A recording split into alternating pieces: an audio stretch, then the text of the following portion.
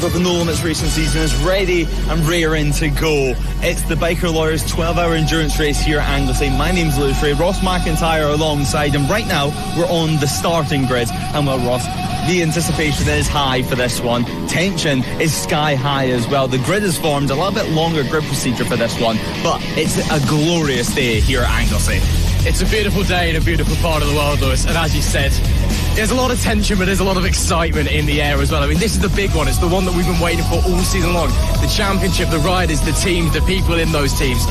This is what all of the eyes have been on. So to actually be here and be about 20 minutes away from racing, it does feel a little bit special. But again, it's a glorious day for it. Everyone's probably a little bit nervous. 12 hours is a long time for a motor race, but really excited as well. Yeah, everyone's really excited to get this underway. We're not too far away from the action getting going, but as we mentioned, the Biker Lawyers 12-hour endurance race. And well, what better way to start our day than to speak to the Biker Lawyers themselves? Obviously, just sitting on the starting grid at the moment, standing on the starting grid, as I should say. But obviously, guys, an exciting day for No Limits racing and an exciting day for the Biker Lawyers as well. How are you both feeling ahead of today? Nervous. I'll be honest with you. I'm actually nervous because this is just amazing. What an opportunity to be a part of this. I mean, you look at the grading, and I'm looking at the down and thinking, oh my God, these lads must be nervous now.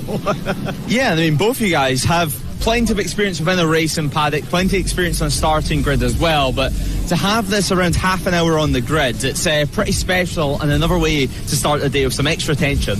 It's absolutely amazing. We walked the circuit last night, and you could get this guy a job. He was giving me a commentary around every single corner. If it wasn't for the profanity, he could be on telly, you know what I mean? But it was brilliant just to see all the different positions you're going to be in, what's a fast line, what's a slow line, and then got back. We might have had a couple of beers, but, you know, it's our own time there. But yeah, to be here this morning and to think about the nerves that are going to be on that pit wall, to imagine how many riders are thinking, I wish I'd taken a toilet break before I got here. You know, it's just incredible. The feeling is, I mean, it sounds like a cliche, it's electric. It is, yeah. Yeah, it's electric atmosphere, and well, you mentioned there, you were giving a little running commentary around the track yesterday. What are you expecting? What are you guys expecting from this endurance race? Obviously, 12 hours in distance. It's going to be a real test for both rider and machine. 100%, yeah. Yeah, I mean, the energy, you've got to keep hydrated, keep yourself focused, because there's so many times when, like I say, I've raced this track, not anywhere these time periods, but, you know, you've got to really put the effort in and thinking all the time. So keeping that energy going, it's so hard work, honestly. And it's an important day for the Biker Lawyers as well, sponsoring the championship this year. Just a little reminder, or for first-time viewers at home as well, with it being such a big special event, who you are and what you guys do. Yeah, I mean, the Biker Lawyers, we are literally what it says on the tin. We're there to represent bikers if they've been involved in an accident, if they've ever got a ongoing claim and they're not happy with the people they're using. Give us a call, have a chat with us. We're all bikers, all the solicitors are bikers. We live and breathe this world, and we've been doing this for over 20 years. So we know what we're doing. We know how to look after somebody, take them through that process, and keep them right. This is exactly what we want to do. And opportunity to do things like this with No Limits, to support them. Again, it's just showing that we still do this, and we still enjoy riding, and we still like looking after bikers as well. Yeah, everyone's here just to have a good day of racing. And anything else you would like to add? I mean, it's a glorious sunshine. Not always do we get sunshine here at Anglesey, but it seems like we're pretty lucky with the weather today. This is spectacular, and, you know, no disrespect to any other circuit in the UK, this by far is my favourite. I love the track, I love how technical it is, and the views are just stunning. And it's amazing to be at Anglesey without the wind and the rain. Yeah, stunning views, hopefully some stunning racing. We'll catch up with you guys a little bit later on as well, see how you're enjoying the event. Great. Good luck. Thank you very much. Cheers, man. See you in a bit. Well, we'll carry on with the grid work for the time being, because Ross, you're just mooching about at the moment on the starting grid, and well, I don't blame you, because it's a lovely sight. The teams right now deciding their final strategies, although you would imagine quite a lot of that would have been decided last night.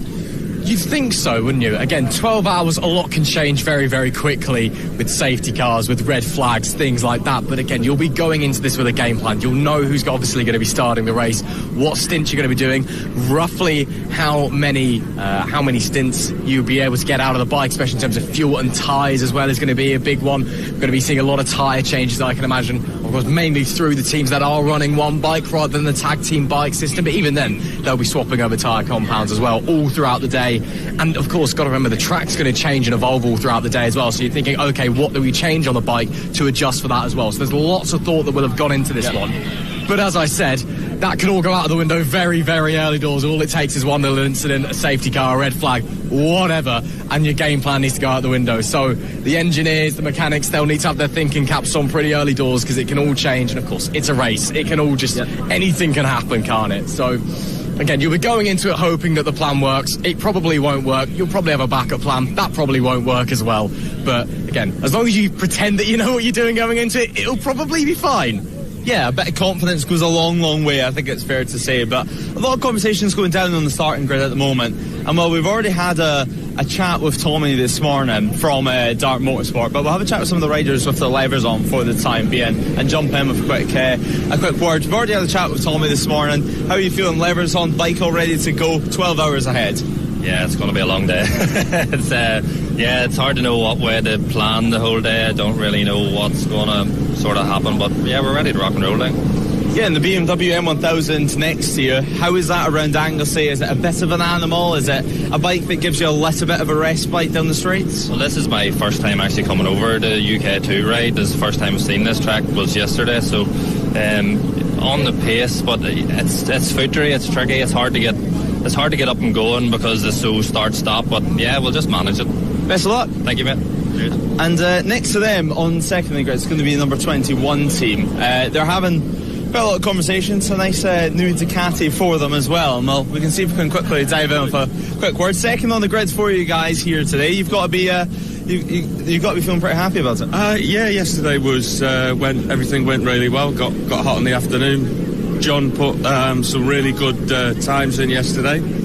So first time here, and let's see how it goes. Yeah, and how are you finding Anglesey? We spoke to a couple of the riders. It's a real technical circuit. I like it. I think it's got obviously amazing views, and I kind of like the back section as well, because it brings a different complexity to the track with a stop go. But yeah, no, everything's going well. Well, best of luck. All right, thank you very much. And just before we hand it back to Ross, I want to have a quick chat with the Lodge brothers. It's not just going to be the Lodge duo on the bike this weekend, it's going to be Gary Johnson as well joining them. But, well, the Lodge boys, how are you guys feeling before today? Obviously, Gary helping you out for the 12 hours, but you've got to be excited. Yeah, that's one way of putting it. No, it's a long race, it's the longest one we've ever done, but with an extra rider in, it should make it a bit more bearable. We're running quite long stints, so we'll be doing 4 hours apiece. But yeah, I think the temperature later on is probably going to be one of the biggest concerns, because it's going to get hot. It was hot yesterday, and it's really affecting the grip as well. So it's just making it quite a hard work out there. Just controlling the bike when it starts to go off, and after like 45 minutes, tyre's going to be shredded. Yeah, exactly. And well, Gary joining you for company, and Gary, you've got to be excited joining the Lodge brothers, although it's a long day and it's been a busy week for yourself already. Yeah, can't wait. Obviously they were scraping the bottom of the barrel when they have to ask me, but we're looking forward to it. You know, with one of the only one bike teams, but with 3 riders, it's going to be about managing the tyre over the distance, and we can do less pit stops. Best of luck. Thank you. And finally, obviously, racing with your brother, it's going to be very, very excited out there on the circuit for the Lodge brothers. How are you feeling? JJ Racing, of course, a successful couple of seasons it's been. You've not been on track too much this year, but 12 hours coming up. Yeah, it's a big one. We thought, well, let's have a go at a proper big one. Miss a few others just so we can, budget for this. So it's going to be tough. If anything goes wrong with a bike, it's always on the clock. Yeah. So everything's on the clock. Everything that happens, wheel changes. We'll just have to see how it pans out. It's a long day. Yeah, it's going to be a long day, and well, make sure you keep hydrated and just have some fun out there. Yeah, we will. Thank you. Best of luck. And well, Ross, I'll hand it back to you, because there's some big names on this grid here today, and some close times anyway in the field. It certainly was. Thank you very much for this, and great to hear from our front runners there. We've got, basically from now on, we've got a whole host of ACU National 600 guys who are all very, very close together, and that's going to be interesting. Of course, we've got to remember lots of different championships for us to enjoy here and to keep our minds on and to try and keep track of as well through the rest of the day. But we've also got very, very close races. I can see we've got the 𝐔𝐾𝐓𝐄 Moto 46 guys. We've got Randy Racing just behind them, Proudfoot Racing. They're all very, very close to the championship, starting 1, 2, 3, the leading 600s out here today at Anglesey as well. So if those guys are stuck together early doors in the race, that could lead to a very interesting dynamic where maybe you're thinking strategy-wise, of course you want to be in front of your rivals in the big 12-hour, but at the same time as well, maybe you play it safe and go for the championship points at the end of the day. Yeah, exactly. It's going to be an exciting day. Points up for grabs, and now it looks like teams just getting underway. The final conversations now getting underway, and the bikes are about to be fired. And hopefully everyone can get their bikes fired anyway before this formation lap. Fingers crossed. We may need to clear out of the way just a little bit, so we'll get off to the side of the racetrack for the time being, because it seems like we are getting ourselves ready to go here at Anglesey, and bikes are being fired, as you can hear. So we'll wait to see what the game plan is going to be. On pole, of course, a new team, but again, Bookie's favourite, 𝐽𝐽 Racing in P3, then the Moto 46 𝐔𝐾𝐓𝐄 UK guys, Randy Racing, Proudfoot Racing. That's going to be an interesting dynamic to have those 600s right there with the 1,000 machines at the front of the pack. Of course, Anglesey, it's a circuit where having a bigger engine is not necessarily the be-all and end-all. Lots of tricky technical corners, but there are some big fast bits as well, especially coming down this back straight into the big right-hander at school and then moving onwards, as well as our wave, just Sheepy very quickly, our social media man here at No Limits Racing, getting himself a bit of footage for the socials. As you can see, it's not just us that's excited, it's everybody that's excited here at Anglesey for what is the biggest race ever in No Limits Racing history. And of course, we'll be with you the whole way through here on NLR TV as well. Because it's just me and Lewis, or Lewis and myself, or Lewis and I, to use proper correct English. It's just us for 12 hours, so we'll be a little bit more relaxed than usual, less of us screaming and shouting. And again, if you do have any questions, do drop them in the YouTube live chat. We're going to be reading through them. Part of that will be keeping us entertained. 12 hours is a long old time for anyone involved. But again, any questions, any shout-outs that you have on NLR TV, do just drop them in the live chat. Myself and Lewis, we will answer those for you. And again, just say hello as well. If you want us to shout out your mum or somebody who's, racing here or is here as well, just give it a message. But it sounds like we are all ready and prepared down here on the grid at Anglesey. The biggest event in No Limits Racing history is moments away. The Biker Lawyers, 12 hours here at this wonderful, wonderful circuit, one of the most picturesque in the UK. The riders are ready, we're ready. Let's go up to the commentary box and prepare us for what is sure to be an unbelievable day. Lewis Ray, over to you.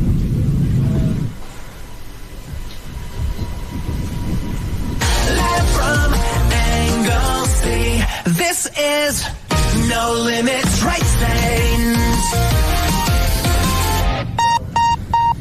Well, there you have it. We're on the edge of 12 hours of non-stop motorsport. What an exciting prospect this is. The Biker Lawyers Endurance Championships, everything has built to this moment. Round 5 of the season, of course, takes place at the beautiful, the scenic, the stunning Anglesey circuit. Ross McIntyre and myself, Lewis Ray, will be bringing you through the entire day of running, all the way from 9 a.m. as the flag drops till 9 p.m. when the checkered flag comes out. It's a exciting day for motorsport, and well, as we've mentioned, the pole sitters, it's going to be an exciting day for them as well. It did look like on the starting grid they're having one or two issues getting the bikes started, but hopefully all is going to be okay there. Now, the grid, very, very busy. Still some helpers on it for the time being, but the bike's now beginning to fire. A little bit of wind today, but that is to be expected, obviously. We're right on the coast of North Wales for the time being, all the way west by Anglesey. Not too much further to go before you reach the edge of the UK, but the board just coming out now, the 1 minute board, meaning the riders need to get their gloves on, need to get all the helpers off, the bikes off the stands, the tyre warmers off, and get things underway. The riders are somewhat excited for this. I wouldn't say it's necessarily the most excited they've been all season long, and that is just simply for the fact that it's 12 hours of racing. They're excited for the racing itself, but they know it's going to be a tough task at that. But two people that are very, very happy are the biker lawyers, obviously. They're looking forward to today's running, to say the very least, and they're looking forward to an exciting day of action. And, well, it's a nice turnout this weekend. It's a slightly different mix-up in the paddock. We're used to having quite a lot of riders down in the paddock itself. This round, all the bikes are down in the pit garages, and actually, some riders, they've still brought their normal awnings they would use to keep their bike in, and they've changed it into the likes of a massage tent, or have benches to get themselves ready in between stints. They're using it for different purposes here today, and well, Ross, that's for a reason. That's because it's going to be pretty warm here today. We're expecting above 25 degrees, close to the 30 degrees temperature. I think I looked last night, around 27 or so at some point today. I mean, still at 8 p.m. tonight, it's going to be around 25. So it's still going to be a big, heavy stint. Hard temperatures out there for them as well. And, well, an exciting day of racing, Ross. It should be. We're all looking forward to it here in the NLR TV commentary box, and yes, we're fortunate that it's only 25 degrees, it says that, because elsewhere in the UK we're back above 35 again. We were yesterday anyway, so fingers crossed that here at Anglesey we don't get too bad. But of course we're right on the coast. It's as you can see, the ocean just in the background there, and a little way across that, Dublin. I think we're just about in line with that anyway. So we do get a lot of wind coming across. Of course, you kind of get a lot of water vapour that's pushed in from the ocean as well, so temperatures typically are a little bit cooler here than you would find across the rest of the country. So hopefully we stick to around about mid to high 20s. That would be perfect conditions, I think, for a wonderful 12-hour bike race to enjoy. So just looking down onto the grid now, looks like mechanics are starting to get out of the way, and anybody who's not supposed to be there as well. I think we are not far away at all from getting our engines fired up proper and getting out onto a couple of sighting laps. And then, of course, it'll be Well, it won't be red lights going out. It'll be the drop of the Welsh flag, not the Union flag this time. We're celebrating the fact that we've gone international here at No Limits Racing. And then once the Welsh flag drops, it'll be 12 hours of racing to the checkered flag. So there we go.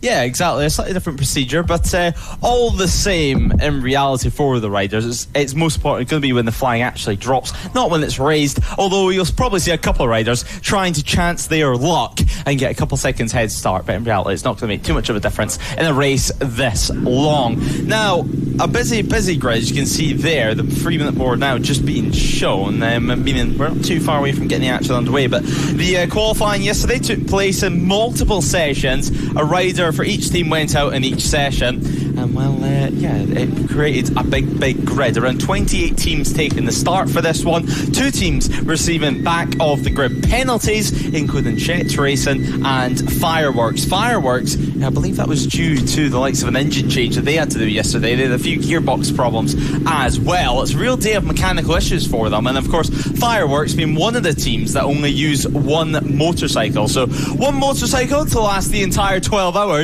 You certainly wouldn't want any mechanical issues, otherwise you're going to have to nurse it. A lot of the teams that will be using multiple bikes and using a really style endurance format. And well, Ross, you can see now the grid far more bare is what it was maybe 10 minutes ago, but the tension truly high now, and you can really feel how much of a historic moment this is for NLR. You can see that Mark Neate is down there getting ready to send them on their way. He will be the one who does drop the Welsh flag to signal the start of the race proper.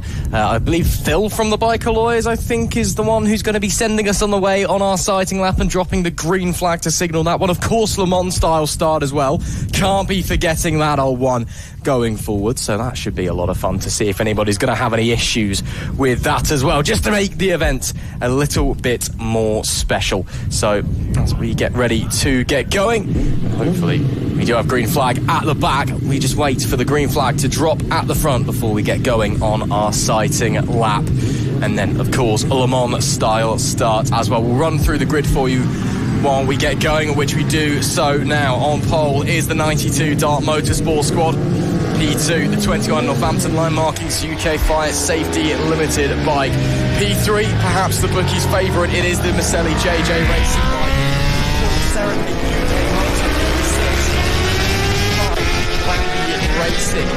P6 Proudfoot Racing on the 69 machine, P7 Full Throttle, P8 Double Trouble, P9 IWS Racing, and then the Lane Boys on the 79, rounding out the top 10. They're followed by PB Racing, Ride Culture Racing, Snapjagger Racing, Harp and Horsepower, OP Endure 2, PP Racing, Racekins Endurance, Merlin 846, the RAF Dambusters squad in P19, and then Heck Racing P20, P21 Oddballs Racing, P22 Pack Racing, P23 𝐀𝐍𝐆 Endurance, P24 Donkey Box Racing, P25 PP Racing 2.0. Good to see that their second squad's back with us this weekend. P26 OP Endure number 1, so they've got 2 squads as well. And then with the back of grid penalties, it is Shet Racing and the Fireworks squad, as we already mentioned. Interestingly though, Lewis, the 32 squad, nowhere to be seen. Some of our biggest names from this season so far, the Track Slag squad have decided to not make the journey here to Anglesey. Yeah, perhaps a little bit too long of a race for them, but no, I'm sure they have their reasons. Obviously, Harry Dennison injured this season as well, and I'm very much sure they'll be watching on from home. But Dart Motorsport on pole position for this one. What an exciting prospect, and well, just a quick little shout out, a quick little get well soon to Paul from our recovery team. Obviously Paul and Michelle watching on from home this weekend, and we send our love, we send our best wishes, and we can't wait to see you guys back at a racetrack soon, where I'm sure you'll be helping out plenty of these guys pick up their machines and bring them back to the paddock and get them back out on circuit. So hopefully we'll see you before the end of the year. Best wishes from everyone at NOR Motorsport Radio. Of course, we'll be bringing you through the entire 12 hours of running for this one. And well, Ross, what is your predictions for this one? I mean, I'm not going to ask for a race winner just yet, but certainly for the race start, what are you expecting? Chaos, drama, pain, destruction. No, I'm expecting it to be quite clean, to be honest. I think as well, the pressure of the occasion, I think people are going to keep it quite nice and calm early doors, because you want to get to the end of a 12-hour like this. You know you can't throw it away in the first lap. You don't want to let your team down after putting all of the work, all the travel time, all the expenses, all the practice, all the setup work that you've done onto the bike, to then have it all come to nothing in a couple of laps because you've been silly early doors.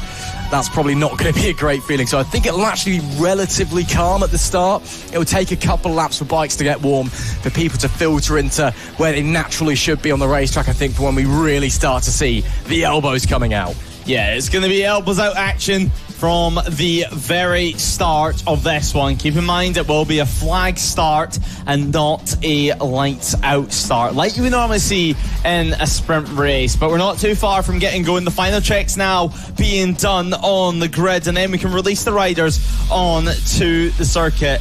Martin Eates in the middle of the grid at the moment with the Welsh flag, all ready to get this endurance underway. He's just waiting for the OK from race control, and then finally we can start the clock now as we go racing at Anglesey for the Biker Lawyers 12-hour endurance.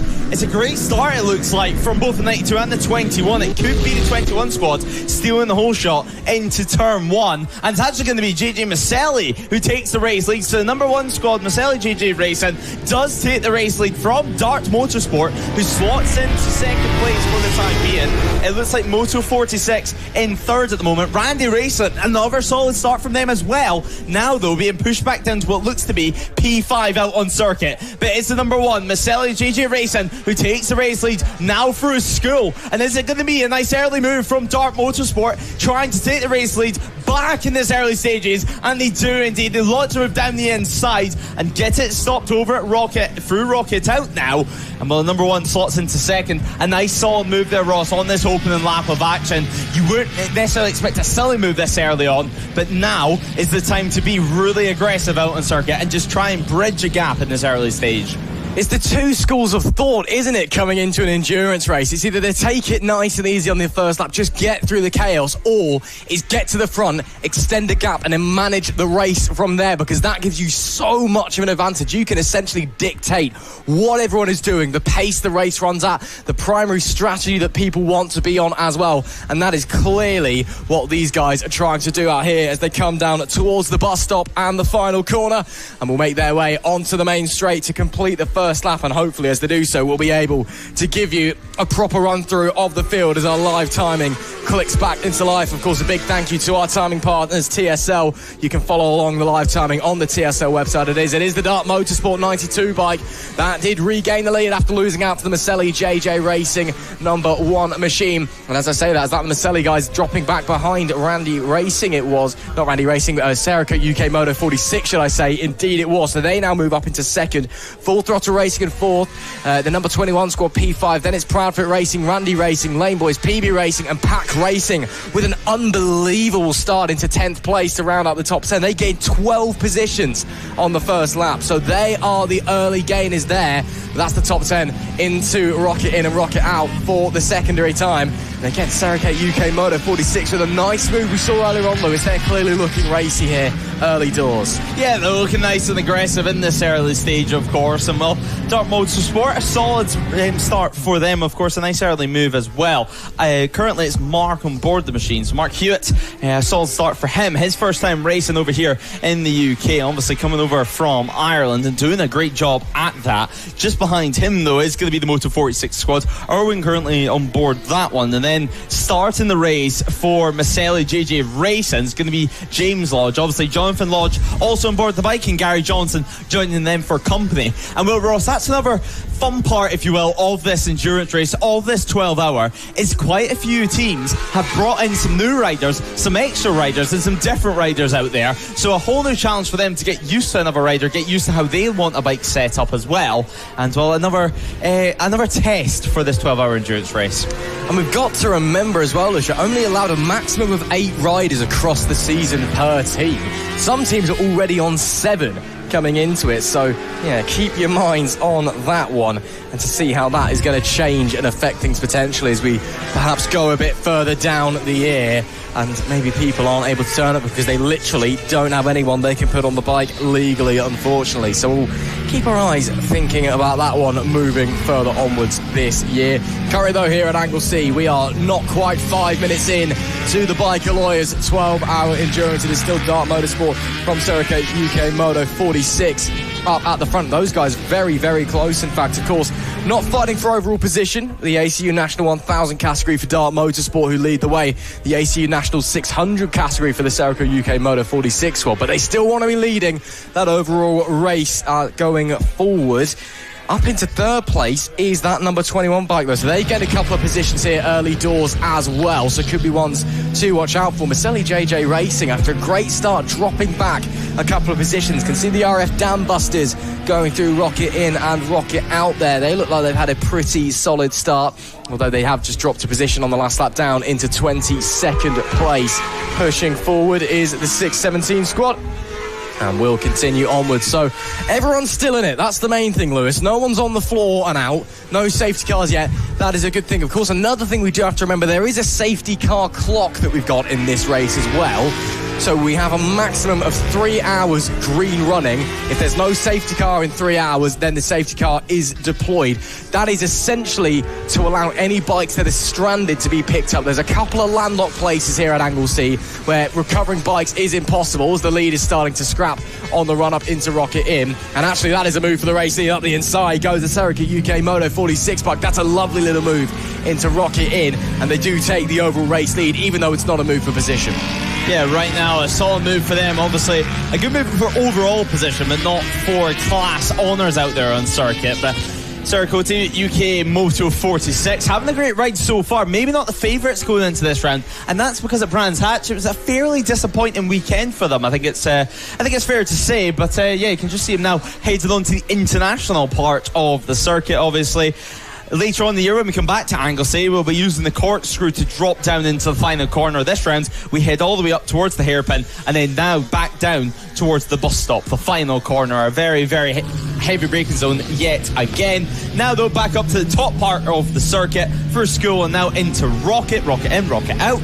But yeah, as you mentioned, Ross, a safety car clocked for this one. Not only, not to forget, just for the riders and stranded bikes out there, but also the hard-working marshals out there in circuit. If they need water or anything like that during the day, that's going to be the opportunity for the officials to deliver some water, to deliver some supplies for them out in circuit, because let's not forget, they're doing this all off their own back, all in their own time, and for us to actually get some amazing action underway. Certainly has been. Of course, a big thank you to all of our marshals who have already done quite a lot this weekend, and we really couldn't be here without them. 12 hours, it's going to be a long old shift. We know that they are getting the England game screened for them a little bit later on, so they can enjoy some World Cup action at the end of the day. I think it's about an hour after our race ends before coming into the World Cup quarter-final it'll be now, I think. So at least they get to enjoy that, and there's barbecue as well and all of those things for those to enjoy. But again, big thank you to all of our marshals for the effort that they are putting in. Of course, that safety car clock, just to go back to it, just to explain, if there is a natural safety car, the clock does just reset to 3 hours, so it's not like we're getting a safety car at 3, 6, 9 hours. It'll be, if there's a safety car an hour in, it goes back to 3. If there's then no safety car for the next 3 hours, the safety car will come out to reset everything and allow us just to calm down just a little bit. So at the front, it is the 𝐔𝐄𝐓𝐄 UK Moto 46 squad that now put a second on Dart Motorsport. It is Colin Irwin who's on the bike at the moment and running some very, very solid laps. So 1:30.381 on lap number 2 is the fastest lap of the race so far. And I tell you what, Dart Motorsport could be in danger here. Dropping behind the 21 squad, will be in danger, are in danger, and is gone. Not quite, still side by side, but no, that's going to be done surely as they come through the second corner, the hairpin over at the banking as it's known. So that is down to P3 now for our pole sitters, and a nice move from the 21 bike. Yeah, a great move for them at this stage in the race, of course. The Northampton Line Markins and UK Fire Safety Ltd. Currently on board that bike, I think it's important to mention, is John Harwood. Now, John Harwood, of course, he raced all last season with us at No Limits Racing. He's not done too much running in 2026, but last year he was one of the first riders to race that bike, if not the first rider to race that brand spanking new Ducati in UK club racing. And now, well, he's well and truly got that dialed in. He had a great scrap all last year with James McLaren, who sadly doesn't look like he's made the trip over to Wales this weekend. Neither does the likes of the Nitrous Plant Racing squad with the likes of David Williams and Paul Burbank. They've sat this one out, and well, depending on who you ask, they'll give you 2 different reasons of why they're not at the circuit. But yeah, great move for the 21 squad, and John Harwood currently on board it. Mark Royale and Joe Sheldon Shaw also planning on taking part with that team. And well, yet again, a lot of riders making the trip over from the BSB paddock into this very, very special event. They know how special this one is, and it's not a surprise that we've got so many big names here to race with us, to whack around this brilliant circuit here in Anglesey. Paul Bowerbank, of course, a little trip to Turkey. I'll leave it at that one for him, but I hope he has a speedy recovery and he comes back with a lovely full head of hair following that one. And looking forward to having him back for the next one or whenever he does return. But still up the front of this one, it was a fastest Sector 2 on the previous tour for 𝐔𝐄𝐓𝐄 Moto UK 46. One of those orders is right for that squad. Caelan Irwin still out there putting in the lap times and bridging that gap further and further. Now 2.2 seconds is the gap that the race leaders have. They have a huge advantage though within their class as well. Their next nearest competitor in the National 600 category is Randy Racing, down at P6 overall at the moment. Nicholas Round currently out there on the bike. So they've got a huge advantage going forward. And this is all, remember as well, we've got 2 championships and 3 different classes in each of those. This is all within the ACU National Endurance. And the bike always No Limits Endurance. The leading bike there in the Team Power Trophy is the number 100 IWS bike. So, and they're well down the order in P11. Then it just after them, to be fair, is the nearest Team Sport Trophy bike in PB Racing. But it seems like the ACU Endurance guys certainly with a little bit of an advantage here pace-wise early on. Yeah, some early advantage for them. And well, we spoke about the classes. As for the bikes themselves, the race leaders, the Motor 46 squad, Irwin currently on board a 750 Suzuki And well, quite a lot of them out on circuit actually here today. One of the rising favourites, I think it's fair to say, of the super sport class. They're not terribly expensive either, if you want to buy them, all things considered. As you see though, another scrap out on circuit. The RAF squad joined in that. Obviously, no sprint racing this weekend. Also, it means that we have no inter-service championship this weekend either. And we've just had confirmation from race control. The first planned intervention should be around 12:04, unless obviously we have an intervention before that in our endurance race. So all things going well, it should be 12:04 that we have our first safety car, because obviously, Ross, we don't want anyone going down in these early stages, because God forbid being a fly in the wall in that garage if you go and crash in the first hour of 12. It happens though, that's the thing, it's racing, sometimes you make mistakes. Well, we'll wait to see. Again, you wouldn't want to be a fly on the wall, but at least if you're in a multi-bike team, at least you can wait 15 minutes if the bike's landlocked to send somebody else back out. And have time to come back. Yes, or have time to at least try and get the bike back to the pit lane in one piece. So at least there's, for some teams, opportunities to recover a little bit from mistakes. And again, 12 hours is a long old time, so you will be able to claw back time that you do lose. Other riders, other teams will encounter issues, be they mechanical issues or mistakes, so you will be able to slot your way back forward. So it's not as race ending as you perhaps might actually expect, especially compared to some of our shorter endurances, our 3 hours and the like. Those are races where if you have an issue early doors, that is basically it, because you don't have as much time to recover up positions that you lost. In a 12-hour, you do have that time. You can afford to make the odd mistake, have the odd reliability issue, but you also don't want to be making a mistake because you want to get to the end of the 12-hour cleanly. So it's more of a personal thing about making the mistakes rather than that you've just thrown the whole race away making the mistake. So it's a bit of a different dynamic, but you are right, to be a fly on the wall in the garage of somebody who's binned it about half an hour into our Bike Lawyers 12-hour endurance would be interesting. To be fair, we could also just go down and have a look and interview them, because we do have our pit lane camera back with us this weekend as well, roaming up and down. So we can always just go and poke our head in and see if anybody is calmed down enough to talk to us. Just use the situation down in pit lane. We've got multiple roles here today, of course. It's going to be a busy day for the riders, the officials, everyone involved, even for us up here in the commentary box. It's going to be a long day of racing, but it's going to be a good one at that. James G Racing now just coming through the picture there.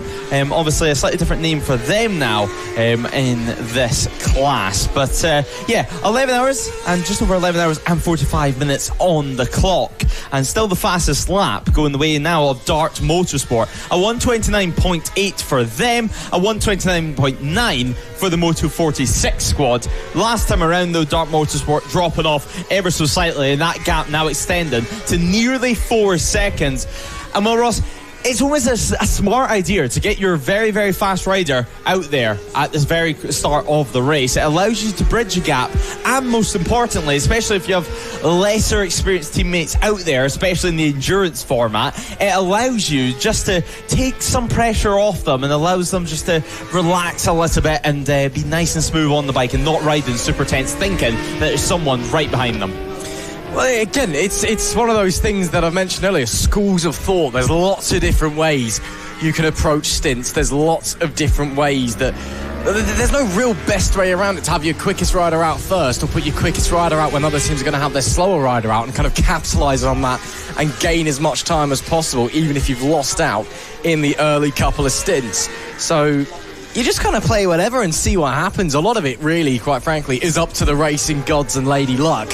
So it's just one of those things, isn't it? And I don't personally think there's any correct way of going about it. I don't think there's a wrong way of going about it in terms of when you stick your fast rider out. I think it's just a case of whatever the team feels is the best way to go, whatever the team feels is the more comfortable direction to go in. So we'll wait to see how people are going to be treating that. Again, 𝐂𝐍𝐿 currently out there leading the way. Clearly they're a team that have got their fast rider out there. Full Throttle Racing, Lewis Smart starting this one. Although that is a team that has a couple of fairly strong riders there as well. Nicky Williams, Simon Aldridge, Brandon Wright as well, joining young Lewis out there on the circuit. He's been having a pretty good season so far here at No Limits and in other championships as well. At the British Championships, some pretty solid performances so far this year, and a good start to this one as well. So seems like most of the teams are doing what you said would do, Lewis. Get your quickest rider out there first, but a couple of teams maybe with different directions as well. We'll just have to wait to see, especially when rider changes come and we get different riders out onto the bikes. Maybe someone's riding well today, maybe someone's just feeling a little bit off in it. It all depends. Again, we've got 12 hours to go, so it could all change anyway. Yeah, exactly. This first part of the race as well, I think it's going to go very, very quick for us out here. Not only up here in the commentary box, not only for the people watching outside the circuit, not only for the marshals, but also for the riders out there as well. This is such an exciting time for the championship, such an exciting time for the class as well here today. But we spoke about riders, we spoke about some teams, well, some bikes, different classes.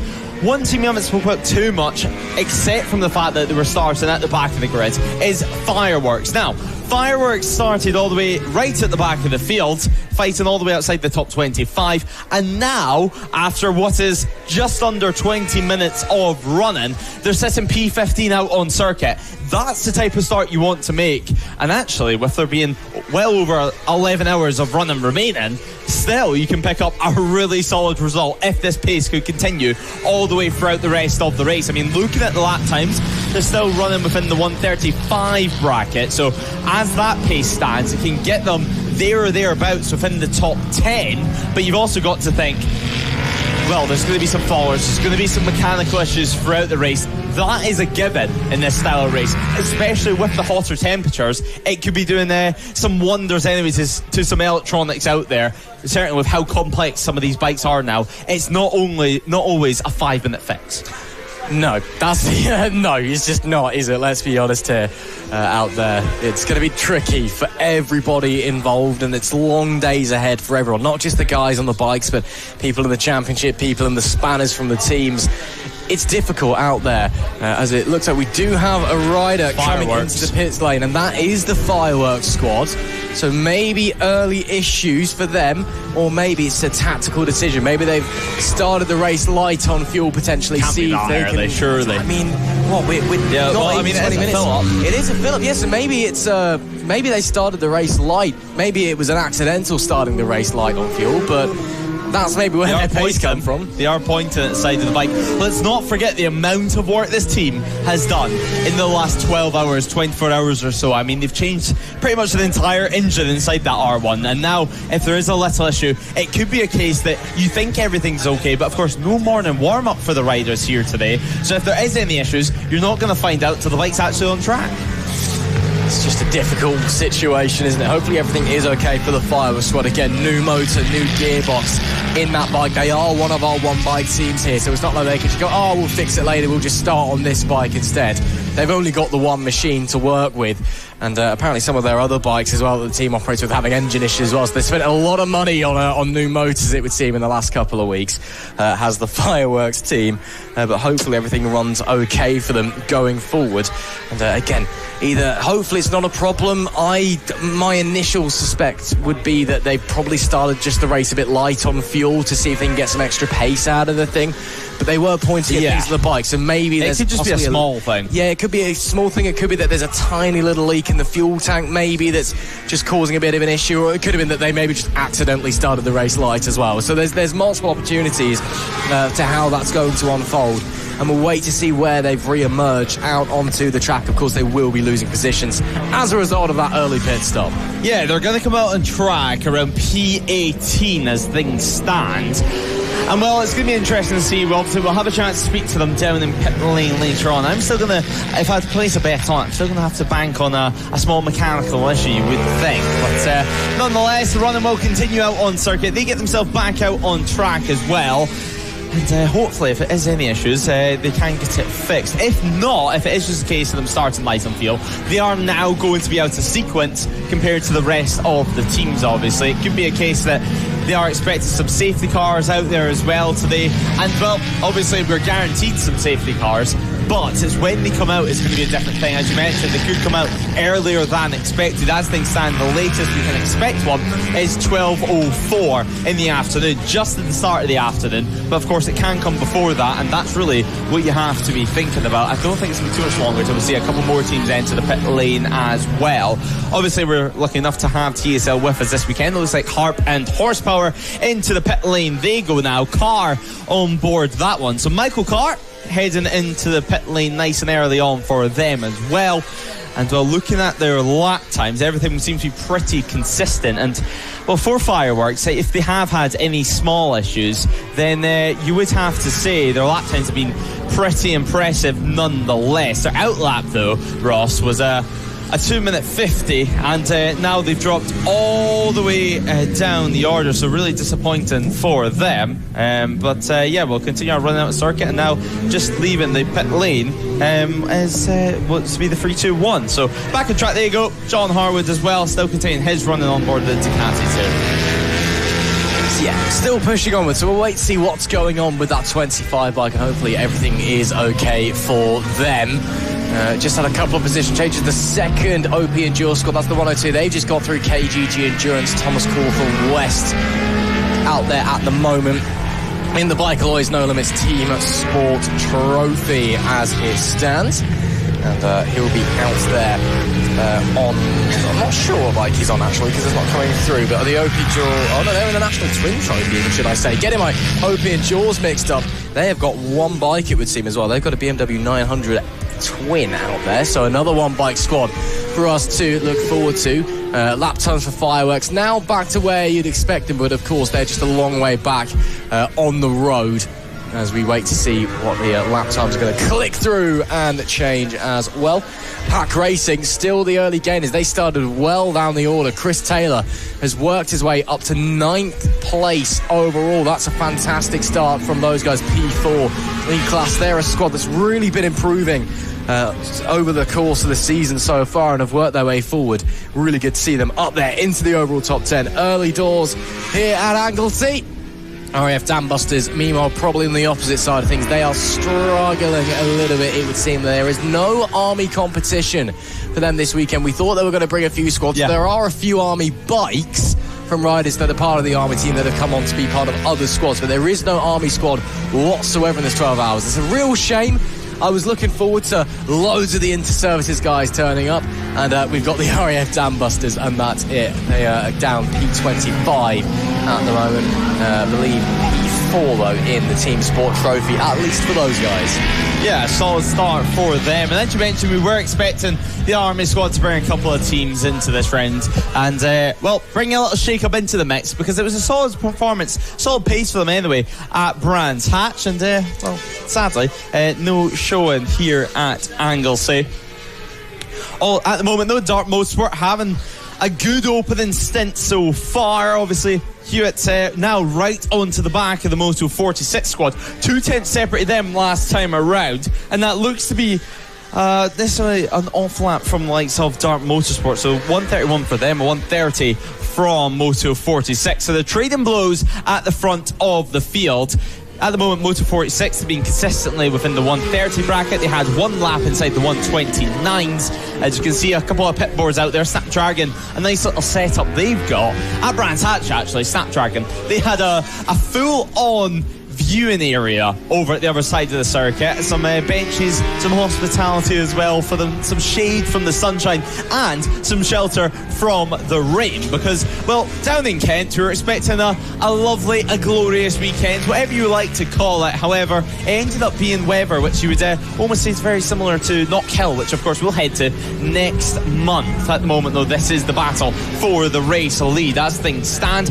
Irwin versus Hewitt out on circuit. It's Moto 46 versus Dart Motorsport as well. And while Dart Motorsport, they're piling on the pressure as things stand, just making their way into the back end of the circuit now through Peel and then towards the likes of the corkscrew. Obviously, instead of going fully down the corkscrew, they'll turn left onto the international section of the circuit. As well, then they'll appear back into view in a few moments' time. And these are our race leaders. This is the battle for first and second. Heavy on the anchors now. And while Dart Motorsport, they are catching, there's a few back markers to navigate as well. This is part of the endurance race, and this is the art of endurance, is finding the safe way through, the perfect way through, without causing too much drama for yourself out there in circuit, and without necessarily losing too much time. It's a real balance of losing too much time and how much you're preparing to rest. Now though, down the inside goes Dart Motorsport. That is a change of lead yet again, Ross, and a solid move over at turn 1 because, well, it's not the longest straight here at Anglesey. A real drop off of pace, it would seem, as well then, for the 𝐔𝐋𝐓𝐄 Moto 46 bike. Either that's tyres getting a bit warm, starting to run out of energy a bit, or if it's just backing off trying to manage things, or of course if Dart Motorsport have turned up that wick as well. So we do have a change for the lead. Of course those guys were in different classes, so they're still leading their respective races. We'll run through what's going on in this one. Just been told in the YouTube live chat by James Crampton, apparently the Merlin 8461 is a combined RAF and Navy team, so we do technically have another Forces squad out there. But again, I was just hoping for a few more. I was hoping for another RAF bike, certainly. I was hoping for a couple of Army bikes. But you make of it what you make of it. It's a shame, but we've still got a big old grid to enjoy here at Anglesey International. Of course, as you mentioned, Lewis, using the International Air instead of the corkscrew, they'll continue on down the Tom Price Straight, named, of course, after the only Welsh Formula 1 Grand Prix winner.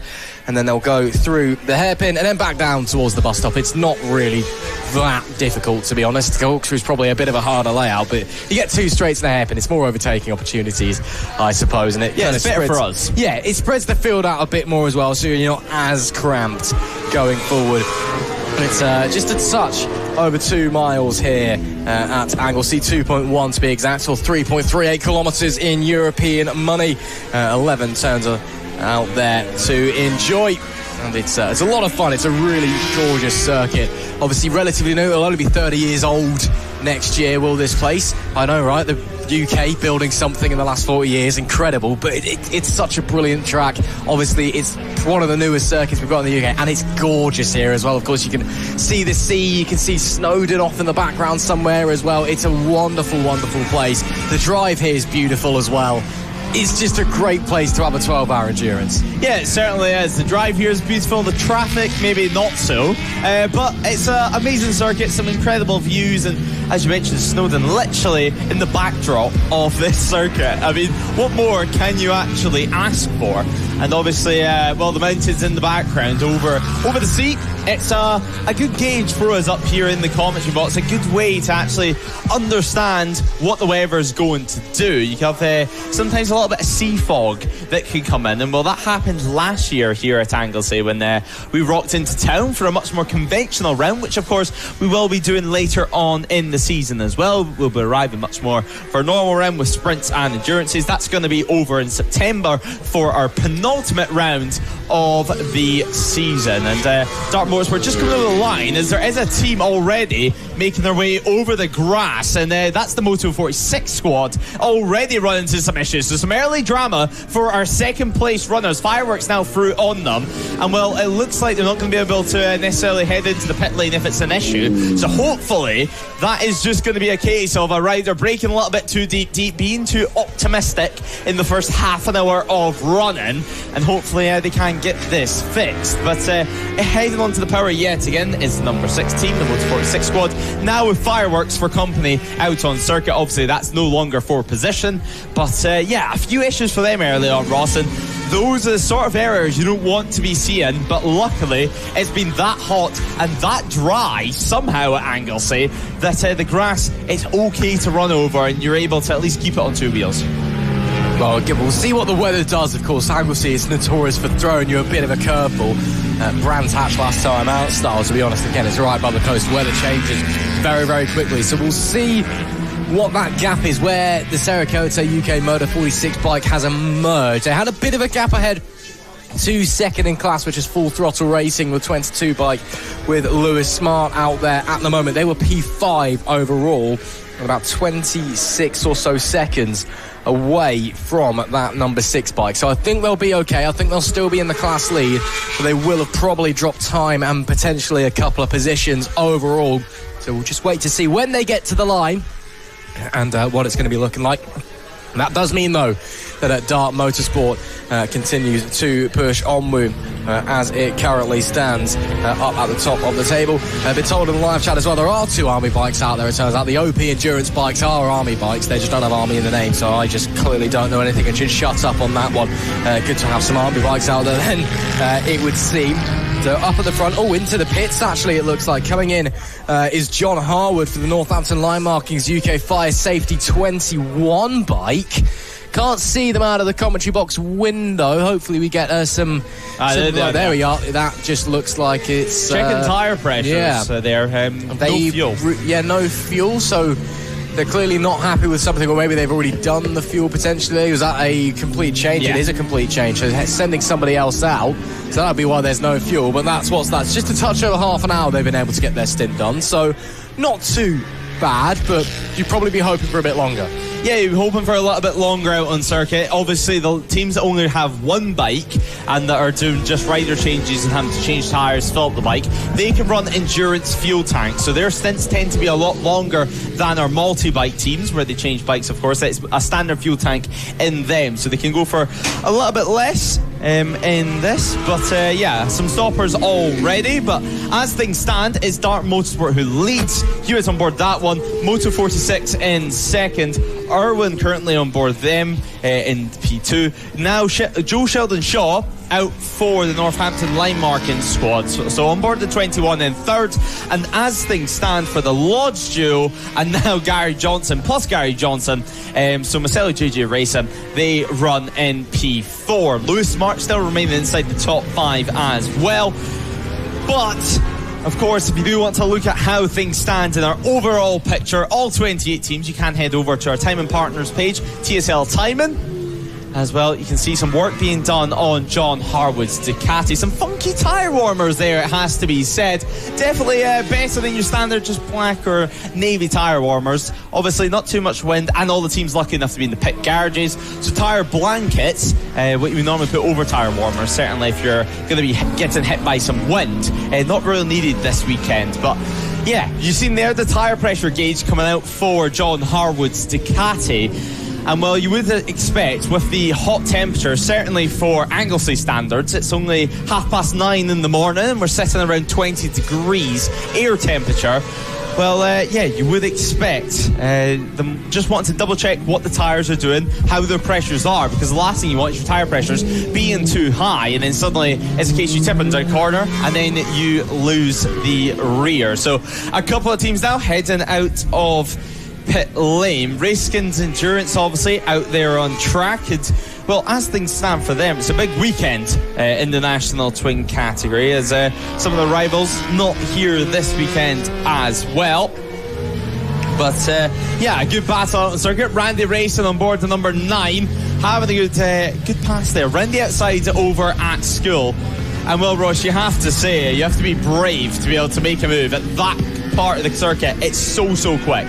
And again, in an endurance as well, where you do have the time. You've got 11 and a half hours now to sit back and go, you know what, I can save it for the next corner. No, getting on with things. Got to respect it. Really brave through there. So we are now well into the pit stop window. Looks like we have a timing tower now, potentially. We'll wait to see, but it worked. Of course, if you do want to follow on your live timing, as Lewis said, do head over to tsl-timing.com. Our timing partners, head down to the bit on the live timing section where it says No Limits Racing at Anglesey. Click on the live timing button and you can have live timing as up to date as we have it in the commentary box anyway. As we can see there, just a couple of riders making their way through. There is the number 2 bike making its way round. That is Oddballs Racing, currently down in P26. Aaron Wright out there at the moment in the Team Sport Trophy and making his way around. No real issues for them whatsoever, just seeing what's going on through that one. So rocket in, rocket out. Of course, very tricky section there, as we've got riders just all overlapping at this point now. We've certainly got people but perhaps a little bit less competitive than others out there. And it's all a bit of a mix-up at the moment. Up the front, the nearest battle we have for position anyway seems to be Proudfoot Racing and Double Trouble, the 69. Joe Ellis out there at the moment. And then the 277, Jordan Poole, he's out there apparently under the name Lord Poole on the timing screen. But it is his birthday this weekend, so I'll let him off for that one. We do have a timing tower. I looked away for a second, but we do have a timing tower. We are so back. Now you can see with your eyes and not just listening what's going on. So you can see the different classes, of course. You can see the bikes out there. You will still need TSL for the names if you're looking for a particular rider. But we have a timing tower, Lewis Ray. Yep, back into 2026 for the time being. But yeah, what a lovely day we're having here at Anglesey so far. Not too many points actually for you to view around the circuit. Obviously you can only view around half the track really with the way that things stand. Quite a lot of circuit cut off to the public. But yeah, a great ride so far for our race leaders. You can see on the left hand side of your screen around 20 seconds or so of a margin. And as things stand, we have about 11 hours and 23 minutes left on the clock. And well, yeah, more teams entering the pit lane as well, including our race leaders. Dart Motorsport have entered the pit lane. Obviously for them, they're going to be riding multiple bikes, so it's going to be a slight difference for them in terms of changes. They should be making more stops than the likes of the Lodge Joe plus Gary Johnson, or as we probably should be calling them, Maselli JJ Racing. And it looks like Tommy is now going to be getting ready to head out on board his Aprilia, so the BMW M1000 in, and the Aprilia now out on track. It's such a beautiful machine, not the most popular machine. I mean, we say it pretty much all season long for the Aprilias, but it's a bike that's still very, very, very competitive, not only here at No Limits Racing, but also over in the Stock British Championship, the Super Stock Championship, which quite a few riders making their way over. But yeah, Tommy, a notable figure in the paddock, I think it's fair to say by now. Dart Motorsport, a name which is, well, it's usually mentioned within 5 minutes of mentioning No Limits Racing. That's because they're every single round helping us out and bringing the dyno to the track, which certainly for some of the sprint riders which have a few mechanical issues throughout the weekend, well, yeah, it's very good to try and work out what the issue is. But Tommy racing himself on board the Aprilia. It's such a stunning bike to look at. It sounds incredible. Obviously, a V configuration engine on board, that unlike the likes of the Yamaha, the BMWs, which are inline forwards. Obviously, the Yamaha also having a cross-plane crankshaft as well, so a slightly different tone for it. But the sounds and smells this morning are absolutely stunning. It's exactly what you want on a Saturday morning. Let's not forget, we are just racing on Saturday this weekend, so don't wake up and set your alarms tomorrow morning for No Limits Racing. Obviously, you can if you want. You can if you want. Yeah, you can either watch it back on YouTube if you don't feel like watching any of the live racing on tomorrow, if you want to feel like watching back all the drama. But who knows, maybe some of the teams also planning on watching them back, spending their Sundays, the feet up on the sofa, and enjoying the rest of the action which has to unfold here, Ross. But well, as things stand at the front, it's now Moto 46 that has taken over from Maselli JJ Racing, that being just because the number 92 have entered the pit lane. So Dart Motorsport, after pitting, after Tommy Caldwell now on board the bike, they drop back down to P3. But you have to say, at this stage in the race, that is not the end of the world. That's still a solid position to be in after this first stop. Certainly is, and good to see as well. We had a couple of pit stops and no pit lane penalties so far. Of course, there is a minimum pit lane time that you do have to adhere to.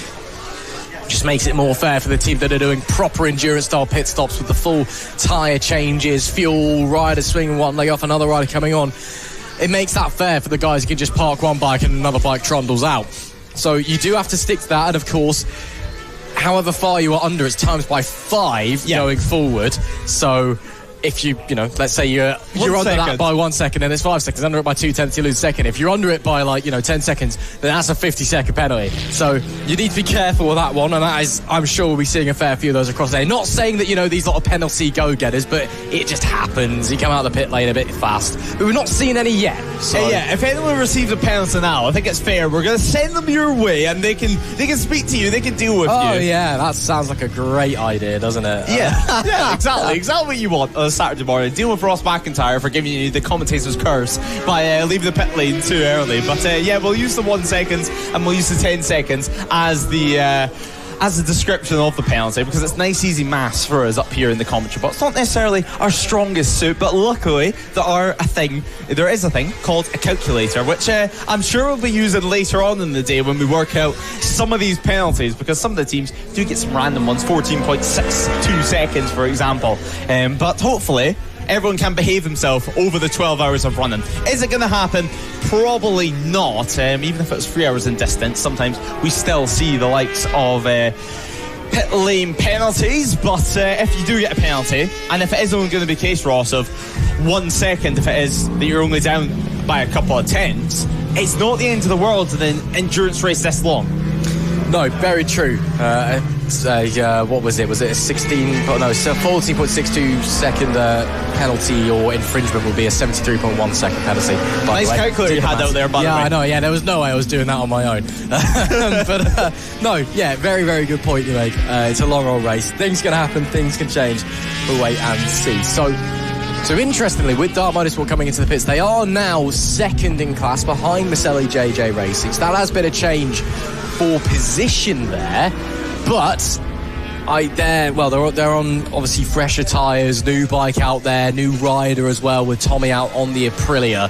So you will wait to see what the work's going to be like. It was a fastest lap of the race last time for Tommy Caldwell with a 1:28.854, which for context was about 3 seconds quicker than the Maselli bike was able to run. Yeah. Although then that times now have equalised down, so maybe those gaps are going to stay similar. Maybe Tommy just taking it nice and easy early doors here going forward. It is still the Circuit UK Moto 46 squad that leads the way, despite an off-track excursion a little bit earlier on. Motocross. Yeah, you know, just keep yourself awake, test your skills. You know, it's a long old race. Want to make sure that you're sharp going forward, don't you? Pack Racing, P9, still overall, still P4. Great, they were well down the order in qualifying, so great start to the race from them. Who else is leading? We've got OP Endurance 2 leading. That's in the ACU National Twin. That is, as I've since discovered, one of the Army squads. The other one is OP Endurance 1. Again, I will have to ask them what that actually stands for, because I'm sure it will stand for something. But doesn't. Again, I was just expecting to see Army Team 1, Army Team 2, and we can leave it at that.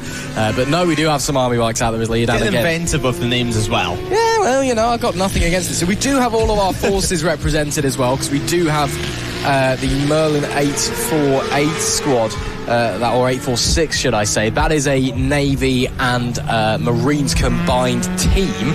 The Navy and the Marines do normally kind of combine skills for the Inter-Services Championship anyway and just race under the Navy banner, but good to see that we do actually have a Navy bike that's entered into our Biker Lawyers No Limits Endurance Championship. We've not seen them all year long, so it's nice to have them along for the ride. Yeah, it's nice to have them. I mean, it's a big event for them. Meanwhile, in the back to the pit lane action, you can see at the top of your screen, the Moto 46 squad have now entered the pit lane.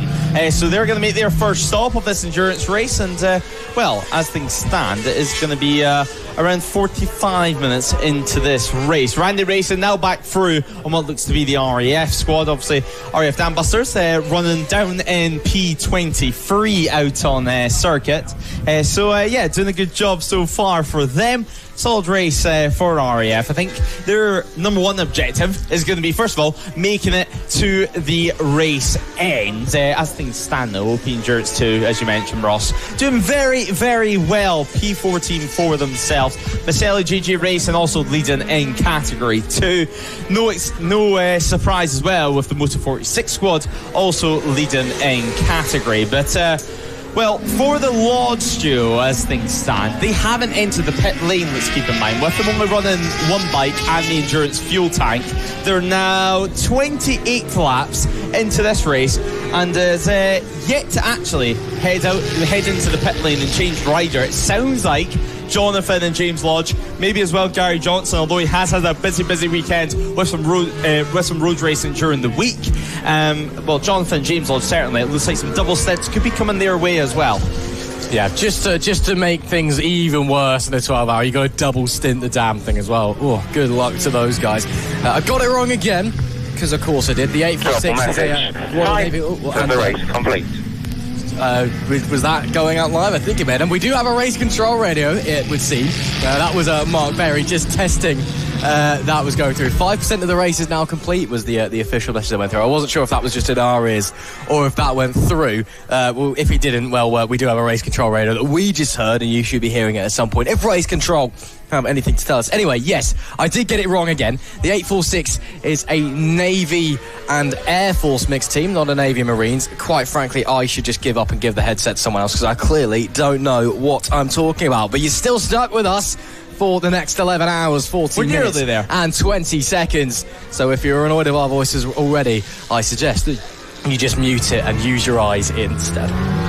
Well, there we go. Nice, happy, cheery thoughts for a Saturday morning. And as Ross goes off to have a coffin fit up here in the commentary box, it's going to be a long 12 hours, certainly for me as well, joined by him. But no, all good fun up here as a couple more pitters come in. And I don't think it's going to be too long until we see our first penalty of the race. And I say that because Shet's Racing, Snook currently on board the bike, they do have a little symbol next to their name. They are shown as red on TSL, and that usually indicates that a pit lane penalty or some sort of penalty is coming your way. Let's not forget they did have to start from the back of the grid alongside Fireworks, who well, after their very, very early pit stop, certainly with the endurance fuel tank, they haven't had any sort of issues. They haven't had to return to the pit lane either since then. But you see the Honda CBR 600 heading back out into pit lane and now heading back out onto track. So a nice changeover for them. Well, yeah, nice and clean, nice and calm as well. Let's not forget pit stop intervention time, 28.6 seconds at this circuit. And, well, you don't want to be going under it, as we've already mentioned. But, Ross, as we said, calculator out, please. The 129, a 1.385 second penalty. And thanks so much. That's for a 0.277 seconds under. So, yeah, the first pit stop infringement is in for Shet Racing. That had to go to someone, didn't it? But that's really fine margins. I mean, that's pushing it, getting it as close as possible. They've not been egregious with it. And 1.3 or whatever, it's not that much, is it? No. They'll be fine in the grand scheme of things. It's 12 hours. Yeah, it's 12 hours. I'm sure you can afford to lose a second and a bit here and there. But well done to Shet Racing, living up to their name by being the first people to get a penalty. Congratulations to those guys coming forward. And I'm sure they'll be looking to avoid some of those throughout the rest of the day. We do have the OP Endurance 2 bike coming in. Gav Watts was out there. Let's see, you'd expect them to having changed. That is one of the single bike teams. They're just rolling the solitary BMW out there from the F900. So we wait to see how it's going to unfold for those guys. Seemingly the only F900 bike that we've got out there, I think. We normally do see a couple of the F900s across the grid. But from my eyes, I don't think we have any more. I may be wrong, but I can't see any. Yeah, there's a couple over at Racekins Endurance. Okay. International twin category. Yes, there is. You're right. Blind, completely blind. Can't read the entry list. It would seem. I'm struggling today, it would seem. But yeah, so a couple of F900s, but the OP Endurance 2, that Army squad, they are just running the one bike by the looks of things, or if they are running a couple of bikes, it's, well, all the same make. So we'll have to wait and see how that's going to unfold for them. With 11 hours and 10 minutes. Was that 2 bikes for full-on racing? And yeah, that's going to be a long one for them. Yeah, so that's 2 riders, 2 bikes, same make, both BMW. I'm assuming it'll be M1000RRs, potentially S's, you never know. But yeah, 2 riders to a squad, that's going to be pretty brutal. Yeah. Going out there. Let me just check to see if they've not last minute drafted somebody in to the 31 squad, which is always a possibility. Where are they at the moment in the order of things? I can't actually see them out there. Am I just being really, really blind? Looking for 31 full-on racing? Anyone get any ideas? Full-on racing, they are on our entry list as things stand, but actually looking at live time, maybe they don't appear to be there. So yeah, 28 teams out on circuit. Full-on racing doesn't seem to be one, but they were entered into this class, and well, maybe they decided against 12 hours of 2 riders, because as you mentioned, absolutely brutal for them. Yeah, that's a long old day, that is. I don't think there's anybody else. Well, Double Trouble does have 2 riders on the entry list. Jordan Poole is still out there, I think, on a double stint potentially, or he's not boxed it. And they do only have 2 riders. So Double Trouble with birthday boy Jordan Poole and Matt Zisha as well. So that's going to be a long old one for those guys. Again, I think for the 2 rider squads, it's very much a case of getting to the end rather than going through the utmost of your performers. Track Slags only had 2. They were on the entry list. Again, we know they're not out now. They only had 2 riders down on the entry list, and Jordan Browse and Scott Kirkland. Also only 2 were down for Harpered Horsepower, but they were also TBC, and we know that they've now got 4. So I think it looks like there is genuinely only the one team that's out there that is running a 2-rider setup, and it'll be it'll be that Double Trouble team with Jordan Poole still out there. In fact, he has actually just come into the pit lane there. Is that a change for those guys? It looks like it is. So Jordan comes in, Matt heads back out, and will continue on their way. So not quite a double stint, but again, they're a 2-rider team, so they probably will be wanting to push it a little bit longer anyway going forwards. Jordan, of course, bringing it in on his R6, and Matt heading out similarly on an R6. But there's 2 different bikes, it's not just the one, so it is a tag team style pit stop for that squad, and will continue onwards to see what's going to happen. It is still Maselli JJ Racing that lead the way from the 92 squad. The 21 squad has worked its way up into 3rd place after the 6 bike came in a little bit earlier on. So we're seeing how the first stints, the first pit stops, are affecting and changing things here. And now it is an ACU National 1000 category 1, 2, 3. Yeah, it's a 1, 2, 3 at the top of things for the National 1000s, and well, it's somewhat as you would expect, but time and time again we have seen in No Limits race, and it likes the 600s, some of the No Limits categories as well, not just the ACU categories, are able to fight for victory, fight for overall podiums too. But yeah, you can just see Maselli coming over the line there, JJ Racing. They're of course on just the S1000 BMW, not on the newer M1000RR like we've seen on the starting grid with Dart Motorsport, but a couple of moves now being made, and well, Maselli JJ Racing having to go round the outside there over at turn 2, and turn 2 it's a hot spot for a lot of fans to watch at, and that's because it's right near the paddock, so you can get a nice little view as well, and you almost look down into the corner. It's a real unique viewing experience, but it's carving through some traffic here. I mean, that's exactly what you want to do. As a couple more pit stops being done as well. This time for the number 50 team of Pack Racing. Chris Taylor just in, and now a few extra riders for them this weekend as well, it seems. Yeah, they've been having a really, really solid run, I think, so far in this race, though. Again, typically a 3-bike team. They've gone for 4 this weekend. Alan Lane, Paul Dewey, Chris Taylor, and Alex Christophe at their disposal. And should be interesting to see how they do things, but they've had a great start. In come the Dam Busters. The 617 bike is in for a refuel again. Oh, getting a rear tyre change as well. That's early. We're not even an hour in. Well, we're almost an hour in, but already new rear rubber going on for that 617 RAF Dam Busters bike. That is not what I was expecting at all. You'd have thought you'd have gone for a slightly harder compound to get a couple of stints out of it, but putting some fuel in the bike anyway. Of course, these guys do have that endurance fuel tank. They're allowed to run a little bit longer on that 636 Kawasaki because it's only the one bike for the squad. But wow, really wasn't expecting that one to be getting a rear tyre change. Now, maybe they're just bluffing, maybe it's practice, I don't know. I will say that fuel tank is taking absolutely ages to fill up because they've not got a proper fuel tank. They've only, or a fuel can. That's the word I'm looking for. They've only got basically what looks like a watering can, I think. Yeah, it's just a fuel filler that you normally use in some sprint racing because, well, you've not got too much time out there.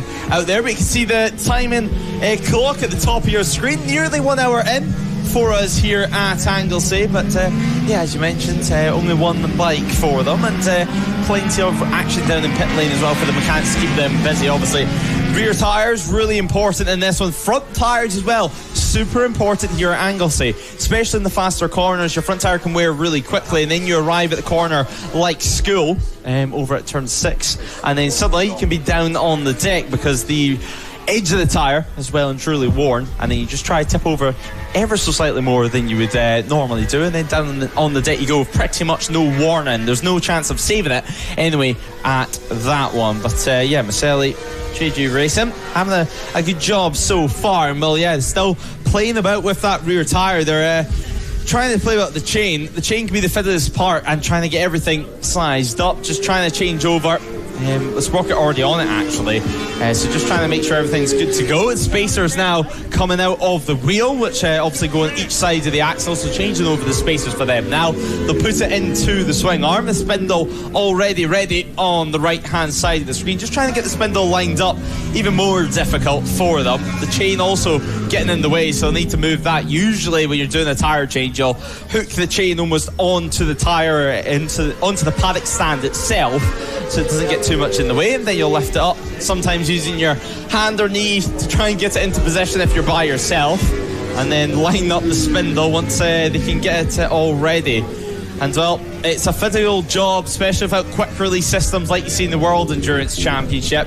The spacers are sometimes the most annoying part. You get them in perfectly, you get them slotted in, and as you're seeing right here, you go to place it in the swing arm itself, and the spacer moves ever so slightly, and then you need to start the whole process again before you can actually lift up the wheel. And as this is happening, the pressure's building because you're spending more and more time in the pit lane and losing time to your rivals, more importantly. And this is something that the teams would have been practicing pretty much all of yesterday as well, let's not forget. But really some issues here with that rear tyre and trying to get everything lined up so it can get kicked up into place. You can see using his foot, as we thought he would, to try and support that wheel. But the spacers not going in at all there, and the RAF Dam Busters, it's getting annoying for them. Now finally it looks like we're ready to go, and chain adjuster going in as well. So yeah, Ross, the RAF Dam Busters having a long old job here getting this rear wheel done. That was it's a bit of a painful watch, that one, isn't it? To quote Martin Brundle, what are you doing? Just stick the wheel on it and send them out there.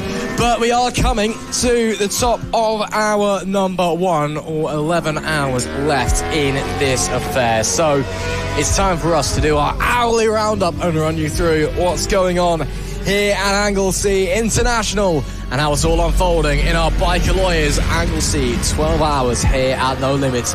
Up at the front, it is Maselli 𝐔𝐋𝐓𝐔𝐑𝐍 Racing from Dart Motorsport, from the Northampton Line Markings UK Fire Safety 21 bike that form your top three. And of course, top three in the National 1000 class as well. Then you have a lot of National 600 bikes, Full Throttle Racing, Surricate Motor UK 46 Racing, should I say, leading the way in P4. They're followed by Full Throttle Racing and Proudfoot Racing. Just behind them, Randy Racing, Double Trouble a further lap down. Snapdragon Racing and PB Racing lead the way in the Team Sport Trophy. Then it's Pack Racing, we've just seen them come into a pit stop. Then Harp and Horsepower. Then it's Lane Boys in P13. Team Power Trophy, IWS Racing leading the way from Fireworks, who did have a back of the grid penalty for an engine change yesterday following a mechanical failure in the gearbox. They're followed by PP Racing, 𝐔𝐋𝐓𝐔𝐑𝐍 Racing, who did also have a back of the grid racing, but we're not entirely sure why. We'll try and find out when we eventually venture down into the pit lane. Yeah, followed by Ride Culture Racing, Racekins Endurance in the National Twin Trophy, and then KGG Endurance P20. Heck Racing R21st, followed by OP Endurance 2. That's the second Army squad. Merlin 846, that is the Army. Or is it the Navy and the RAF combined? Yes, that's the one. I keep getting it wrong and people are getting angry at me. That's the Navy and the RAF team on that 846 bike in P23.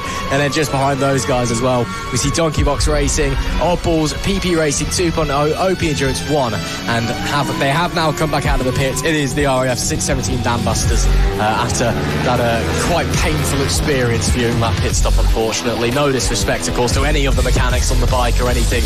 It is quite a difficult job. It's high pressure. Yeah, well, it's high pressure, and when you don't have a quick release system, it can be painful. So again, it was a painful watch, but no disrespect on them. They were all absolutely doing a great job at trying to get it back in. It's a very, very difficult job to change a tyre in quick time when you haven't got that quick release system where you can just chuck a gun in it, get it off, get it on, do the nut back up and send them on their way. So that is About it so far for the opening hour. A couple of moments here and there, but we're now waiting for the rest of the pit stops to come in. No real dramas over the opening hour of this race. Maselli JJ Racing, who many considered to be the bookies' favourite coming into this one, they do maintain a 10.3 second lead. Yeah, maintaining a 10.3 second lead for the time being. And well, as things stand, a couple of battles out on circuit, and certainly one to look out for, just on the edge of the top 10. As our actually Maselli JJ Racing into the pit lane. So we'll watch this pit stop first, and well, of course, they only have one bike, and actually they have a front tyre down there in pit lane ready for them. Just the tyre, not the wheel, and that was to sit the rear tyre on top of it. So just a rear tyre change for the time being, and now refueling as well. You can see plenty of safety equipment done there. A full-on racing helmet as well for the Philip mechanic. His fire extinguisher at the ready too. Gary Johnson just looking on, making sure all is okay, and from one lodge to another, the number one heads out back on track. But PB Racing and Snapdragon Racing at the moment seem to be our closest battle out on circuit, that being for P9 and P10 out on track, and most importantly for P1 and P2 in the Team Sport Trophy category as well. So obviously Snapdragon, one of the more recognisable teams in the paddock. James Plummer currently on board his Honda CBR 600. Actually, James Plummer now entering the pit lane. So just after we were speaking about them, Snapdragon Racing, looks like they've entered the pit lane according to our timing graphics. So into the pit lane they'll go, and well, after things set out again, you would imagine themselves and PB Racing will go out and lock horns yet again. You'd hope so anyway, wouldn't you? Oh, talk about timing as we start talking about them, and immediately the battle ends. But again, it's coming up the hour point now, so a lot of people who've been able to extend stints this far have done very well. Some people were pitted at the halfway mark. They could already be potentially looking at making their second stop of the day. So we'll keep our eyes peeled. We'll keep our eyes figuring out how it's going to unfold, how it's going to change going forward. Dart Motorsport, that 92 bike, Tommy Caldwell's Aprilia, still leading the way as it currently stands. And Sally JJ Racing coming out into P2 around about a lap down, but not the end of the world by any means for those guys. Of course, that is interesting battle up front. Actually, in comes second place. No way, what's going on? People are dropping off the timing tower, it would seem. Down to fourth place for Sally JJ Racing. Yeah, after their pit stop. Oh, of course, it may have just updated a bit. Anyway, in comes Northampton Line Markings in UK Fire Safety Limited. Is that potentially for a rider change as well? We'll wait to see. In the National 600 category. Again, they've got a pair of Ducatis, or it might be the same Ducati and then a Kawasaki to head out there. Did have John Harwood out there. They've just stuck Joe Sheldon Shaw, should I say, after the first pit stop. I believe they're sending Mark Royal back out onto the circuit. He'll be on the Panigale V4R out there. So let's see what he can do. There is the race leader, though, Tommy Caldwell on that Aprilia. The 92 squad now has a pretty healthy lead, but they won't be too far away from their next pit stop, I don't think. And then we'll wait to see. I doubt it'll be a double stint for those guys. They do have a 4-rider squad going through. A pair of Aprilias, a Kawasaki and a Honda Fireblade for us to enjoy and for them to push around here at Anglesey as well. So plenty of options for those guys to go out there and try different things. I'm not entirely sure if this is a circuit that will prefer one bike over the other. We'll wait to see. Maybe it is, maybe it isn't. But with 10 hours and 56 left on the clock, they are leading the way. 41 laps completed. 41 laps done, nearly at the halfway point before we can start looking towards 100 laps of distance and of time running. But you can see in the pit lane as things stand, that does look like Paul Beard ready to go out on track as well, the 178. Obviously one of our quicker starters and one of our upcoming riders in terms of sprint racing. And now it looks like potentially tackling some endurance stuff as well. So as things stand, it's a solid ride so far, but of course the Biker Lawyers Endurance Championship, a mix of no limits classes and ACU national endurance categories as well. And well, the tyre blankets on that one, they've already removed the warmers. It's just the case the bike is sitting without the stands and with the blankets over it, just to try and keep some temperature within the tyre itself as the R6 comes in. The older shaped R6, much more of a pointy fairing on board that one than the flatter fairing newer R6. But yeah, just protecting the tyres from the wind there. They can simply peel them off and then away they go. So not building any temperature in the rubber, but certainly not losing any at that. And you can see the mechanic with the stopwatch who's got arguably one of the most important, if not the most important job in the entire paddock, because it's such an easy way, it's such a silly way to get a penalty. I mean, don't get me wrong, if I was doing the endurance races as well, I couldn't guarantee that I would be doing the same as well and leaving the pit lane a little bit too soon, because I mean, with 12 hours of running, you want to get yourself involved in this race, get yourself involved in the action, and sometimes the riders, as usual, a little bit too eager. It can happen. It can happen. Again, it's how you manage that time as well, because it's time measured that from when you enter the pit lane to when you exit the pit lane. It's not when you're sat in your pit box. And it's not the longest pit lane. No, it's not. So you can either sit there for a little bit in your pit box, but then if you had tyre warmers on, tyres go a bit cold, you might get impatient and then you might speed on your way out. Or again, you can trundle down pit lane a couple of Ks or a lot more Ks if you fancy below the speed limit, but then again that gets boring. You get impatient, you get on it, you speed. In comes the 25 squad for their next stop, and they'll bring it in quickly off the bike there. That was quite acrobatic actually, I must say, as in does come the fireworks team. Again, they'll be having some changes there. Fuel going in, no rear tyre by the looks of things, no rider change either, so a double stint you would expect for Andy Carlisle, who has been on the bike since the start of this race. I think Andy is coming off it actually. It's going to be a case of the rider who's just filled up. Oh, the bike's going on mixed now. up. So yeah, I think a change over for them. I was going to say triple stinting seems a bit keen, doesn't it? Yeah, got it mixed up. So they are now heading out with a different rider. It should update at the bottom of your picture on that thingy in a moment's time. If not, it'll update on TSL live timing nice and shortly. But in come the fireworks squad. They've worked their way up from last on the grid following that back of grid penalty. They came into the pits in P14. Of course, they'll have dropped a few positions. Looks like it's Peter Hamidzada who's gone out there on the machinery, so presumably a double stint for those guys as well. Of course, leading the way nice and comfortably on that previous lap before they came in the Team Power Trophy. Only the one bike for those guys, of course, so they do proper endurance style pit stops. They're allowed the endurance fuel tank as well, so they can go a little bit longer than other riders can.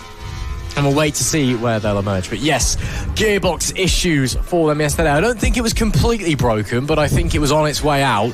Ultimately led to not just a gearbox change, an engine change as well.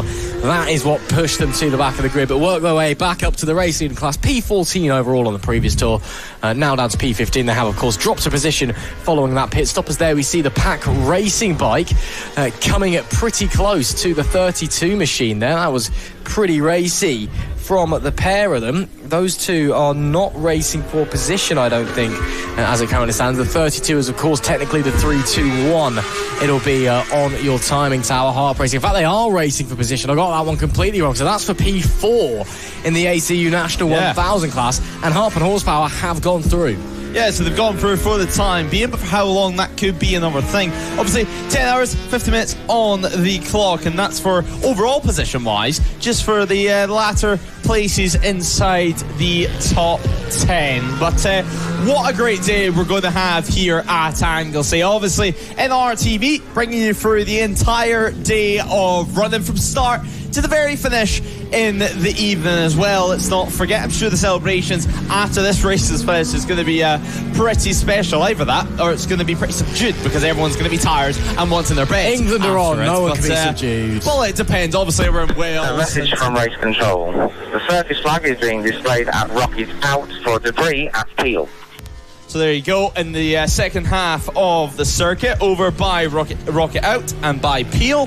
So that's right over at the other side of the track, over by around turns 8 and turns 9. So some debris out on track for us to deal with. The riders, of course, they'll know all about that, and just taking it a little bit easy, because the last thing you want to do is go down on a bit of debris after you've been given the warning by the marshals, and that's another part of endurance. Obviously, the track, it's always going to be safe. Let's get that straight.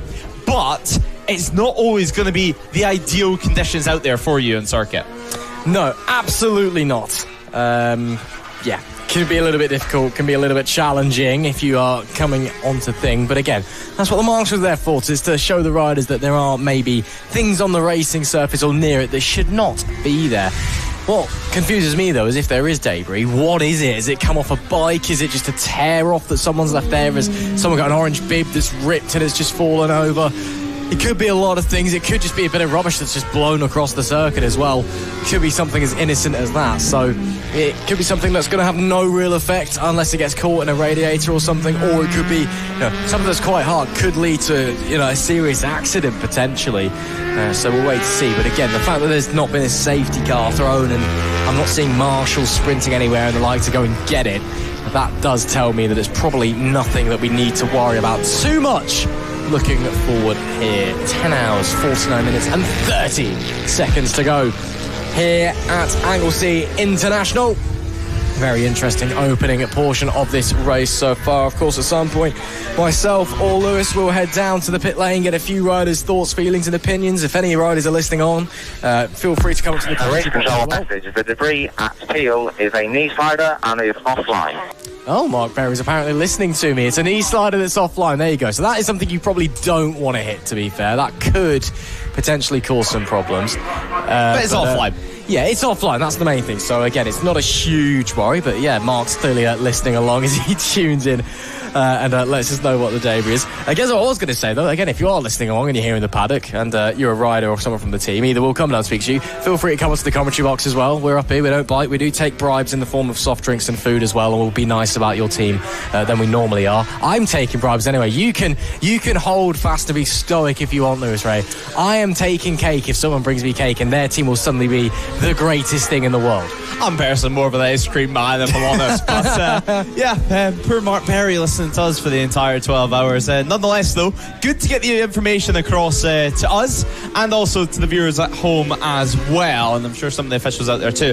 But a knee slider out there on circuit, let's not forget, that's going to be a real pain, especially if you're just at the start of a stint, because you can't ride around the circuit without a knee slider. I mean, let's not forget, we used to not have knee sliders at all. And it used to be a case where you got some duct tape and taped up your legs and went out there on circuit and just wore it down. But yeah, you can ride without a knee slider. It can be a little bit irritating, but you also can just ride out there and not put your knee on the ground, to be a little bit more careful around the right-handers, which sadly for whoever it is, round Anglesey, there's quite a few right-handers at that as well, and quite a few times where preferably you want to get your knee onto the ground. Randy Racing, though, a nice little move for them. Let's not forget, they had a change of class midway through this season, so championship points have been somewhat reset. Obviously, still collecting the points in terms of their new class, but the fastest lap of the race, now confirmation of that. Dart Motorsport, no surprise there, because, well, they're at the top of our timesheets. A 128.854, the fastest lap of the race, set a little bit ago. Obviously, Tommy took over of that bike around lap 25 or so, and since then he's been running within the low 131 bracket, but a 128 done on lap 20. So in the latter half of Mark's first stint, so Mark Hewitt, incredibly impressive there, but the 3-2-1 pit stop time for them, job done. Canny came into the pit lane. Nice little Scottish word for us to drop in there as well, but I'm sure just the last name and not necessarily a Scottish reference. Getting ahead of myself there. But changeover nonetheless, and it's now going to be Keith Richardson taking over on board that bike. So that's going to be yet another stop. That's their second stop of the race, and that's the third rider heading out on track for them as they head on to the 46th lap of running. Their first stop came at the end of lap 20 until lap 21, all the way until now. So the 3-2-1, good stop for them. A couple of shifts down the order as well. Lane Boys now taking P12, Snapdragon dropping down to P13. Another change as well for Ride Culture Racing and Fireworks. So Fireworks, after their change out on circuit, job done for them. But you can see plenty of spectators coming out to enjoy the sunshine too, and hopefully are wearing some sun cream out there on track, because the wind is also gusting around the circuit, so sometimes you're not going to necessarily feel the heat when you're just watching out on circuit, but certainly the riders will. They certainly will be. It's warm and it's physical here as well, so you're going to be struggling just a little bit out there with the temperatures, especially as the day goes on and the sun gets higher and higher, the temperature increases. But of course it is Anglesey. If there's anywhere this season that we're going to get a random storm coming in, apart from Brands Hatch last time out apparently, it is going to be here. So we'll wait to see what the weather gods have in store for us going forward down the line. But right now, we are set to maintain clear and beautiful skies here off the northwestern corner of Wales. 10 hours 45 left on the clock. Dart Motorsport still leading the way. A big opportunity for those guys in the championship as well. They come into this round fourth in the ACU National 1000 title standings. Of course, only contested 2 out of the 4 races so far. 54 points off of the race leader, or the championship leaders in track slags who aren't here. Nitrous Plant as second, Pack Racing in P3 only a point away. So track slags, because of their domination and their performances, their consistency so far this year, 2 wins, 2 second places. Even though they're not here, they will be maintaining the championship lead at the end of this round. It's not double points or anything. It is all just the normal 25-20, so on and so forth. So they will still be the championship leaders. Pack Racing, a really interesting opportunity for them to try and slide by the team in second place. Of course, Nitrous Plant Racing, who are not here with us this weekend either. First and second in the championship, both not doing the biggest race of the weekend. What's even the point of turning up if you're not going to do the big 12-hour halfway through the year if you're in the championship fight? Anyway, enough of that. Pack Racing. Biggest race of the season as well. Yeah, I know, and he just can't be bothered. Not just the weekend, as this is the only race of the weekend. Maybe they just don't like Wales. I don't know. Whatever. Maybe they're watching the England game. Yeah, well, we're going to be watching the England game later on anyway. Paul Bowerbank certainly won't. Yeah, well, Paul Bowerbank's busy sorting his hairline out apparently. So sorry, Paul, if you're listening. I've been given that information by Sheepy, and I'm running with it. So take from that what you will. But as I was trying to say before I got distracted, yes. So our 2 championship leaders, even though there's a 41 point gap between them in the ACU National 1000 category, they are not here. Pack Racing, huge opportunity. They will jump into second, presuming they finish and score a point. Huge opportunity to big time jump into second. They could get overtaken by Dart Motorsport, who again seem to be the pace setters at the moment. Certainly have the fastest lap of the race so far. But it's all a change. It's all a change, and it's all going to be moving around, I think, and they will certainly be closing down onto the track slag squad anyway, who, again, not here. What is the entire point of it all? Someone who will be looking to extend their championship lead, though, will be the 𝐔𝐋𝐓𝐄 UK Moto 46 squad in the ACU National 600 Championship.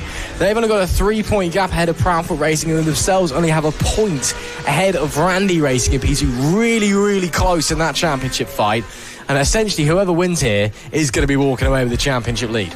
Yeah, exactly. It's an important race for them, and obviously there were some talks of maybe we're going to have points at certain hour points during the race, but it was decided in the finish-up just to have a straightforward point system for everyone involved, and it also makes it a little bit easier for the teams as well. But Dart Motorsport, as things stand, our current race leaders on board the 92 machine.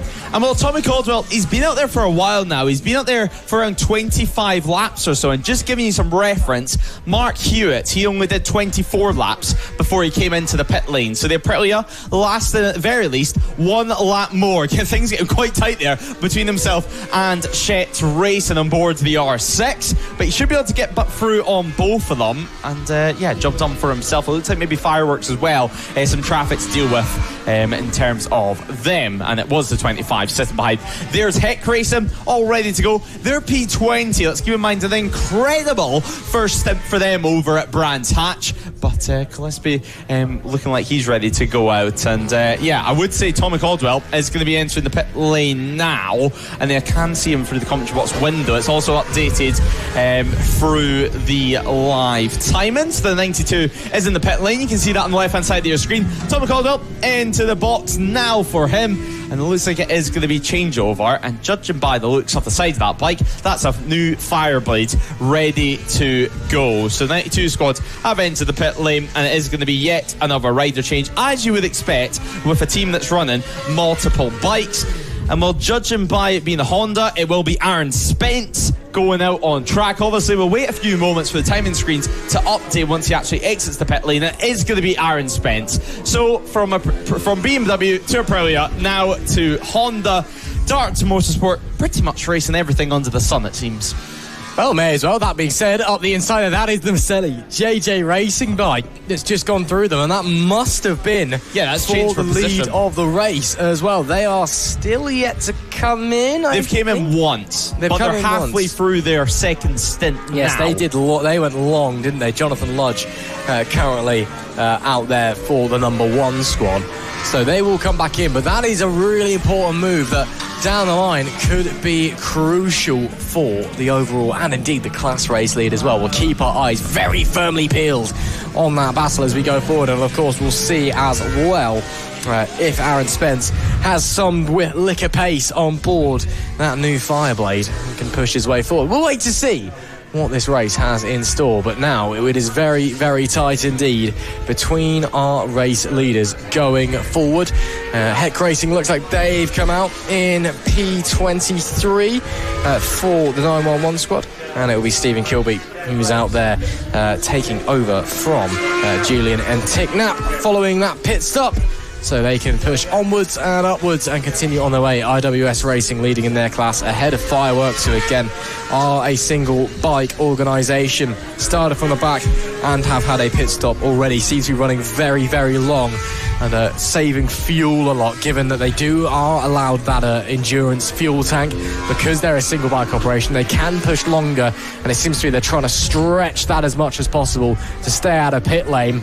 So that seems to be their strategy going forward. Of course, if you do have any questions, don't be afraid to put them into the YouTube live chat, or you can, I don't know, find us on Instagram and DM us or something. We're not that scary. We'll try our best to answer them here in the commentary box, and if you've got anything you want us to pass on to any of the teams or riders as well, we'll be down in the pit lane trying to get any information that is possibly can out of teams and riders, and we'll see if we can remember to slide through anything their way. 10 hours 38 left to go here, almost an hour and a half in to this 12-hour affair. The Biker Lawyers and No Limit Endurance, Maselli JJ Racing now leading the way by 2 seconds from Dart Motorsport, 2.7 to be exact, but again, that 92 bike on a different strategy has just come into pit lane. Yeah, just came into pit lane, and as we mentioned, dropped down second. That was after a move over at turn 2, but Moto 46 remaining in third for the time being. The 21 squad, now originally they did start in P2. They've dropped all the way down to P4 for the time being. Ride Culture Racing, they're also in the pit lane as things stand. Heck Racing, you just see alongside Randy Racing out exit of the final corner. And well, that's the traffic that our race leaders have to deal with over the next lap or so. RAF Dambusters also involved in that scrap out on circuit. RAF Dambusters, just reference, and Heck Racing running P23 out on circuit, and so it's all right for them. RAF Dambusters, you have to go all the way down to P27, so just off our timing tower for the time being for them, but hopefully for them they can work their way up the order. It seems like we've had no real dramas as such, although OP Endurance 1 Felton currently on track, so they are still out on circuit, but I think they have had a mechanical issue, or an issue of such, because they're 3 laps down on RAF Dambusters, sitting last place. And as things stand, 34 laps completed at start of a sim for Jamie Locke, and then their outlap for Dan Cobb was only 1 lap. He did an outlap and then came back in, and then Mark Felton, after around 5 minutes in the pit lane, came back out. Now, current temperature 25 degrees Celsius. And a reminder to all the teams out there, and they'll say it on the commentary as well, as we are going down there in the pit lane, to stay hydrated. It sounds obvious, but whenever you're in between your stints out on circuit and then stressing about what's next, getting the bike ready, maybe a small technical issue, maybe a quick shifter not working, trying to get things fixed, it can be very, very easy for you to suddenly forget it and then suddenly you're on the bike for your next stint, cramping away and struggling to focus out on track, and then you're losing a lot of time and causing yourself and getting yourself into some real bother as well. It's only them actually to blame. So good message there from Race Control, reminding everyone just to drink up as well as we are here in the commentary box. But yeah, more pits coming in. That is IWS Racing. Moss came into pit lane for them, and as things stand, Ben Solheim, you would imagine, would go out now on track. He's yet to do a stint. It was Jack Hughes who started the race for them. 26 laps done for them. But beautiful day out on circuit as Ross makes a mess of the commentary box as he makes his way down to pit lane for his first stint down there. Hopefully he's got sun cream on. Hopefully he's got a nice pair of sunglasses as well. Ross McIntyre, well known for his fashion sense up here in the commentary box. But now we do continue on. 10 hours 30 minutes left on the clock for this one. It's beautiful conditions out on track. But yeah, you have to say the incredible view that we have here at Anglesey. A great view out to the commentary box as well. Double trouble though, heading all the way through Rocket In as things stand. Through the left, then they'll flip it round to the right at Rocket Out. Not necessarily the most inventive of names, but easy to understand for sure. But yeah, great stuff so far. The 277, obviously JMG Racing as they were once known, now they're Double Trouble, and well, created double the hassle mid-season by changing name, and certainly had to get our minds switched up. In fact, earlier on they still called them JMG Racing, and forever in our hearts there will be JMG Racing. But Double Trouble, as it is now known, into the international layout they do go. Now a couple corners remaining before they tick by yet another lap. Our total laps completed in this race so far, 55 laps from our race leaders anyway, and a heck of a lot of running done as well. We're around an hour and a half into it. Luckily no safety cars, and that's not been something we've been able to say during the 3-hour endurance races that we've had so far this year. So total green flag running is 100% of the time. Total laps being 55. And well, Dart Motorsport, they've took quite a few laps. The last 4 fastest lap of the race, they have been all done by Dart Motorsport. So pretty impressive from them. The 21 squad as well, they set a good time early on, as did the Moto 46.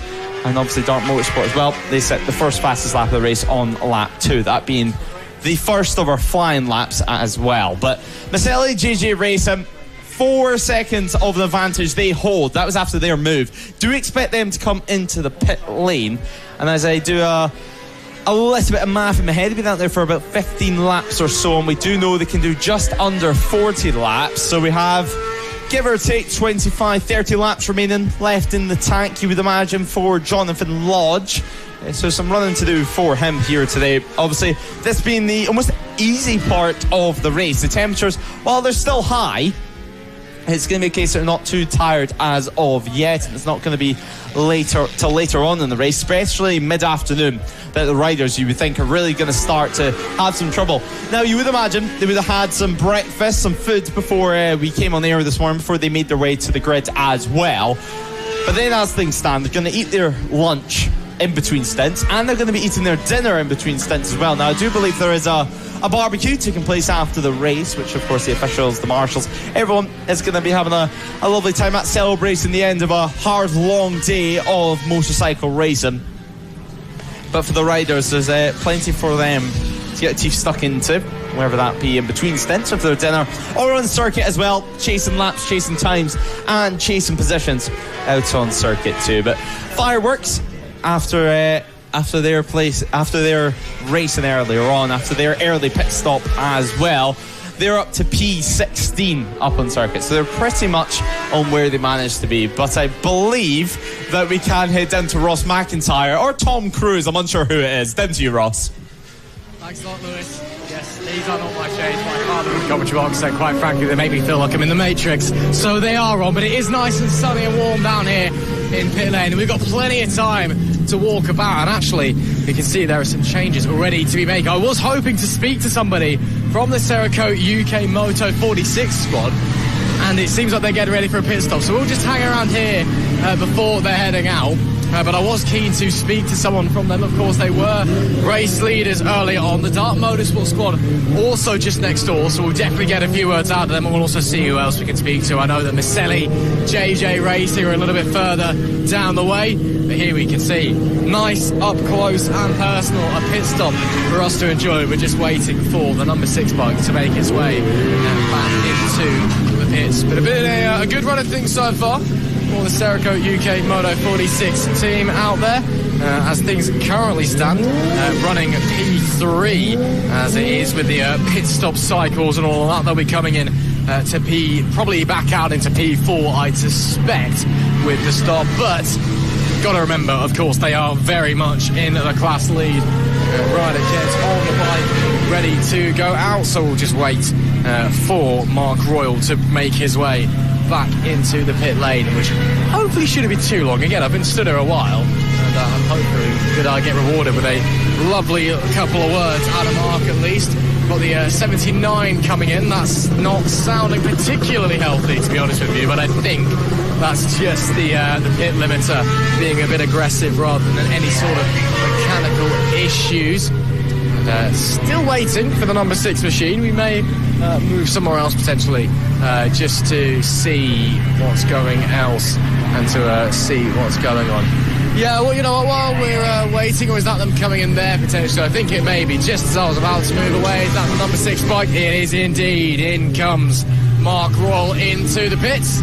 There'll be a change, of course. They'll time things correctly. Nearly runs the mechanic over for good measure. I'm sure that was accidental. And then we'll get a few words out of Mark once he hops off of that machine and makes his way into the lane. Last couple of words with the teammate there. Let's see if we can get a couple of words out of Mark as he brings his way back in. Pretty good stint there for you, leading the way. Not going too badly. Yeah, not too bad, mate. Not too bad. Just trying to keep steady.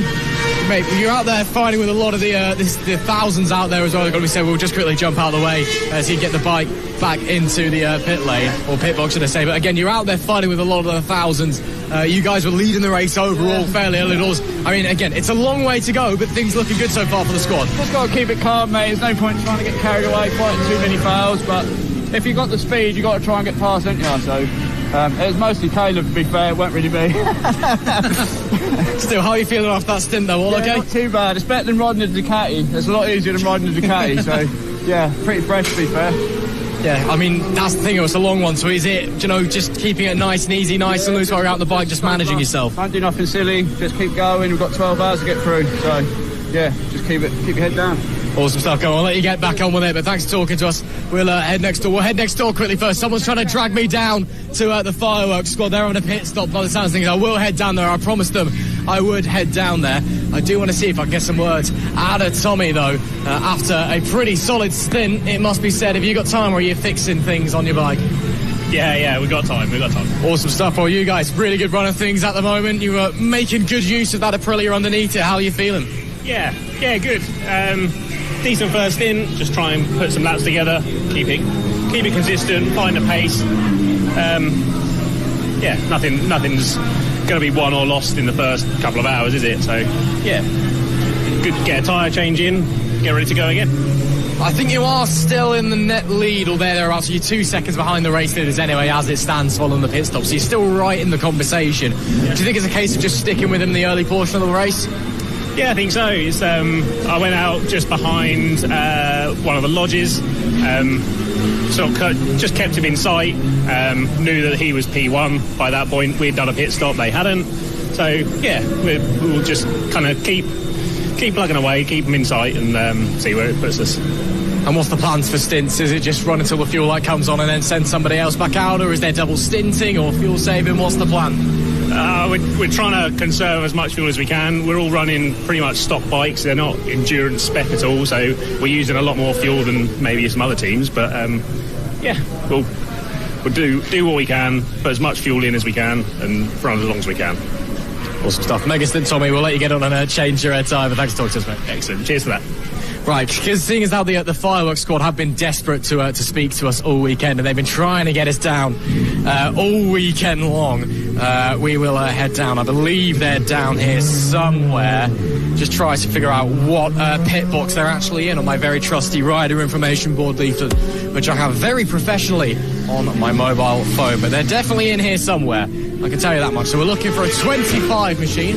I can see one of the army squads is just coming in for their pit stop. Well, of course, they're one of the 25 machine because they've only got the one bike. They are supposedly down here.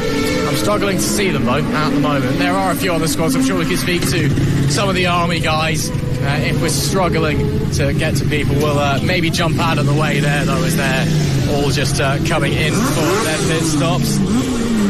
Issues, maybe? No? Looks okay. Seems okay. Just deciding to rev the nuts off it for no particular reason whatsoever. Well, I got told to come down and find the fireworks squad. I can't find the fireworks squad. I can see Lewis Smart, though, and he's always up for a chat.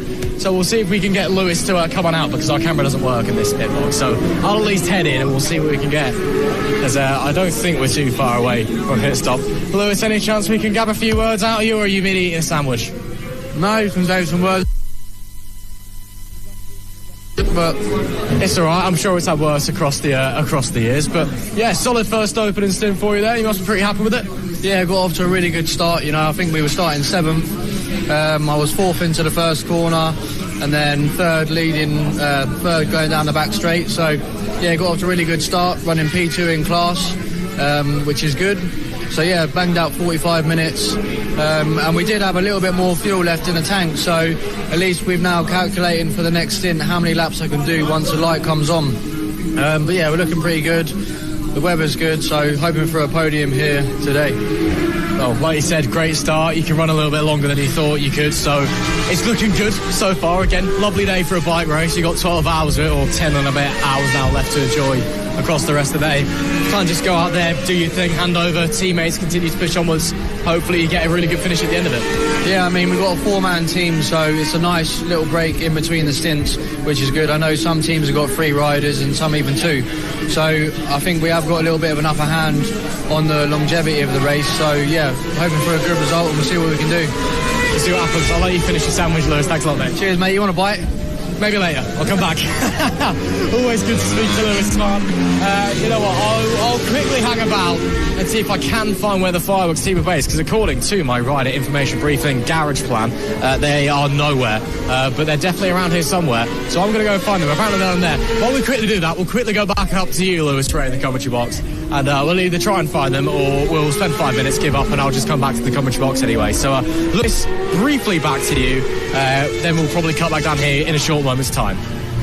Thanks for that, Ross. It's a good job that your commentary is better than your fashion sense. Otherwise, well, you wouldn't have a place up here in the commentary box. It seems like Top Gun Maverick 3 is being filmed here in Anglesey with Ross's shades. But nonetheless, racing still does continue at the front of this race. No real drama as such, and keeping the officials' day so far fairly quiet. Now, I do have to say as well, big apologies to both Phil and Michelle, as in, well, I did my best wishes earlier on, and somehow after speaking to Phil pretty much every single round over the last season and a half, I called him Paul. So yeah, Phil, best of love. Cannot wait to see you back in the paddock yet again, and don't worry, I won't be calling you Paul for too much longer anyway. But hopefully anyway you watch the rest of the racing from home, all rested up, and not watching too many recoveries taking place. Otherwise, I think you'll be getting the itch to head back out there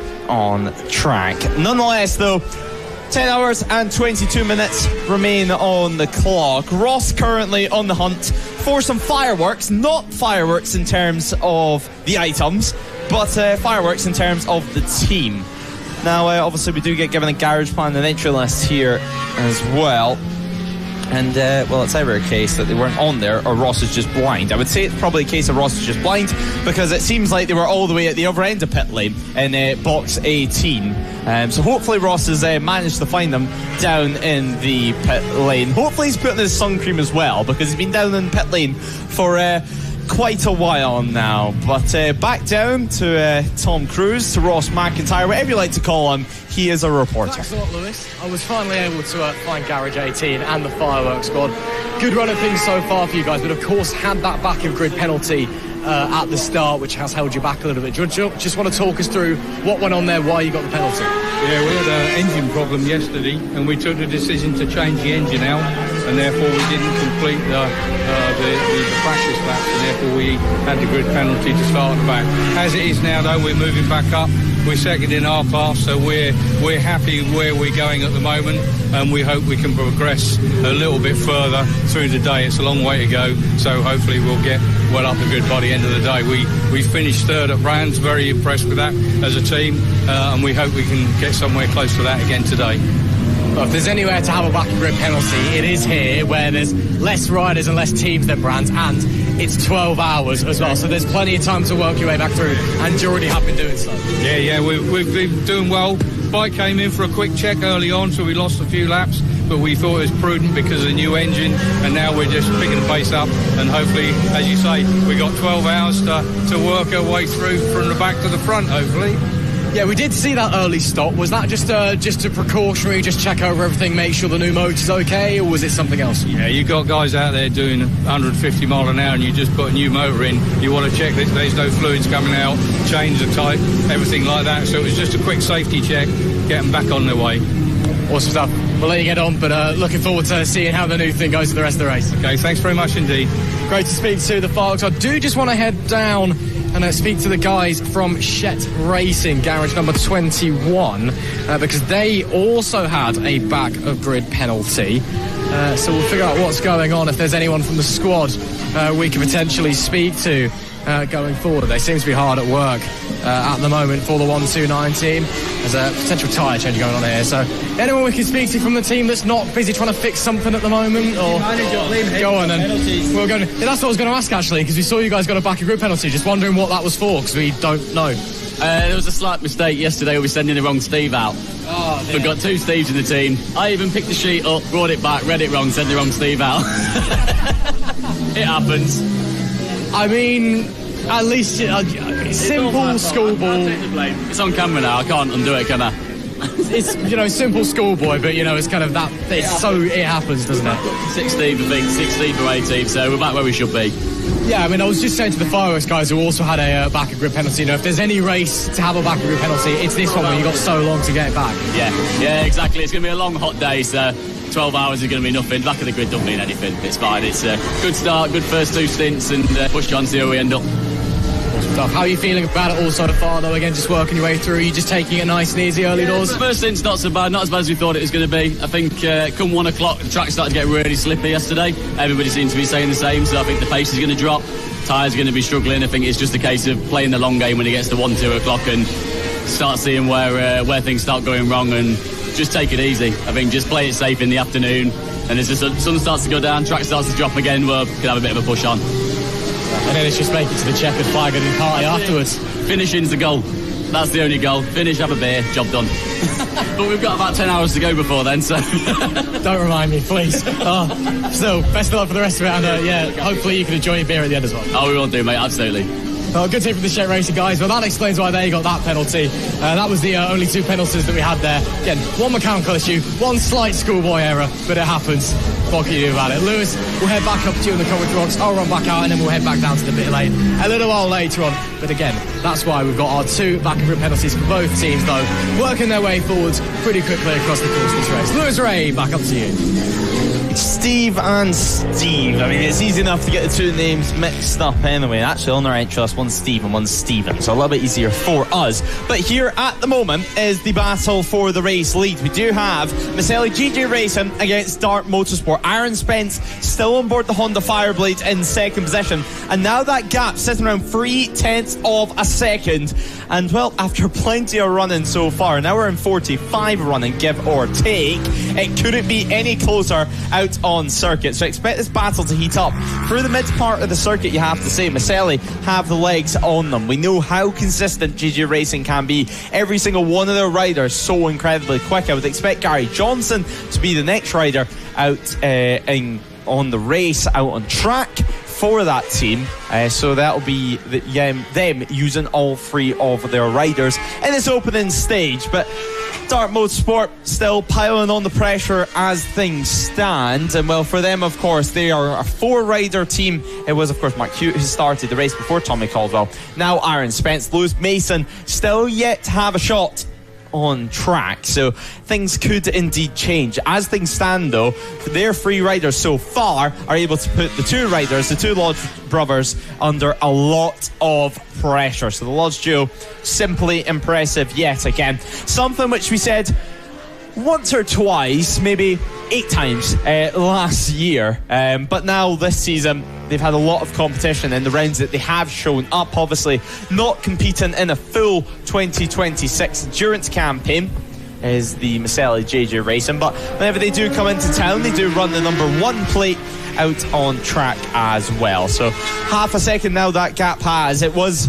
down to 2 tenths at one point, then it went back up to 7 tenths, then down to 3 tenths, now 5 tenths. It seems just to be fluctuating every single time we cross the line. Obviously, it seems like this is going to be a battle which will brew as the day does go on. But an incredible fight at the front of this race. 6-7 laps completed. Definitely some good running for them. A 131.5 for Maselli, a 131.7 last time around for Dart Motorsport, so losing 2 tenths, which is why that gap has risen ever so slightly. But still, this is exactly what we wanted to see, and luckily Ross has rejoined us up in the commentary box, and lucky for everyone at home as well, as shades, I can tell you, are now off. But Ross, a great fight at the front of this race so far. Half a tenth separating Maselli JJ Racing and Dart Motorsport. I've just put the shades back on just because you said that, Lewis, even though I don't need them in here. Yes, very, very tight up the front of the pack again. Went to speak to the Dart guys, as you'll have seen. They're really happy with how things are going so far. They're really happy with the start. They're really happy with the stint. They're really happy with the pace as well. So I think they're essentially just playing their game. Their game plan in terms of how they're starting to fight Maselli JJ Racing is that we're just going to stick to our guns and do what we're going to do, and you can do whatever and respond to us, essentially, even though they are on a very different strategy. That number 1 squad, of course, with that bigger endurance fuel tank on it, they can go longer with the fuel naturally, even if they're pushing it. Is that a move on the run through the big right-hander down at Church? I don't think so, and I think they're going to just stay in the status quo for the time being, and they will push onwards through Rocket In and Rocket Out. Nice and simple. They're really awesome part of the racetrack. I know a lot of people don't like Rocket In that much. I think it's such an awesome corner, because you come in at a fair old rate of knots, you get this thing right slowed down, you're going uphill, it's slightly off camber, you're all the way over to the left-hand side. I think it's awesome. I think it's a real test of rider skill through that left-hander. Then you've got to quickly flick it back over to the right as well to get round Rocket Out as well. I really like that section. I think it's a lot of fun. This gap now has indeed risen. It shows 2 tenths on our timing screen, but expect next time around, once they actually cross the line yet again, and the time screen needs to update, for that to be around 1 second or so. So now we're looking at 3-2-1. Harping Horsepower, they've entered the pit lane yet again, and jumping off the bike is Keith Richardson. And now we wait to see who's going to come out. If it's going to be Chris Degg, I would imagine probably Chris Degg's going to be the next rider to have a shot out on circuit and to have his turn taking the reins of that. Ahead of this weekend, actually, on our entry list, they were all shown as TBC. So it took a little while for them to actually pick their riders for this round. But yeah, it is going to be Chris who now heads out on the 3-2-1 machine. He, of course, sits P11 with their team in the total order, so some good running for them so far, on the edge of the top 10 overall. But of course, as things stand, and we look at class position, they do sit P5 in the National 1000 category. And actually, it's quite unlucky for them, because the National 1000 category, the ACU class, has been so competitive this round. And whether it be any other weekend, it might be a case where you have a few extra National 600s running up there. I mean, there still is some, most notably, as we mentioned, Moto 46.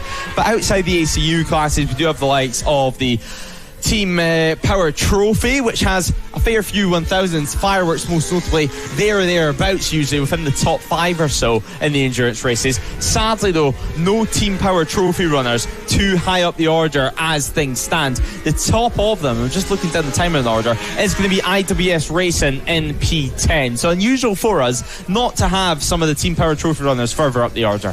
I mean, it is in essence the same class as the ACU National 1000, just slightly different. The ACU National 1000, of course, considered the slightly more prestigious category out of the two, so you do typically see stronger teams up at the front from there. But the Team Power Trophy, normally you do get a fair few riders that are really, really quick, a fair few teams that are always there, always pushing onwards, but seemingly not here today, seemingly just struggling. And again, no full-on racing, that's not going to help things, but everyone just down the order just a little bit. Of course, Fireworks, a one-bike organisation that are coming from the back of the pack with that engine penalty, so they're already facing an uphill battle. 𝐔𝐿 Racing are seemingly just struggling for pace a little bit. They're 11 laps down now, and IWS lead the way.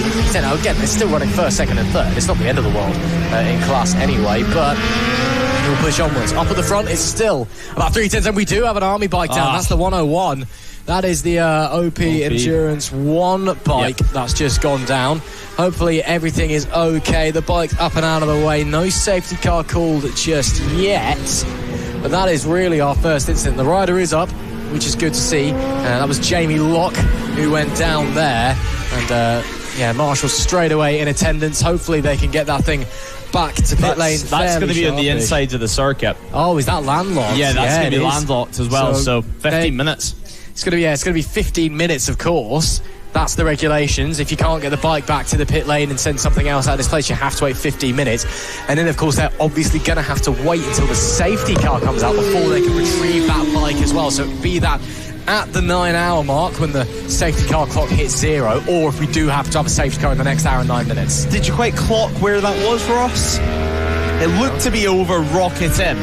And, well, you were just saying how much you loved that corner and how riders dislike it. And, well, I think we've just seen one of the reasons why quite a few people don't like Rocket Inn. Don't hate the player, hate the game. That's all I'm saying. I have my opinions, you have your opinions. There's a reason I'm not out there riding now in a commentary box talking about the race instead. So, we'll leave that one there, shall we? But, yeah, that's our first real incident of the day. We've seen a couple of people having moments here and there, but that's the first rider that we've seen off.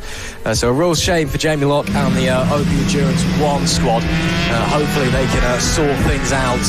And again, 11:08 start time for them. 11:08 start time. So they have been told. So that's when they got to wait till. So 11:08. So that's around about 15 minutes or so, or 15 minutes from the crash. But of course, to get that bike back, they will have to wait either an hour into 8 minutes, or hope there's a safety car before them, because they will need to wait for a safety car. A race control message: surface flag is being displayed at church for debris. Okay, so we got another surface flag at church there. That's turn 4, the big right-hander for debris. So, again, we did have a knee slider there earlier on. Could be something similar, could be a tear-off. Probably offline. If it was online, we'd probably have a safety car, and we haven't. So, the riders have been warned. It may be the same knee slider, potentially, as well. Maybe it's just become more of a prudent issue, potentially. So, we'll figure it out. But there is a surface flag. So, it's all kicking off here as we approach our mark number 2, because we've had a rider down, now we're having more surface flags. So this is getting pretty chaotic, Lewis. Yeah, Jamie Locke, not the title he would have wanted here today, becoming the first crasher of our 12-hour endurance. But you can see the flag on the light board there, just on the entry to Church. And while Church is one of the corners that you really do begin to build up the speed before this section over at school. I mean, just look how quick it is through there, well over 100 miles an hour, just trying to stay committed. And that's, if you remember right, it was Tom Caldwell who had quite a fast crash through school last year. Ended up smashing up his bike into about 3 or 4 bits, and I'm pretty sure it was ready for the skip straight after his trip to Anglesey. But have a look at Dart Motorsport as things stand, and well, they now have, of course, got ahead of Maselli GG Racing out on circuit and stretched that gap to 1.6 seconds. So incredible stuff for them over the last couple of laps. And just looking down over at their lap times, it wasn't a great lap last time around, back into the 132s, but apart from that, it's been low 131s for them. Now what Maselli GG racing is doing, and they haven't necessarily had an off lap. They've had a couple of slower ones. Their personal best lap of the race, a 1:31.50, that being done around 15 laps or so ago. But continuing on for this one, and well, we're edging towards the 2 hour mark, is yet another yellow flag there, ever so slightly. Maybe someone just running into the gravel, able to keep it up anyway, and not causing a yellow flag for too long. Obviously, yellow flag if it is your first time watching motorsport, maybe watching some family that is racing out on circuit here today at home, and no overtaking in that zone. You're meant to have quite a bit of caution as well, and if you do go down in the yellow flag zone, it is, let me tell you, a hefty penalty, to put it lightly. It's not just a slap on the wrist, but the lack of adhesion flag still out there on circuit over at turn 4, and actually a rider with his hand up in the air going through church there onto the back straight towards school.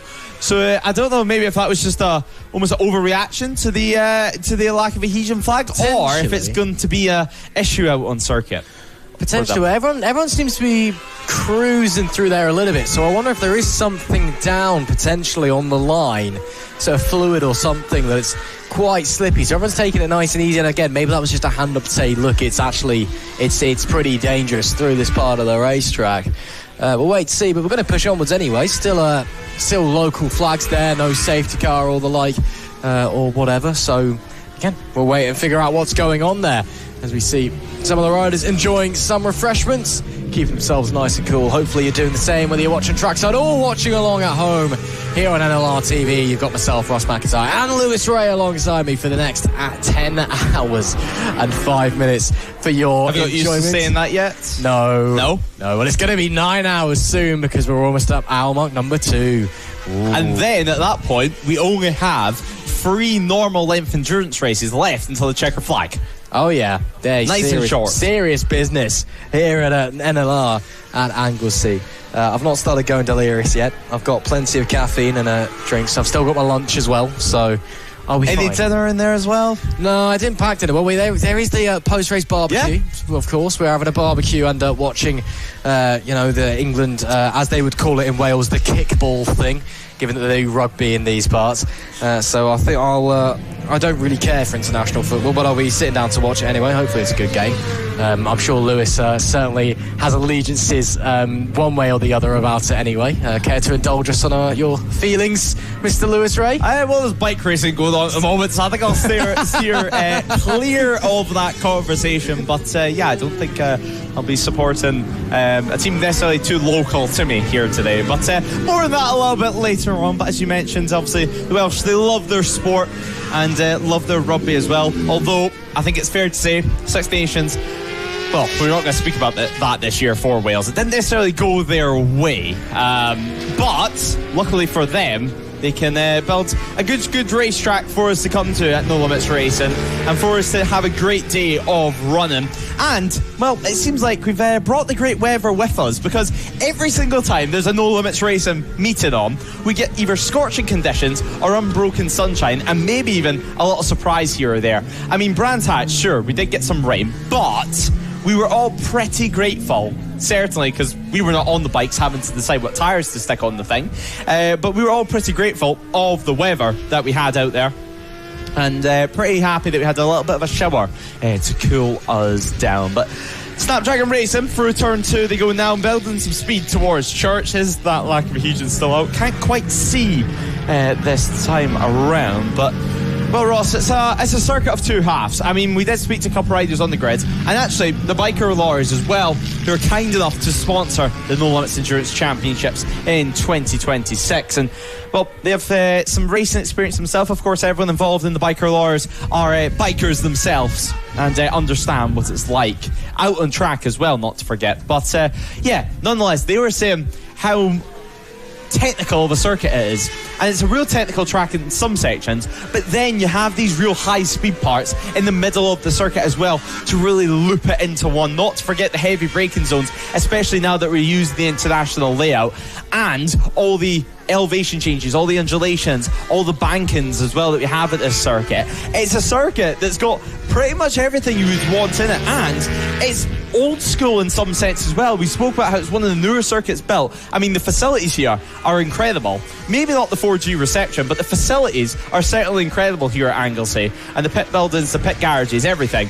Not too much gravel traps as well, which gives it that old school vibe to a circuit. I mean, we all love being here. It's a little bit quirky in some places. It's a little bit different. It's not near too much as well in terms of accommodation or in terms of shops, but it adds to the meeting. It adds to what is an exceptional venue, and well, everyone enjoys coming here, whether they like the circuit or not. It's got a bit of everything. It does, and it makes up for not really having any phone signal or a shop for 20 minutes by just the scenery. It has got to be the most gorgeous place or racetrack anyway in the UK. Maybe not a gorgeous place in the UK. I will say there's certainly some things up there for them. Oh, we got our second penalty. Short pit stop infringement, and this one's a big one. Get your calculator out, Lewis Ray. 16.43 seconds for Ride Culture Racing. So that's got to be what? 3.286 seconds. Wasn't horrendously far away. I did fail my maths GCSE, so you can never say never. But so they are the first. It's not massive in the grand scheme of things. It's not quite the second that we saw from. It was it Shetz Racing that had it earlier. So they're near together on circuit as well now. They are quite near together, P16. Yeah. And they are not technically fighting for position. They are technically in different classes, but they can still have a scrap and enjoy it nonetheless. But that's our next penalty that we got again. 16.4 seconds. Significant, but not race destroying, I think it's safe to say. So I'm sure they'll get over it and recover and can try and chase back down the lap times. But as I was trying to say before I got distracted, this place is absolutely gorgeous. As we do hit the 10-hour marker as well, 2 hours down, 10 to go here at Anglesey International. And as I was saying again, just a beautiful part of the world here, right on the coast on this gorgeous little island nestled off the northwestern quarter of Wales. And again, you can see boats in the background. You can see Snowdon over from the other side as well. It's just your beaches. It's lovely. I like this place. Puffins nearby as well. Yeah, there's a Puffin Island apparently, which Lewis said he might go visit. So there you go. When we're back next time, you can confirm for us for our I can next come back regular in September. Round, and talk to us about Puffin Island. I can get my either David Attenborough out and tell you all about it. But well, until then, we've got some a little bit noisier, a little bit bigger to enjoy, certainly. As fireworks now comes into pit lane. And well, when you do have one bike, certainly one advantage with these stops is it is always harder to have the likes of a pit stop infringement penalty, and that's, well, just simply because you've got all this work to do. You've got either tyre changes or fuel refills. Just checking over yet again there's no fluid or anything down there. But fireworks now heads back into pit lane, but a little chat for them, and now we can look back as the next round of pit stops do begin. Because right now, Dart Motorsport to continue to lead the way. We're just ticking over the 2 hours into the race. Less than 10 remain in this one. And as Fireworks leaves the pit lane to start yet another stint of running, we can look at how things stand with 9 hours and 58 minutes on the clock. Currently in the Biker Lorries National and No Limits Endurance Championships, it's Dart Motorsport who leads from Maselli JJ Racing. Motorsport set to remain in P3. Leading in class though is Northampton Lined Markins UK Fire Safety Ltd. They sit P4 and third in category. Randy Racing runs out top 5 with Full Throttle Racing, Proudfoot Racing, Double Trouble, Pack Racing and Lane Boys rounding out our top 10, and they're a few laps down overall, 4 or 5 laps down for them. So that's your top 10 as things stand. Things remaining nice and tight. Still 6 seconds separating our top 2 runners. They've just completed their next lot of running. But another little look at how things stand. Motorsport 6 now back onto the lead lap, and this is outside the top 10 now finally. PB Racing, IWS Racing, Snapdragon Racing, Harp and Horsepower. Shet Racing rounds out top 15. There's Ride Culture Racing, PP Racing. The first of those teams sit P16, P17.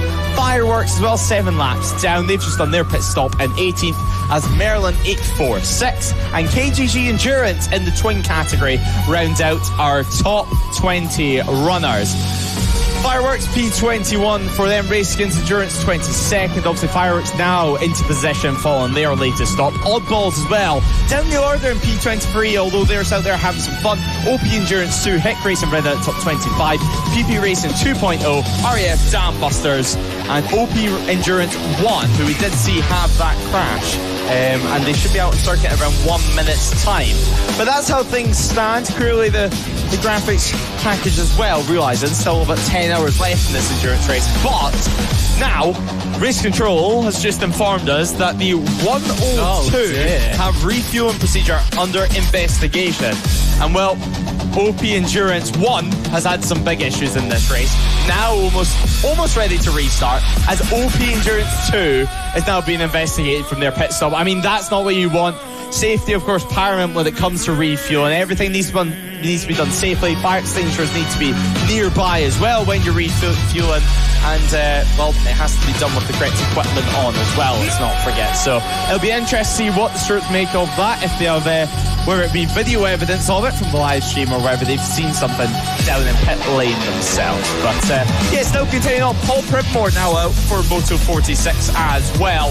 So they've done a rider change. There's the Dart Motorsport machine. There's your race leader. A 19.3 seconds of an advantage for them. And, well, back on circuit, or I say on circuit actually for the first time, is Gary Johnson. I was going to say back out on circuit. That's because it's normally just Jonathan and James Lodge out on track. However, this time Gary Johnson has decided to join them for some fun, or, well, I don't know if I want to call it fun, because on the grid he said if that's what you want to call it. So perhaps he wasn't necessarily looking forward to the long stints and long endurance races. I mean, for them, for Maselli GG Racing, no double stints as of yet. I mean, it makes sense in this early stages. Just gets everyone's first stint out of the way. And with them being the endurance team, we spoke about quite a few times, with them being able to run longer, it can start to feel like a double stint, even though it's just one stint out on circuit with how many more laps they're able to do. Absolutely. Did just see as well the Merlin 846 Navy and RAF squad coming in. Ethan Hall. Is that the right way round? It is the right way around, I think. Okay. Yes. No, it's just meaning with the inter-service aspect of it. But to be fair, there are official regulations. 102 team manager to Race Control. It's falling apart for the Army squad. This is why you just call yourselves the Army and not OP Endurance, because then it all falls apart. Are you saying it's pot's luck? Are you saying it's luck that's failed them on this one, or no? Superstitious? Superstitious. If you're an Army team, just call yourself an Army team. It's nice and simple, isn't it? No, to be fair, you raise a good point with the Merlin squad, because there are official regulations into who's supposed to go where when you've got the Army and everybody there, and then you've got the other services as well. I think it's Army, RAF, Navy in that order is the one in terms of like precedence and preparation of who you talk about first. I can't remember off the top of my head. I don't know why I know that, but I do. So there you go. Alan Lane for Pack Racing. He's just pulled into pit lane, and that's not for a penalty, so I'm not entirely sure what's going on. He went out a few moments ago. Has he come back into the pits? He must have done. They must be having a change. Yeah, it's a change now. Oh no, he's actually been out for quite a while, so they'll be sending, I presume, Alex Christophe out onto the circuit. And indeed, he does go out on his R1. 129 pit stop infringement, a 25.355 second penalty. It's getting serious now here at No Limits Racing and our biker lawyers endurance. That's Shet Racing, who've been done again for a pit stop infringement. Did they get done earlier? Yeah, they did. So they got a 1.3 second one earlier. Third penalty of the day, really. Yeah, and now, with a back of grid penalty, and now 26.74. That's essentially 5 seconds plus a couple of hundredths on top of it. Thank you very much for the calculations there, Lewis Ray. I may have failed my maths GCSE, but he clearly passed his maths IAs, so it's all okay at the end of the day. Well, maybe the look says otherwise. We'll wait to see. I don't take ours. Yes, we'll see how we're going forward on that one. Yeah, I mean, maths aside, 3 penalties in one day, certainly 2 penalties as such, not what you were wanting at all for the 129 squad. But yeah, Shet Racing not having the best days for themselves, and I'm sure there's a few words that maybe you could describe it as, but P17 as they stand for them. And 9 hours 50 minutes left on the clock. So, yeah, Ross, this group bunching up, and Paul Pridmore, actually, on the Moto 46 bike, right at the back of it. And just getting through, actually, is that Odd Balls Racing. Looks like number 2 that they're having the scrap with. And Double Trouble Racing, Ross. Let's not forget as well, they used to be JMJ Endurance, who we knew at the start of the season. Now they've done a change of team, and now, just to confuse us a little bit more, they're scrapping away on circuit, Paul Pridmore. Absolutely. Just seen a 𝐑𝐄𝐓𝐔𝐑𝐍 coming in on the live stream chat, who raises a spectacular point, saying it's not OP endurance, it's probably op endurance, as in operation endurance. That would make so much sense. I guess we'll find out. We did just actually have the 102 team manager walking into the commentary box thinking it was race control, which has happened a couple of times this weekend, actually, so I could have asked him then. I mean, we're right at the top. Yeah, we are. Well, it says as well that they put signs up that says top floor, or it's upstairs with arrows pointing upstairs, and then they've got the same sign that's supposed to be pointing into where race control actually is, but it kind of looks like it's pointing up the stairs to the commentary box. And expert on signs, Ross McIntyre. You know, I take my signage very, very seriously. You know, the people need to be directed in efficient ways. Have you got a favourite sign? Oh, that's a good question. Do I have a favourite sign? I quite like a give way, actually. I think it's a very it's really nice and ergonomic, and it does what it says. You don't need the text on it. In terms of actual good design, the school kids sign, where it's like, you know, you need to slow down because the school kids. Anyway, moving on. 9 hours, 50 minutes left on the clock. I did regret asking that after about 5 seconds of an explanation. We can go back to it in a couple of hours. Yeah, exactly. I'll have a think. Right now, Odd Balls Racing still continuing their running out on circuit. And well, we did speak about them earlier on because it's not been the race they were hoping for at all. Obviously, every single time we do end up speaking to Odd Balls, they do seem just to be out there for some fun. They'd have no real expectations going into the day, although I'm sure at the back of their minds they've got to. Right now, though, having a look again at Maselli JJ Racing, their team heading back to the pit box for the time being. Obviously, Gary Johnson on board it, and just having a little look at his lap times, he's been around the 132, 131 bracket as things stand. So lap 83 for him so far. And well, we're just ticking it by 11 a.m. in the morning. So this will be our final stint, you would imagine, for these riders in the morning before they next head out in the afternoon, providing no mechanical issues, no real issues for them. 𝐔𝐋𝐓𝐿 Racing as well, they've came back into the pit lane. That's a scheduled stop, however. They've been out for, well, quite a while now. About 25 laps they've been out, which for a multi-bike team is pretty impressive for them. But on to lap 77, actually. Just looking at that, it was planning on being a double stint for Stephen Ryan. Stephen Ryan came in on lap 73 and then he came back out again, lap 74, spent about 2 minutes or so, 20 seconds or so in the pit lane. Obviously, we've seen them receive a pit lane infringement penalty. Then 5 laps later, 𝐔𝐋𝐓𝐿 Racing back into the pit lane. So what was meant to be one of our first real double stints of the race hasn't gone to plan at all. And now Stephen Ryan may be running into a few mechanical issues with that machine. Well, that's the only thing you can really think about it potentially being, isn't it? Is there some sort of issue with the bike, or maybe he started to get a bit of an ache and a pain and suddenly thinking, actually, I can't really do this. I'm going to come in now with, you know, pulled a muscle or got a, you know, getting some serious arm pump going or something like that. All are very possible. So we'll wait to see. Maybe we'll have to send somebody down to ask them in a little while and ask them why they keep getting penalties as well. That's 3 this weekend now for 𝐔𝐋𝐓𝐿 Racing. 2 pit stop infringements and, of course, the back of grid penalty.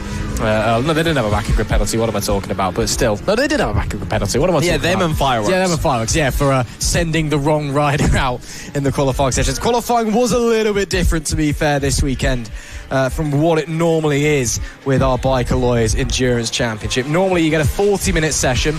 You send out everyone you got at some point during that 40-minute session, and then your grid is decided by the best time, or the average lap time, should I say, from all 4. So you added, 2, 3, 4 laps together, whatever, of your best time from each of the riders. They then go together, you get an average best time, and that decides your grid. Similar here, but instead of one 40-minute session, there were 4 sessions for riders A, rider B, rider C, rider D, and you sent somebody out in every single one of them. It was all a bit confusing, and it clearly got the wrong Steve out on track at the wrong time, shall we say. Well, that was the official reasoning anyway. Maybe there was something else they weren't letting in on. But yes, they need to stop getting penalties. Third one of the weekend now, and we're not even 3 hours a regular Biker Lawyers endurance race into this one yet. It's a long way to go still. Yeah, as you mentioned, the qualifying that took place yesterday, it was Mark Hewitt, who pretty much, I think it's fair to say, helped obviously it's a team effort, but helped Dart Motorsport massively to get that pole position. That was thanks to a 129 that he set, 129.556. Simply astonishing time to be set in here at Anglesey. And that, with all the averages put into the equation, gave them a 0.4 of a second gap. So their average time came out to about a 130.5 and then a 130.9 for the Northampton Line Markins UK Fire Safety Ltd team. So P1, P2 and P3, all national 1000s in qualifying. Obviously Moto 46, top of national 600 runners, and they were about 1.4 seconds slower in qualifying. But all in all, I mean, the entire field, barring entire top 20, let's just say, separated by less than 10 seconds, which with all the different classes considered, with all the different abilities and experience considered, still a very, very close field when you have 4 or 5 riders out there in circuit. Certainly will be. Just a reminder as well, 45 minutes away from a mandatory safety car if we don't get one beforehand. Of course, there is a 3-hour safety car clock. So that means that somebody like Jamie Locke, whose bike is stranded up the top of the circuit as it currently stands on the landlocked on the inside of, or outside technically, of Rocket Inn. That means that they can go and be collected. That's why we are having a safety car clock. It's literally just so we can go and rescue landlocked bikes, essentially, should they need to become and picked up. So if we don't have a safety car in the next 45 minutes and 7 seconds, it will head out. I believe we do have a safety car camera this weekend as well that looks back, so we can hopefully get some excellent footage of some bikes behind said safety car. Glentor will be pushing the Audi to its limits, but not quite as hard as our riders are pushing their machines to the limits underneath them as well. It is still Dart Motorsport out there that are pushing their way round. Just had a message coming through from Race Control. The 102, warning given for team personnel to be further away from machine when refueling. So that is the second army bike. So I guess somebody was probably a bit too close in non-fire resistant clothing, and yeah, probably just a little bit of a slap on the wrist, don't do that again situation.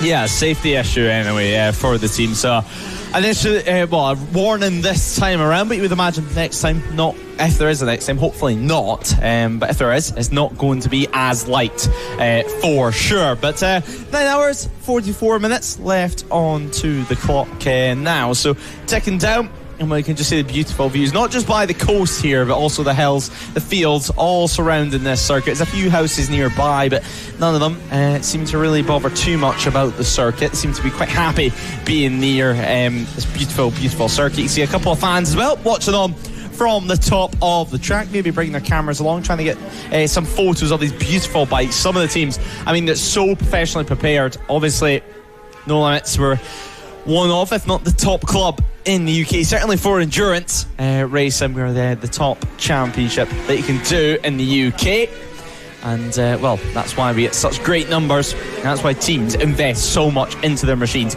Certainly when you start looking at some of these well prepared, this incredible one bike teams with fast refueling systems and quick release systems, just trying to get everything done as fast as possible. That's when you realise just how impressive this championship actually is. Meanwhile, the teams which have multi-bikes, the reason why we have that is it's a good opportunity for us just to be able to have the riders that usually take part in sprint racing, especially during a normal weekend where we have sprint racing as well as the endurance race. It gives them a good reason to bring their bike out yet again and to get extra track time, A, on the circuit, B, on their bike, and C, it gives them another reason to enter in the race weekend. So now though, making our way through the back end of the circuit, now back towards in turn 2, just trying to keep things pushing on. Now that's going to be 277 of Double Trouble. Now, they've had a good race so far, been slowly chipping away. It's been one of those races, Ross, and well, we actually seen it last time as well, and it's actually, well, having to watch OP Enduro number 1. That's the 101 machine. Obviously they crashed quite a bit ago now, but the rider just having to watch on lock, just having to enjoy the racing out on circuit for the time being. Hopefully he can get back to the paddock during the safety car period, otherwise it's going to be a long 9 hours out there on track. But yeah, as we were saying, it's an incredible venue, obviously super accessible as well, this championship over the past couple of years. It's really grown in numbers as well as the Biker Lawyers No Limits Endurance Championships. But School coming through now, such a quick corner back at the front as well. Just a little reminder, Dart Motorsport continues to lead a 10-second margin, while further back down the order we have quite a few pit stops going on, that being Full Throttle Racing. Obviously, Ross, you had a chat with Lewis Smart, who was kind enough as well to offer a bit of a sandwich to you, but now it looks like Nicky Williams coming on board that bike and heading out of pit lane for them. So they entered pit lane in about P6, as it would seem. Randy Racing just ahead of them on track as well. So Full Throttle Racing, they're having a good race so far, and hopefully no technical gremlins for them, because if we cast our minds back to, for example, round 2 at Donington Park for Full Throttle Racing, Lewis Smart had I think it was a brake issue over at turn 1, and it lost the team a lot of times, and they ended up leaving the pit lane before the 15 minutes were up, and then they got handed a massive penalty. So if anything like that happens during this 12 hour, they at least have experience of what happens when you do it wrong, as one of the OP teams does come into pit lane now. Yes, it was, how do we say this? A bit of a whoopsie, that one from the squad is how I think I describe it, from the 22 team, of course, competing in the ACU National 600 category, and making a good job of things as well. So despite those problems at Donington Park, did still wind up with 8 points to their name, and back here, of course, with the 12 hours. It should be a lot of fun to see what they're able to do. Again, some great riders in that team. The likes of Nicky Williams, Lewis Smart, as we already mentioned, Simon Aldridge as well. It's certainly a very quick peddler out there on the track. As we see, that is the 102 Army bike that's come back in, making sure that they're not getting any penalties for refueling or anything on this occasion. I wonder if that's someone on the social media. You could see somebody filming from the front there in shorts and a t-shirt. Of course, I don't know if you were aware of this. Fuel is quite flammable, and it can catch fire. That is a thing that can happen. So yes, no wonder they got a talking to if someone was in your shorts and t-shirt. It was a little bit too close for comfort earlier on. Again, the team manager did accidentally come into our commentary box earlier on, thinking it was race control, when it in fact was not race control. But still, it was fine. It was fine. There were no problems whatsoever, and they can all push onwards as well. So we'll wait to see what is going to be happening further down the line. 9 hours 38 left in this race, and we wait to see how it's all going to unfold further down the door. But it's been a great race so far, and again, you've got myself, Russ McIntyre, Lewis Ray alongside me. He's going down to the pit lane. Hopefully we'll catch some interviews from him in a moment. And of course, any questions, do stick them into the live chat here on NLR TV. I know we don't normally look at it, but quite frankly, we've got 9 hours and 38 minutes left to fill. And Mr. Mark Neitz just walked into the commentary box. I'm not going to put him on, but I am going to say hello and let the world that he has blessed us with his presence, and running a very successful event once again. He's looking at me like he wants to speak to me. Is there a problem, or have I done something wrong?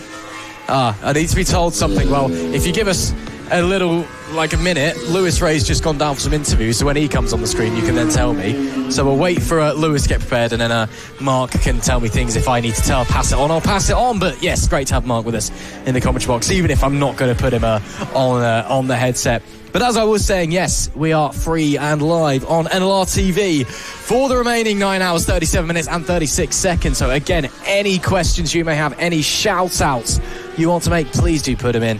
Me and Lewis will be for a change, keeping an eye on them anyway. Of course, on the subject of shout-outs, I know Lewis already shouted them out earlier, but Phil and Michelle, hope you guys are doing well. Hope you're getting well soon. I know you'll be watching along. And of course, that does include, within a shout-out to them, a big shout-out to all of our marshals that are here with us this weekend. The Orange Army that follow us up and down the country. They always do a spectacular job to ensure that we can go racing as safely as possible, and that in case of an incident, riders get all the assistance that they may need. So a big thank you to all of them, all the medics as well. Hopefully we won't be seeing much of them here today and across the rest of the season, but again, very important that they're there, and in case there is a serious incident, they assure that everyone receives the utmost care available. So a big thank you to all of those guys as well for, well, hopefully doing nothing for the rest of today, but certainly sitting in what's probably quite a hot ambulance. I can see one from the commentary box window, and it looks like they're enjoying the racing for the time being. It sounds like Lewis Ray has found a couple of people down in the pit lane. I don't know if he's got shades on. We'll find out momentarily. No, he's been boring. Lewis Ray, what do you got for us? Thanks for that, Ross. Down here in pit lane at the moment, and well, we're just going to pop our heads into the RAF Dam Busters box, and whoever wants to have a quick chat with us. But as things stand for RAF, it's been a decent start to the race for you guys. Not a terrible amount of drama, not as much drama as what the Army guys have been having further down the pit lane. But how's the first stint been for you guys? Yeah, it's been pretty good, to be fair. Everyone's steady away, everyone's doing consistent lap times, so we're not quite where we want to be, but it's a new bike for the team. We're doing a single bike this year, so it's all just about finishing the race really and working as a team to get it all sorted. Yeah, it's just about making it to the end of the race. And well, we had a little look at one of your first pit stops that we've seen out on circuit. How did it go? How is it running one bike, having to do tyre changes, having to refuel as well down in pit lane? It's a lot. It's a lot that we've not really practiced or trained for, really. We only got the bike on yesterday. We got the bike here, so no one's really been through anything, and it's all sort of trial by fire. But it went all right, I think. We'll get quicker as it goes on. There's a few bits we need to change on the bike over the coming months for the next rounds, but hopefully we'll get quicker over time. Yeah, and what's been the biggest thing you've had to adapt to? Obviously, not just a single bike, but also changing bike completely. What have you got used to here at Anglesey? Well, for me, is going back to a 600 is a completely different way of riding. I'm used to the Fireblade, so it's a bit of a struggle getting used to having to use the power earlier for me. But it's nice the bike doesn't rip your arms off for 40 minutes. So it's interesting. It's hard work, but it's interesting. Well, best of luck, and we'll pop down a little bit later on to see how you guys are getting on. Lovely, thank you very much.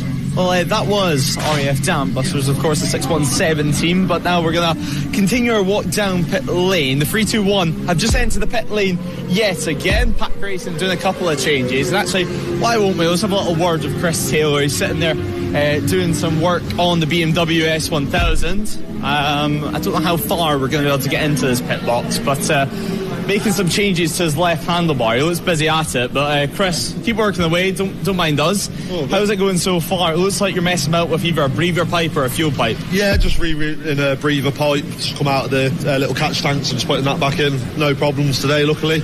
Yeah, no problems today, luckily for you guys then. 12 hours though this endurance race is going to last. I mean, how are you feeling so far? You're still early stages. Good so far. Yeah, it's going to be a long day. You know, anything can happen across the day for all teams, so just try and be consistent, and the aim is to get to the finish line. So no stupid moves, just settling. Yeah, and I mean, the aim is to get to the finish line. Obviously, first season for you guys here at No Limits Racing, but there's still got to be a little goal there somewhere, surely, position-wise, whether it be top 15 overall, maybe even towards the top 10. What is that ultimate position goal? We seem to be running top. We're in 9th at the moment, so we're in the top 10. Like to stay in that, maybe try and edge up a little bit. Realistically for us, I think we're going to be 4th in class with what we can see so far, but like I say, you don't know what's going to happen through the day. Yeah, exactly. I mean, still a long way to go. What are you expecting to be really tough as we get into the latter half of the race, or even the mid part of the race? Yeah, probably the mid. For me, I'm going to say mid, sort of temperatures and stuff, but towards the end of the day, it's going to cool down a little bit. I think everyone's pace is going to drop off a little bit towards the end of the day. So, yeah, the afternoon's going to be the tough bit, to try and keep getting water and food in and Yeah, exactly. Just keep hydrated, keep yourself ready for the next stint. Obviously, picking the BMW S1000 for this endurance race as well. What was the thought behind that? Obviously, you do have an F900 sitting in the garage as well, but using the proper animal of your to your expense. It's just lap times on this. I can do 50, 55 minutes on this, half decent pace.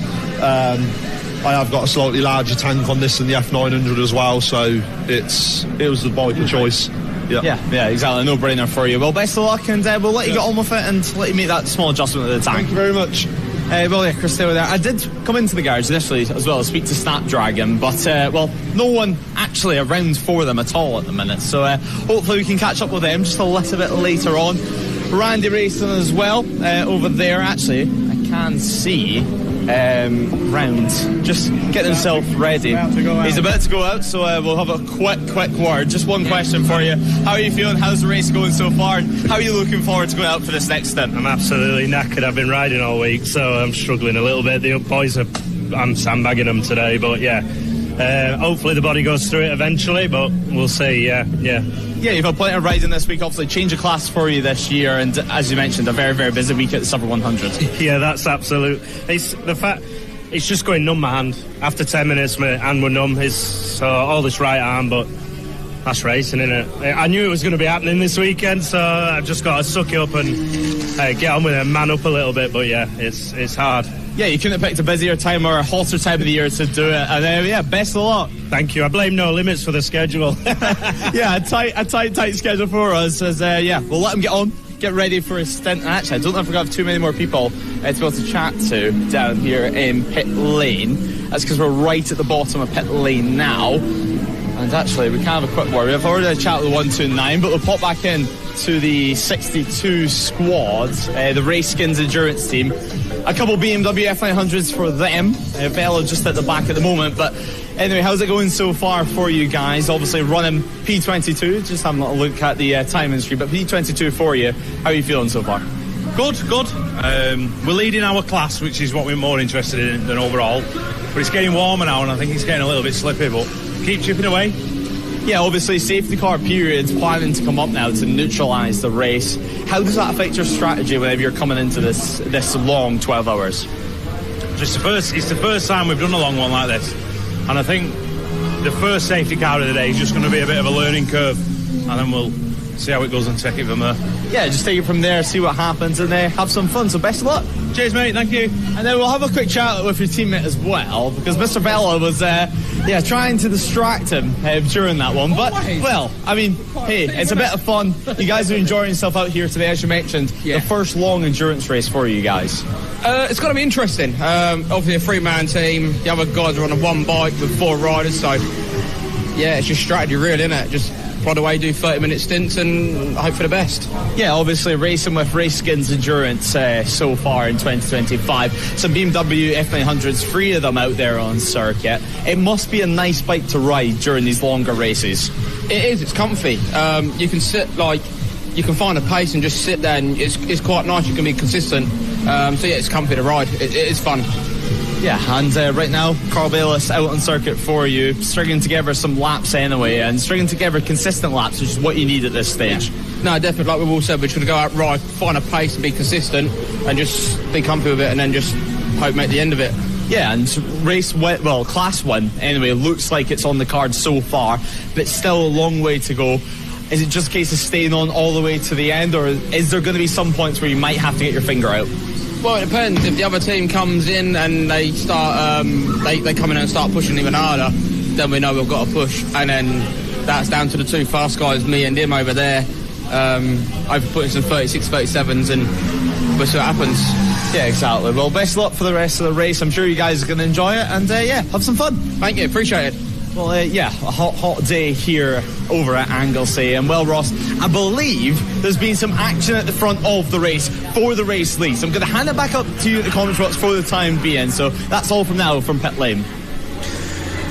A big thank you to our Scottish correspondent in the form of young Lewis Ray for that one. Yes, there has been a change for the lead of the race. Maselli JJ Racing now 3.5 seconds clear of the 92 Dart Motorsport squad. You will have seen as well down at the bottom of your picture A planned intervention at 11:45. That is going to be the first of our safety cars. That's 11:45 local time in British summer time, so about 9 minutes away. It's a little bit early. It's 15 minutes early, so the safety car clock will not yet have finished, but I think they just want to go and get that bike from the info. That's what Mark Me came up to the commentary box to tell me about.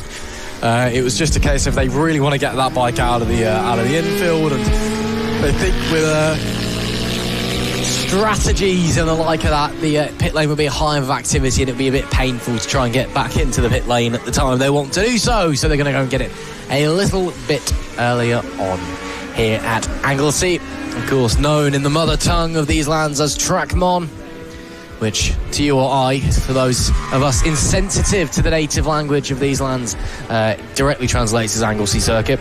So yeah, there you go, learned a lot there. That's one of the few Welsh things I know how to say, alongside hill, good morning, and stop or slow, which is all over the roads, isn't it? So you get used to that one. Araf is slow, which I'm sure you're all familiar with. Bryn is hill, which if you're a fan of Gavin and Stacey, that one's seared into my brain from again, Bryn means hill. There you go. So anyway, 9 hours 26 and 20 left in this one. At 9 hours and 15 left, we will get our first safety car. That is, of course, slightly earlier than anticipated, but part of the planned safety car clock to go and rescue the stranded bike of Jamie Locke from Op Endure number 1. That's one of the Army teams.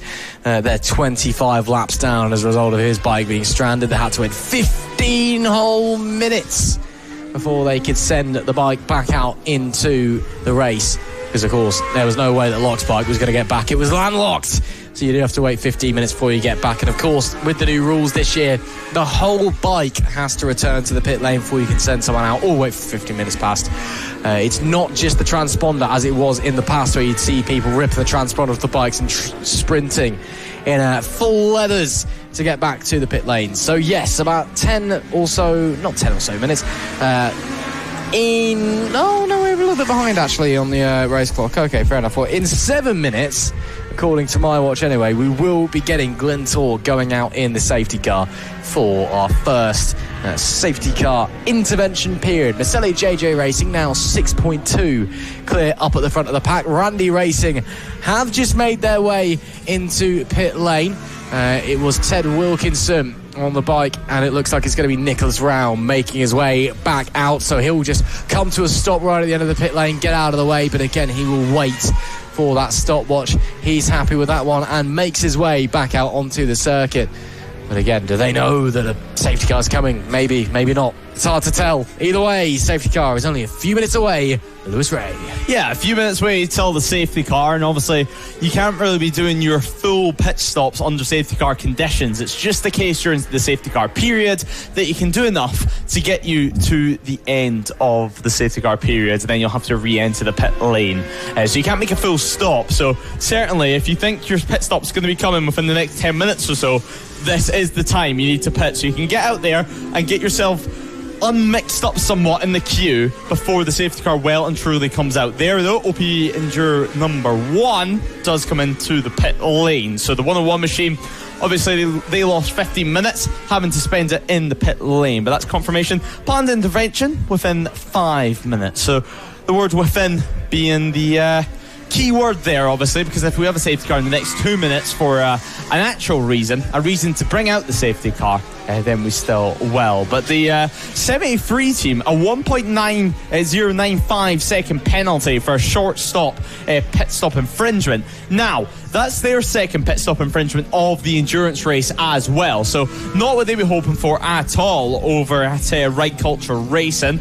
Hopefully for them, they can work out the stopwatch time, because their first one was much, much bigger. It was just over 16 seconds or so, their first pit stop intervention penalty. Now this one, just over 1 second. Heck Racing as well, they're getting ready to leave pit lane and to do yet another stop. The 53 of KGG Endurance also into the pit lane for themselves. But well, Ross, the pit pit stop, the safety car intervention, if you want to call it that, to neutralise the race essentially. It also gives a chance to get bikes that are maybe landlocked away from the circuit, and also gives a chance, if needed, to give the marshals a little bit more refreshments as well, because of course without them, racing cannot happen. Make sure you head over to the No Limits Racing website or get in touch with Paula if you want any chance of getting yourself involved with the club. It's a friendly bunch over here at No Limits Racing. I'm sure we would love to have you along. Maselli JJ Racing, though, still lead the way as Dart Motorsport enter the pit lane. So second place runners now in the pit lane. Tommy Caldwell is going to be the next rider to head out onto track. So that is going to be a change for them. And it looks like Lewis Mason, his first stint is over. There's been no real mistakes so far from the certainly top 5 teams. They've been so impressive to be this consistent. I mean, let's keep in mind, Ross, we're now edging towards the time where we'll be looking towards the last 20 minutes of the endurance race. Now, still well over 9 hours, and still the teams, it shows they're entering this one with a level head. Not even a quarter of the way through this one. Be interested to see what the Maselli JJ Racing squad do if they come in, maybe just for a quick top-up of fuel. They certainly have the time to do so, in terms of they've got enough gap behind them, but time's running out before that safety car is going to be coming out. So, again, if they've got plenty of fuel left in the tank and they're happy with what they're doing, they don't need to worry, then they can just stay out. I would probably be thinking about coming in, just chucking a little bit of fuel in the bike, just to be on the safe side of things, especially if you catch the safety car in the right place. The Dart Motorsport bike is going to be closing into you, so things to think about, things to discuss there. As we can see, somebody getting ready to head out of the pit lane. That looks to be the number 21. It is the 21. That's the Northampton Mine Larkings UK Fire Service Limited bike heading out onto the racetrack, or Fire Safety Limited, should I say. Mark Royal getting ready to head back out onto the circuit, I believe that was. So the hill push onwards, and now we wait to see if anybody else is going to be making their way in, and we wait to see if that safety car is going to be coming out. 73 Ride Culture Racing has already discussed a 1-second penalty for them for a pit stop time infringement. So, I mean, that's what, 0.2 of a second too quick. We're talking very fine margins here. They're pushing the envelope on what's allowed, which, as a racing team, you should. That's the whole point of this sport, is to push the envelope and shave time away. And, they got slapped on the wrist with it. But again, it's a second with 9 hours and 20 minutes left on the clock. I don't think it's going to cause them too much concern. Yeah, I don't think it's going to be too much of a bother, you would imagine, at this stage of the race. And, well, Maselli GG Racing, they're going to be looking towards this intervention, which is planned in less than 1 minute. So, Guntor, he'll be getting the Audi ready this time. Of course, a new safety car for us this year at No Limits Racing. But, yeah, getting ready for the pit stop intervention, the first this weekend, and it should be happening roughly every 3 hours or so. Or whenever Glenn gets bored. Well, yeah, it depends when he actually wants to go out on circuit. But no, doing a good job as always. Last couple of years we have been using the trusty old Jag as our No Limits Racing safety car at non-MSV circuits, that is. Now, though, this year, we have upgraded ever so slightly to a fancy new Audi. Wow, upgraded from a... Are you saying that Jaguars are bad, Lewis Ray? Wow. Oh, is that problems? That looks to be the 101 machine. So that's been stuck there for about 2 hours or so. Yes, that is the 101 machine for Jamie Locke. Yeah. You're right. I just saw a bike stopped. A safety car has now been called. So, he's been called. We're doing the windows up quickly. And then Glyn will get on his way. The lights will come on. And again, the new Audi, which Lewis Ray seemingly thinks is an upgrade because he hates anything built in the Midlands, apparently. Well, do they even build Jags in the Midlands anymore? Probably not, let's be honest here. But the true power of German engineering will take to the track, and we'll get... I'm not sure how long the safety car is going to last, I suppose, until they recovered that 101 machine, which is up just by the rocket section at the top part of the circuit. So Glyn just waiting for a good moment to head out onto the track, but of course safety car flags will be waving, safety car on the digiboards as well, so riders will know to back off. No more overtaking allowed even if the safety car isn't on the circuit Race itself control just yet. message, safety car deployed. And there we go, race control confirming for us that the safety car has been deployed, lights are on the roof, and we do have a safety car on board as well, so we can hopefully see some bikes nice and close behind as well. Well, it's trying its best anyway. It is just clamped onto the lights on the roof box, so it's... Yeah, I mean, not the best signal that you get here at Anglesey all the time, obviously. Not. Barely any phone signal around the circuit, so I think we're doing well to get a few corners at that anyway. But yeah, heading for church and found a safe place, and you can see it's not your race leader that's going to be the first bike onto the back of it. It's a case that, well, it's the first bike that simply goes onto the back of it once it's deployed. It's not a case of waiting for the race leader to come through. Simply just the first available and safe gap between the riders, and then everyone else will slot into opportunity. Now, you can see some of the teams down in pit lane, quite a lot of movement down in pit lane as well, whether it be a case of maybe some teams caught out by the safety car period, or whether it be a case of simply just waiting for a full-on change after the safety car period. Now though, heading towards the back end of the circuit over by Rocketon, and then Rockets out in a few moments time. But yeah, the safety car just neutralising things. They'll wait for pretty much the entire field to come onto the back of it, and then we can hopefully recover the one-on-one machine. Fingers crossed anyway, as I have been informed by 𝐑𝐄𝐓𝐔𝐑𝐍, who's turning into an absolute legend in the live chat, to tell me things. The Jags are still built in the Midlands. Apparently they're built in Coventry. They've got the EV site up in Liverpool. Of course they do. So at least, again, we do still build something in the UK, which is always a pleasure to see. And that's one of the PP Racing bikes. Was that getting wheeled back into the pit lane? Yes, the 48, the PP Racing 2 bike. Well, we have two bikes in pit lane, the PP Racing 2.0 and the OP Endure 2 team. So they're going to struggle right now with the safety car being out to actually get back out there on circuit. Yes, that's going to be a bit problematic for them. Recovery van, I'm assuming, is on its way for that 101 bike. No, it's not actually yet, because not everyone's caught the back of the safety car queue. Again, if you're low on fuel and you weren't anticipating this, well, it was on TSL Live Towing. They were told we're going to be sending a safety car out at this time for the intervention period. You should prepare yourself. If you're struggling a little bit on fuel, you're probably going to be a little bit annoyed at the moment, trying to figure out what's going on. And, well, we'll wait to see what they've got in store. But safety car well and truly out there. I think it's the 𝐔𝐿𝐶𝐓 bike that's caught the front of the queue, I want to say.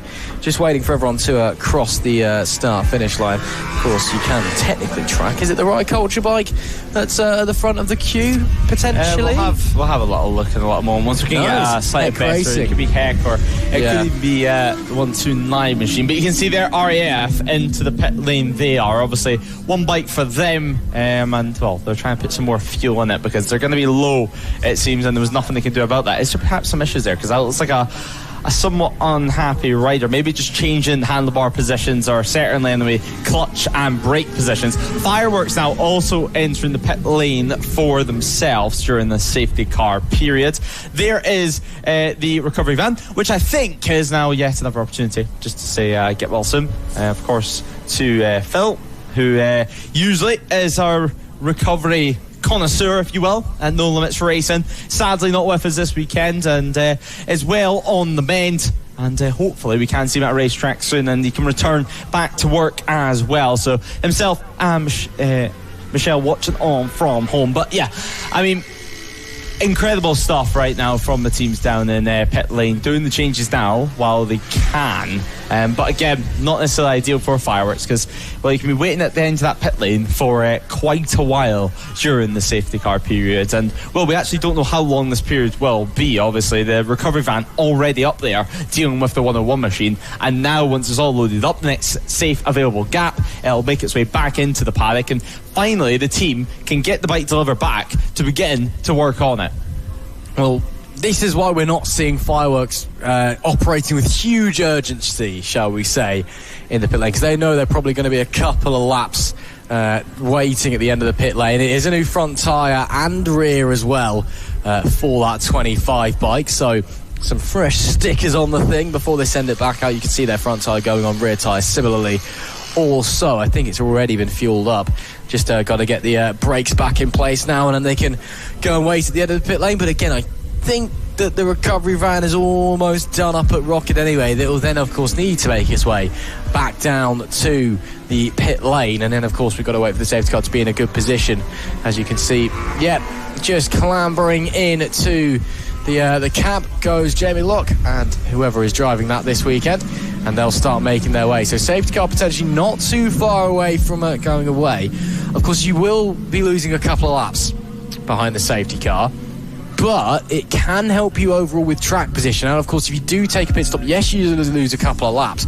But, Lewis Ray, when other people are coming into the pits later down the line, you're going to be at racing speed. You've got chances to catch them, to overtake them. So even though initially you lose time pitting under a safety car, in terms of the long game, it can actually be quite a shrewd move to pull out, especially if the safety car isn't particularly long. It's been out for 6 minutes at the moment, so a couple of laps.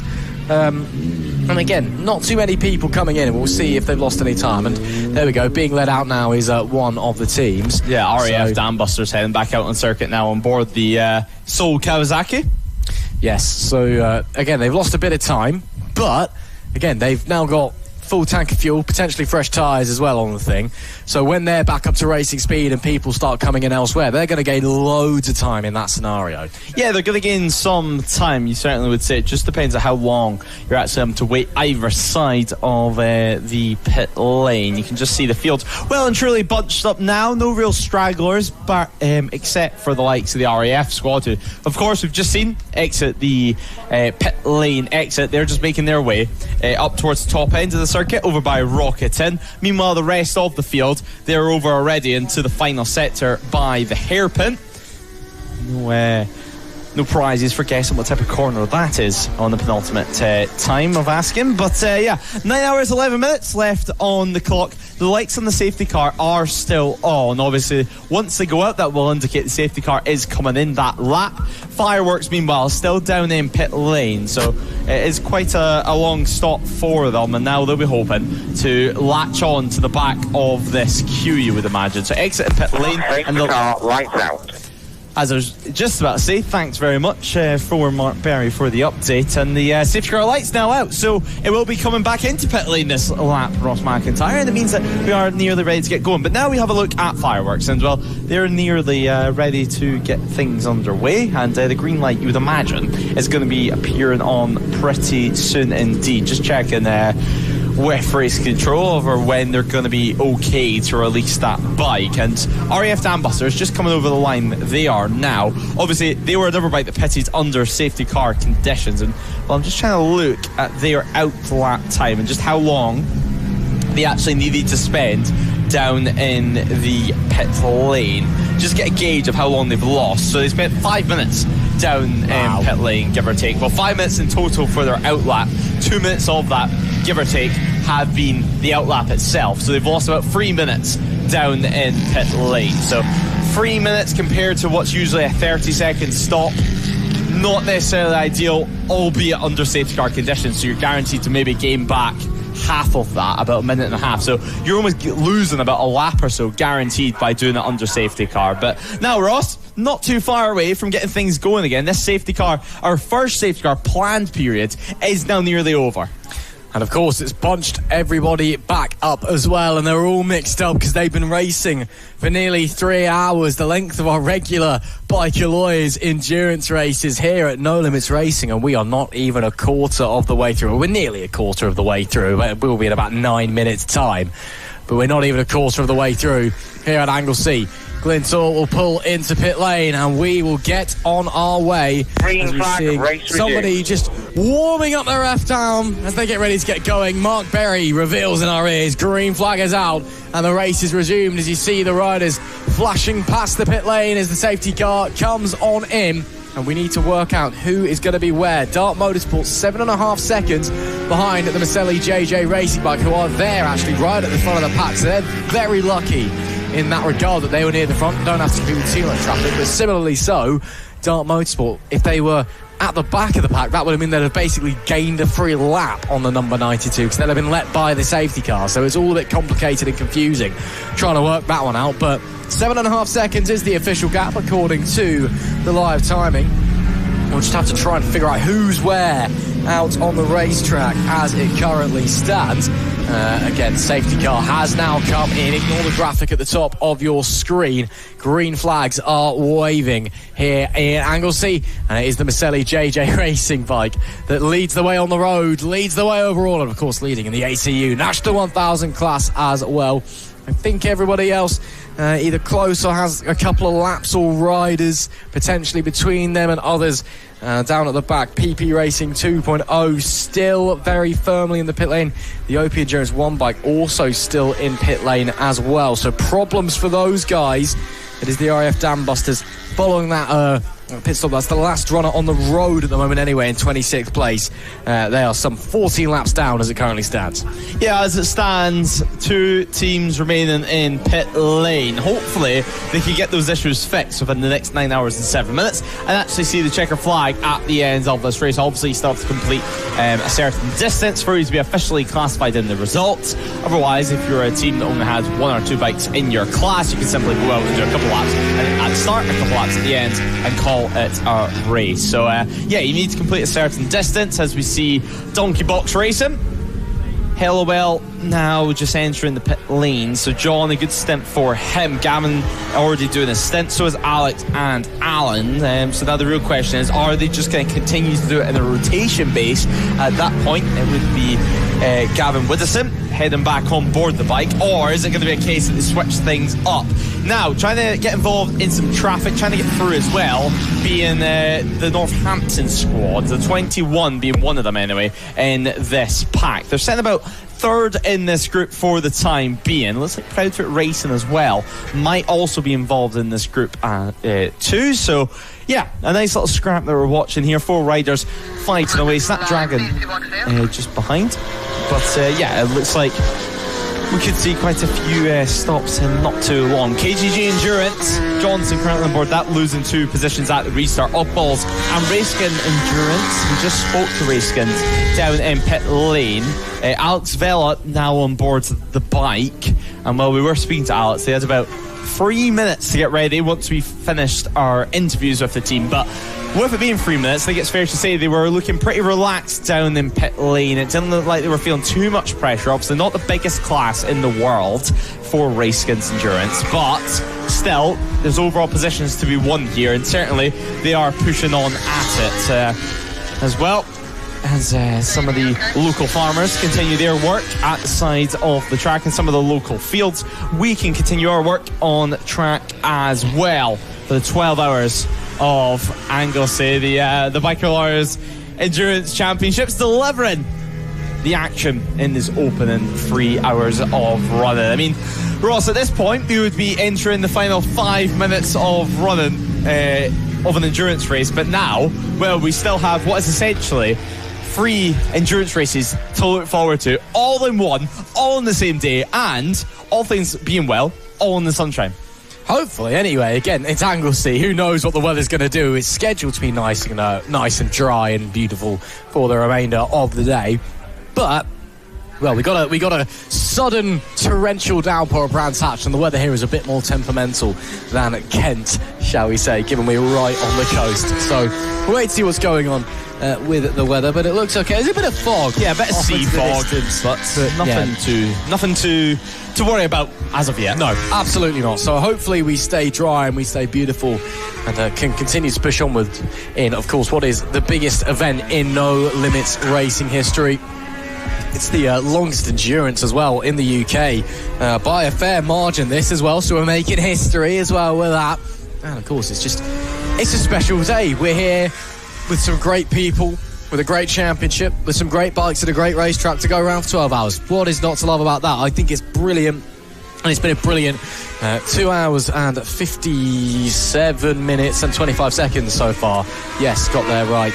So, as we do approach our 3-hour marker, we may as well have a little run through things with you, especially after that safety car. We do have a couple of teams in the pits. Shet Racing have just come in from P17. But let's have a little run through where things stand following the opening safety car intervention time at the 3-hour mark. It is Maselli JJ Racing that lead by 10.9 seconds ahead of Dart Motorsport. Northampton Line Marketing's UK Fire Safety 21 in P3. 𝐔𝐿𝐄𝐓𝐿 UK 46 leads the way in the ACU National 600 class. They're followed by Randy Racing and Proudfoot Racing on the podium. Then Full Throttle Racing, Double Trouble and Lane Boys, the 600s running very, very well here. It would seem Team Sport Trophy leader Snapdragon just behind them ahead. The Team Power Trophy Racing, it is in IWS Racing in P11. PB Racing is 12th, followed by Ride Culture Racing. Then it's Pack Racing, half and horsepower just behind them. PP Racing in P16. Then it's Shet Racing, who, well, certainly been down in the dumps today with a couple of penalties and a back of ribs penalty to start things off today. Donkey Box in P18, Oddballs P19, Race Kids Endurance leading the way in the ACU National Twins class. Then it's KGG Endurance, the Merlin 846, Rathan Navy Bike, Heck Racing in 23rd, Fireworks in 24th, the Optendure 2 squad in 25th, the RAF 617 Dam Busters in 26th place, PP Racing and Optendure number 1 and PP Racing 2, that is. Those guys have been in the pit lane for some odd laps now. Optendure number 1 squad are 38 laps down. The PP Racing 2 squad at 22 laps down as it currently stands. There's your podium as things currently are overall. Of course, it is 3 National 1000 bikes up at the top of the standings. That is your podium in the National 600 category. 𝐔𝐿𝐄𝐓𝐿 UK 46, Randy Racing and Full Throttle in P3. P6 overall for those guys, of course. Then P1 and 2, that's your ACU National Twin class. There's only 2 twin bikes out there, it would seem, unfortunately. Well, it's twin teams anyway, but they'll still try to put them in class. A twin class, yeah, that's the one, you may as well say. Then we'll move on, that is the Team Power Trophy. IWS Racing leading Heck Racing, leading the Fireworks squad. And that is how things stand then as we approach our 3-hour marker here at Anglesey. Just 9 hours left on the clock. I mean, just on a day's work, as they say. Not too much longer left in this one, but not on a serious note, good racing so far. And well, we've seen a good scrap over the first 3 hours of action, and still our race leaders sit around 13 seconds or so adrift from each other. So, yeah, still nice and close at the head of this race. And it seems like maybe some of the teams just taking things a little bit more steady in this opening stage or 2. Obviously, now we've pretty much completely done our first round of stops, and by first round of stops, it doesn't just mean one stop. I mean, every single rider now has pretty much had the chance on circuit, had a chance with the bike and trying to set a solid time, a consistent time on the board. Now, the number 50, Pack Racing, we spoke to him a couple of times this year. We spoke to him down in pit lane as well. They've been given a short stop infringement penalty of 7.82 seconds. So, yeah, big shame for them, and they're going to have to serve that at the end of the race. Obviously, that'll be added on to the race time. So about 1.5 seconds, just over 1.5 seconds that they were over. So, yeah, not what you'd be wanting at all. And for Pack Racing, obviously still new to this, and I think it's fair to say they've done quite well this season not to receive too many infringement penalties, with the whole crew being new to it. But yeah, taking over 9 hours ago. You just seen the 22 squad. Dickie Williams now out for them, and currently running P6 overall. So Full Throttle Racing having a great race so far, I think it's fair to say. And well, Gary Johnson now back on board the Maselli JJ Racing machine, having a little look at their lap times. Tommy Caldwell still a little bit off. He's sits, give or take, 0.8 of a second slower last time around than Gary Johnson. So the lap times very, very fast between the top two, but still not enough for them to make any inroads. And certainly it's not too much of a worry. I don't think Tommy Caldwell is the type of rider to throw it down the road in the hopes of trying to catch the riders ahead, especially with 8 hours and 58 minutes remaining left on the clock. There's confirmation though of that penalty for the number 50 squad. Of course, they do run P14, and well, luckily for us, thanks to TSL, our time and partner, that penalty will be automatically applied on the left-hand side of your screen. So that P14 is with the short stop infringement. There is pack racing. Chris Taylor now on board the BMW. Who's just putting a breather pipe back in place whenever we spoke to him down in pit lane.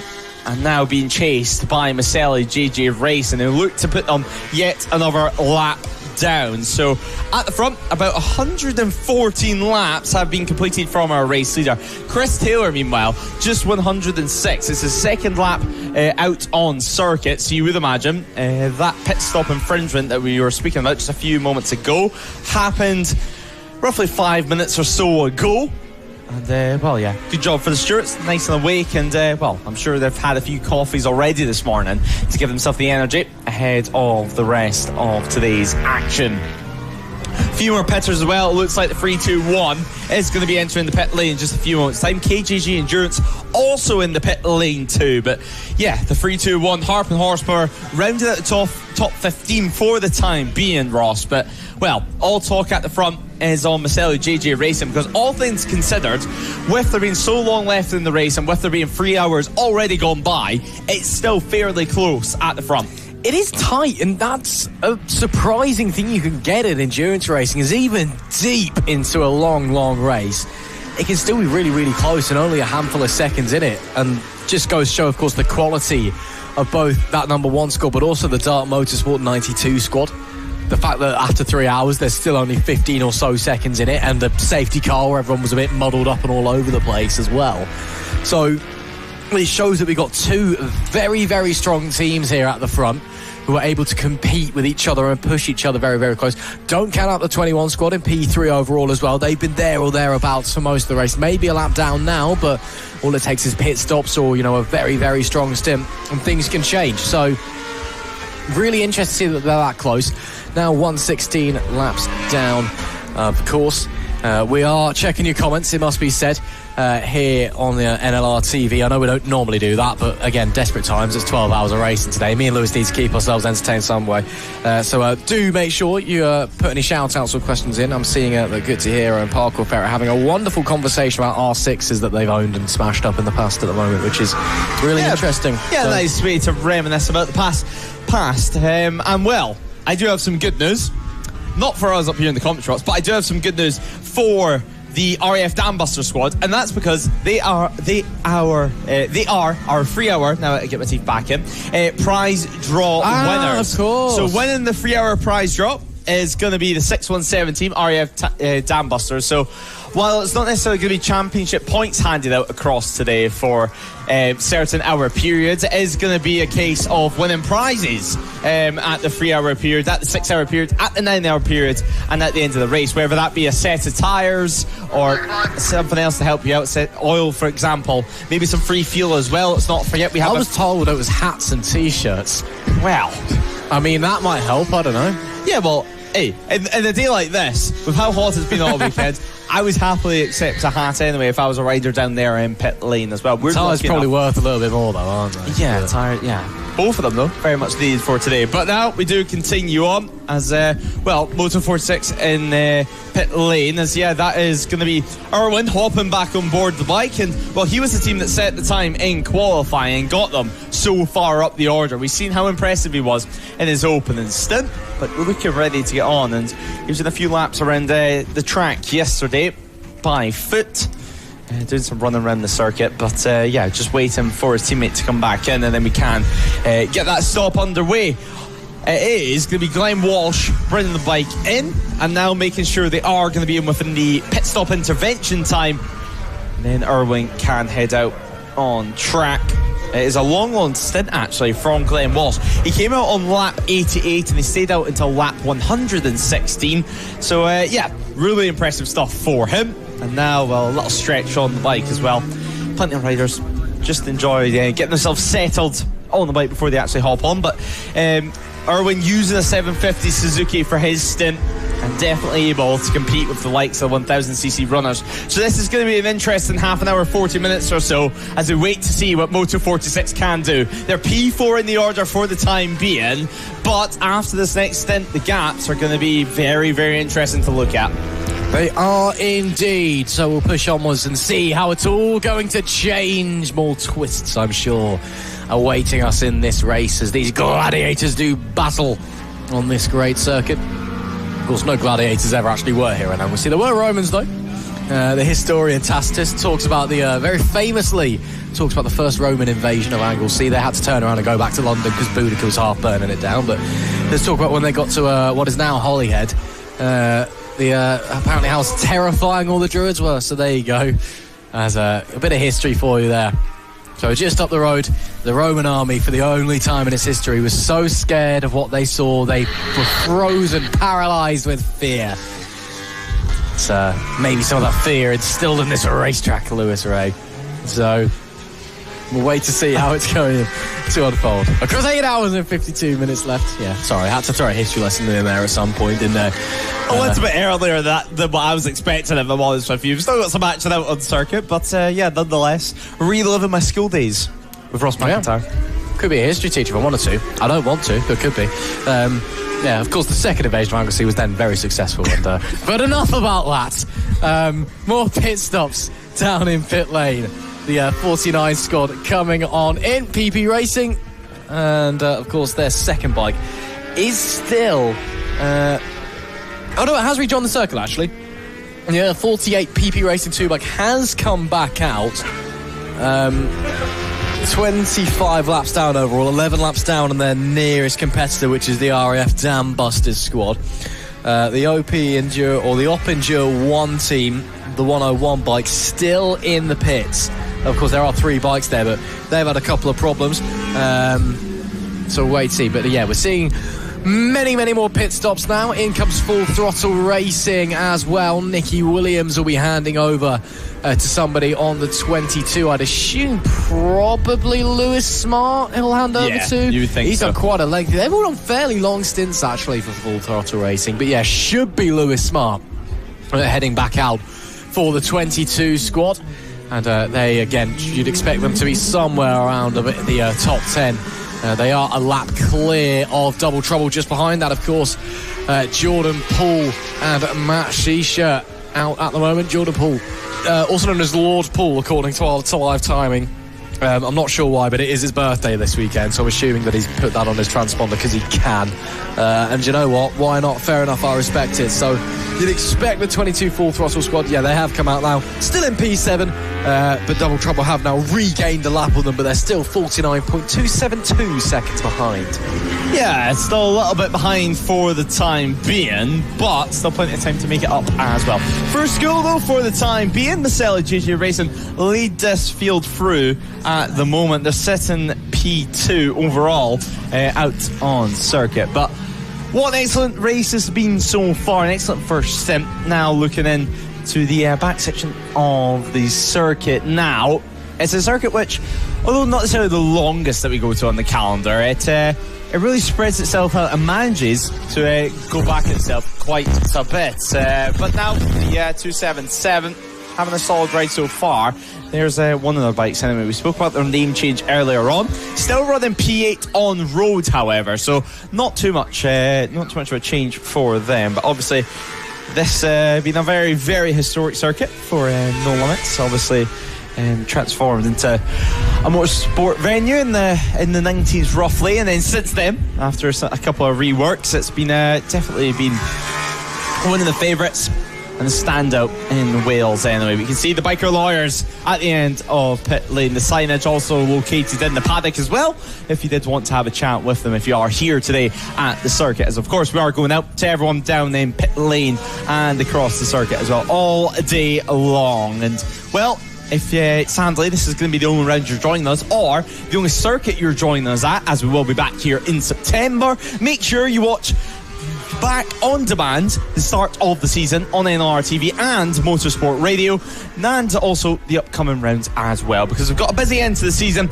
Cadwell Park sprint only round at the end of the month. I say at the end of the month, we have 1 week on, 1 week off, and then yet another weekend back on. Yeah, it's been a blockbuster summer anyway for No Limits Racing for sure. And then, well, we head up north to Knockhill, which I believe is Ross McIntyre's favourite circuit. I think that there's some bias there, but I'm not quite sure. Maybe it's there is a corner named after me. Yeah, down the McIntyres. Which that's definitely why it's called that. Yeah, I do actually really like Knockhill, to be fair. So yeah, he probably paid them in cake as well. But yeah, from round 7 at Knockhill in August, then we head back here to Anglesey, but a slightly different layout. Instead of the international layout, we're going to be using the coastal layout, like we used last year, like we used quite a bit as well, to be honest. That's using the corkscrew, properly using the corkscrew, where we flip it over to the right instead of going over to the left towards the hairpins.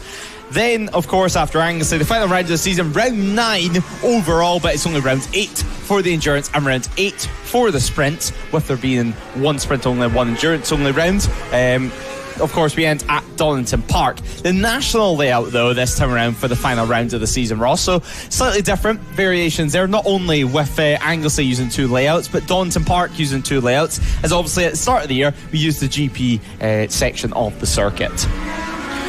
Absolutely. So, yes, many different variations of racetracks that are on use. Well, there's only 2, technically, with Donington and Anglesey. But, yes, as you said, very, very busy couple of weeks ahead for us again. A week off, then we're off to Cadwell Park. There's no endurance there.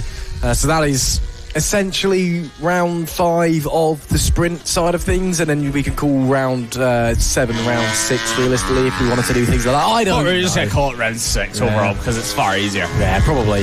But yes, 2 weeks time, Cadwell Park, of course, we'll be live with you on LR2 the all weekend. Myself and Lewis bringing you all of the action, as you see some lovely flowers there on your screen. Yes, that's just a sprint weekend. Should be a lot of fun. Cadwell, a very different circuit, shall we say, from Anglesey. A pretty mental opening to the lap, pretty mental back section as well. Obviously very tight and twisty. You get air time as well if you're pushing hard enough. Yeah. So, yeah, will be a lot of fun.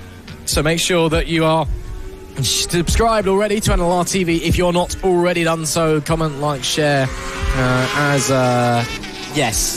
you would, to help promote the championship, help promote the rest of the 12-hour. If you have any questions, put them in the chat. We're here all day for the remaining 8 hours and 45 minutes. Here for No Limits Racing and our biker lawyers. 12 hours of Anglesey. And you can join us again in 2 weeks' time for our sprint-only round at Cadwell Park. So it should be a lot of fun going to that one. I'm really looking forward to it. And then, Knockhill afterwards as well. Yeah. That's going to be mega. I think that's going to be a lot of fun. It's our first time going to Knockhill, I think. Yeah, for a first racing time, contest, so anyway. heading up anyway. And I don't believe we do any track days up there either. Knockhill tends to do their own things with that sort of side. But of course, Cadwell Park as well will be joined by the British Sidecar Championship as well, with it being a sprint-only round. We had the European Endurance Cup with us over at Brands Hatch, the first of 2 guest classes joining us this year. And then the sidecars over at Cadwell. Obviously, it's been a busy old year for the sidecars. The classic sidecars actually over at Silver 100 during the week. But yeah, it's nice to be joined by something a little bit different. 3 wheels instead of just 2. But yeah, with us talking about circuits and the calendar, a couple of people bringing up some old circuits from the past, one of them being Rockingham, which I actually do believe No Limits Racing were one of, if not the last championship to go racing at Rockingham as a circuit. So there's one little fact for you, which is still related to racing as well, Ross. But we will continue on out on circuit. History lessons done for the time being. But it's good to see the fact that the British sidecars are, of course, joining us, as we said, at Cadwell Park. And Ross, you a fan of sidecars? I'll take that as a yes. I enjoy them. I'm not as familiar with them as I should be to really appreciate them, I don't think. My granddad used to race sidecars years and years ago, so I kind of appreciate them from a familiar kind of context. Obviously, I won't jump into that history lesson just like you've got to calm down from the Romans before we get into personal history. But I enjoy them from that context. But it's something that I'm not too familiar with. Sidecars is they're kind of their own unique thing, I've always found. But the racing's always a lot of fun, I think. Yeah, sidecars. Yeah, the sidecars are their own thing. And it's one of these classes which, as you said, never gets appreciated enough. The people in it are mental as well, which makes an interesting conversation. Yeah, and the people in it are some of the friendliest bunch. I mean, their paddock, which nowadays, with everything being so secretive, not necessarily in this paddock, but higher up paddocks, everything being so secretive in terms of solo machines, you come to the likes of sidecars and they're still happy to share, happy to take off all the bodywork, show you the chassis, show you what they've been doing overnight, because with the sidecar teams, quite often you'll find they're still working away at 11 p.m. at night, whether that be an engine change, because let's not forget the engines have to sit on their sides in some cases, and it used to be a case, if you've not found a good enough solution, that within time the engine starts to starve itself of oil, and that's why you see so many engines either blowing up or needing anyway replaced much quicker than you would on a solo machine. But you can just see a changeover. It looks like a changeover for the 21 squad, and it is going to be John Harwood heading back out on track. Now, of course, John did start the race for the 21 team for the Northampton Line Marking squad, and now they continue their running in P3 overall out on circuit, P3 in class as well in the National 1000 category. But yeah, good stuff there for the 21 squad, and John Harwood enjoying himself out here at Anglesey. Yeah, nothing wrong with that. It's a lovely day for a bike race, and yes, still got plenty of time left to enjoy the action as well. I'm sure everyone is enjoying themselves. It's a great track to ride around, even in if there is the pressure of a race on your shoulders. And it's a lot of fun as well. So, still plenty of time left to go here at Anglesey, and we'll see what these riders can do. It is the Dart Motorsport squad.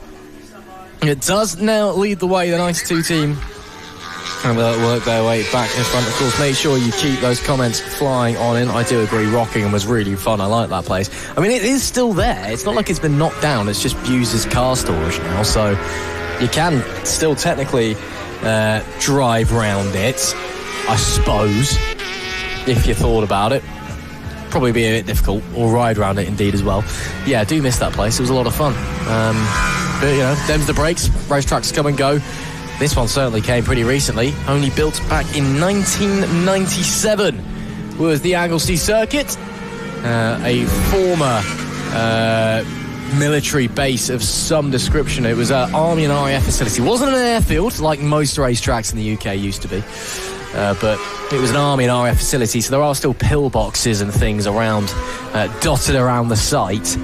And again, somehow they got the funding to build a racetrack here when the Army and the RAF decided that they didn't want to be here anymore, which again, I'm amazed that they found the funding for that in 1997 going through.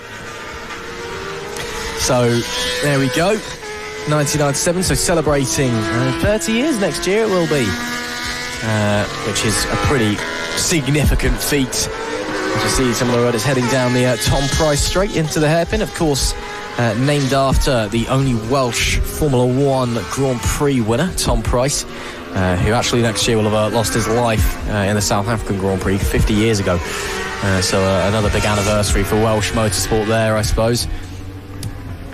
As there is the gap for the lead, 14.727 seconds between the Dart Motorsport squad and Maselli JJ Racing. Now make that 12.1 as they've just crossed the timing beam to make it a bit different, as it's 16.1 to 𝐔𝐋𝐓𝐄𝐄 UK Moto 46 down in P3. They are, of course, leading the way in the ACU National 600 category and doing a mighty fine job of it as well, back up into the overall podium position. They actually did lead a little bit early doors here at the Nike Lawyers No Limits Endurance 12 Hours of Anglesey. So certainly have the pace. There's not been a huge amount of difference between the 1000s and the 600s overall this season in general, let alone across the 3 and a bit hours we've had so far at Anglesey. A bit of a front wheel pickup there. That's from the 25 Fireworks machine, one of our solo bike efforts. Fireworks down to 22nd overall at the moment, second in class in the Team Power Trophy. That, of course, being the No Limits Endurance instead of the ACU Endurance. Basically the same thing, just for perhaps the slightly less experienced rider, so to speak. But Fireworks, of course, one of our only teams that do run a single bike setup. In fact, I think they may well be one of the only ones we've got here, because we had a few that pulled out despite being on the entry list. Of course, Maselli JJ Racing is a single bike entry list. They've got a BMW that they run around on. Who else is there that's only a single bike entry Fireworks, of course, as I just mentioned. The Opendure 2 squad is supposedly a single bike entry, and the Dam Busters as well. So I've got a couple. We've seen more in the past. We've seen less in the past. So it's not too bad overall. All things considered. Parkour Ferret coming in saying, Anglesey, definitely my favourite track at the moment. Just a million miles away from me. That's a shame. It's a track that I'm very much enjoying. It's actually my first time being here myself. But it was a lovely little drive, only about 2 hours for me from Manchester. Lovely drive along the north coast of Wales. Drive I'm pretty used to making. Been to Bangor a fair few times for sports-related stuff that I won't get into until later on when we really are desperate for things to talk about. It's a lovely old drive, 2 hours, nice and easy. Come here, and yes, it's a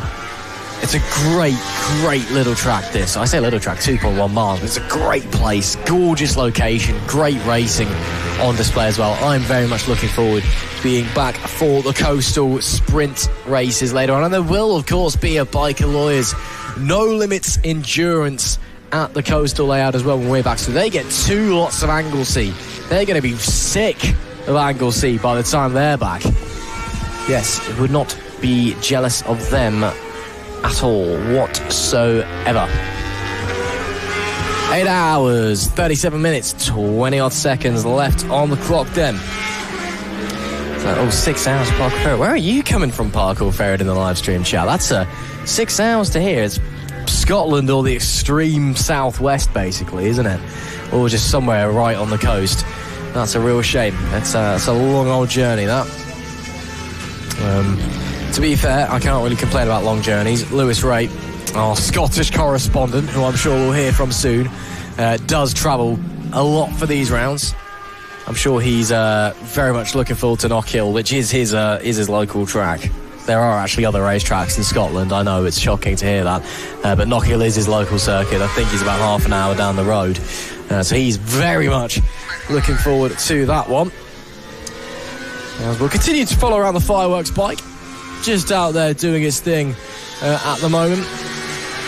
Currently 4 fireworks. It is Andy Carlisle on the bike as it currently stands. Just going to see if we have any messages from Race Control recently. No, we have not.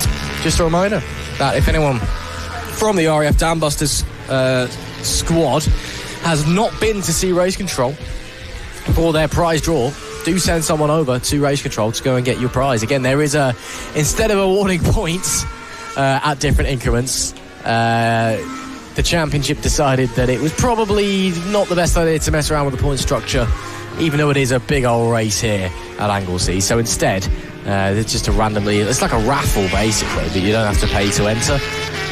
Lewis thought it was fuel and tyres you could win. I got told earlier by somebody it was like some caps and some t-shirts. I really hope it's fuel and tyres for the team's sake, because that's a lot more expensive, and you'd be probably, as a motor racing squad, very, very happy with a set of tyres and some fuel. Of course, you can go and get tyres from our official race support here at No Limits. We do have the biggest distributor of race tyres in the whole UK. James and his big old Pirelli truck. We'll head down to speak to them guys in a little while. They're big awning down in the paddock. Then you can get discounts as well if you are a No Limits member on certain things. Motor oil, 40% off if memory serves. No Limits custom knee sliders are big 20% off. So you get a lot of discounts if you are a member of No Limits from the race support guys, and of course they will help you out as well. Just placing all of your tyres. They've got Pirellis, Metzlers, Dunlops as well, and again the largest supplier of race and track day tyres in the whole of the UK. And there's free delivery as well, I think, if you remember. And even if you're not a member, I think if you order at the track something for delivery, I think it's still free delivery anyway. So there you go and speak to James. He's the man at the moment if you need a set of rubber or something along those lines. So yeah, we'll definitely head down into the paddock and speak to James a little bit later on if he's not packing up already. I think he envisions a fairly quiet afternoon for himself and his team. Most people probably have their tyres in already. course, a busy day before qualifying. All the quick guys would have been wanting fresh rubber for qualifying.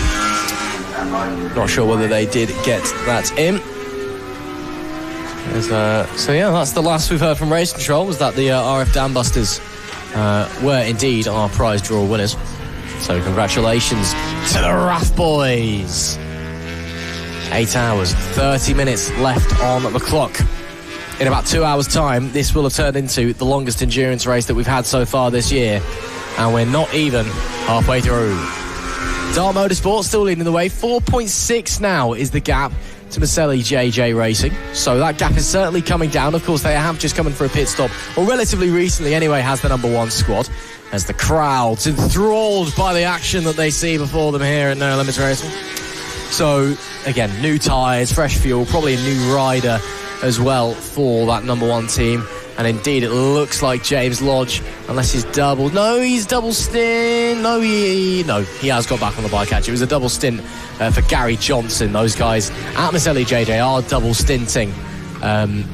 All their physical stints, anyway. They are, of course, do need to come in for fuel and the like. And in fact, they have just gone to the lead as well. So they've worked their way past Dart Motorsport, who I'm yet to see coming in, unless they've come into the pits and I've completely missed it. Oh no, they have come into the pits. It's just not saying on my live timing. So they've come into pit lane and come back out. Tommy Caldwell probably is off the bike now. Who will be on? Mark Hewitt, I think. It's been a little while since Mark's been out. We've had 2 stints for Tommy Caldwell. A stint for Lewis Mason, a stint for Aaron. Yeah, so it is Mark Hewitt that's come back out now for his second stint on the bike. So he'll be making his way around now. Of course, Mark out there riding on the 92 bike of a Kawasaki ZX 10R. Found it in the end. Struggling to see where Dart Motorsport was on my entry list. They've also got an Aprilia RSV4 for Lewis Mason. Then an Aprilia for Tommy Caldwell as well. It's not an RSV4, it's just 1000cc, that one. And then a Fireblade for Aaron Spence as well. So a nice little selection there for the Dart Motorsport guys. And still making a really good run of things. They are 28.3 seconds back from Maselli JJ Racing at the breaking of the timing being last time around, following their pit stop. They're only a couple of seconds ahead, so they've lost about 30 seconds in pit lane, I'd say, which isn't bad going at all. Again, it is a very, very short pit lane here at Anglesey. I mean, we're talking, it can't even be 100 metres long. Maybe it is just over 100 metres, actually. That's an understatement. I'll have to ask Lewis when he gets back, because he's down there now trying to find people to talk to, and hopefully has pretty soon. So we'll wait to see if he's able to find anyone and see what's going on. But it's now 30 seconds between Maselli JJ Racing and Dart Motorsport in P2. 𝐔𝐋𝐓𝐄 UK Moto 46 leading the way still in the ACU National 600 category. A lap down already though for those guys. It sounds like our Scottish correspondent has found some people. Down here in the Pirelli race support for the time being, and plenty of tyres coming in during this 12-hour endurance race. A couple of tyres being balanced at the moment as well, but just down inside the awning with James from Pirelli, and James, it's a busy old day for yourself. It's a busy old day for Pirelli. Maybe not necessarily the full-on action, but it keeps you busy all the way throughout the 12 hours for sure. Yeah, definitely. They'll come in fits and spurts. We got fitted up this morning with a load of people, last night with a load of people getting ready, and then kind of every hour we see people turning up, asking for advice. What about this? What about that? We just had Paul from More Moto in, just been asking him what that tyre's done, how much it's done. It's important for my knowledge moving forward to pass on to other customers what the tyre conditions, the track conditions are like out there, and what the tyres are doing. A lot of guys are coming in yesterday early morning saying it's quite slippy out there, I've got no grip. When a lot of people are saying that, that's the case, and we ride to that grip rather than trying to compensate for it. The 12-hour endurance, you can get more grip out of the tyre by lowering the tyre pressure, but that's going to the tyre out quicker, which great for me selling tyres, not great for the guys that are trying to look to make the tyre last a little bit longer, which is the main aim of the endurance race, you know. Yeah, and well, you were speaking about wanting to know how much the tyre does, how many stints it's managed, qualifying sessions even. What are you sort of finding here at Anglesey? For example, let's just say an SC1 rear. How long are you seeing it sort of lasting here at Anglesey? So that was a good example, actually. That was on a 765, that SC1 rear, of a team that I think have been leading the race, the More Moto team, or Moto 46 team. Paul had done about 55 or 60 laps on that tyre. Still had a bit of life in it, but not good enough really to go again for another session of racing. So he changed that out. The Lodge brothers on a 1000cc bike, they're doing a tyre every time the bike comes in, and that tyre's completely worn out, done its job, running a softer compound, maximum grip over a short period of time with high usage. And then we've got guys that are trying to eke as much as they can out of a tyre, using a stronger compound, maybe giving up a little bit of ultra grip, but getting the life out of the tyre. Yeah, and well, starting just with the Pirellis itself, luckily it looks like, at least so far, we're not going to need to touch the wet tyres this weekend, hopefully, yeah. But looking at the dry compounds for the slick tyres, what are you seeing being the favourite? There's obviously SE1s, SE0s, and some SE2s out there as well. What are you looking for? What are the riders preferring? Are they wanting, for example, a little bit more edge grip with a softer tyre, or are they wanting more stability under the brake-in with a harder compound, certainly on the front? Yeah, that's a good question. Pretty much everybody goes SC1 front, soft compound front, even right up to professional level. There's World Superbike on at Donington today. A high number of those guys will be on an SC1 front tyre. Gives the best contact feel, gives the best kind of grip. The 2 does give some more stability, but a lot of amateur riders don't like the feel of the 2. So they go with the 1, high level of grip, and we have no issues with wear rate around here on the front tyre. On the rear, we saw more SC1s than anything. That gives a very good balance of grip and life. Some guys have opted to go with an SC2 compound to try and maximise the grip. Interestingly, nobody's gone with the SC3 compound this weekend, which is the strongest compound and what we tend to use a lot in endurance racing, given that it's hot. And when you come up the fast right hand up to the top of the hill, you've got a left, right.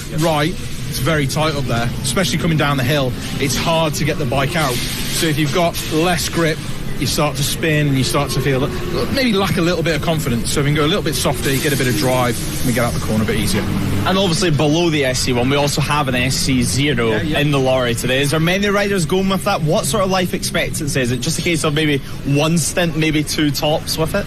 That'll be a 1 stint tyre, definitely. The only people that have used zeros this weekend are the guys from UK Fire Safety. John and Mark used a 0 in the back of their Ducatis, and I can't pronounce his first name, I apologise in advance, the Irwin brother. Is it Kalin? Yes. He used a 0 yesterday, but he is racing on a 1 today. And, well, we've talked about the Pirellis. It's not just Pirellis that we can use in this championship, Metzeler as well. And what are you sort of seeing for the Metzeler runners out there? Is it as popular as the Pirellis? And compound-wise, are they yet again going with the softer tyres?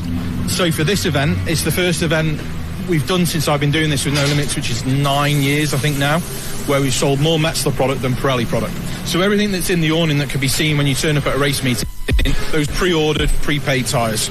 We have stock in the back of the wagon, but everything in here has been ordered in advance. The guys come in, give us their details, and we fit them up. It makes it a very easy transaction. The Metzeler here was stacked off the lorry on Thursday morning when we set up, and we've got some new products from Metzeler in a 190/60 Supersport tyre and a 265 Superbike tyre. Just made purely for No Limits in K1 and K2 compound, and we've got a good balance. One of the guys from Dart Motorsports just stood at the counter. They're at the sharp end of the race. They're on the K1 rear. No, they've used K1 and K2 actually for this event. The Lodge brothers are on K1 rears with Gary Johnson. And that Metzeler is very similar in compound in a K1 to an SC1. The K2 is very similar to an SC3, just little changes in the carcass construction. It's a little bit stiffer in its construction, so it gives a little bit more stability. And we have a fantastic offer on the Metzelers at the moment, where a pair of those are just £380, which is about £80 less than the Pirelli product. Doesn't make it any lesser of a product, it's just coming at a good price point. And you mentioned tyres, a tyre compound specifically developed for No Limits racing itself. What sort of work goes into that, into creating a compound and the testing involved in it, to actually get the right compound for riders of such different abilities up the front and all the way back to the latter end of the grid? Yeah, I mean, the R&D team are very high up, very intelligent people, and they listen to our feedback. But genuinely, like the SC1 rear we have here in 265 is the same one that Carl Ride wins races on. It's the same one used at Moto 2. the zero will be the same zero that's used at World Superbikes Day at Donington. So there's this natural theme with Pirelli where they want to put it across their whole market. And that's what's happened with the Metzler product. They've utilised what they've learned from the Pirelli product. They are two separate brands, but Pirelli own Metzler. Pirelli bought Metzler in the 80s. The same robots in the same factories, making the very same principles. The K1 and the K2 compound there, some of that technology will have come from road racing, where the Metzler product excels. Dean Harrison just won on the Metzler product at the TT, for example, and the Southern 100 just this last week. And that goes into what we call a development tyre. So if I could just show you quickly, actually. It's going to bring, I think, the tyre compound over to us now, both K1 and the specially built tyre for No Limits. So the branding of an SC1 and a K1 is always blue. Have that there.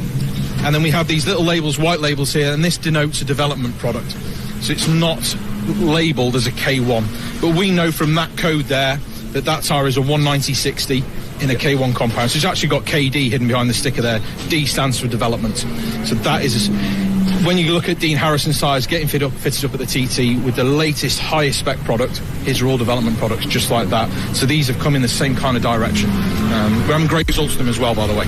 Yeah, and for the development products, what is the end goal for these tyres? Is it to end up on the general market and maybe to replace the likes of the K1? It's exactly that, yeah. I think we're utilising No Limits to show that the 190/60 and the 265, which has only been previously available in a K0 compound, and that zero puts a lot of people off because they think it's a very soft racing tyre, which of course it is, but actually for the open market of club racing and track days, K1 and K2 is far more appealing. So we'll do the hard work with the product.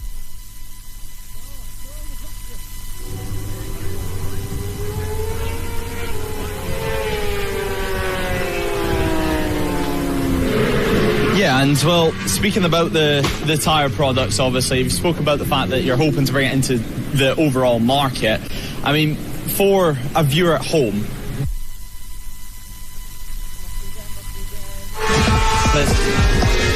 looks like we're struggling with connection there a little bit, unfortunately, from Lewis and James. Really interesting conversation between the pair of them, though. We're going to try and go back one last time or a couple of times. I think they may have moved over in the awning to where there's maybe a little bit more signal for our receiver. So let's hand back over to Lewis, and hopefully we can learn some more about some development tyres.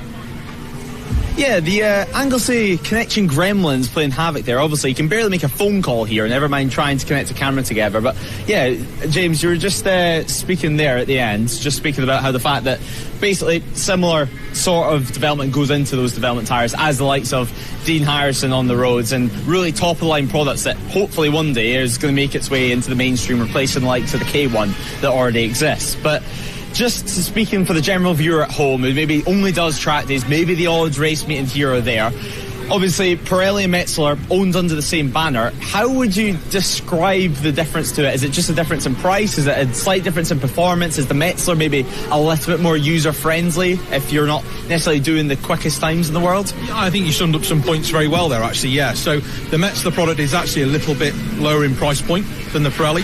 The Pirelli, as a matter of fact, is designed for short circuit racing at the highest level. Like I said earlier on, the same front tyre and the same rear tyre we have here are used in World Superbike, Moto2 and British Superbike. Same tyre that they're using, exactly the same.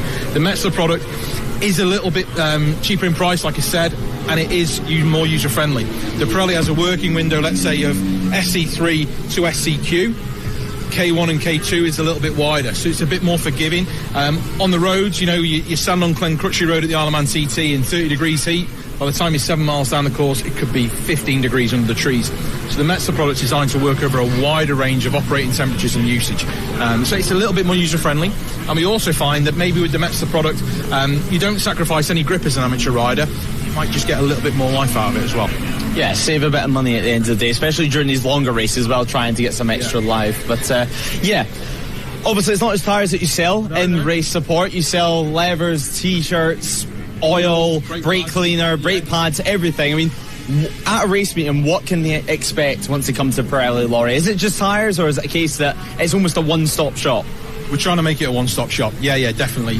We've got tremendous support from partners like Alpine Star, RST, Arai, Motul, SBS, Oakley. I'm looking around, looking to look at things.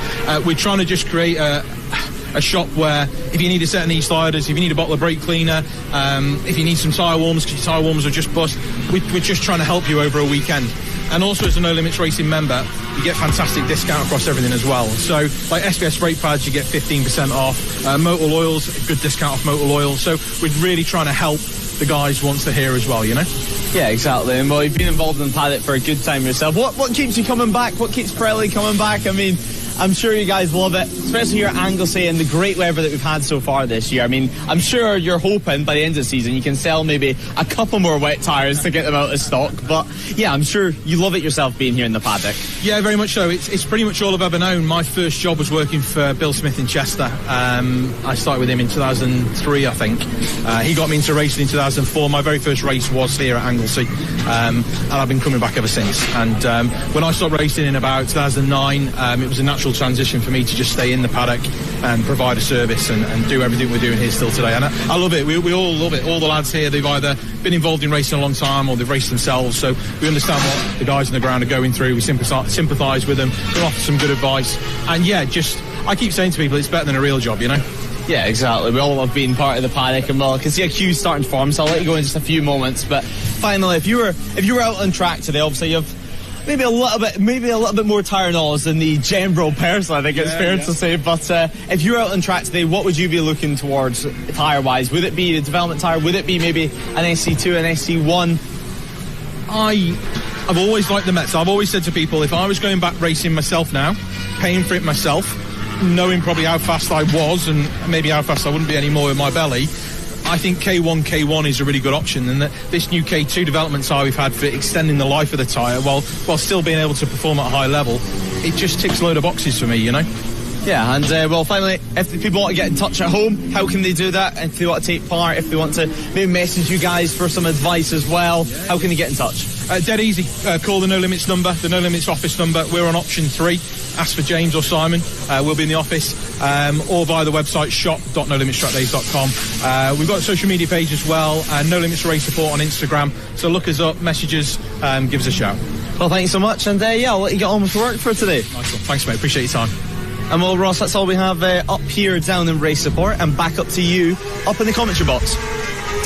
Thank you all very much, Long Lewis, and wow, great to hear from James there. A really nice guy who runs a really solid operation, but just goes to show how much technology and research goes into modern racing tyres. It's ridiculous how good they are compared to even 10 years ago, quite frankly. In the meanwhile, something did happen while we were away. 𝐂𝐓𝐿, the 321 Harp and horsepower rider, had an issue. I'm not sure if he broke down or crashed, but he stopped at school. He has been escorted back to the pit lane. He was on the outside of the circuit, so the recovery van could go and get him. Harp and horsepower have now rejoined the circuit with Keith Richardson, but they are now down in 26th place, 19 laps down. Following that incident, again, not sure if it was a breakdown or an incident for the 321 bike and 𝐂𝐓𝐿. Again, I'm assuming he was on a Scott. He has been signed to Scott bikes for 2026 and beyond after taking the 2025 Senior Manx GP. And was supposed to be contesting the T2 this year. Did contest the T2, or tried to anyway before it got rained off again. So hopefully everything's okay there with him. The bike is back, and 321 have headed back out to the circuit once the bike was returned. I think it was returned before the 15-minute marker. And they'll continue on their merry way. Up the front of this still, Maselli JJ Racing ahead of Dart Motorsport. 𝐔𝐋𝐓𝐄 UK Moto 46 in P3 at the moment, with Caelan Irwin on the bike currently. He started this race. This is now his second stint, but probably starting to come towards the end of it. We were down with James for quite a while, it must be said, but wow, what a fascinating conversation. James, a really, really good bloke. A very busy man, it must be said. I would say he always makes time for you, but he doesn't all the time, because sometimes it's just like, look, I need to get on. I've got a million tyres to fit and do and all of that. But yeah, really, really good bloke. And again, you won't find anyone in the paddock more knowledgeable on the rubber that these guys are on than him, and I certainly aren't, I'll tell you that much. So fascinating to get that in-depth understanding and to have them explain to us how the tyres work, and obviously especially Pirelli with the operating window. Pirelli of course will be under a lot of scrutiny moving forward, given that they are going to be supplying Grand Prix World Championship tyres from next year. And there's a lot of kind of not concern, but a bit like, oh, okay, how's that going to work? Because obviously with superbikes and the likes, it's quite easy. Because, again, the bikes, anyone who's on Pirelli tyres here will be on the same Pirelli tyres that people in PSB are running on and people in WSBK are running on. They're all the same tyre. You can go and buy those from Pirelli and it's fine, but what are they going to do for MotoGP? So there'll be scrutiny there, and of course, if it then has any knock-on effects and changes the tyres that you at home can buy and that our riders here at No Limits Racing will be on, we'll wait to see. But it's an interesting time in bike racing, it must be said, of course. Lots of changes afoot, as there has been for 10 years, to be fair. Look at the bike racing community 10 years ago. It's a lot of change, as that is Rhys Irwin down there. Good to have Rhys Irwin with us in his Master Max shirt as well. Didn't think he'd be here, but clearly watching his brother going round.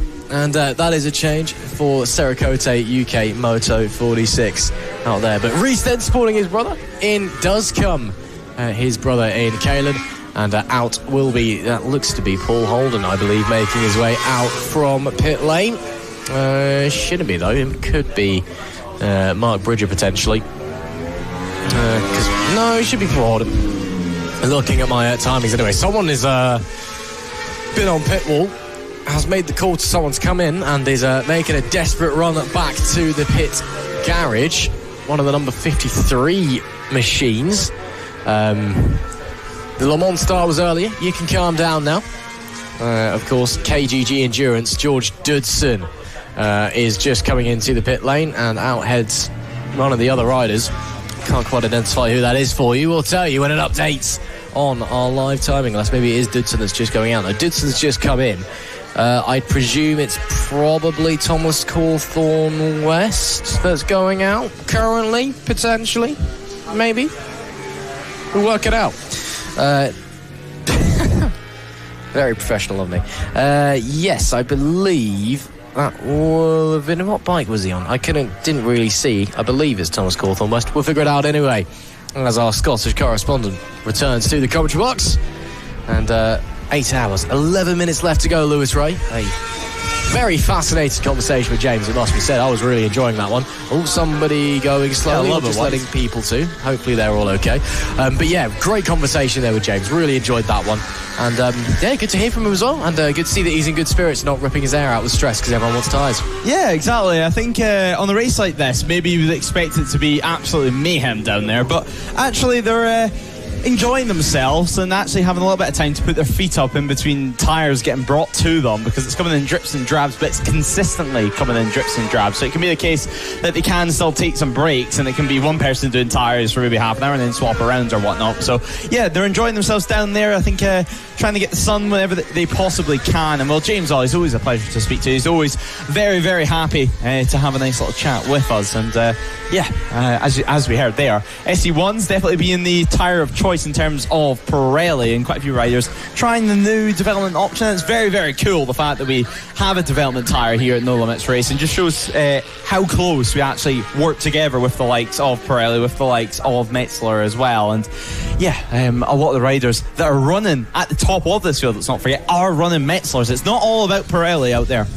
No, it certainly isn't. And of course, other tyre manufacturers are available as well. But not in this championship, of course. No, not in this one, but you know, in other championships, they certainly are available if you so wish. And of course, we're not, we're not sponsored by Pirelli or Metzeler. Well, we are in association with them. That's different. That's not a sponsorship. Come on, Lewis. Look up your legal terms here, mate. Come on. Have you got into any more history lessons? No, I haven't. Okay, that's good.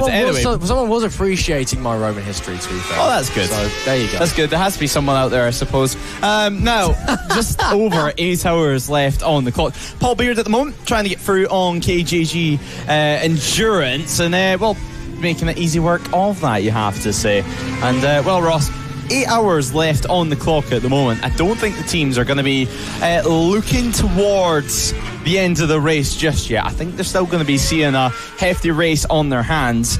And let's not forget, here at No Limits, we've never done a 12-hour race before, so this is breaking new ground, certainly, for them. And, well, there is one of the OP Endure teams, obviously number 1 and number 2 out on circuit. At the start of the race, number 1 eventually retiring. Well, not retiring, spend the rest of the time in pit lane. They're still in pit lane at the moment, Ross, but, well, only completing 29 laps down on the bike ahead, 58 laps down on our race leader. At what point can we start to consider them a retirement? It's not over till it's over. Come back still on. Trust the process, believe.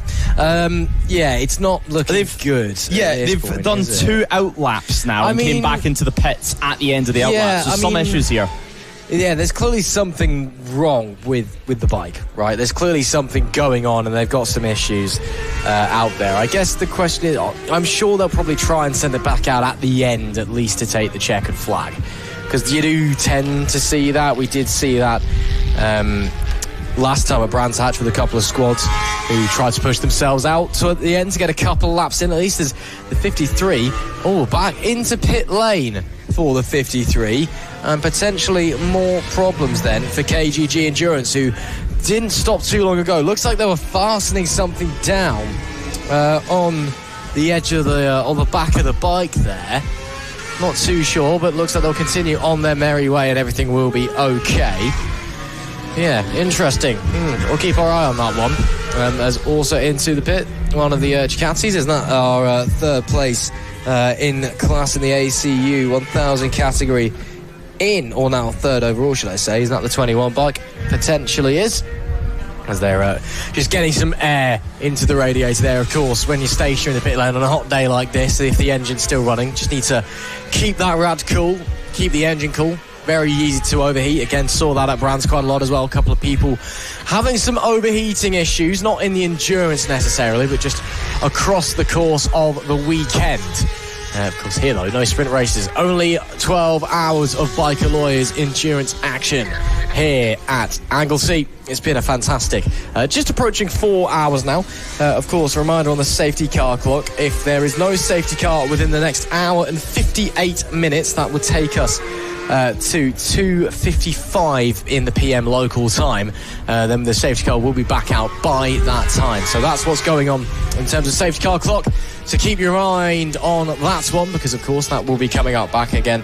And of course, if presuming there's no incidents to rest the race, there's still one more further time we're expecting the safety car to come back as well. So that's the current state of play. That's the state of the union as things stand as we approach the 4 hour mark here, Lewis Ray. Yeah, approaching the 4 hour mark as things stand, and well, continues to be Maselli JJ Racing leading the way. At the moment though, on board that bike, it is going to be James Lodge. Of course, James started the race for the team, then it handed over to Jonathan Lodge before Gary Johnson had his turn at the reins. He started about lap 79 and lasted all the way until lap 118, where he entered the pit lane as number 18 is handed a pit stop infringement penalty, 18.505 seconds. So yeah, pretty hefty one for them, and that's going to be for going under about 3.7 seconds or so under the pit stop intervention time. So not what they were hoping for at all, but well, number 18 out on circuit for the time being. And well, actually, just trying to see him on the timing order on the TSL, and that looks to be in 18th position as Oddballs racing on the number 2 machine. But apart from that, it doesn't appear to be at 18 out on circuit, so maybe just a little slip up of the number for the team that's been given the short pit stop infringement. Nonetheless, though, we will carry on until we know exactly who that is. Dart Motorsport continues to hunt down the number 1 squad. 5.1 seconds now, so pretty close yet again. It was edging all the way up to about 13 seconds or so, and then, well, now it's reduced yet again. There's Hewitt on board the BMW. Obviously, he's enjoying his time over here in the UK. Obviously, it's a short trip over from Ireland for him, and seems like he's enjoying every single minute with us at No Limits Racing. Of course, we've had about 10 minutes under safety car so far in this race, so I would expect the next safety car intervention period to be much of the same. Obviously, there's been a a few technicals in the last 20 minutes or so. A couple of riders being stopped over at school, and a team that's managed to lose a tank extender, so they have to go to race control. I wanted to have a little word about that and exactly why it came off their bike if it wasn't done correctly. But nonetheless, it continues to be this team right here, the Maselli JJ Racing, who continues to lead the way. Over 5 seconds of an advantage. Not the fastest lap of the race, but consistently running within the 1:32 bracket. Impressive stuff so far from the Lodge duo plus Gary Johnson, and they continue to lead the way. 8 hours, just over 8 hours remain on the clock here at Anglesey for the Biker Lawyers 12-hour endurance race. The National and No Limits Endurance Championships are out on circuit and enjoying their time. 3 seconds of an advantage still from Lodge, as we do have a bike off circuit well over at turn 1, and that's going to be the 92 squad. So Dart Motorsport off the road, keeping it on 2 wheels, luckily for them, but a massive mistake for your second place runners. It was a 3-second advantage for Maselli JJ Racing, and now you would imagine, Ross McIntyre, that gap is going to massively grow over this next lap. Lose at least 5 seconds there. Now he's got dirty tires. It's going to take a couple of corners to get the confidence back in that machine. I will say well held, I'll say that much. The fact you stayed on 2 wheels, certainly not bad going, but we'll wait to see what effect that is going to have, as we'll probably be waiting for the next lap for them to come through. But a big moment there before the 4-hour mark.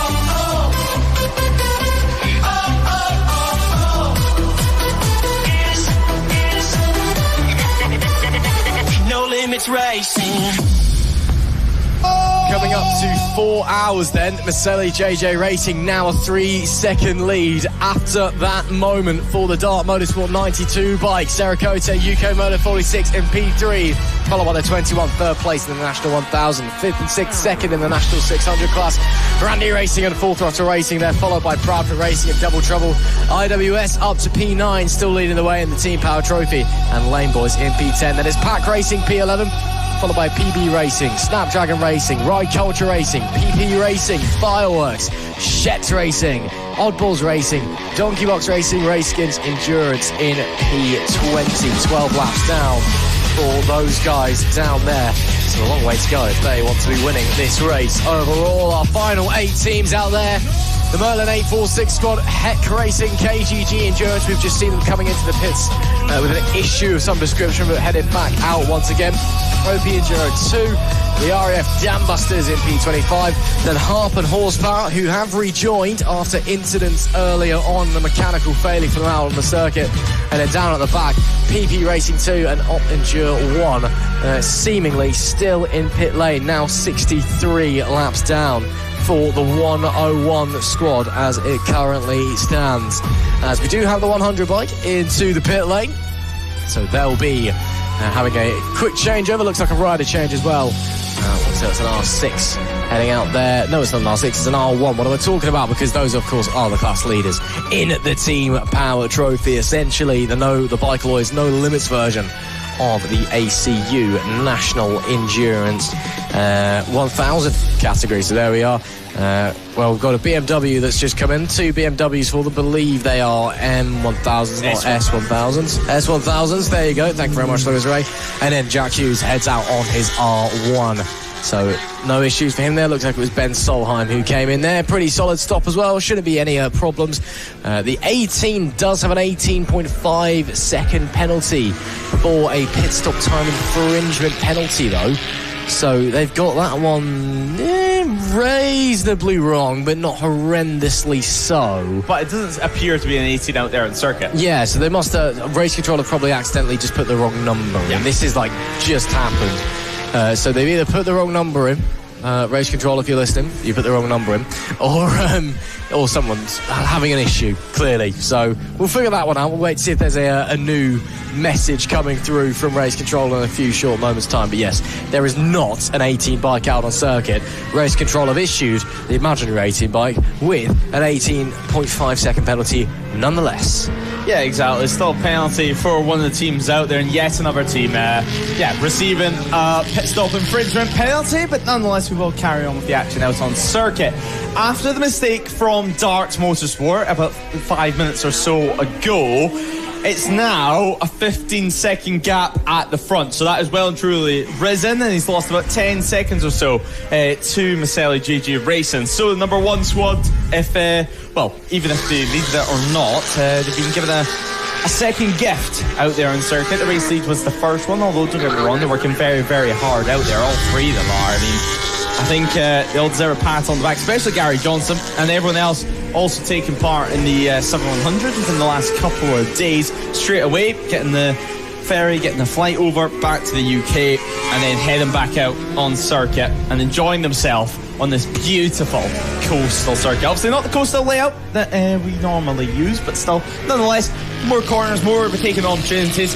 What is there, really, to complain about? The sun shines out. Still, just under 8 hours of motorcycle racing does remain with us here at Anglesey. Of course, no surprise here, this being the sole race of the weekend. We're not going to have anything else tomorrow. This is going to be enough to tire out everyone in the paddock, and everyone's going to sleep very, very well tonight, I would imagine, and then wake up tomorrow, head back home, and then reconvene in a couple of weeks' time for some sprint action. And who knows, we could see a couple of different riders as well that would only really look towards the endurance part of a weekend, and then now thinking about taking part in the Castle Park round, which of course being the sprint only round that we have coming up. But 7 hours 57 minutes left on the clock here in Ross, and well, a massive mistake from Darts Motorsport, and now they've given themselves yet another target and yet another thing to hunt for with a 14.7 second gap.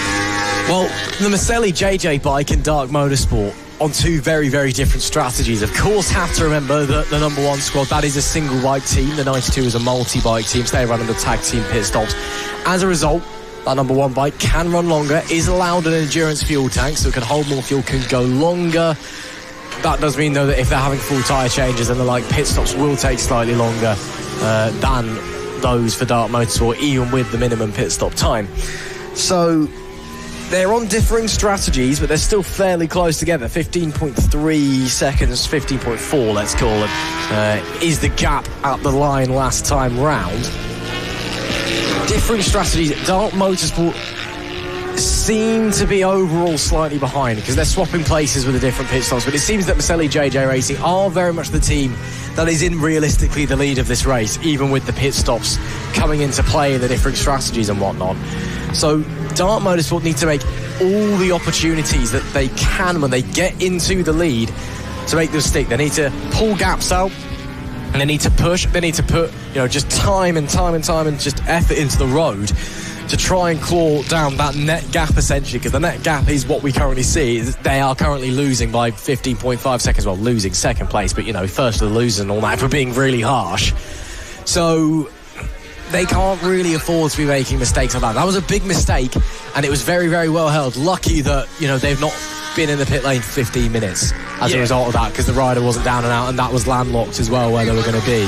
So very, very lucky in that regard for the 92 squad. As I say that, they are going to come in for a pit stop now. Yeah, interesting. So Aaron Spence will be going out. It's about time he's gone out. He's not been out for a little while. They seem to be sticking to a pretty similar run plan. Aaron Spence only been out once so far in this race for the Dark guys. Put in a pretty solid stint as well. So,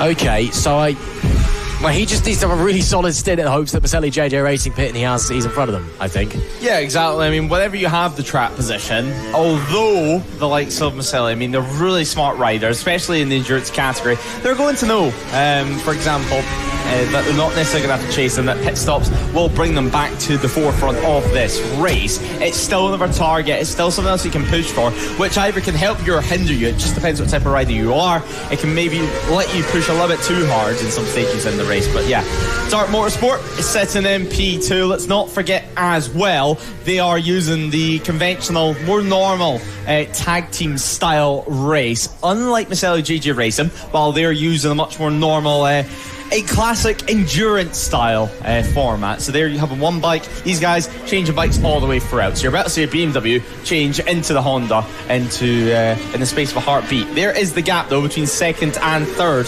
out on circuit. Darts Motorsport and the Motor 46 squad, about 31 seconds or so, just over 31 seconds. So yeah, busy period for them. They're going to make that stop now. Next time they come around. But I mean, whenever you have these conditions, we've spoke quite a while about tyres, as I do see Hewitt now come into the pit lane.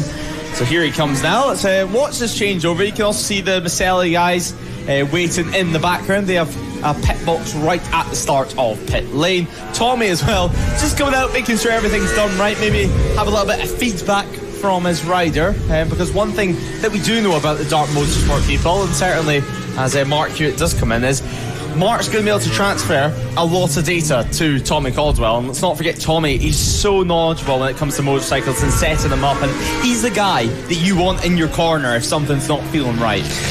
Of course, I mean, he is the Dart Motorsport man, isn't he? He turns up even when he's not racing on a weekend with his dyno truck and is there helping people out, understand if there's a problem, what that problem is, helping them to fine-tune their the internals of the bike. So again, the man knows a thing or two about data processing and how bikes work. So again, they'll be able to feed that back to him and he'll be able to go, okay, well, we can do this going forward. They probably do have the dyno truck here. I don't think they've got the time to stick anything on the dyno truck right now, given it's the middle of a race.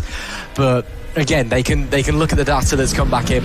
They can change things. They can make tweaks to the bike setups going forward, tweaks to the tyre pressure as well. One thing we've been hearing a lot is that we're expecting the track around about now, to be honest, to start getting quite slippy as the temperatures go up and up and up. It's just coming up to quarter past 1 p.m. local time here in Anglesey. That, of course, being British summertime if you are watching from abroad on NLR TV. And as the temps go up, a lot of riders have been complaining about the grip starts to go away a little bit. It seems that the track is at its most grippy in the morning, and we're expecting it to be similar later in the race when the sun doesn't set but starts to go down and it gets a little bit cooler. So again, things like the track being slippy, things like adjusting the tyre pressures, that's going to be really, really crucial later on, especially if you do have riders making mistakes and going straight on and nearly throwing it away as well. Into the pits comes the Fireworks number 25 bike, and we'll wait to see if that's going to be a full change for Andy Carlisle, or if it's going to be should be a rider swap, looking judging by their stint lengths. I'm expecting Peter Hamidzada to get back out there, and again I'd expect alongside that some fuel and a tyre change, certainly a rear tyre change anyway. Lodge waiting as well. Yes, he is. So we're about to get a hive of activity down in the pit lane, it would seem. Yeah, hive activity waiting to get underway. This looks to be a busy stop. I would think some fuel on the front tyre is going to go into this one. We've seen them do some rears. Now some chance for a front as well, you would imagine. Tom as well from Technical watching on this stop, just making sure that it is all going to go smooth. As we just cut away for some actions. The 92 makes a move through some traffic. Front wheel, that is being changed, so a front tyre change is being done. Is there going to be a back as well? We're a week to find out. No activity on that back wheel. So just a front tyre change this time around. Actually, a rear as well, maybe. As I did see a gun down there too. So full tyre change for them. And now fuel does go in. Good seeing them as well, just changing them both and now getting them back on track. I mean, you can let the front go maybe a stint longer than the rear around here, just making sure that everyone is okay, not wanting them to get in too much bother with being too close to the bike during the refueling. We've already seen some teams get a warning for that today, and well, JJ Racing, Maselli JJ Racing, not wanting to receive any sort of penalty. No, they certainly won't, and I'll keep my eye on the timing screen to see if anything flashes through, but I think they'll be okay as they head back out. Of course, they will have, they've, again, tyre change. They may have lost the lead. We just have to wait to see where that 92 Dart Motorsport bike of Aaron Spence is. As we wait, being told the 92 is coming down the back straight, we're told our ear. So Dart Motorsport have retaken the lead by visually about 15 or so seconds, I'd say. Maybe we'll wait for them to come to the line to confirm that. But Again, that's the advantage they have of not having to worry about things like tyre changes, is that even with a minimum pit stop time, a full tyre change front and rear does take a fair amount of time to get done, and you will be miles over the minimum pit stop time. So at least you don't need to worry about sitting in pit lane waiting for anything, I suppose. But that will cost you time. So that's where Dart Motorsport have the slight advantage, is in pit lane when it comes time for the number one squad to have a front and rear tyre change at the same time. Certainly less stress for the team anyway. Proudfoot Racing as well, just a little move for them. That's the number 69 heading through now, heading through the hairpin, making his way towards the final corner. He's managed just to get past on Double Trouble. That's not for position though, because Proudfoot Racing running P6 out on circuit as 73 does wait to go. Now Right Culture, they've had quite a few penalties for pit stops. Hopefully no more for them, but one thing I will give credit to Maselli JJ Racing, I mean, their tyre changes are very, very quick. They're some of the quickest in the paddock, and in fact, it's probably the refueling that takes the most of time, although they do have an endurance-style fuel tank on that bike. As, running through the picture, there is number 277, Double Trouble, being chased by the 73, who's just exited the pit lane as well. So Moto 46 enjoying their time out on circuit 2. They're just making their way down towards the back straight as well. As here is the number 6. Just into the braking zone they go. A little bit of traffic with the BMW F900 just ahead of him, but he should be able to get through with no real stress, you would imagine. Currently on board, Mark Bridger is on the Moto 46 bike, obviously using the Triumph this time around, as there is the Fireblades of Dart Motorsport. There is your race leaders for the time being. And well, a 14.4 second gap between our race leaders. So credit where credit is due, Ross. Your calculations pretty much bang on. See, I'm not wrong all the time. Sometimes, by the grace of God, I am actually correct. Maselli JJ not closing in as much as I initially thought. Again, it's still early doors in the stint, so maybe just waiting to get a bit of temp in the tyres, get a bit of confidence on the new rubber and things like that. But you would expect to see that number one bike start to close back in on Spence out there on the 92. But that's not a given. That is not a given. Of course, things could change and all of the like. So we'll wait to see what they've got. But again, just given the historical context of what we're about to see, I'd expect that BMW to really start pushing in. Dart Motorsport, of course, do have the fastest lap of the race, though, 1:28.854, set very early doors. That was a very, very solid lap as well. It's about 2 seconds quicker than anybody else has been able to manage. But again, it's an endurance, not a sprint. You don't have to be going for lap time. You have to be going quick enough that you can stay ahead of your rivals, but also that you can take care of your body, take care of the bike underneath you as well. And that gap's got up again between the 92 and the number one squad. 15.039 now, so they are actually extending that gap here. So maybe, I'm not sure if Aaron Spence is pushing. It doesn't look like he particularly is. He's running high 32s. That's a pretty standard lap time. It just looks like Jonathan Lodge is seemingly struggling to get confidence on this new tyre early doors, it would seem. He's running mid 133s at the moment. Again, that's something that as he gets temp in, as he gets the confidence in, as the brakes come back up to temp as well, I'm sure those lap times will start to drop. But yeah, interesting to see the gap extended. It's the first time we've really seen that, where the Dart Motorsport bike is leading the race and actually looks like they're going to be pulling away.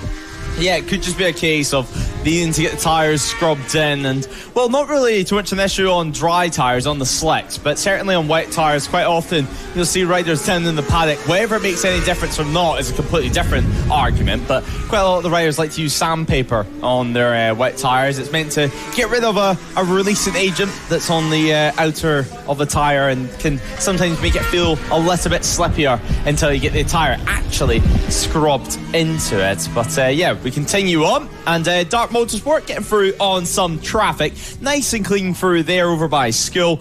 As we look down, and that's going to be the 277 down in pit lane. So a changeover for them. It's going to be a changeover rider, a changeover bike as well. And, luckily for us, we still have 7 hours and 45 minutes remaining in this one. So still plenty of running to do. Still going to be plenty of trips down to pit lane as well, you would imagine, for these teams. I mean, the likes of the 277. Their pit stop certainly not done yet. Not too many teams actually in the pit lane. Race Skins Endurance also in the pits as well, as we continue to focus on our race leaders. No surprise there. That's because it's now up to 15.6 seconds out on circuit, so yet another extension of that gap. Now though, into the back end of the circuit now though, and doing a good job so far and being really consistent is the entire Dart Motorsport squad. Whenever we spoke to them and spoke about them actually as well at Brands Hatch, it was just how consistent they're being out on circuit. It's wasn't really a race for them that they were not too stressed about, but yeah, they just chipped away at it, got a result from it as well.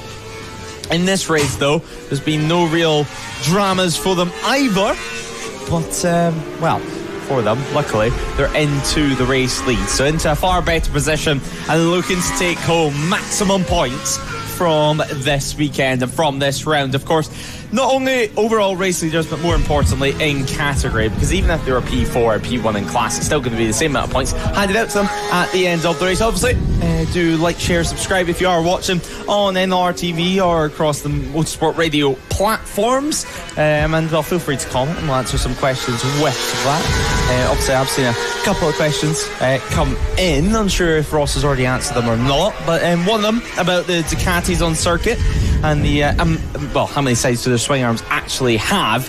And well, obviously historically, Ducati, a manufacturer that would use single-sided swing arms, much like some of the old Hondas as well back in the day, some of the RC Hondas. But yeah, historically a lot of the Ducatis used to use a single-sided swing arm until this brand new V4 came out last year, and since then it has been a double-sided swing arm for the Ducatis, and it's much more a conventional bike, if you will. A little change up as well. And the bikes that we do have out on circuit, the likes of John Harwood involved in the 21 team, they are going to be the new 2025 Ducatis. Obviously, well, probably head over down to pit lane before the end of this race anyway. I mean, we have plenty of time to do it, and have a chat with them more about the Ducatis, because it's such a fascinating bike to bring to club level at this stage. I mean, we've seen it also raced by David Williams, who of course usually rides in the nitrous plant team, and so him and Paul Burbank having a good jokes over social media. Paul Burbank claiming they're not here because David Williams couldn't last more than 10 laps or so during the stint. But, well, credit where credit's due. I think he managed a little bit more than that at Brands Hatch. Certainly did a couple of stints anyway out on circuit. It's a fair demand in weekend 2 of the hot temperatures.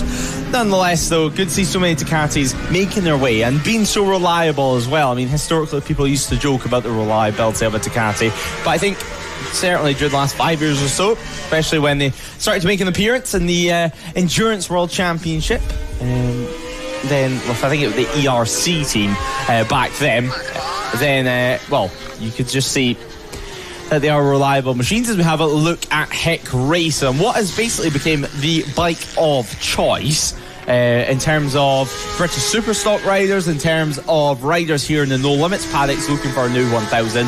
It's the Honda Fireblade. I mean, such a reliable bike, pretty user friendly, very fast on the straight line as well. I mean, historically Ducatis were always the straight line bike. Yamahas were always the bike that you would want during the corners as well. The Aprilia, I've heard, has been pretty good during the mid part of the corner as well, and maybe let down down the straight. Obviously a slightly different engine in that as well. But 7 hours 40 minutes left on the clock. 16.3 seconds now being the gap between our top 2 runners. So that gap yet again has now risen. So it's risen by around 8/10 or so since we last checked on it.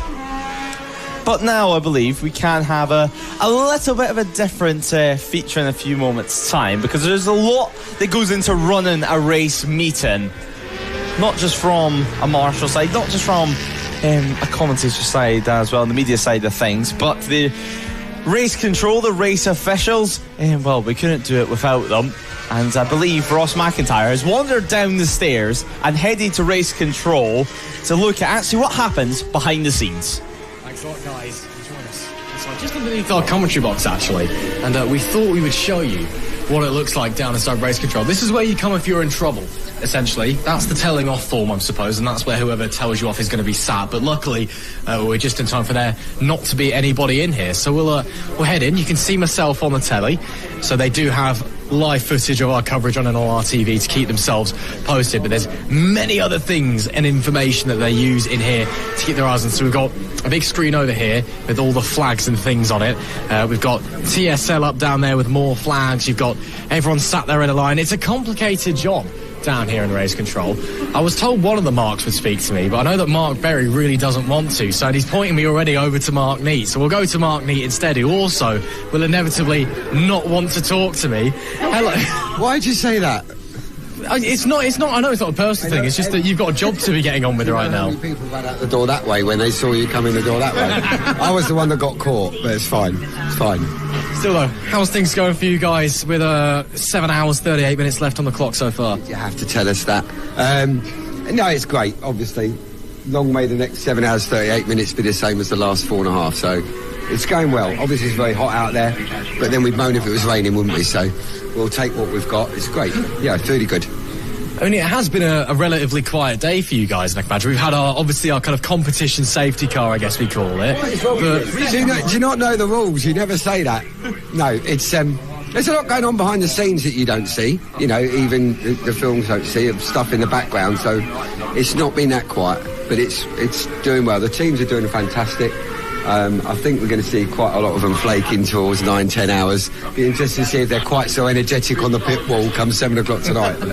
But no, it's great. I mean, it's something we want to do, 12 hours, and then, you know, we always want to do a 24-hour next, so roll on. And what's everyone's prescribed job in here today? Is it everyone just helping each other out, or does anyone have any specific roles that maybe the people at home would be interested in seeing? There are specific duties, like, for instance, Mark and Giles is supposed to share it with Mark, but he's actually a donor. I'm sticking up for you because you've done most of it. So Mark is controlling all the marshals, so everything's feeding through Mark, and any incident that happens, he's the one dealing with everything there. I'm doing the log, so everything that happens out there we have to key in a log and list everything for the ACU and stuff like that. And the timekeepers are over there, keeping an eye on everything there, that's all working correctly. And again, you've got a lovely screen with yourself on it at the moment as well. So I didn't even do my makeup this morning. Never mind. Oh wow! Turn it off. Yeah. Race controls are all different, but we do. Apart from the fact this one's like a pressure cooker because it's so hot, it's a nice one to work in because you've got a lot of space, and some of them are a bit more cramped, shall we say? And then the view out the window. I spent 20 minutes I was supposed to be working watching the guys on the jet skis over there a minute ago, but no, it's great. Yeah, so not saying that you would get bored, but if you do get bored, you know, there's at least some nice things to look at. True, but we definitely don't get bored. Definitely don't get bored, no. We're already trying to plan the next intervention, which will be on us before we know it, when we need to go at it, because obviously 5 of the marshals posts out here, they're landlocked, so you know, you've got to get some more water to them, especially, and stuff like that. So, touch wood, we haven't got another bike stuck out there at the moment, but obviously we had a bike up at Rocket, and the last one we had to quickly pick up, which did really well. But, yeah, it's never boring. What I was really impressed, and I'll talk about a team, was I watched the lodges do their last change, and to bring a bike in, and within 48 seconds of it stopping, changing both wheels, refueling it, and it's gone again in 48 seconds, I take my hat off to them. So they may be at a disadvantage one-man team, but when you can do that, I take my hat off. Well, they're running well, so we'll see how it goes over the remaining 7.5 hours we've got left. I'm going to watch very carefully what you find to talk about in about 5 hours' time when you're running out of it. I got told my history lesson about an hour ago. I was talking about the Roman conquest of Anglesey, and I got told that was boring by our producer. So, you know, clearly I'm going to run out of things to say, I think. Well, we'll start doing some notes here. You've run out of things to say? No, we're just saying that I will, because apparently my Roman history lesson was boring, so... I can't believe you've ever run out of things to say. It's sometimes, you know, when the racing's as good as this, sometimes it just takes the words out of your mouth. Sometimes it really does. Go on, guys. We'll let you get back to it here in Race Control. But thanks very much for talking to us, Mark and Mark. That's how things work down here in Race Control. This is where people come to get shouted at if they've done anything naughty. We'll go back upstairs to the commentary box, though, where hopefully Lewis Ray still has things to say. Yeah, Ross, I do have one thing to say, and that is, why are you wearing sunglasses indoors? Nonetheless, though, 7 hours and 34 minutes are on the clock, and we can continue our running, and for the riders, they will be using tinted visors, and that is acceptable because they are outside in the sunshine themselves. But I'm sure we'll have a word with Ross whenever he gets back up here. The sunglasses, well and truly, he's trying to make a statement, I think, at this rate. I don't even think they're his sunglasses at this point. I have no clue whose they actually are. And yeah, nonetheless, heading out of the final sector now, a couple of our riders, one of them being the Ride Culture team. I'm just having a little check in the race control messages, and luckily for them, no more penalties coming their way, at least from that last stop, unless there's been a slight delay to actually them receiving it. Obviously, 2 penalties have gone their way so far in this race. Hopefully, no more for the rest of the race.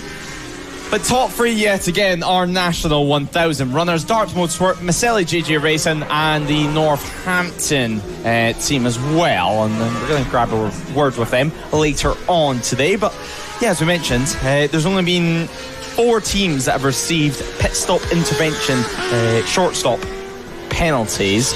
Hetch Racing back into the pit lane as well for them. They've had a dramatic day, to say the very least, a day to forget in some respects.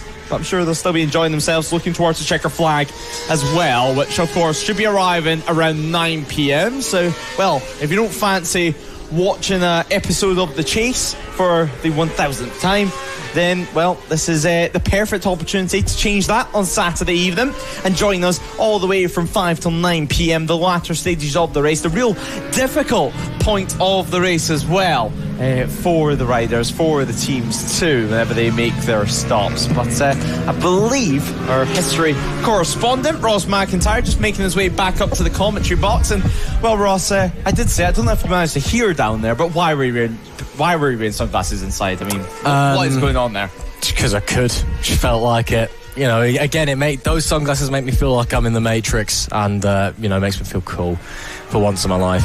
But I'll take senior history correspondent, though. I did do a history degree, so you know, I feel like I am qualified to be the NLR TV history correspondent if we ever needed one for whatever reason. So, you know. Yeah, exactly. Just because the job isn't wanted, it doesn't mean it's not needed out there. But yeah, you can have that title. I will happily not fight you for it, because frankly, I don't know much on history at all. Oh, just you wait. I'm sure I'll find a way to start talking about the Democratic German Republic's secret police and their 1980s tactics of interrogation and watching and surveying the public. Let's give it another 6 hours before we start on that one, but trust me, that's a fascinating history topic, that one. Yeah, let's make it, I don't know, 9 hours time. You can start talking about that one. Once we're all fair. The stream's done.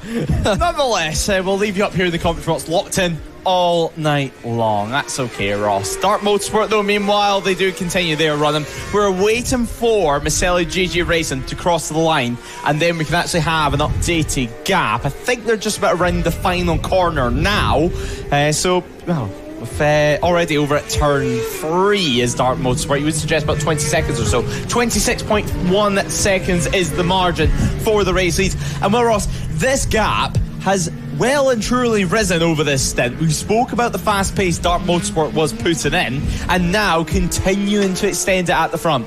Yeah, Aaron Spence is putting in a shift right now, as he has just made it 170 laps completed for the leaders as well. I mean, he's been out there for 13 or so laps, and every single lap really, really consistent. I mean, obviously there's traffic to contend with, but most of his laps in the mid to high 32s, which seems to be the pace. Now, a couple of laps even quicker. There was one which was a 30.3. Obviously had a very clean run of things on that tour. So Dart Motorsport, yeah, definitely starting to turn the wick up. So I'm just going, okay, well, clearly taking my advice. Maybe they're listening downstairs. When I said earlier, when you get to the front, you need to push onwards, not get caught. There you go. See, like I said earlier, I'm not always wrong. Sometimes I am right about things, but seems to be going well for the 92 squad as it currently stands. Again, we know how good that Maselli JJ Racing's got. His can't cut out the 21 bike as well. That's in P3. They're still there or thereabouts, even if not directly in this leading battle as it currently stands. So we'll wait to see what they've got in their locker as well. Still in the pit lanes, the Opendure 1 team and PP Racing 2.0, now 72 laps and 53 laps down respectively. Harp and horsepower, the last on the road as it currently stands, of course. The 22 Chris Degg currently out there. Of course, they had issues earlier with 𝐂𝐓𝐿, the 2025 Senior Manx GP winner, having mechanical issues earlier on, which ultimately led to him needing to be recovered by the recovery van, and the 15-minute window unfortunately passed before he was able to get back to the pit lane. So that is the state of play down the back of the field. At the front of the field, it's now 27.1 seconds between Dart Motorsport and Maselli JJ Racing. It certainly is rising. Randy Racing also into the pits from second in the ACU National 600 category. So could see them dropping behind Full Throttle maybe if it's a very, very slow stop. But I think they're okay for the time being. Again, and the 𝐔𝐿𝐾 UK Moto 46 squad as well, I think they're fine. If they pit now as well, I don't think they'll drop behind that number 9 bike. I think they're still in the class lead, certainly. Yeah, I don't think they have too much to worry about for the time being. P4 at the moment for the Moto 46 squad, of course, that being overall and in the National 600 category. The 73 though, for the time being, they're having a good stint out there on circuit, ride culture. Now, we did speak about it a few moments ago and their penalties.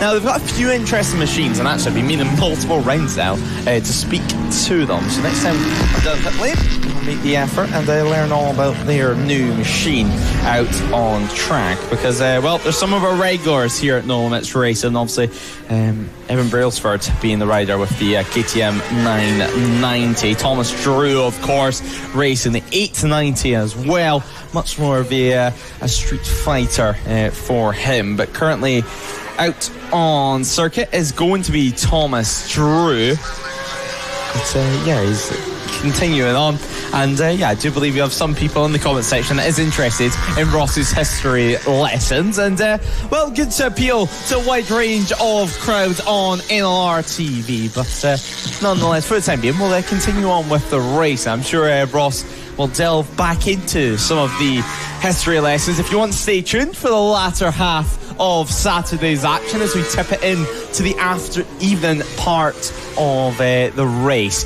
Pack Racing also, I can just see out the commentary box window, they're going to head back into the pit lane themselves. They'll be the sole team in the pit lane, barring of course OP Endure 1, who still are into the pit lane. And well, they have done quite a long stop not too long ago. Around 1:30 they entered the pit lane. 6 minutes have gone by, they still haven't came out again. Alan Lane, if I can put my teeth back in, he's going to be heading back out onto track next. So it's going to be the R1, and we can just see Randy Racer next door to them.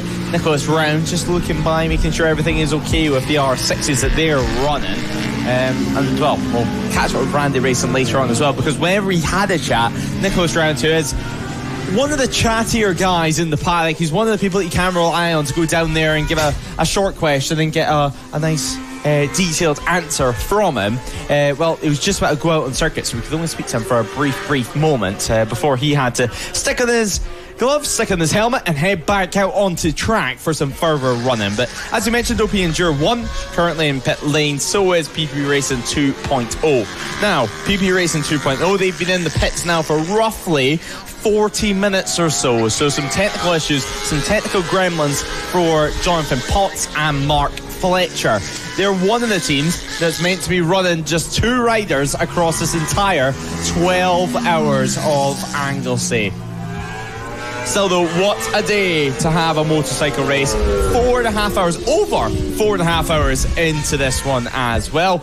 Closing in on the 5-hour mark, not quite yet at the halfway mark, which I think for many riders is going to be a pretty special occasion, but also at the same time a pretty daunting occasion as well, knowing whatever they've just done, no matter how tough it has been, they have to do it yet all over again. Of course, this being round 5 of the No Limits racing season of the 2026 campaign. It's a busy one for us, not only up in the commentary box, but for all the riders, all the officials, and certainly all the endurance stars as well. But up into the top end of the circuit, through rockets in, rockets out, and now some further chats down in the box. That's over by the 21 team. I can see Proudfoot Racing next to them as well, but that is going to be the Northampton Line Markins team. So Joe Sheldon Shaw is coming in, and that does look to be a pretty full stint for him, roughly give or take, doing about 25 laps of running. And now you would imagine being handed back over to Mark Royal, unless John Harwood wants to go, but that does look to be Mark heading back out on track. So the 21 exits pit lane yet again. And now your race leaders, 32 seconds of an advantage. So well and truly pushing the envelope, well and truly pulling the pin. Busy time in pit lane, Ross. Busy time at the front of the race in terms of the gap margins too. And now beginning to close in on that 5 hour mark. This is a real changing point in the race now that Dart Motorsport are putting themselves into the lead and putting themselves into the lead with a healthy gap. You know, this could be the point that we look back at the 𝐑𝐄𝐓𝐔𝐑𝐍. You know, this is where it changed. Because for a long while, it looked like Miceli JJ Racing, there was competition, but it looked like they were pretty much in control of things, even if it was tight. And suddenly, the 92 squad are doing the business, and certainly Aaron Spence can be very happy with his performance out there so far in this stint. But we'll wait to see how the number one team responds for Miceli JJ Racing. Of course, it is Jonathan Lodge currently on the bike. It'll be Gary Johnson heading out afterwards. James Lodge, of course, was on the bike previously, and they're still going to be on it for a while as well. James's previous stint, he basically did 40 laps worth out there. So he did a long old stint, as there we see the Proudfoot Racing 69 bike in front of them. That's the race leader, the 92 of Dart Motorsports. So working together, Randy Racing are now into the lead. Oh no, they're second actually. 𝐔𝐋𝐓𝐄 UK Moto 46 have got through the 21 squad, so they're up to P3 now, but they are in the pit lane. That was just them coming through there.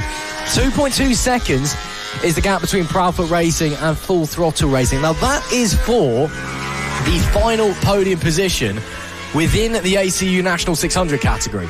So that one could be a bit elbows out here. And again, it's getting to that point where this actually could be race deciding, because you're starting to get to a point where people are so spread out. If you're close together and get through now and you can extend gaps away, that could be kind of the end of your on-track excursion, so to speak. So that could be race deciding, potentially, if Full Throttle on the 22 squad are able to get up to the back of Proudfoot Racing. It is Simon Aldridge behind the handlebars of the 22 at the moment.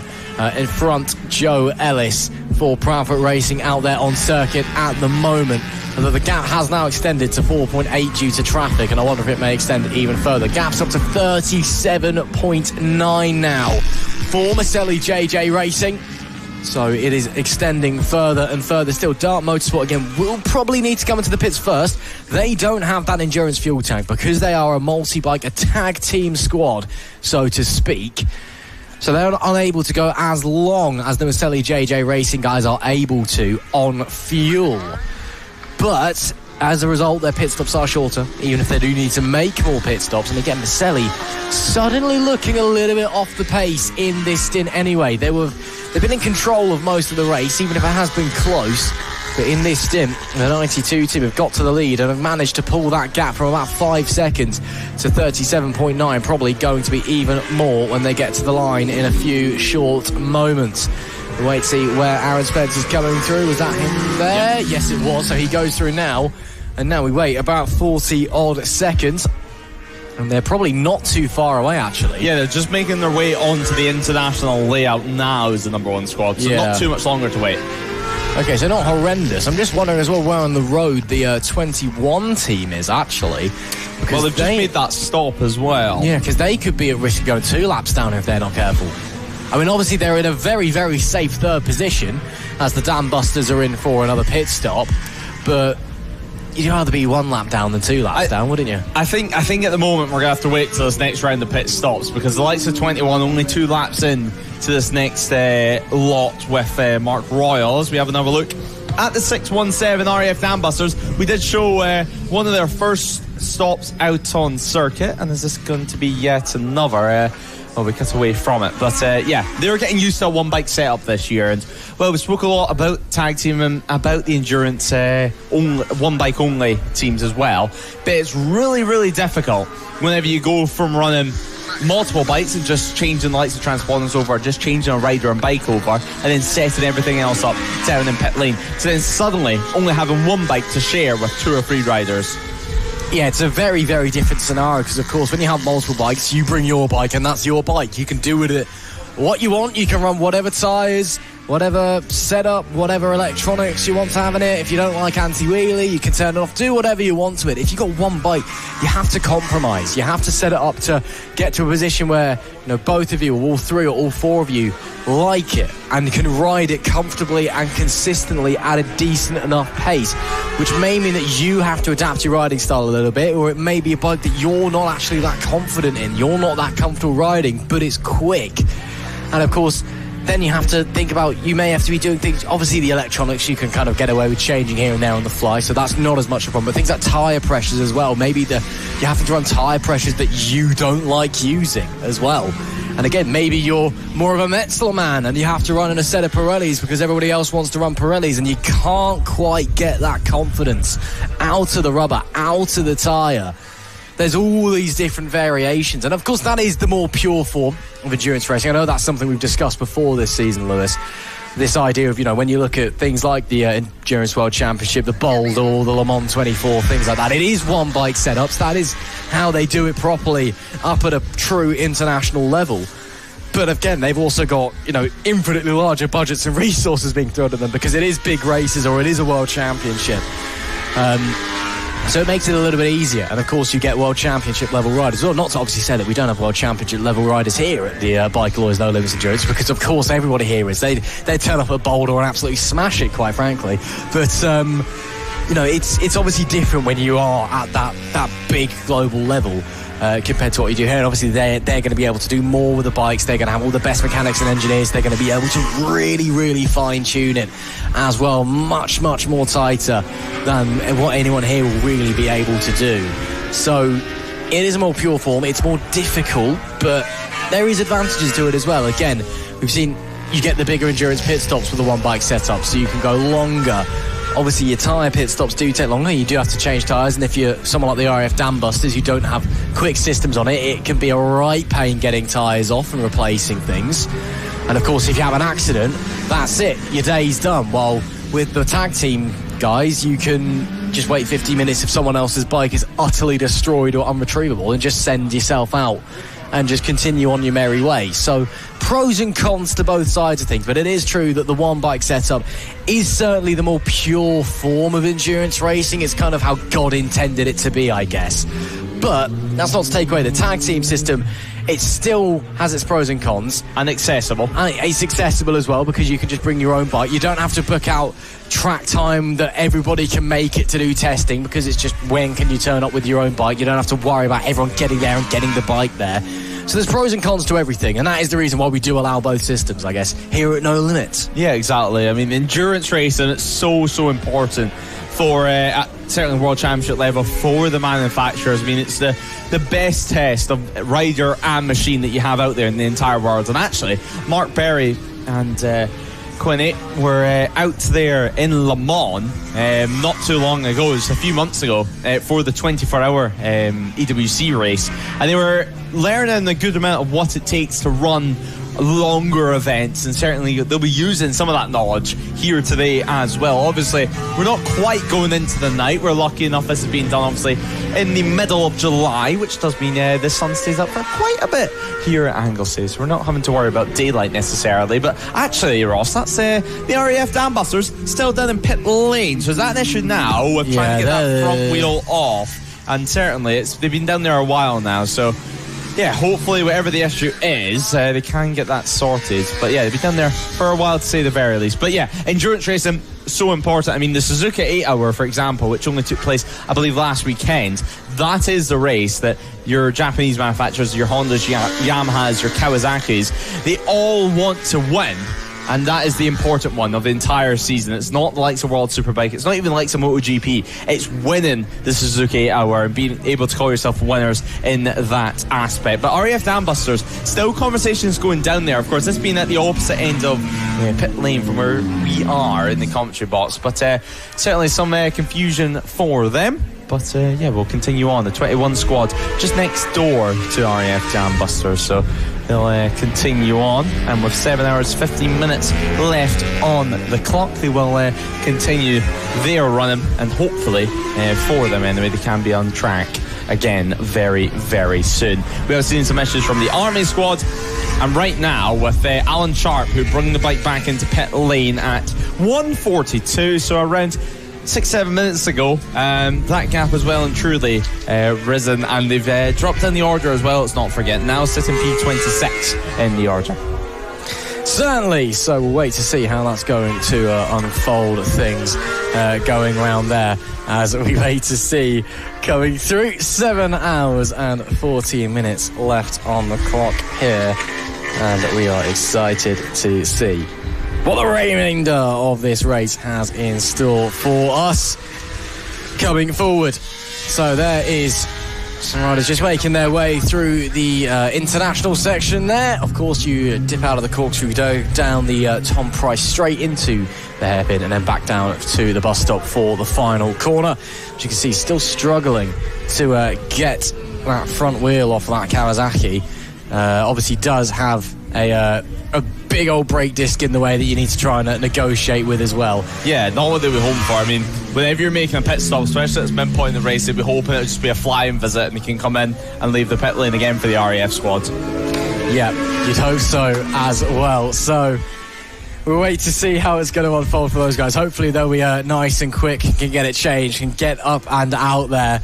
But we'll wait to see. Again, it's taken him a bit of time. We saw previously with the rear tyre, now struggling with the front as well. It looks like they were playing about with the brake caliper as well. So it could just be a case of, especially with the brake caliper, didn't look to be much for a caliper that you can just bolt on and then simply slip a front wheel in. You have to physically put the caliper onto the disc once the front wheel is already on, and sometimes either one or two pistons can be a little bit sticky and just stick out, and it doesn't allow the caliper to actually open up enough for the brake disc to go in. So maybe just a caliper issue there, or some brake pads not in place. But whatever the case, what we do know is they are dropping down the order and losing quite a bit of time. Yeah, it's a real shame for them. They've struggled today, the Dambusters, but still on it, still trying to get to the end, down to 26th. Again, they need to lose some 40 laps if they want to drop from P26 to P27, so I'm sure they're okay. Yeah, they won't be stressing about that. No, I don't think there's any stress, but again, you want it to get it done as quickly as possible so you can get back on track and get to the end as well. That is their objective, clearly. Make that checkered flag, get towards the end of the race. It is still Dart Motorsport up the front, now with a 40.5 second lead. That lap times, or the gap, should I say, seems to have stalled at around about 40 seconds. So either Aaron Spence is starting to run out of a bit of tyre, run out of a bit of energy, potentially, or it's just that Jonathan Lodge, I believe it is, on the Maselli JJ bike. Yes, it is Jonathan, not his James. Again, they've been able just to try and start to meet the pace of that 92. There we do see third place in the Northampton Line Markings UK Fire Safety 21 squad out there, and they've got 9 seconds apparently to the good ahead of Serakoto UK Moto 46. Paul Holden out there at the moment for the number 6 squad. Mark Royal out there for the 21 machine. And of course, that is not a move that is for position, but it is technically for the overall podium. And you do want to be on the overall podium, especially if you're a 600 competing with 1000s. And, what would make the number 6 squad's day better outside of a winning class? Well, again, assuming we ended in about 10 minutes time when they got the move done, than an overall podium as well.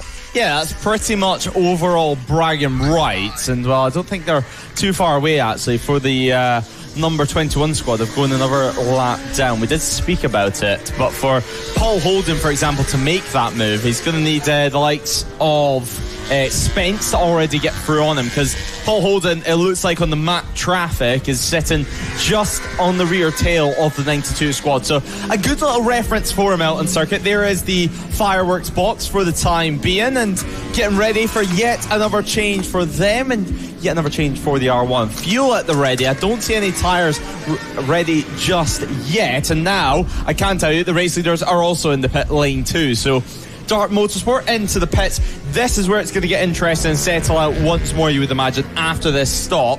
Certainly after Maselli JJ Racing make their stop as well. But yeah, we will continue on for this one. James Lodge was running very, very fast pace, I will say. And, well, into the pits comes the 92, yes. So we'll wait to see where they're going to emerge, but again, they did have a 40-second... Lewis Mason going out. Yeah, they did have a 40-second lead, so they may well have held on to that. I think they should be holding on to the lead. Again, we need to wait quickly for the live timing to update itself, so we'll have to wait until they come to the timing beam on the next lap to truly confirm it. But to my eyes, it does look like that I think they're going to be holding on to the lead of this race. But we'll wait to see. Again, the gap at the line last time was 40 seconds. Just had it confirmed on our ears. They are still in the race lead. So, Lewis Mason, a very important stop. Yeah, very important stop, and now a very important stint for them as well, because they need to prove that they can keep this pace across multiple riders on multiple bikes as well. And Maselli JJ Racing, how do they respond? They'll be needing to come into the pits at some point for a fuel stop. I think Gary Johnson's going to be next out for them as well. Yeah, should be. Dam Busters have finally completed that stop. New tyres on, of course, for the 617 machine. So you can see the stickers there. They won't last on there too long. Don't worry, it won't cost them any grip or anything. And then they'll head back out. So there is the gap now down to 5.1 between the 21 and the 6 bike. I guess that looks a lot smaller than... no, I'm just getting my bikes mixed up. That's okay. But the plan for 𝐔𝐋𝐓𝐄 UK Moto 46, I'm assuming that, you know, Paul won't want to push on by and kind of smash away into this. I think we'll just want to get through and then just hold them behind. Yeah, here is Paul Holden, the second bike in your picture. He's just, well, he's doing a good job at the moment, continuing this pace, continuing the run, and we know how consistent of a rider he can be. Obviously, he made a mistake at Croft, a very, very costly mistake in the endurance race, threw it down the road, also affected his sprint Sunday. However, here today at Anglesey, we don't have necessarily much of that bother. There is the 21 squad as well. Keep in mind, this will not affect championship positions, will not affect championship points, but it will affect the overall position in this 12-hour race. Still over half race distance remaining in this one, and well, as things stand, the Ducati just getting through a little bit of lap traffic. There's roughly 2 bikes in between the 21 and the 6 out on circuit, so Northampton line mark, and well, they've got a busy job ahead. It was around 5.1 seconds at the line last time around. They're just about across the line now. We'll wait for the timing screens to flash up and update, and that new gap, 3.3 seconds. So there we go then. So that gap is a lot smaller than perhaps Dart Motorsport were hoping for. Of course, a slow out lap for Lewis Mason as well. We'll wait to see what his pace is going to be like on this lap, but that also then acts as a little bit of motivation for the number 1 bike and to Jonathan Lodge, because they'll be able to see their opponent as someone going very, very slowly with problems there. Yeah, got him going again. That's the 53 bike that's running around very slowly. KGG Endurance.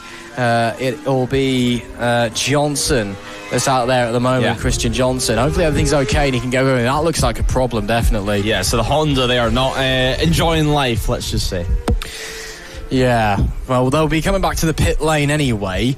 Not great, though, is it? So we'll wait to see what's going to be happening for them and if everything's okay. But yeah, just going very, very slowly. And we'll wait to see as well if they are going to stop. Is that going to bring out a safety car? We are 58 minutes away from our safety car clock running out. Oh, so if there's no safety car in the next 57 minutes, we will be getting another one.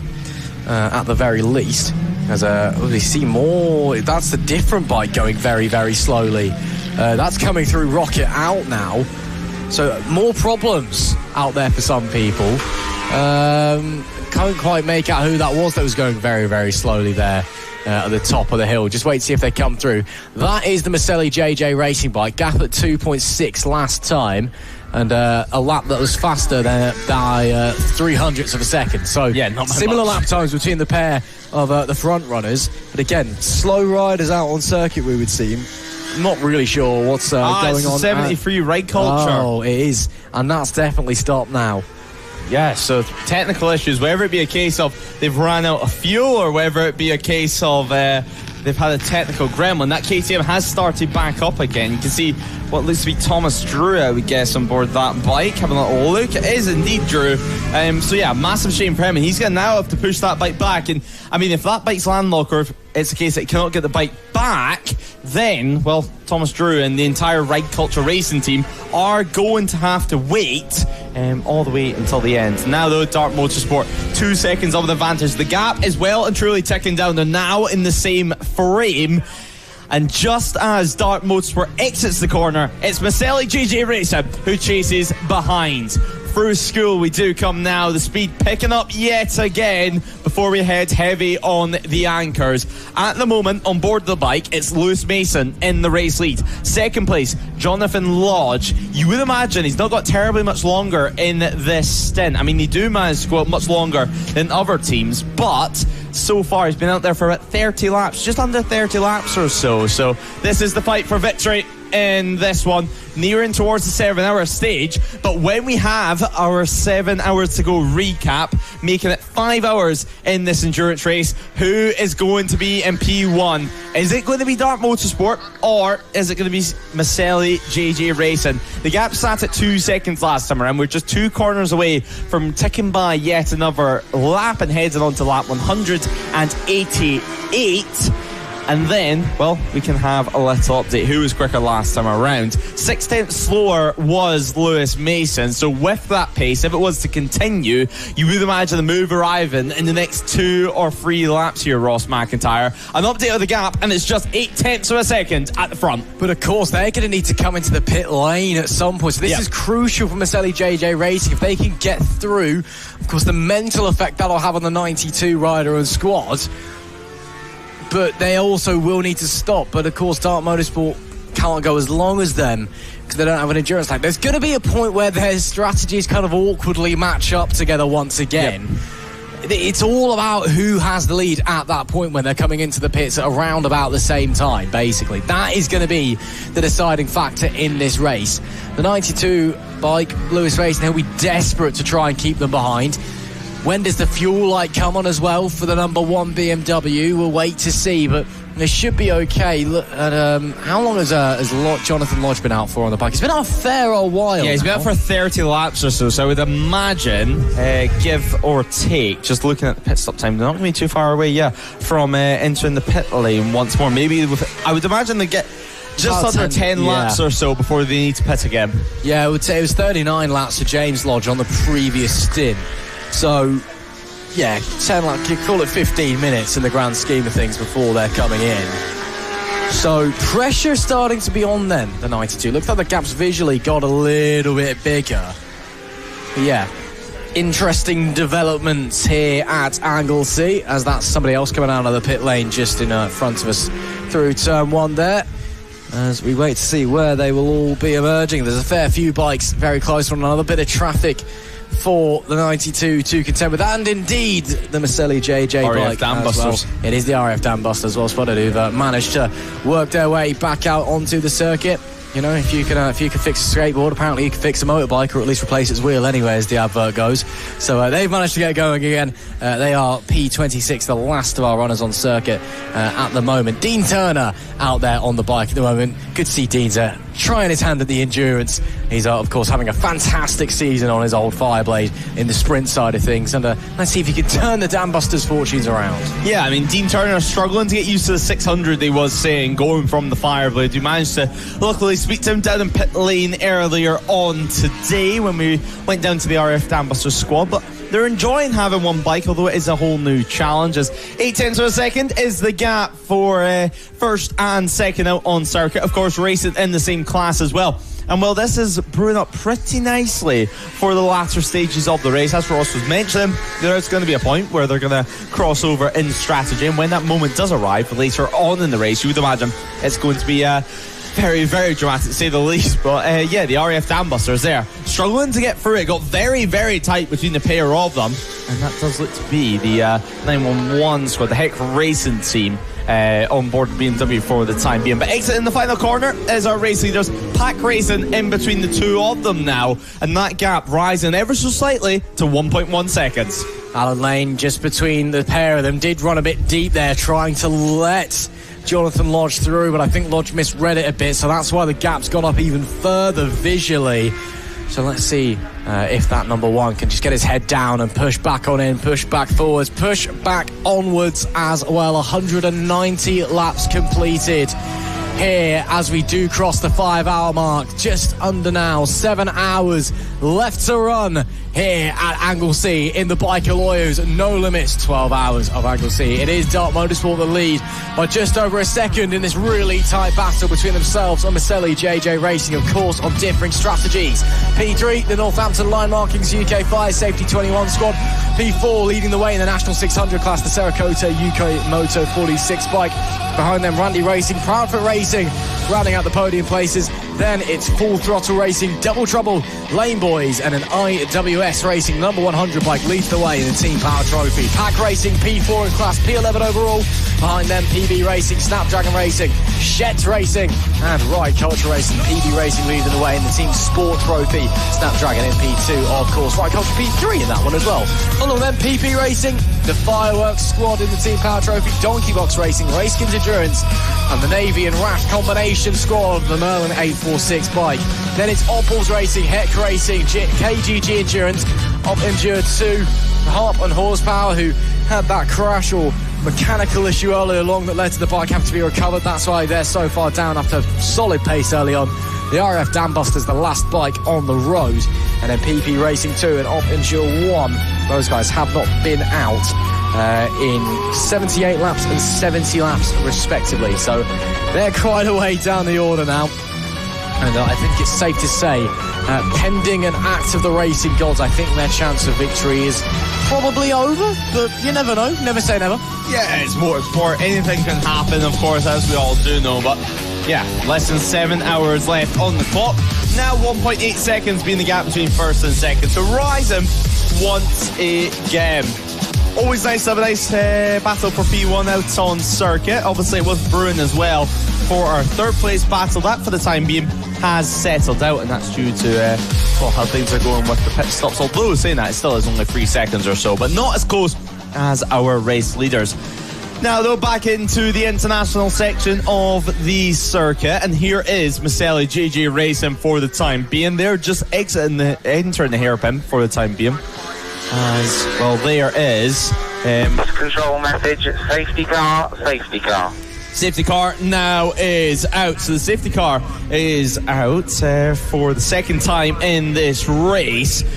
So a little bit different here, Ross, of course. And well, our first safety car arrived around 11 a.m. Well, of course, yeah, about midday. And now we're already receiving our next one. So 2 hours of running for his next safety car. Absolutely. And given that it's a little bit earlier than the safety car clock, so we will have guaranteed 2 more safety cars before the end of this race as well. I'm going to presume that's for the 73 bike. We saw it come to a stop up at Rocket Out. It looked like it may have got going again, but the KTM of Tom Drew similarly having more issues. So I'm assuming that they've called the safety car so they can safely go and recover that, and as well get some water to the marshals and all of that as well. A big thank you, of course, to all of our marshals, the Orange Army, once again putting on a fantastic performance.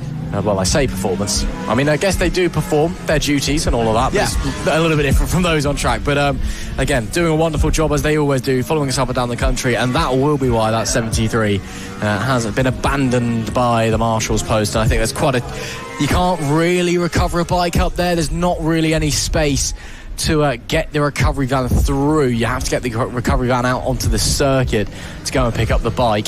So the safety car has picked up the riders. Yep. And this is very interesting then for the battle for the lead as well, because it's going to close them back down. They'll be next to each other when they restart.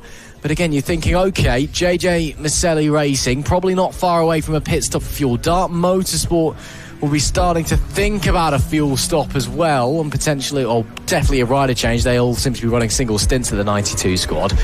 So, what do here? What be plan of action? I'm not sure where you go. I mean, do you want to pit under the safety car? It'll lose your time if you do. Yeah, I think I would be waiting for the time being. I mean, with the battle in first and second being so tight, it's not changing a terrible amount in terms of the gaps, let's be honest here. It was already very, very, very close out in track between the pair of them. Now they're going to be roughly about the same. And even, if anything, you went when the safety car ended, it could be quite beneficial compared to the situation we were in before, because now Dart Motorsport in the race lead, who have already made the likes of their stop not terribly long ago. Obviously, they could last less time than the likes of Maselli JJ Racing, but they're suddenly going to have a lot more traffic to have to actually deal with on this restart. Meanwhile, you can dive into the pits at the end of the safety car period and change things out while your rivals is fighting their way through traffic. So potentially they could be in a case that this could benefit them. It very much could do. Well, the gap apparently 4.1 at the line last time, but obviously everyone would have seen the safety car flags and backed off. The gap, not necessarily a big thing. And, yeah, of course, they should be starting either next to each other behind the safety car, or it'll be close again. The safety car does not have to pick up the leader. They just spot where there's a gap and just pick up whoever's first behind it. Yep. Somebody with an orange bib out there. I can't quite make out who it is. But, yeah, so we'll get the recovery van out there, pick up that KTM from Ride Culture Racing. Oh, somebody else has stopped as well. So two bikes have stopped up there now. So, yeah, whether that could be a case of, it's 22 a full throttle racing, and well, they were running P7 out on circuit, so a massive shame for them to come to a stop. And they've stopped under the safety car as well. Yep. They weren't there a minute ago. And now the recovery van making their way to recover the pair of them. Luckily for the likes of full throttle racing, they're not going to have to wait a terrible amount of time to be able to get picked up. But, well, here we have it. The light's still in the safety car, so yet another lap. And with another bike stopping up there now, it could add a little bit more length and a little bit more time to this delay. Well, it's not that they can't fit two bikes in the recovery van, at least. You know, they can at least get both of them into the same van and do the trip once, but obviously just takes you a little bit longer to get both of them in and secured, and then, of course, you got to get the people down back to the paddock as well. But, yeah, that's, the 22 conking out in sympathy. It's a race control message. The safety car is out to recover two machines at Rocket Out that are in unsafe positions. Yeah, so unsafe positions there being the reason for the safety car. Yeah, so yeah, Mark somehow his ears are not bleeding from the inside out just yet, and he can continue on the running. But well, Ross, I think you've been handed some statistics of the race so far, and plenty of information to delve into. Oh, I've got so many statistics. It's actually going to take me a little bit of time to figure out what statistics I can use here. I've just been run this up by the guys from TSL. Is there too much math? There's not too much. It's just literally, I'm trying to figure out what information I can use. I mean, I've got fastest lap history, the session leader history, how many miles each bike led for before handing over the lead of the race. So, let's have a look at this. Hang on. So, Maselli JJ Racing, I believe, have led the most miles. I'm going to need a calculator for that. I'll do that later. Got pit stop analysis. I've got loads of stuff. This is great. I've got... This is brilliant. I might just spend like 5 minutes flicking through this, to be honest. Well, we've got a safety car to go and get those two bikes. Yes, fastest lap is still a 1:28.854 from Dart Motorsport. That was set at 9:34.22 local time, lap 20 of the overall race. Dart Motorsport have led for, well, at the time this was printed out, which was 9 laps ago, they led for a consecutive 67.2 miles, which is pretty impressive. And, yeah, there you go. And then before that, the Maselli JJ Racing guys led for 58.8 miles. So you don't get this kind of stuff unless you work with TSL. Yeah, exactly. One of the best timing partners that we do have. And, yeah, As we mentioned, the Dart Motorsport squads first took the lead yet again at lap 159, and they've had that for quite a while now. Obviously a changeover for them, but from lap 159 they've been into the race lead in that P1 spot, but the safety car period allowing the riders just have a little bit of a rest as well, maybe just relax themselves, not be too stressed on there, and get themselves ready for an exciting second half of the race. We're nearing towards the halfway point here, Ross, and the statistics gives us plenty to delve into, I think it's fair to say, and I think you'll be most happy because, those stats, it's all in the past and a bit of history, I guess you could say. So, so extra history lesson, but this time related to motorsport. I can do motorsport history, that's fine. Just look at the pit stop times, just a bit of context for teams like Maselli JJ Racing, who obviously are running a one-bike stop thing. For those guys, you're looking at about a 46-second pit stop. They've got some that are a little bit shorter when they're taking on less fuel. They've had some that are longer as well if they're changing both tyres. Dart Motorsport can get a stop done pretty consistently in 31.5 seconds. That's them playing it safe as well. Yep. I think the pit lane time is around about 29 seconds. 28.6. 28.6, there it is. Okay, well, they've got a fastest pit stop of 29.004. That, of course, includes the whole pit lane, not just the pit stop. Fastest pit stop so far that can stay there, then. Randy Racing, stop number 3. For those guys, are 28.8. That is cutting it fine. Who else we got? Who's sped in the pit lane? Who's been naughty? Let's try and find that one out, shall we? I love pilfering through stuff like this. Like you said, it is at 28.3 for Rye Culture Racing. They did get slapped for that, didn't they? Again, it's a history lesson.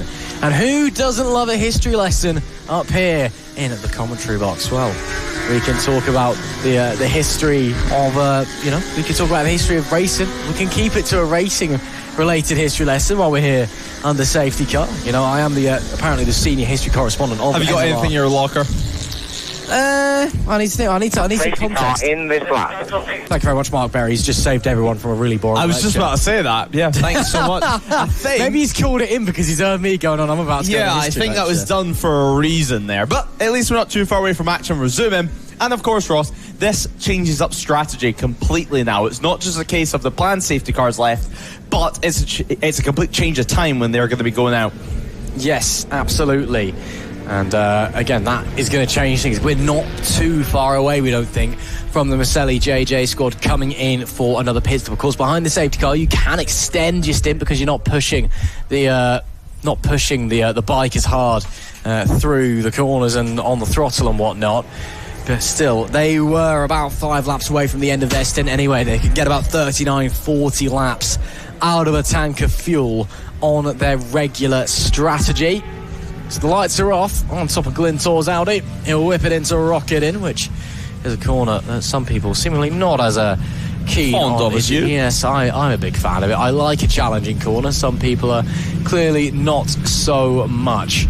But still, it's been a brilliant day of racing, and we are about to get back onto it. It's a lovely, lovely sunny day here at Anglesey. 26 bikes still in this contest out of 28 starting.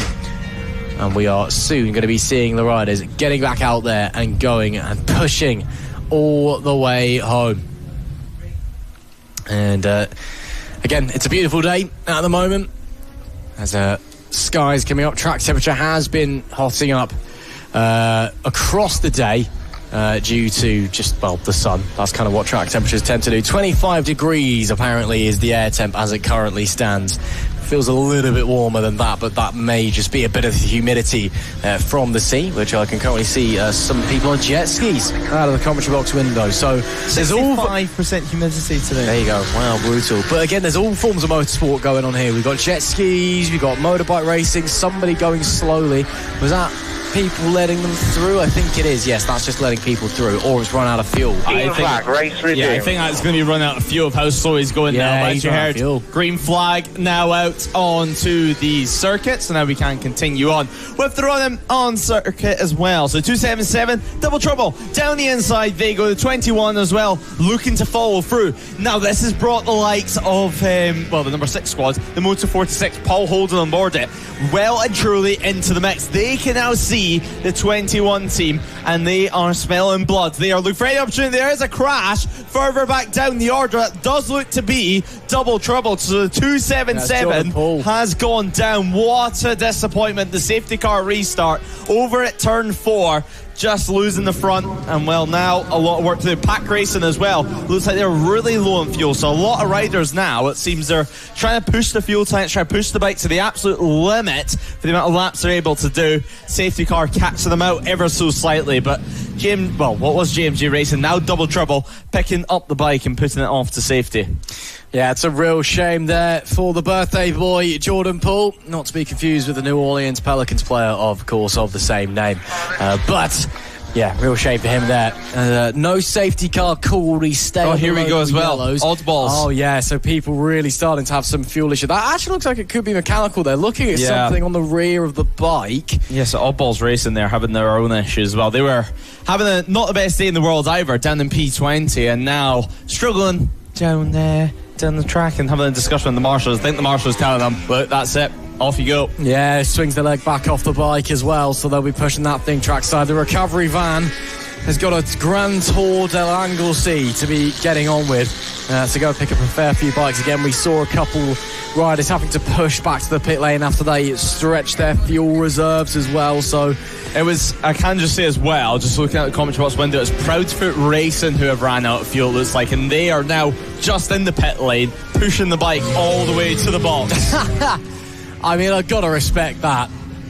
Talk about commitment, talk about wanting to get it home. It was Joe Ellis out there for them at the during the safety car, and apparently the end of that stint as well, as getting a telling off from one of our officials. I think the bike needs to come into the box first of all. Yeah, before you can officially claim it's been sent back, and then you can get somebody else out there. Yeah, so look at the rush there. Yeah, it's all a bit last minute. This one wasn't quite planned. It's the new rules, I guess. You have to get the bike back to the pit lane, not just the transponder, so you don't have those hilarious moments of people sprinting back and forth others. You actually have to get the whole damn thing back to your garage before you can send anybody else back out. So, interesting there for Proudfoot Racing. They will lose a couple of positions. P6 at the time. Apparently do still have 2 laps to the good on full throttle Racing, so 21 also entered in the pits now. Yes, so that's from 3rd place as well. I don't think we're going to be too far away from seeing the number 1 bike coming in as well either. 92 bike starting to extend a gap on them as well. Out comes the 69 Proudfoot bike. They're happy to be sent back on their way, so there'll be a change there for the 21 squad as they come in. Out comes the new full throttle effort, and they can get back onto it. But 69 Proudfoot Racing, should I say, not full throttle. But it's all changed. It's all afoot. Shet Racing also into the pit lane. Yeah, all kicking off bit. Again, that was a very inconveniently timed safety car for a lot of teams, I think it's safe to say. Yeah, it caught out a lot of riders there. I mean, I think they were just planning on making it to the next intervention, but nonetheless, they couldn't exactly do that. Bikes are in unsafe position, certainly with that second one now. There was nowhere exactly to put it. Snapdragon as well, having a good battle further back down the order, just losing a position there on track position, that is. But yeah, I don't think we're too far from Maselli GG Racing. Now we do get confirmation rider okay down at Church, but Maselli GG Racing, the pit guys all ready to get going. It does look like we're going to have a tyre change here, just a rear tyre at the very least. I don't see a front tyre being prepared at all down there. Certainly, obviously, refuel. It was a new front tyre at the last stop. Yeah, exactly. So they'll stretch that over 2 stints, and then what looks to be well, it looks to be a softer compound, you would imagine, in the rear, just about to be changed. So, yeah, not too far away from getting going. As we say, that number one now does enter the pit lane. So this is going to be hopefully a quick stop for them. Into the pit stop we do come now. A bike up on the stand. Turn it off, of course. And it's going to be Gary Johnson hopping on next. The rear tyre already out. The next tyre already being put in the back of it. Lining up the spindle, trying to get the axle in the back. And a quick little clean of the screen. Of course, a few bugs out there here at Anglesey, so yeah, wiping off the flies, maybe some wasps out there as well, maybe some sea creatures. I mean, you just never know. We're out here on the coast as well, in goes the fuel. A 𝐂𝐓𝐄𝐓 helmet as well this time around for the Philip mechanic. Getting creative with their helmets down here in pit lane. But yeah, we're nearly ready to go. Gary Johnson getting a few words as well from Lodge. And well, Jonathan Lodge, one of the most experienced riders that we have here in the endurance paddock, and the way Gary Johnson goes to start his stint with 6 hours and 40 minutes on the clock. Pretty smooth stop, it must be said, for those guys. We'll wait to see how far back they're going to be, though. Dart Motorsport have just made it 200 laps at the end of the previous tour.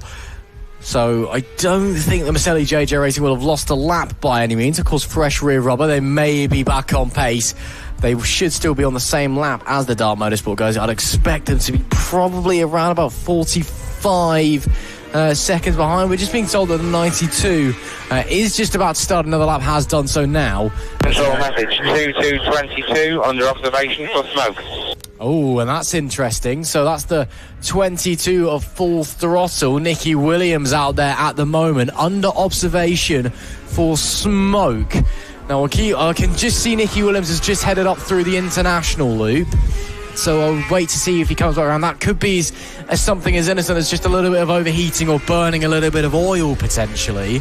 Or it could be sort of a real major problem around the corner. Yeah, exactly. Hopefully no real issues there, and hopefully it's just a case of either a one-off little puff of smoke, or that bike definitely seems to be smoke, and we're just seeing out the commentary box window now, and hopefully Nicky has seen it. He's pulling into the pit lane straight away, and well, obviously first available opportunities where you might get off the circuit, and I think that was there or thereabouts, the pit lane entry. And if I was Nicky, I wouldn't be trying to restart that, otherwise that Kawasaki could well and truly be going pop in spectacular fashion. Obviously doesn't want to be pushing that bike all the way through pit lane. But yeah, Nicky Williams, we'll have to have a chat with him down pit lane later on. Hopefully that bike is not too wrecked, otherwise, well, as we all know, he's going to have some colourful language to say about his day. But yeah, definitely smoking going into pit lane was the Kawasaki.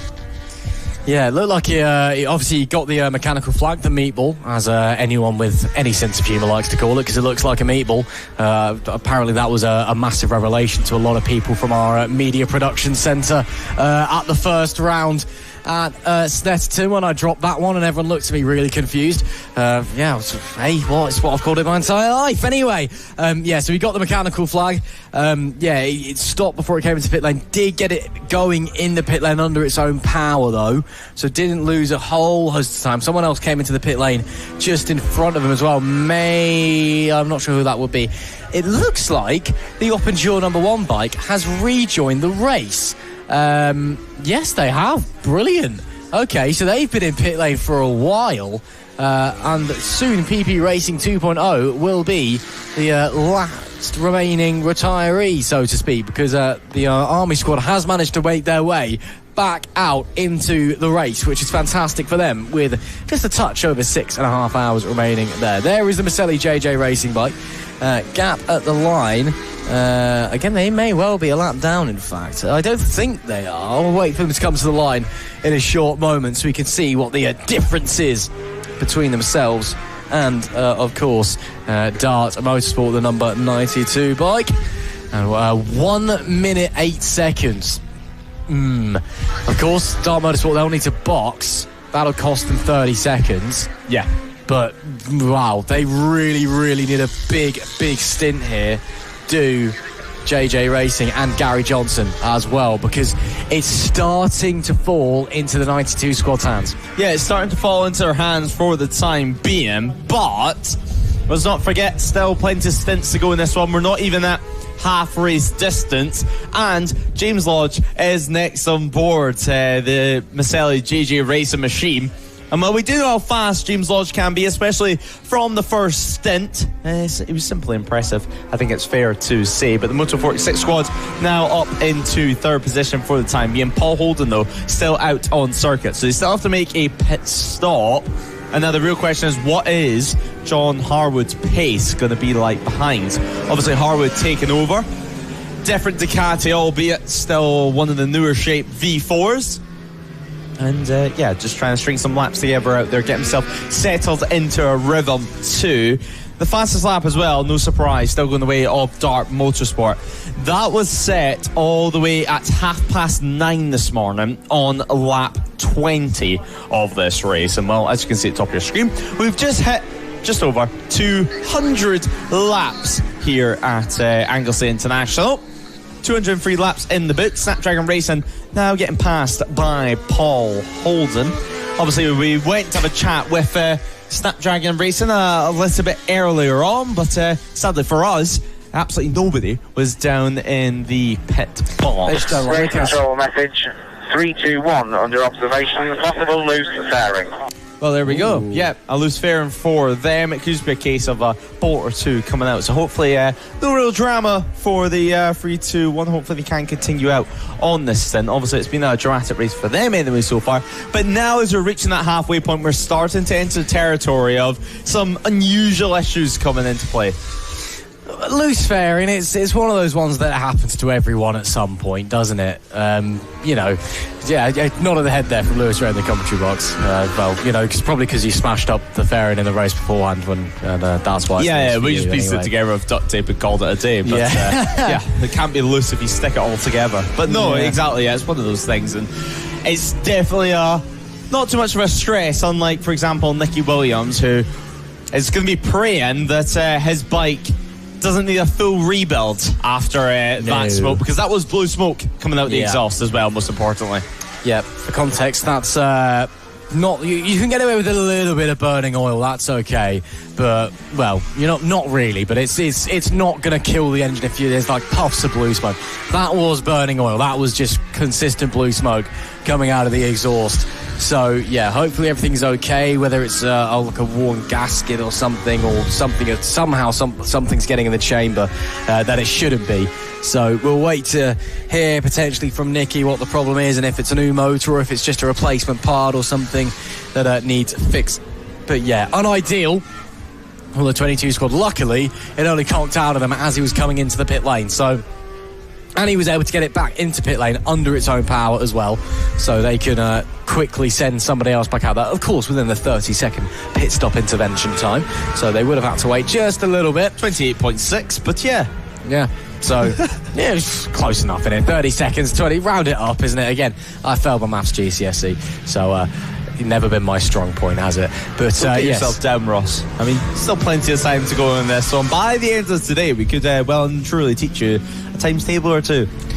You could do. I mean, at least I've got my history. I've got plenty of that in store for the next 6.5 hours. We could talk about history of racing, history of Anglesey, things like that. I'm all open to things. I did see some requests for my Stasi lecture as well, so very happy to talk about the East German secret police and their methods, or inhumanity of methods, shall we say. It was a very interesting time period, the kind of the last bastion of the Eastern Bloc, so to speak. But yes, there's lots of opportunity here. We could cover many things. Maths may not be my strong point, but bit of history, I'm right there. Yeah, well, it wasn't on my bingo card list coming into this weekend, I'll tell you that one. But I mean, something a little bit different. Obviously, plenty of action still going on circuit, and off it at the moment. It has taken a little bit of a chill period, I think, for the teams. This is going to be the time where maybe they might read a book, maybe a history book, perhaps, down in pit lane, or maybe just get themselves set up for the rest of the day, of course. We're heading into about the midpoint of the afternoon, and, well, they have to factor in where they're going to have dinner and have some tea. It depends where in the country you're from, of course, whatever you want to call it. Not quite sure what the Welsh word is for dinner. Should we Google it? Well, I don't know, Ross. I was expecting you to know some Welsh as well coming into this weekend. Welsh, given that I'm not Welsh. Hang on. That much usually means that you know a little bit. But Well, Ross does that. Fireworks currently on screen. P16 at the moment for them. It's been a dramatic day for fireworks, and well, we'll have a catch up with them later on as well, and they can tell us all about their overnight work too. Well, Ross, do you have an answer for us yet in your best pronunciation? I'm not sure on the pronunciation. I believe it's Chinio, potentially, possibly. I'm not sure. But CINIO is how it's spelled, and Bingo was his name or something like that. Anyway, there you go. So they'll be having that. Yeah, we do have a barbecue afterwards here today at the track as well, before we stick the kickball on for anybody who does care about that. Should be a fairly entertaining game, I'm hoping, if I'm still awake by that point, because I'm already quite tired and we're not halfway through yet. So it's going to be a long old day for us here at Anglesey. But where else would you rather be? It's No Limits Racing. It's the biker lawyers. 12 hours of Anglesey. It's the big one. This is the one they've all been waiting for. Some silence for that. Yeah, Ross trying to wake himself up down in the commentary box. Just trying to get himself up to speed. But 6 hours, 30 minutes left on the clock for the time being. Dart Motorsport continuing to lead the way so far. We'll wait for them to cross the line in a few moments' time, where then we can see what the gap's actually going to be between them. Mason currently on board the bike, still in P1, so Lewis Mason doing a good job for P1. Second place, Gary Johnson, of course. That move was made not too long ago. But with just over 6 hours, 30 minutes left on the clock, Randy Racing heads into the back end of the circuit now. And obviously Round having a good ride himself. And Ross, either Mark Needs was telling some of the best jokes you've ever heard, or you've got some a lot of story or information to tell us. It wasn't a joke, but it was absolutely hilarious. We've discovered a technical issue with our safety car. Glyn, he's driven it superbly so far today twice. He's knackered the front wheel bearing on it. So we can't have the safety car out anymore. Well, we can. We're going to use the circuit one, which is an old bit of an knackered MG, to be honest. So the Audi has done its bit. No more safety car on board from us, unfortunately. So when the safety car does come out, and it is due to come out twice more today at least, it'll be the circuit's MG and not the No Limits Audi, which may or may not have a wheel go flying off it if we did send it out onto the circuit. So what I'm hearing is, sounds like you have something against MGs here. I love an MG. I've got nothing against an MG. It's just it's not the finest example of one. Well, we'll wait to see out on circuit. It adds a little bit of extra spice up here in the commentary box. A little bit extra as well for the viewers at home as well. I mean, yeah, MGs, they're an alright car. Oh, brilliant. I had a mate who had an MG for a while. Oh, it was awesome. Great little thing. Not quite a BMW, but hey, beggars can't be choosers in this situation. 6 hours, 20 minutes on the clock. Nothing on a course as well. Tell you what, mate, my thing's a monster. So we go faster around here than most of these guys would. I'll tell you that much. I'm just going to stop talking now. Well, the course of tails, well, that takes a sudden nosedive. We will continue on circuit. 208 laps in the books, and I mean, so far we've not seen too much drama since the safety car restart. The gaps have well and truly settled out for the time being. And then, of course, we can look towards the next safety car window, first of all. And in between now and then, we're also going to have quite a few pit stops, you would imagine. But you can still see the coast just off into the distance. And, well, the sea fog, it's been there pretty much all day long. And if anything, maybe it's slightly more here this afternoon. Certainly not enough to be worried about, not enough to be thinking it might bring in some rain. You can still see the silhouettes of the mountains in the distance. Of course, Snowdon as well in the distance here, and well, I'm sure, Ross, you have plenty of facts about Snowdon as well. You should be able to share as he goes straight to his laptop. So the answer to that one was a big resounding no, but he's about to create some, so I'm already regretting saying that as things stand. But while Ross does some homework, shall we say, relives his school days. It's been about 15 years since Ross was at school, so plenty of time for him to cast his mind back and head back into the days of his youth. As, well, he's fully locked in now. The 100, though, continues out on track. IWS Racing. Now, we did see a few pit stops from them for the race. Solheim currently on board that bike, leading the Team Power Trophy class in P8 for the time being. They sit behind Lane Boys out on circuit ahead of PB Racing, so they're having a solid ride, of course. And well, you don't get much time to enjoy the views of Anglesey whenever you're flying around it at 150 miles per hour. Certainly is. Here's some soda facts for you. The name likely derives from some Old English, Snowdoun, which means snow hill in Old English back in the day. The Welsh name for the mountain, 𝐓𝐄𝐓𝐿, basically just means tall thing. So, you know, nice and to the point for it there. The National Park Authority in 2022 that they exclusively refer to it by its Welsh name now as well. So in Wales, it is not known as Snowdon anymore. It is known by its Welsh name because there is a big push and has been in Wales across the last 10 years to kind of revitalise the Welsh language. So Control message 277, 60 seconds, stop and go penalty. Cross the pit lane under red lights during the safety car period. Ooh, double trouble to add to their trouble following the incident with Jordan Poole earlier on. A 60-second stop-go penalty. And that is really going to hurt their chances for those guys. That's not ideal. Left the pit lane when the light was red during the safety car period. Yeah, that's a silly mistake, as you mentioned. I wouldn't be surprised for the end of the race if we did change our name to Triple Trouble. They've already changed them once this season, but now we do not know. But 60-second stop go is a long penalty to add to their woes, and now you would imagine it's going to be dropping them well down the order. I mean, they're already down to P18 in this race, Ross, and now even more issues as 𝐾𝐍 Endurance heads into pit lane, but yet nobody to actually receive him, it looks like, and certainly some technical issues, pointing down at the bike. Maybe the bike's cut out on them. Obviously 𝐾𝐍 Endurance running P22 for the time being. Another team, well, they're going to be busy at work getting another bike ready. The R6 is going to be next out. You can still see them trying to do some work in the Honda and pit garage as well. So yeah, a little bit of work to do for them as they head back out on track for what looks to be an unscheduled stop.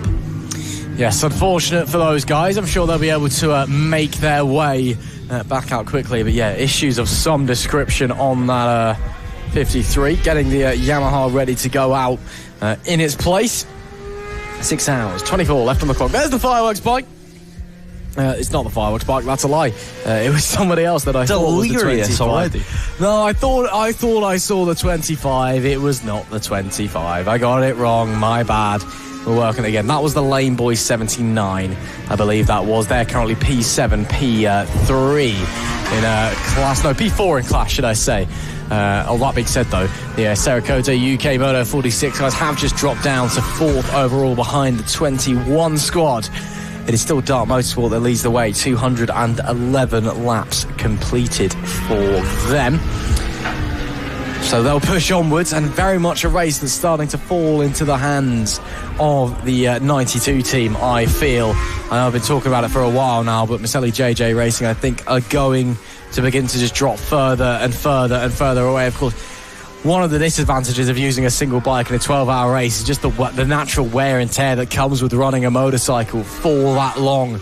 You know, the engine's going to start to lose a bit of power. The bike's just going to get tired. It's going to get hot. It's going to want to rest, and it's not going to have the chance to do that. So naturally, the pace on that bike will begin to drop off over the course of the race.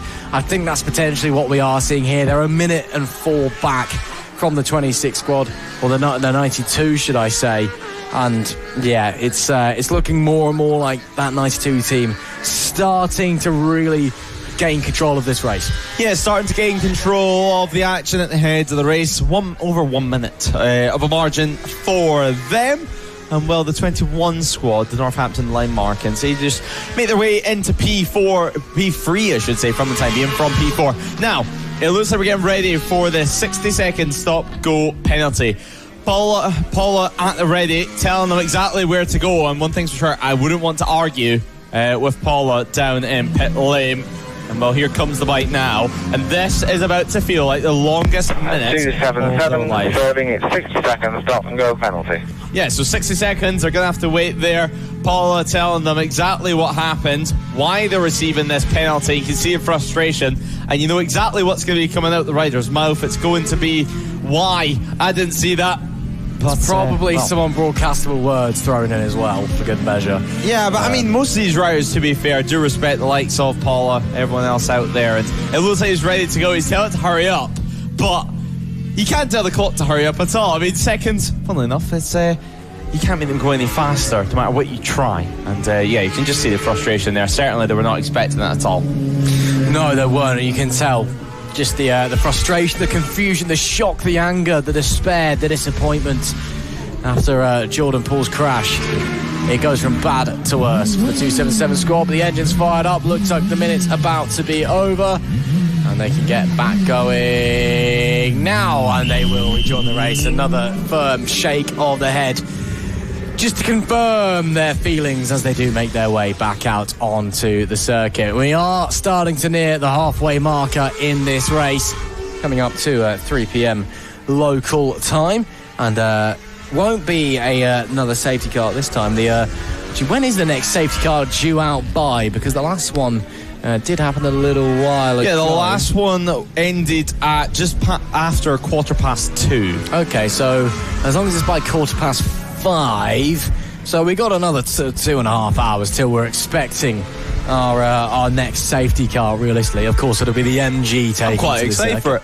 I'm looking forward to. It's just a bit of a shake up, and again, a big Audi compared to the nimble MG. Proper British engineering. It's going to be it's going to be a sight to behold. Yep, yeah, it's going to be a sight to behold, I think it's the right way to put it. Certainly, in the upper part of the circuit as well, let's not forget rocket in, rocket out. I mean, it could be flying about that section of the circuit as well. But yeah, so the MG heading through next time around. But not too long until we can hear from some of the stars of the show. Obviously, a 33.432 second advantage for Dart Motorsport for the time being, continuing to lead Maselli JJ Racing for the time being. But Moto 46 in P4. But of course, the Biker Lawyers No Limits Endurance Championships, this being round 5 of the season, and well, we have plenty to enjoy here this afternoon. Plenty to enjoy into the evening as well. Fireworks set in P15. So they've roughly been about that place for the entire race. They've just been fluctuating between the likes of 13th and then dropping back down to 16th. And now, well, setting up 15th as things settle out. I mean, we did look to speak to him a little bit earlier on. We did grab what I believe was the team manager. I can also tell you as well, Double Trouble now into the pit lane.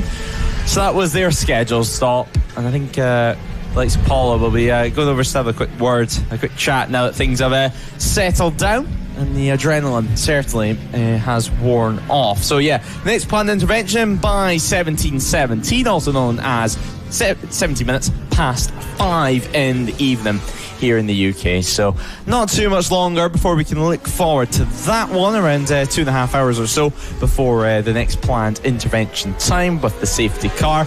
But there is the 21 squad. Now, we did see John Harwood not terribly long ago out on that bike, but now it's going to be still John Harwood. Actually, what am I talking about? So yeah, continuing on.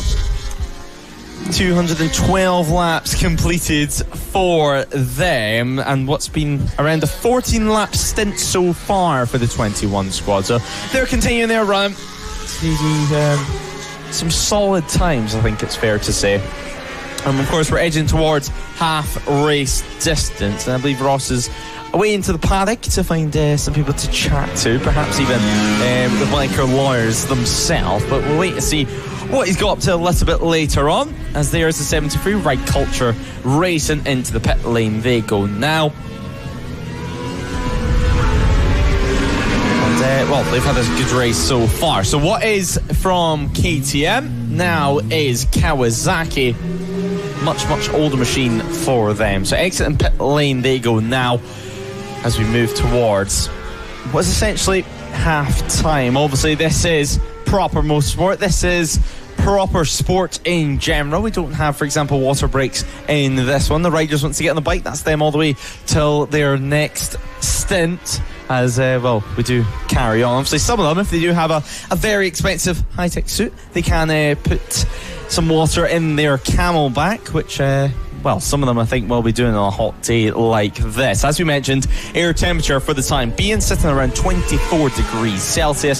Still not the hottest that it's meant to be all day. Around 5 p.m. it's meant to be properly sunny. I say properly sunny because we've been shielded quite well by some clouds, and the sun's just been dipping and disappearing as the day goes on for stints. But at 5 p.m. it's meant to be clear skies and a few degrees hotter too. So currently 24 degrees air temperature out on circuit as Hewitt takes over at Dart Motorsport. Things are looking good for them because now with Mark at the reins of that machine, you would say he's going to be feeling confident, he's going to be feeling pretty calm as well and nice and cool on board the BMW M1000. Obviously super easy to spot a difference between the likes of the M1000 and the S1000s out on track. The M1000s have the huge wings on the front fairing and a much more round and oval air intake on the front of the bike as well. Meanwhile, like the S1000, much more narrow, more of a diamond shape for the air intake and far less wings, to put it lightly. The R6 though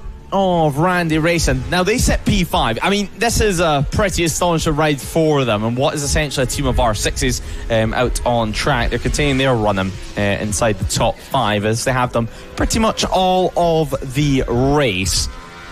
But of course, edging towards 6 hours to go for this one.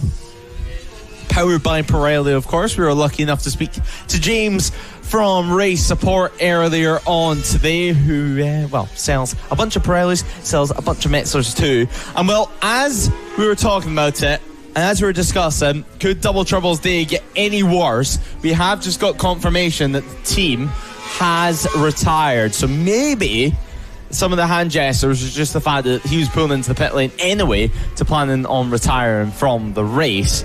But maybe not wanting that penalty to be carried on into the future and just wanting to get it out the way, and then they could decide their next move. And exactly that's what they've done.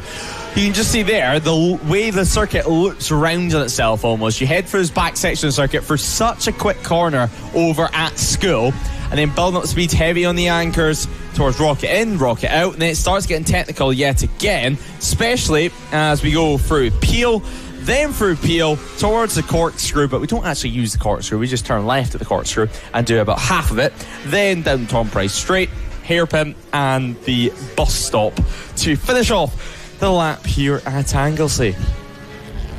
Some nice hills as well in the middle of the circuit, plenty of areas for spectators to watch from in this one. It seems to be a case of you're spoiled for choice at some parts of the circuit and then don't have too much choice at other parts as well. That's just because some of this track, I mean, it's just so fast. You can't exactly have people all the way on the outside of the circuit.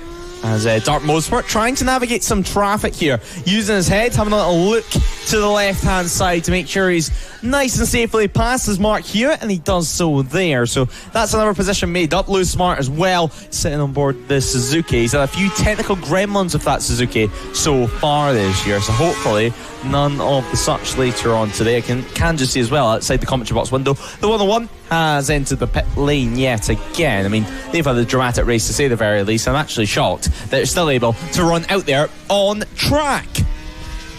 Still around 1 second or so. It's showing us one lap, actually, as I should say, for Maselli JG of Racing, the gap between himself and Dart Motorsport, but it's not quite that, and we're just waiting for the number one to cross the line, and the timing will update, of course. But just sliding the bike through School and heavy on the anchor. Some more traffic as well to contend with here. And that is the theme of endurance racing. It is almost a case that you don't get terribly bored when you're on board the bike because you have constantly someone to chase. And actually, if you're able just to string around the laps with no real bother and a consistent pace at that, then you can almost treat it like a track day, just trying to get consistent lap times on the board.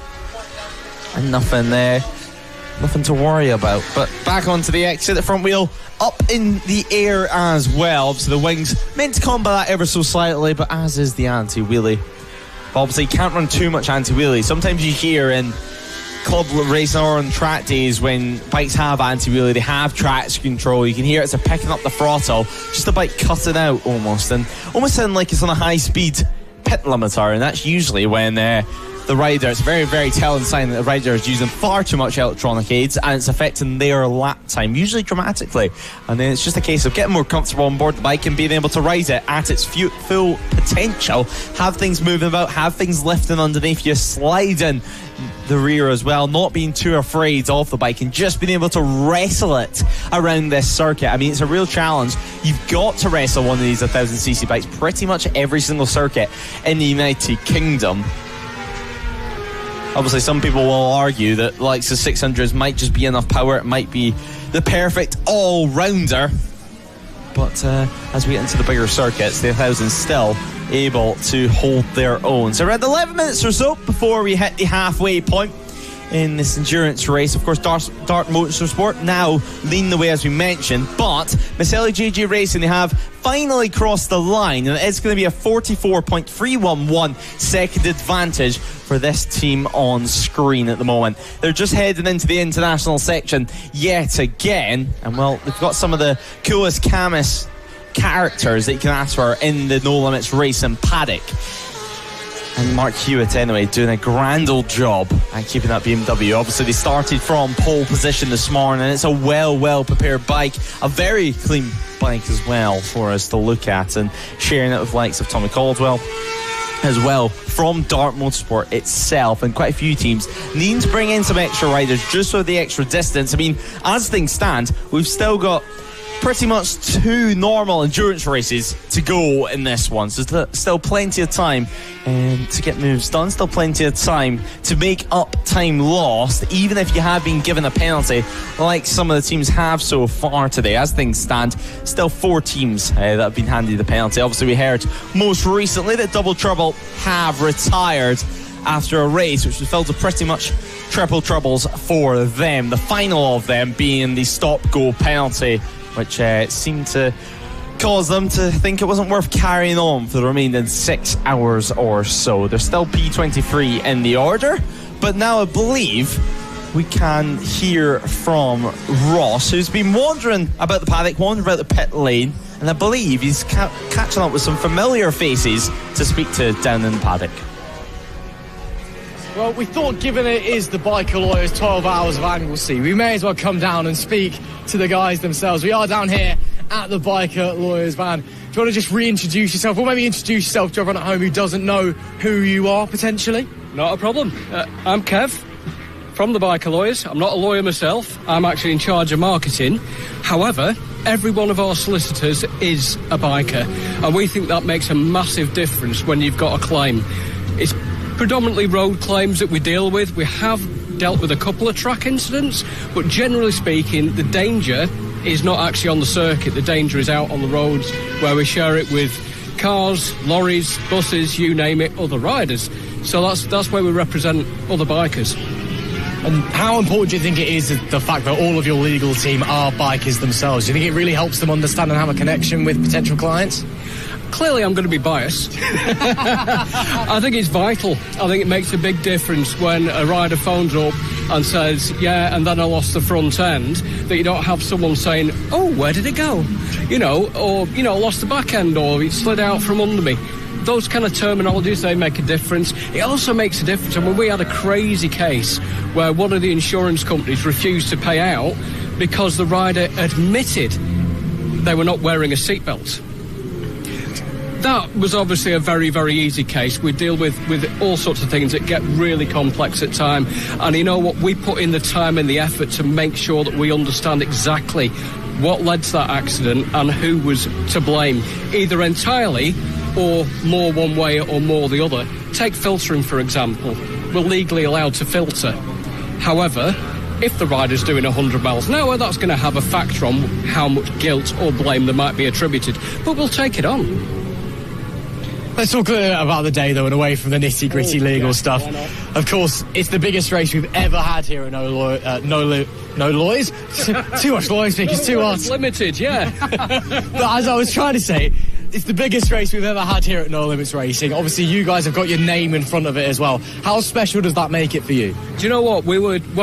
You saw us down on the grid before. Phil got to drop the green flag, which was just... He didn't realise it was on his bucket list, but it's been ticked off now. And just standing there, watching it in awe, knowing that these poor sods have got 12 hours in front of them. And we're not even halfway through. And here I am, I'm sweating, it's scorching day, we could not ask for better weather at Anglesey. And there's people out there, some of them are running a two-man team. Can you imagine that? 12 hours as a two-man team for just tag, right, it's your turn to go out, and you think you've no sooner, your leathers aren't even going to dry. You know what I mean? For the sweat that you're going to be losing. Yeah, it's just absolutely amazing. And it's a privilege to be associated with the No Limits Racing.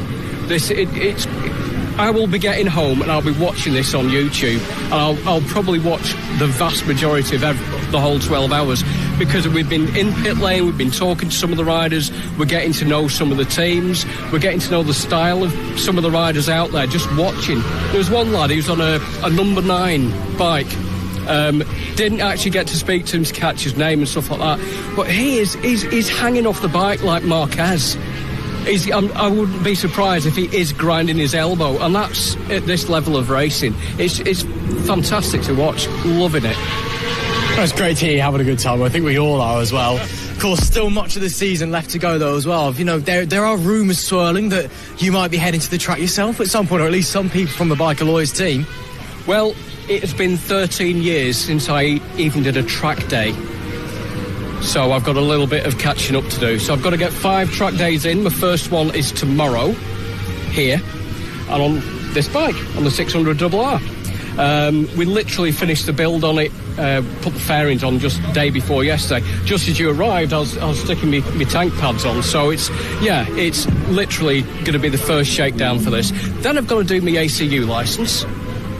So, and hopefully get to a pace where I'm not just going to be a hazard. So we've got no aspirations to actually win the race. Not this year. Well, you know, it's a good test bed for next year, maybe, at least. And again, I'm assuming you'll be like Team Biker Lawyers or something going into it. Absolutely, yeah, Team Biker Lawyers. Fergus, he's our lead solicitor. He's on a 600RR, but his is a brand new one, because he gets paid a little bit more than me. And obviously I'm on the 2005, and Phil, he's our business development manager. He's got a 2013 R6. All of the bikes are predominantly black with orange, oddly enough, because kind of goes with it, you know. We've decided to call the team Fear of the Dark, which is a bit of a nod to the Iron Maiden fans out there, so definitely up the irons. Fear of the Dark, because it's all black, and why not? I like that a lot. Quick then, before we let you go and cool down, probably, because it's quite hot here in the sun, although I can imagine, again, in your black trailer, it's probably kind of warm as well. Again, yeah, black shirt, black jeans for me. It's, I was told I couldn't wear shorts. I'm a bit disappointed with that one, to be honest with you. But quickly before we let you go, again, anyone has a claim that they need some help with, or, you know, anyone's just looking to get in touch with you, maybe for advice or something, where can they find you? What's the best way to get in touch with the Biker Lawyers? We've got a massive QR code, which I'm sure you'll capture on the back of the trailer. Obviously, we're on the No Limits website anyway. You can find us through that, be on the socials. The best thing to do, if you've got any questions, is just phone and chat to someone. It doesn't cost any more than a call. Most of us have got 3 minutes with our contracts anyway. So you phone up, you explain what the situation is. We don't have get-out-of-jail-free cards, but we can give advice if you have been a bit naughty, as to how to minimise what might happen to you. But we can't bend the rules, but we can give you advice to lessen that impact if you need to. Obviously, I'm an angel. I would never need that sort of support. And, everyone, keep it rubber side down. Awesome stuff. Well, thank you very much for talking to us, Kev. It's always a blast, and hope you enjoy the rest of your day here at the Biker Lawyers Anglesey 12 hours. Absolutely, mate. I'm off for a cold orange juice just after we speak. Awesome stuff. Kev, absolute pleasure as always. Thank you very much, mate. Thank you, mate. Thank you. Cheers. Never a problem. Always great to speak to Kev and indeed the guys from the Bike Lawyers. Our ties with sponsor, of course, for our No Limits endurance races and, of course, for us, but our biggest race ever, the 12 Hours of Anglesey, here, nestled off the northwestern coast of Wales. But that was the Bike Lawyers for you guys. Again, any problems that may or may not require some legal action, make sure you speak to those guys. Lewis Ray, though, back up to you as we are quickly. In fact, I think we have just gone over the halfway mark. Not quite, Ross. You did mention that math isn't your strong point, and well, 6 hours 2 minutes are still on the clock. So better luck next time, and maybe if you didn't wear sunglasses, you could read the time a little bit better. Anyway, not too far away though from the halfway point, and well, I think we're looking forward to this one. 225 laps, so yeah, we're going to be edging towards the 450 laps near the end of the race. Obviously, it just depends on how safety car laps do go. You would imagine the safety car is going to be slightly slower in a straight line than the mighty old Audi. Of course, other car manufacturers are available. Other German car manufacturers also available too, but personal preference as such. Right now, though, waiting for Maselli GG Racing to cross the line yet again. It was set in just over 40 seconds of a margin, but all talk for the last hour and a half, nearly 2 hours, has been on Dart Motorsport. They've been simply impressive from the very start of this race, even yesterday in qualifying. And that's because they lead the way from Maselli GG Racing. So that will update one lap. Once Maselli GG Racing crossed the line, P3 was Moto 46. Northampton Line Markins in UK Fire Safety Ltd, the 21 squad in P4. Third in class as well for them. Randy Racing runs out of top 5. Proudfoot Racing in P6. IWS Racing, Lane Boys, PB Racing and Full Throttle Racing take out our top 10 runners. Obviously Team Sport runners in there as well, let's not forget, in P9 for PB Racing. Pack Racing, those at P11. Snapdragon Racing P12, while Shet's Racing, PP Racing and Fireworks take out the top 15. Being Dramatic Race for Fireworks, to say the very least. Donkey Box Racing's at P16 with Race Skins Endurance P17.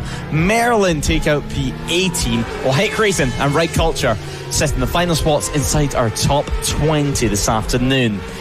Now officially in the second half of the race, KGG Endurance P21 ahead of Oppinger Oppinger 2, as I should say, in P22.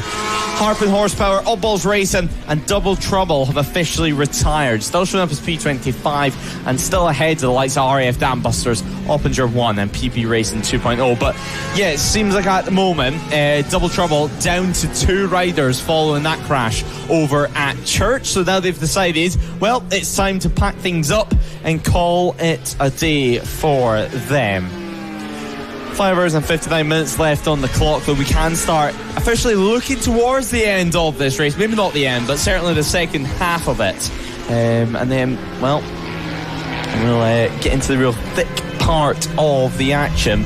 Obviously, as we said, Dart Motorsport, they've led for a significant amount of time now, in total actually, if you want to calculate the entire field. If you would like that statistic, it's around 5,734 laps for everyone in the order. That equates to roughly 12,000 miles. So plenty of running done so far. Around 218 pit stops has taken place in this race as well so far. So the pit lane has been a hive of activity from start to finish. As we mentioned though, Dart Motorsport, they took the race lead on lap 159, and since then they've been pretty unstoppable, and well, around 25 laps or so before we can begin to look towards 100 laps led for them, which would be the astonishing achievement to meet, and certainly for Hewitt in P1. A nice milestone as well for him. It's his first time learning Anglesey, it seems, and he's taken to it like a duck to water, and certainly like a duck to water. But there'll be none next to the circuit today because, well, it's the sea and it looks a little bit rough. There's currently more speedboats going around here at Anglesey, so plenty of motorsport to enjoy. Actually, over at that right-hand side of the circuit, you can literally go down on the beach. There's a little cut-in that some people do use once the racing is all over for the day. There's a little cut-in to go down towards the beach and spend the rest of the evening sunbathing, soaking up the sun, maybe getting a little sun tan. Hopefully they have some sun cream on as well, otherwise they'll burn. And well, none of us want that, walking about the paddock like a tomato. Now you can see the armbands on the riders. That is mainly for the officials, just to check it's the right person on the bike, because otherwise you could stick on someone else's helmet or someone else's levers as well. Well, that armband is for that rider only. It's just to tell the officials who's out on circuit, so they don't need to remember every single helmet, every single lot of levers. It's a nice easy way to signify the teams get asked at the start of the weekend what colour of armband they would want. Usually they pick their favourite colour, or definitely a colour that they do not hate, and then they use that for the rest of the meeting. Obviously it's a system which works well even in the likes of World Endurance, where sure, they might have a tiny bit more budget with the bikes over there, but same principles with the racing, same principles with the organisation as well, and just keeping everyone safe out on track. Also, in terms of race control messages and penalties as such, it's not been terribly dramatic for them. We're just edging towards 3:10 in the afternoon, around 20 minutes or so since the 277 team retired from the race. That does look to be yet another move, though, being made further back down the order. The Army team also at the back of this trio. And then they'll make their way now towards the GP section of the circuit. You can just see the cut-in there on the right-hand side of the track. Now, there's almost a top part of the paddock here. As you go into the main gate at Anglesey, now you can turn right and get yourself over to this part of the track. I don't think many people know about it, because not enough people certainly take advantage of it and take advantage of the incredible viewing that you can get around this coastal circuit. Not the coastal layout though, but it still is on the coast, so I'm still going to take that one and run with it. Chet's Racing now looking to pick up a few positions. They're currently running P13 out on circuit, now P14 as their penalty does get applied, so I think they're actually 12th on the road. And then as in their multiple penalties that they've received throughout the day, they drop behind the likes of PP Racing and Snapdragons. Snapdragons as well, I think we spoke about it a little bit earlier on. It was super impressive, the setup that they brought and the support that they had actually over at Brands Hatch. They were able to enjoy the action, to say the very least, with a little viewing area, some benches up there as well, and some snacks and refreshments to enjoy too. For all their supporters coming far and wide. It's one of the most professional outfits that we do have. They've been racing the Honda CBR 600s for a couple of years now. From memory serves me correctly, they had a few technical issues with the Hondas at this very circuit last year. Now there are a few more riders seem to be entering the pit lane, and we are waiting for them just to see a number. I've not brought my binoculars this weekend. It's going to be the 846. And that, of course, being the team that's rusted a little bit of mix-up earlier on in the day.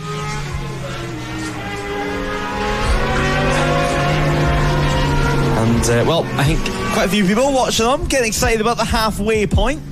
Referring to a few songs halfway there. Living on a Prayer. Whatever your mix is for the second half of the race, whatever you're getting up to today, thanks so much for joining us. Thanks so much for being with us on NLR TV. Of course, we're live and free throughout the entire 2026 season. This well and truly allows us to enter the halfway point of the year. We entered the halfway point of the year about 7 minutes ago or so, because we have 9 rounds this year, and with this being a 12-hour race, or 6 hours was the halfway point. Once Ross returns to the commentary box a little bit later on, we'll be sure to inform him about this. Of course, maths involved in that one too. But the 600s seem to be going really well around this Anglesey circuit, especially its top section. It's not a part of the circuit where you want a heavy bike, where you want a bike that doesn't want to turn. It's a part of the track, certainly, that you want a bike that's nimble, that does what you want it to do, well, that's okay if you're doing the tag team style, but if you've just got a single bike and you've compromised on setup, whether it be suspension or swing arm length, then suddenly the bike may not be feeling perfect, let's just say.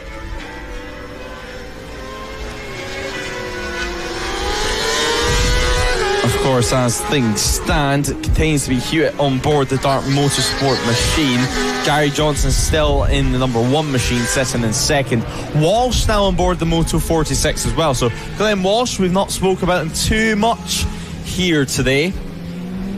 And he's currently out on his second stint, and actually quite far into his second stint now, so I'm sure he'll be looking forward to the end of this one, putting his feet up, maybe grabbing an ice cream, which you wouldn't blame him for at all.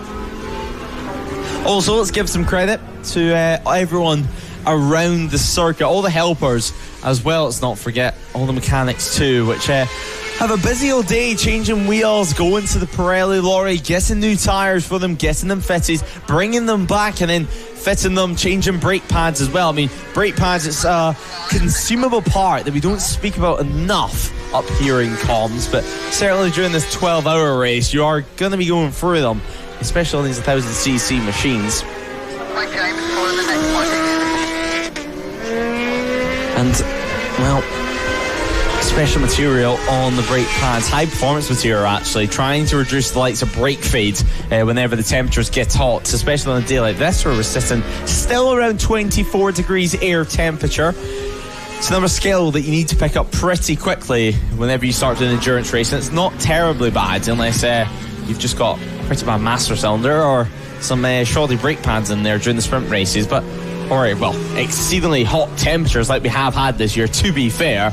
But in endurance racing, you have to learn the skill of moving about your brake lever further back, being able just to reposition it to try and combat the likes of brake fade.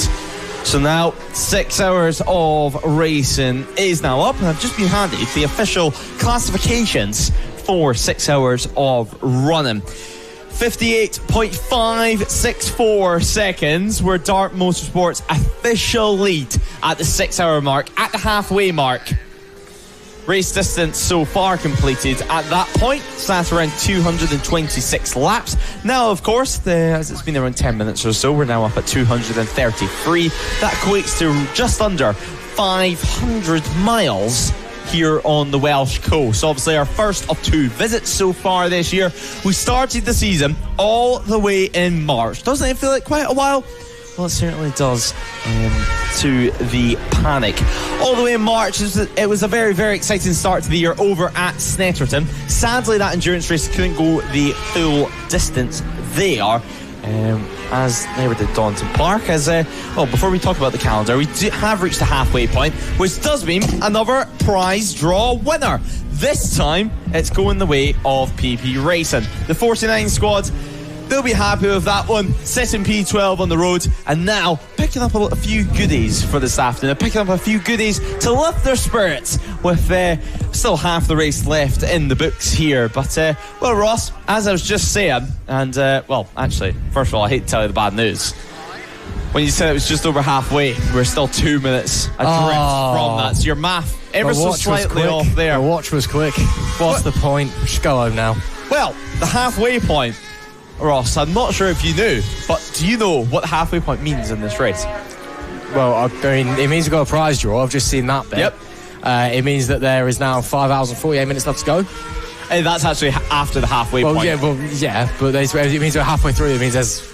Yeah. Yes, it would be 6 hours left is the phrase you're looking for there. But it also means we are officially through, we officially have entered the halfway point of the 2026 season. Wow. 9 rounds this year, this being round 5 of the season, and now halfway through it, 4.5, as a few riders enjoying a Calippo down in pit lane. Other ice alloys are available, but now into the second half of 2026. It's exciting stuff. That's flown by, that has, hasn't it? Just I guess time does go quick when you're having fun and all of that, but wow. Or sweating away. Yeah, or just melting in the Welsh heat that we're experiencing here at Anglesey, but yeah, I can't believe it. Halfway through the year already. That is, gone very, very quickly, and that's That's actually quite sad, because I want more than just half a season. I want more No Limits across the remainder of 2026. Well, I think you're going to have to speak to Mark Neat about trying to get an extended calendar. Yeah. I mean, more rounds than last year, at least. We only had 8 rounds last year, and now, luckily, this year, we have an extra round in Come on, Neaty. 10 next year, mate. Come on, you know what to do. Expansion, bigger is better, you know. It's the trend in motorsport at the moment to try and cram as many rounds into a season as you physically can. So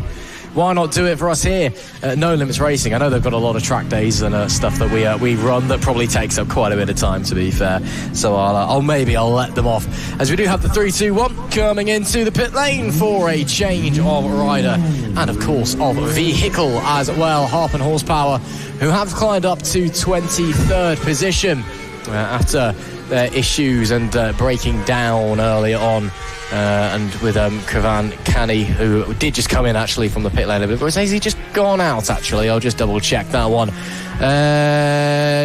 No, he's just gone out actually. So again, he was the one who had those issues earlier on. The bike's been recovered and been repaired with whatever was wrong with it. I think it was mechanically related.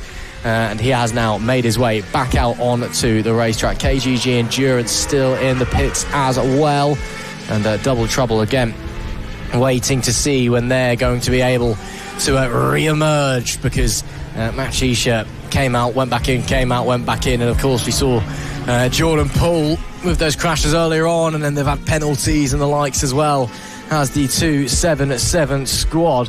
So the birthday boy really not feeling any of that magic as he ticks another year around the sun off of his calendar, I guess. I don't know, something like that anyway. But 5 hour 46.10 remaining in this one, and Dart Motorsport still very much in control of this race now.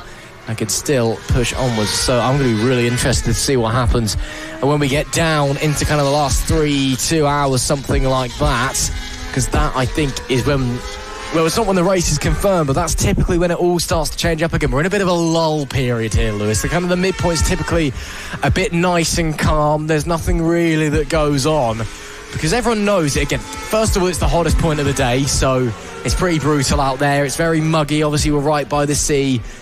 Luckily, it's not 35 degrees as it is in the rest of the country. Luckily, it's only about 28 here, air temp in Anglesey. But it's that point again. You're halfway through the race. Everyone knows now, okay, just keep it calm. You just got to tick by the laps, just tick by the time, hit your marks, don't do anything wrong. Come in when the fuel light says to come in. Hopefully it all works out okay. It's only really when you get down to the last 2 to 1 hours where you realise, okay, well, we are still in a race actually, and that person's actually not too far ahead of us. Now we're going to push and see if we can go and get them. So from this point onwards, it is essentially not a testing session, but it is just about being consistently okay enough across the course of the next couple of hours. Yeah, it's just a case of getting yourself through this point of the race where everyone's getting a little bit tired out on the bikes. The bikes maybe getting a little bit tired themselves. A few things starting to break away, and we did see that with like some Nicky Williams. But meanwhile on circuit, Chet's racing. Looks like they're being caught on circuit by fireworks. So the 129.25 could well and truly be coming together pretty soon. Obviously, not for class position, but there is for overall position as well. Obviously, as we've been saying throughout the day, make sure you join us for the remainder of 2026 on NRTV and throughout the Motorsport Radio platforms as well. You can get in touch through social media or simply through the YouTube comments chat. People still want my Stasi lecture, by the way. I'm just going to say that now. I may have to say, wait a couple more hours for when we're really in the doldrums. I have nothing else to talk about. But the people want it. Do you succumb to peer pressure? I will. Maybe not yet. I'll keep them waiting. I'll keep teasing it, and then I will. When we've got literally nothing else to discuss, that's when we'll jump in with a bit of 1980s East Germany nitty gritty. Well, we'll wait and see what Ross manages to spill out in about 2 hours' time. Now, I am seeing, talking about a low period, I am seeing a bike stopped out on circuit just in the cut-in over at the other side of the track. It'll just be to our right here in the picture. It looks like they have managed to get going again, so they'll make their way towards the final corner in a few moments. And there is the bike. Can't quite see a number on it. Is that the 321? I think it might be. So the 321, some issues for them. And, well, it's an awkward place to rejoin. Hand up They've in the just air. had a pit stop as well, so that's a bike that's not been out on the circuit very long at all. Yeah, and that's an annoyed rider anyway, to say the very least. And that is 𝐓𝐄𝐓𝐔𝐑𝐍 as well, who had the issue earlier on. So, big problems then for the Irishman, who again, Maselli JJ Racing. That's not quite right. I've got me panicking there for a second. That is the half an horsepower 321. There we go. And yes, 𝐓𝐄𝐓𝐔𝐑𝐍, again, the rider who had those issues earlier on. So clearly, whatever they thought they fixed, he did go back out a little while ago, but whatever mechanical issues are on what I'm presuming is a Scott, given that he has signed for Scott this year. I'm assuming that they are still hanging around and still persisting, shall we say. So, yeah, real shame for those guys. And their day, continues to just, harp, and not a lot of horsepower at the moment, it would seem. Yeah, not a lot of horsepower. They're going to have martial power in a few moments' time, you would imagine. I mean, that is, I got to say, Ross, the most annoying place that you can possibly break down. Because for them to get to pit entry, they're going to have to cross the circuit, which they can't do, of course, with no power. And then even if they did have some power, they would probably have to complete the lap. Otherwise, they'd be crossing over the grass, over the solid white line as well, because they're already past the official pit entry. Yes, so awkward there. And he'll be hoping to at least try and get it going again. Has he got it going again? No, so he's actually now riding back round across the grass. Yeah, and now is going up to the wall. And it's landlocked as well. So it's going to be a 15-minute wait. Oh dear.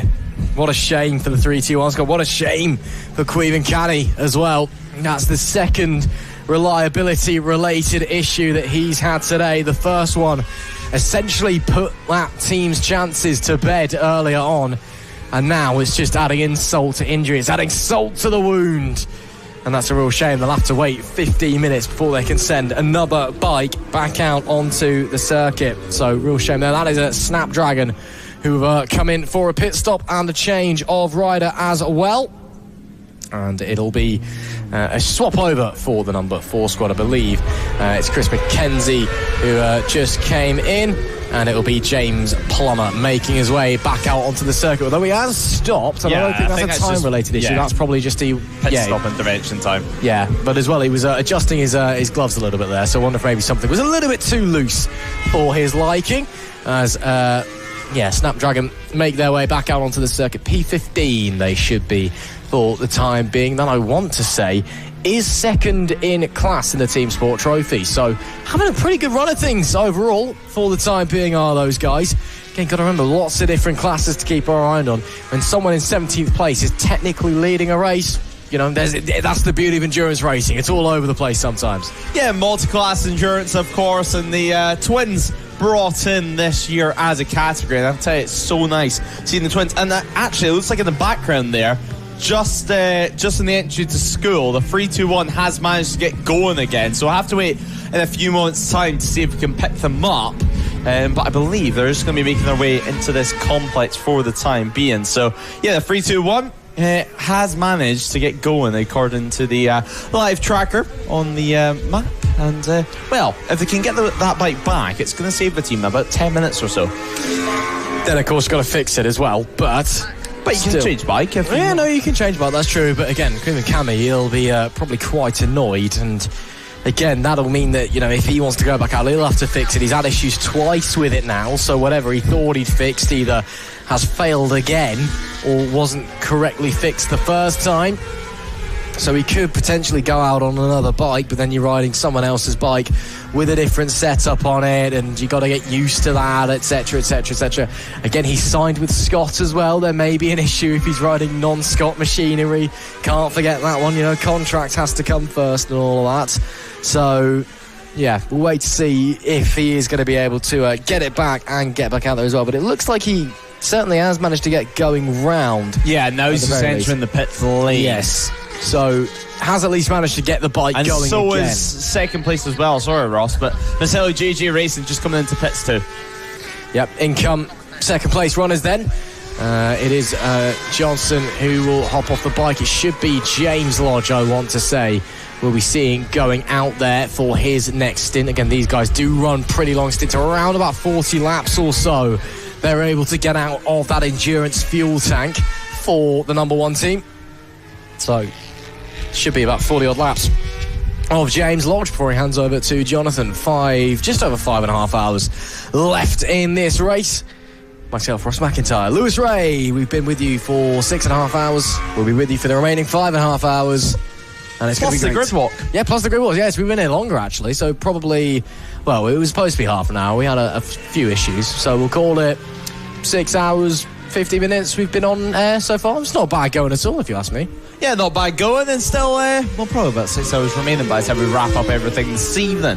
As I can see by your face by that, you are absolutely ecstatic. I can't wait. I'm looking forward to it. I'm looking forward to the podium celebrations. I'm looking forward to the barbecue. Looking forward to the football. It's going to be great. How are you looking forward to sleep later tonight? Well, I haven't got much this weekend, but it's been a very busy weekend for the media team. So some sleep would be nice. But, also want to celebrate with everyone the end of the biggest event in No Limits racing history. As we got another motor vehicle, technically. It's called a helicopter. I know it's called a helicopter. I do know what a flying thing is. But, yeah, it's not a military helicopter. You do get some military flyovers from fighter jets here every once in a while. Saw a couple of F-16s going over the other day. But that didn't look particularly military to me. Maybe just a local fan who just wants a bird's eye view of some great endurance racing. Yeah, I did manage to see a couple of the flyovers yesterday on my way into the circuit. It was pretty spectacular, to be honest, and yet another little quirk of Anglesey. In fact, I've seen one of the planes actually land just next to the motorway, not too far away from the circuit. But the Maselli JJ Racing, they're still in the pit box, and well, they haven't even done the front yet, so you would say it's a much, much longer stop for the number 1 squad. And I'm almost starting to wonder if perhaps they're changing the likes of brake pads on that machine. And, more Allen keys coming up, more tools being brought out to them as well. They're luckily in the perfect sight for us up here in the commentary box. We have a bird's eye view on exactly what's going on with that BMW S1000RR. Of course, champions last year. The front tyre now finally back on that bike. They're pumping up the brakes as well. So yeah, that would suggest changing pads. Obviously, whenever you put on the tyre, you still need to pump the brakes because, well, the calipers have been off. Filling up though with further fuel. And it is going to be one of the Lodge duo coming back onto the bike. It does look potentially like James, but I'll wait for confirmation on that one. Obviously, their helmet's very, very similar. Their levers definitely very similar as well out in circuit. No one's going to argue about that one. Lane boys as well, currently into the pit lane 2. As we wait for it to update, it has already updated. TSL on the money as usual. It is James Lodge now on board that bike. So a changeover from them. Of course, James Lodge started the race for them, went out for another stint before he came back in at roughly 1 And then luckily for him, he's had some time off, chilled out, probably put his feet up, maybe watched a couple of episodes of a show on Netflix, or maybe not that luxurious. Maybe he's just sat in the garage and stare at timing screens ready in case anything went wrong. Maybe they're watching our broadcast as well. Plenty of entertainment for the whole family. Quite a few teams actually are down in pit lane. Quite a few TVs on as well. A few timing screens also on. The team's now becoming really prepared down in the pit boxes, certainly endurance ones. And obviously a lot of them bring in more essential stuff than just, for example, being able to watch our broadcast. Some kettles down there as well for brews, team morale and all that stuff to keep it up over the next 5 hours and 34 minutes. Dart Motorsport, though, some traffic to deal for them. But Ross, I mean, after about 3-4 hours of running, we were discussing how close this race was, and in fact, even whenever it rose to 17 seconds, still fairly close of how long was actually left in the race. But now 3 laps of an advantage. I mean, it's sensational stuff. By the time we settle things out at pit stops, maybe it might only be 2 for the time being. But the Northampton squad now ahead of Maselli JJ Racing after that last stop. Yeah, very, very slow stop from the number 1 squad. So Dart Motorsport now sitting very comfortably. They've got 2 laps to the good on the Northampton line markings and UK Fire Safety 21 bike. So it's looking good for them so far. Tommy Caldwell, the Dart Motorsport man himself, out there on circuit at the moment on his Aprilia. and he's been having a really, really solid day, some really solid running, as we do have a bike that's come to a stop. That is the number 2.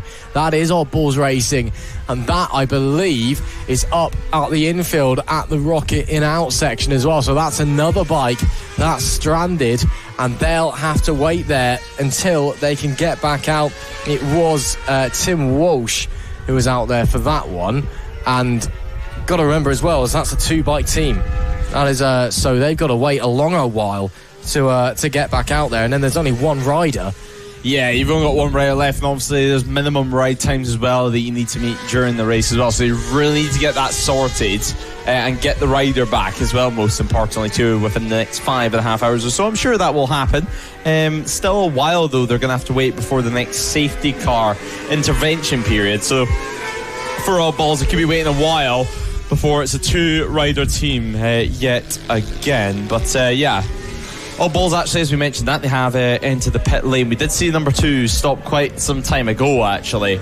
So Tim Walsh, currently on board that bike, is Aaron Wright, who I believe is stuck out in circuit. So I see. Yeah, Aaron Wright, he was roughly 11 laps or so into his stint before the bike came to a halt. That was about 20 past 2. So he's already been out there just over an hour, and he'll be waiting. And right now for Tim Walsh, he's putting in the miles, putting in the effort on board the Triumph, and well, at the end of the day, I think he's going to deserve a beer, to put it lightly. You know, could be other drinks. Non-alcoholic beverages are available, of course, but some water. A lovely, refreshing glass of water. Or Dr. Pepper in your case. Yeah, it was there. I have been snacking away at a big bottle of Dr. Pepper that just happened to be in the commentary box for reasons, and that's been keeping me awake after not a lot of sleep last night. We had some unexpected late issues we had to deal with yesterday after you'd left, Lewis. You lucky thing. So, yes, did not get to our accommodation until the early hours this morning. Had no sleep. I was already tired anyway from the rig day, and then straight back here and straight on it first thing. So yes, I've been sugaring myself up to stay awake.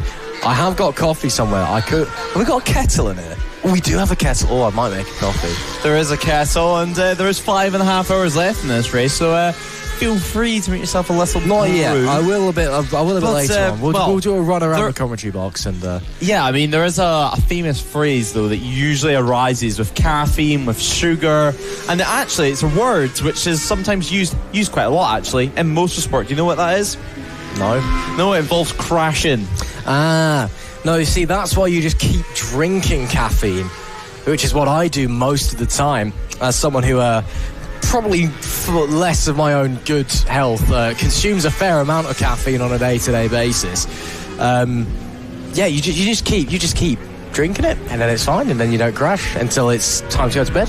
Yeah, stick to bottles of water, kids, and preferably reusable bottles as well, like that. I've got my trusty bottle, my second one of the season after leaving the last one at Donington Park earlier on in the year. Hopefully it's still there when we come back in October. Anyway, though, just under 5.5 hours left in this race. Fireworks now up to P12. I mean, they were at P15 about an hour or so ago, and, well, in the second half of the race, in the last couple of hours, they've had no real issues. Here's RAF Dambusters, though, Ross. I mean, you seem to love their pit stops, and it looks like we're about to get yet another one. Is there going to be a tyre change? Maybe not. The fuel going in it for the time being. So, well, that's a long old stint for Piotr Gavriluch as well, as he comes into the pit lane. He's done some 40 or 30 odd laps on that thing. He came out at about 50 minutes ago, it would seem. So long old stint for him, and that seems to be the Dam Busters way of doing things this weekend. It was a long old stint for Dean Turner before that, very long stint for Alan Sharp before that, and similarly with Joe Woodward. So they seem to be able to get some mileage out of that bike. Of course, they are allowed to use the endurance tank. It is a one bike team. And again, they do the whole tyre changes, fill up the tank and all that as they come through. So they'll... if you'll excuse us there in the commentary box for a moment. So they'll fill that thing up again. Don't have the quick filler to send it out. But yeah, great stint by Piotr Gavriluch. And they'll be presumably sending Alan Sharp out, I think. No, it'll be Joe Woodward, it should be. He'll be heading back onto the circuit for, again, you'd assume, about another hour or so out on the bike for the Air Force squad. So they'll be working their way back out and enjoying themselves, of course. As with all of the Forces teams and indeed in the Inter-Service Championship guys and all of that, don't worry, that is not your tax dollars being used to fund that squad. It's all their own money that they've cobbled together. So don't worry, don't start putting in comments about how, I can't believe that, my hard-earned cash is being used to fund these guys going racing. It's not, don't worry, it's fine. I would personally support that. I would personally support that, but I feel like a lot of people probably wouldn't. A lot of people would be quite annoyed, I think, if tax money was being used for people to go racing on, although I would have zero issue with that whatsoever. I think that is a great use of tax money. But again, conversations about tax codes and economics, that's maybe a conversation for maybe another hour or two down the line, I'd say. You would expect right now, the way you've been going on, Ross, with your drinks, with your tax talk, with your history lesson, there's about 4 a.m. in the morning, race control downstairs, which is listening to us, is sound asleep, and no one else but us can hear us talk. But, we're actually here at 3:30 in the afternoon, with 5.5 hours left of this endurance race. Still plenty of time, still plenty of voices listening in as well, which I'm sure they'll have their opinion. If you want to give your opinion as well, head over to the live chat on NRTV. Yes, we want to hear your thoughts on the current tax code, yes. Okay, maybe not that. But certainly your thoughts on Anglesey, on the beautiful scenery, the circuit as well. A lot of people come here for a track day. Actually, I believe we have a track day on Sunday. So I don't know. So if you wanted to ride this circuit, there's plenty of opportunities to do that with no limits. I'm not sure if there's many spaces left on it, of course. I'm sure there won't be too many racers necessarily wanting to put in any more laps after today, but I'm sure there'll be plenty of fans, maybe even some mechanics who can't race this weekend. Obviously, they're too busy helping out and maybe not quick enough to be able to fight with some of these top guys out on the circuit. So instead, they're taking part in the track day tomorrow. But obviously, No Limits, not just a racing company. We head all over Europe, actually. And even far beyond that, has been trips to the past, to the likes of Laguna Seca, to Phillip Island, you name it. Real bucket list circuits as well that everyone wants to ride at least once in their life. We have next month we still have some spaces, it seems, to head to Catalonia, of course, an incredible circuit for European track days. Spa as well that you can head to in September with No Limits, enjoy a track day there. Andalusia at the end of season, Portimao as well in November, and then you start getting into your winter testing in December, January and stuff, with Jerez also on offer as well. I'm going to tell you, it's really warm over there at the moment. Maybe not, slightly hotter here. Slightly hotter than here at Anglesey, with us being right on the coast. But No Limits, plenty of way to get involved with plenty of upcoming track days, pretty much any day of the week. And I can tell you, there's still some space for tomorrow as well if you do want to take part, both in the lower, middle and the advanced groups. So head over to the No Limits Track Day website to get involved, get your name on the list, and enjoy a full day of running on the circuit that you see here on your very screen. Absolutely. Make sure you get in touch. Probably be a bit more a low-key track day, I'd expect, than you come to expect from the No Limits guys. Again, just because everyone that's here is going to be knackered, probably not that many people that are racing here today are going to be involved. We did obviously speak to Kev earlier from the Biker Lawyers, our title sponsor in this Anglesey 12 Hour. He's going out first track day in some 13 years, so best of luck to him, and I hope he enjoys it as he tries to cobble together an ACU licence and get himself out onto track in an endurance later in the year. But of course, get in touch if you want to come down tomorrow for the Anglesey Track Day, or of course if you want to go across the country into Europe across the remainder of the year. That's a good question, Lewis. If you were decided to do the track day here tomorrow, if you had your bike down with you, what session would you put yourself in? Beginner, intermediate, advanced? Where do you see yourself compared to other people at No Limits? Well, in terms of our track days, you just never know. In terms of this field, I'm probably right at the back if we're honest here. But track days, last time I did a track day, I was an intermediate warrior. I can tell you that. I only got overtaken, I think, once during the entire day. Not to toot my own horn, but it was quite a wet day, and it wasn't too bad in wet conditions. However, I still raced a motorcycle, still could handle a race bike. But I managed to pass everyone. Probably should have been put up a group, but luckily not terribly busiest track days, which has been a theme over the last couple of years. Obviously, sort of less money to spend on just throwing it at a track day, and it's much more of a luxury these days. But of course, No Limits trying their best to keep prices as low as possible, as affordable as well for the riders to take part in. But I can be a little bit of an intermediate warrior anyway out on a track day. But these guys out on circuit, sensational pace. I mean, I could not imagine to be doing these times that they are doing. Now, a few people also getting in touch. Jake Marsh listening in from home as well. And actually, sad news to hear about Jake Marsh no longer going to be racing the remainder of 2026. And well, Jake, if you do fancy it, get yourself in the No Limits racing paddock next year anyway, which you managed to build up a plan for next year. He's a little bit saddened that the Bello brothers are not racing this weekend. Obviously, Owen and Dylan should be back in action at Cadwell Park next time out, Ross. But it's been a dramatic couple of weekends for them too. I think Owen will be happy that he's not taking part in a 12-hour endurance race, because he's not had the luck with mechanical issues so far this year. A few mechanical issues have upset his rhythm and upset his weekends, and doing 12 hours on that Triumph, which pretty sure last time I checked had a throttle which was makeshift together just so it worked, and it was still a little bit sticky.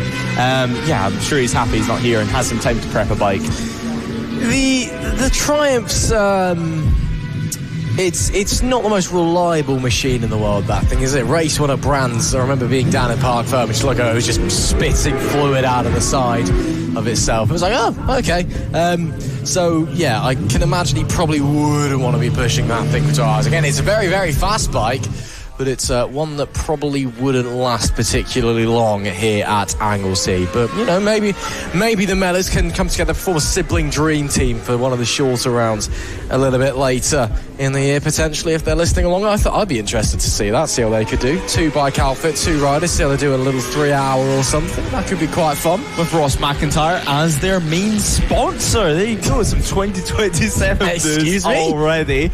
Great stuff for Ross, sponsoring the youth of the future. So well done, Ross. I don't know where you imagine I'm getting the money from for this sponsorship. I'm just saying it'd be interesting to see him out there.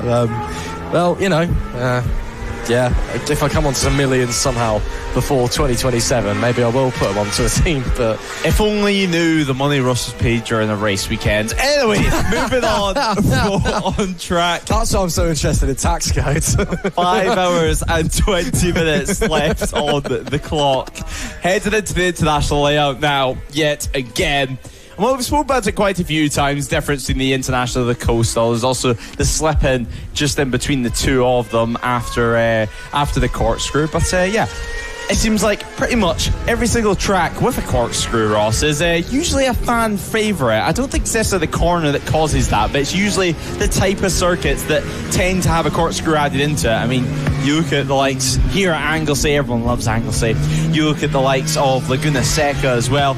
Everyone dreams of going there at least once in their life, if not riding it once in their life as well. And even Aragon with the reverse corkscrew as well. It's a great circuit as well. Loads of people enjoy going to. We occasionally go over as well for European track days. But the corkscrews seem to only go on great circuits. Just, mate, I don't know if it's a defining feature like you said, or maybe it's, people... Potluck, or... Yeah, I don't know if people kind of put it in, go actively thinking, I've got to put this corner in here and it's going to be amazing. It's going to define the circuit. Or, if it's just something that's just a bit of a weird correlation, potentially. I'm sure it's probably the latter, but it's 3 great circuits, 3 great examples here. Wales, not afraid of great racetracks, to be fair. Of course, here at Anglesey, Pembury, a lot of fun as well. In terms of karting circuits, the mini bike action, down, a lot of fun as well.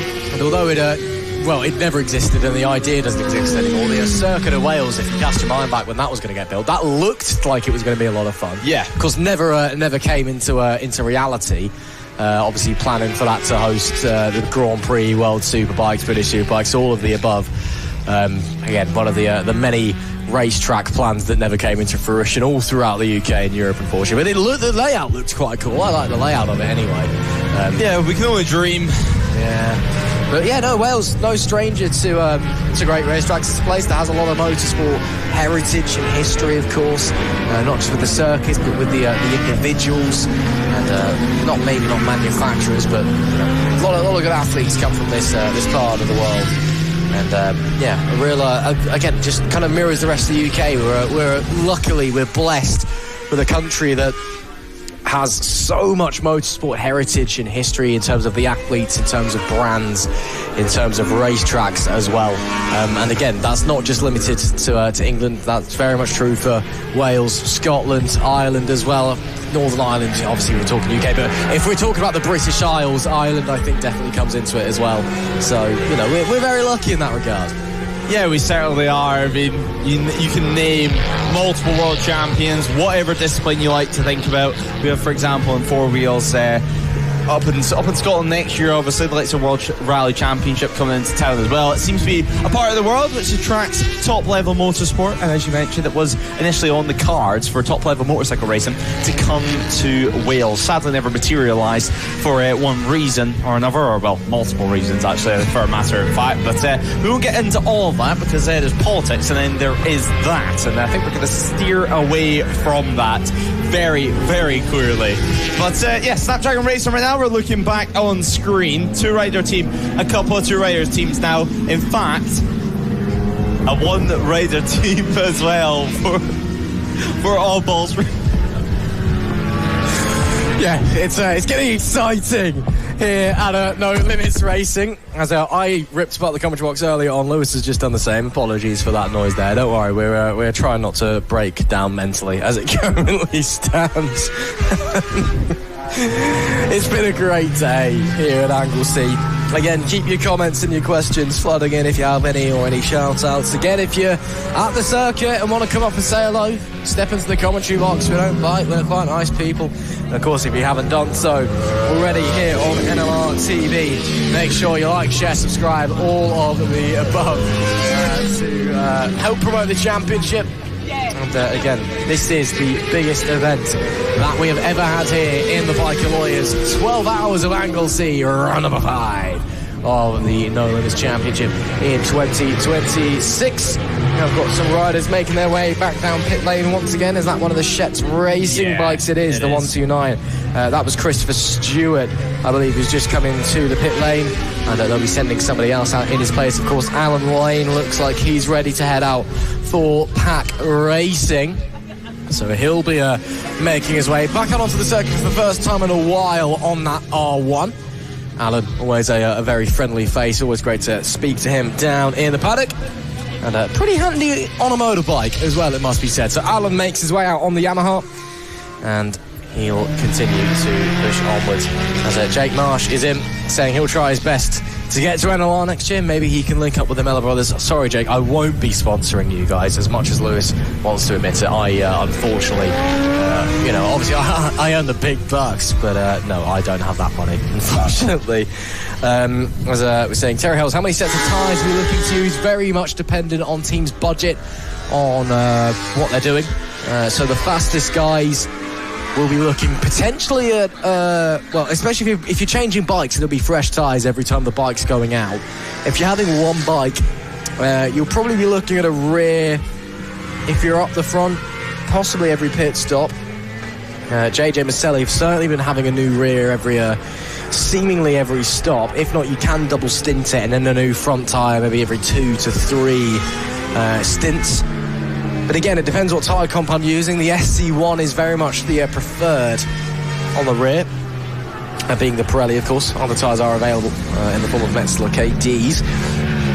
And some teams do prefer to use the Metzelers as well. But if we're talking in Pirelli terms, it is the SC1 that is very much preferred on the rear. The SC0 seemingly the preferred front tyre of choice. Of course, these are the same tyres that you can get that you do get in the World Superbike paddock in BSB.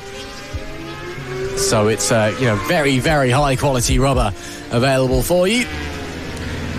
So that, it just depends on the budget and what's going on and things like that. But again, the front running guys, you'll be expecting to see them with certainly a fresh rear tyre if it's one bike every stint. If it's a multi-tag team bike situation, they will probably have a fresh set of tyres on every time that bike makes its way out onto the circuit, both front and rear. One team or one bike teams will be looking at probably a fresh front tyre.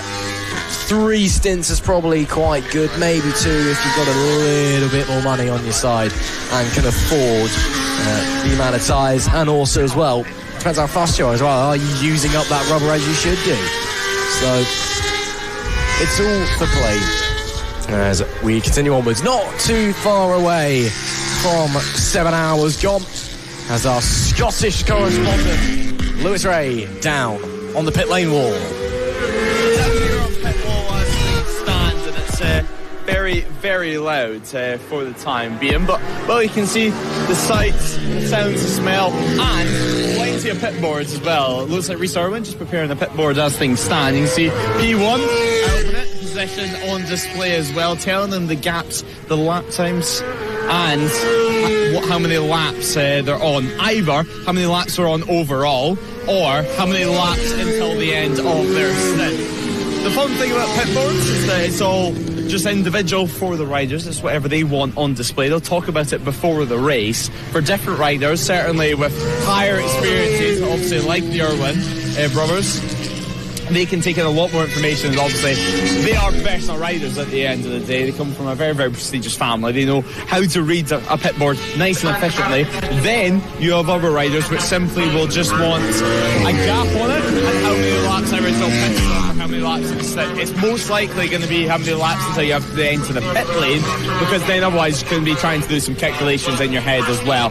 Also for the teams, you can just see on the floor over there all the numbers, nice and organised as well for them. 0, 1, 2, 3, 4, 5, 6, 7, 8, 9, everything up to 9 as well, because you're going to need multiple of the numbers on some occasion. Certainly the number 1, you're probably going to need quite a lot as well, especially if you're quick out there. But yeah, you can just see there Chris Johnson's board, P5 and 35 on it too, so less information on it for him, but it's a essential job that doesn't necessarily get the most attention brought to it. And for these helpers, they can be on pit wall pretty much the entire day. They'll usually just have a live timing feed up to them, a live timing screen, and then that's their spot for the entire day in the sunshine, hopefully with some sun cream as well. But a lot of teams as well, if they don't have a pit board, if maybe they haven't got the budget for it, or just simply no one has a pit board in their team, they can simply just use hand signals like they used to do very much back in the day before pit boards became such a common occurrence. Simply just showing them with their hands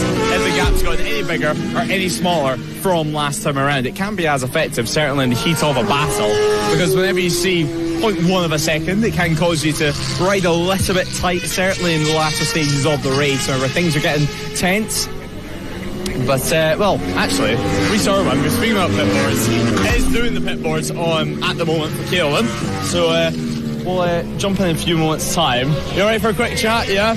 Well, Rhys, a slightly different job for you this weekend, helping out on pit board duties. How did they rope you into that? Well, I'd say pit board duties is about 10% of the jobs I've had this weekend. I'm pretty much running the show. Yeah, what sort of jobs have you got inside the garage away from here on pit wall? Mechanicking, keeping everyone going, keeping the morale up within the team. But no, it's good. All the boys are brilliant. Paul, all the other guys have been great in the team so far, so it's a brilliant event, to be honest. It's been quite enjoyable.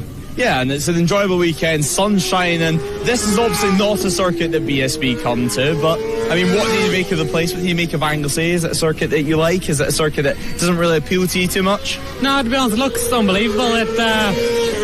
For us coming from Ireland, being so close to Holyhead, it's actually really easy to get this. So I've done super teams and stuff here back in the day, so it's brilliant track, brilliant facility. I think it's probably a shame that it doesn't get more use, but no, perfect track for an event like this. Yeah, perfect track for an event like this. As you mentioned, you were back here in Super Team days, slightly different to what you're racing now, and slightly different to what the 750 Suzuki is that's out on circuit at the moment. What do you think the key is around this circuit? I'm not sure. the brother's out in the bike at the minute, so you probably speak to him after and see what he says. He's been going pretty fast. And finally, good season for you so far. You've got to be enjoying it, making the step up, obviously, as reigning champ of the British Supersport. Yeah, definitely. Superbike's a big step and I'm enjoying it. Like I say, I always say I'm very fortunate to have quite an experienced team that understand the transition period is going to be tough and what comes with it. So yeah, so far so good anyway. Just keep my head down, keep chipping away, and that's the plan anyway. Yeah, and looking towards the second half of the season, obviously he's had some tricky tracks as well so far this year, the likes of 𝐑𝐄𝐓 to tackle on a big bike. What are you looking forward to for the second half of the season? Sure, Brands Hatch is one of my favourite ones. To be honest, I like all of them. Brands Hatch is probably one of my favourite ones. Then you go to your Thruxtons, back to Oldham Park, back to Donington, Cadwell. Sure, it'll be fun. Yeah, still asking to come up as well, heading overseas. So yeah, best luck for the rest of the season, and yeah, keep smiling. It looks like you're enjoying it here. Yeah, thank you very much. Enjoy, and yeah, hopefully I have the whole pit board keeps looking like this and make my job easier. Yeah, P1 for the time being, and well, yeah, we started with a busy weekend for him. Now, just behind as well, on the building up there, you can first of all see the middle over in race control. Still working very, very hard. Mark Neat having some conversations for the time being. And actually, now that we are down here in pit lane, I think we should go down and have a chat with a couple of teams, couple of riders. It's been a while now since we had a chat with voice of Dart Motorsport. I don't know if anyone's going to be around that we can necessarily talk to, but we'll head over the fast lane for the time being. Luckily for us, it's pretty quiet, and actually I can see Paul Pridmore. He has got his top off for the time being, but Paul just walking away from us. We'll grab his teammate. Obviously Moto 46 having a great race so far. How's that been so far? Obviously now in the latter stages, now in the second half, you guys at Moto 46 have to be pretty happy. Yeah, pretty happy, mate. Just keeping the head down, trying to keep going.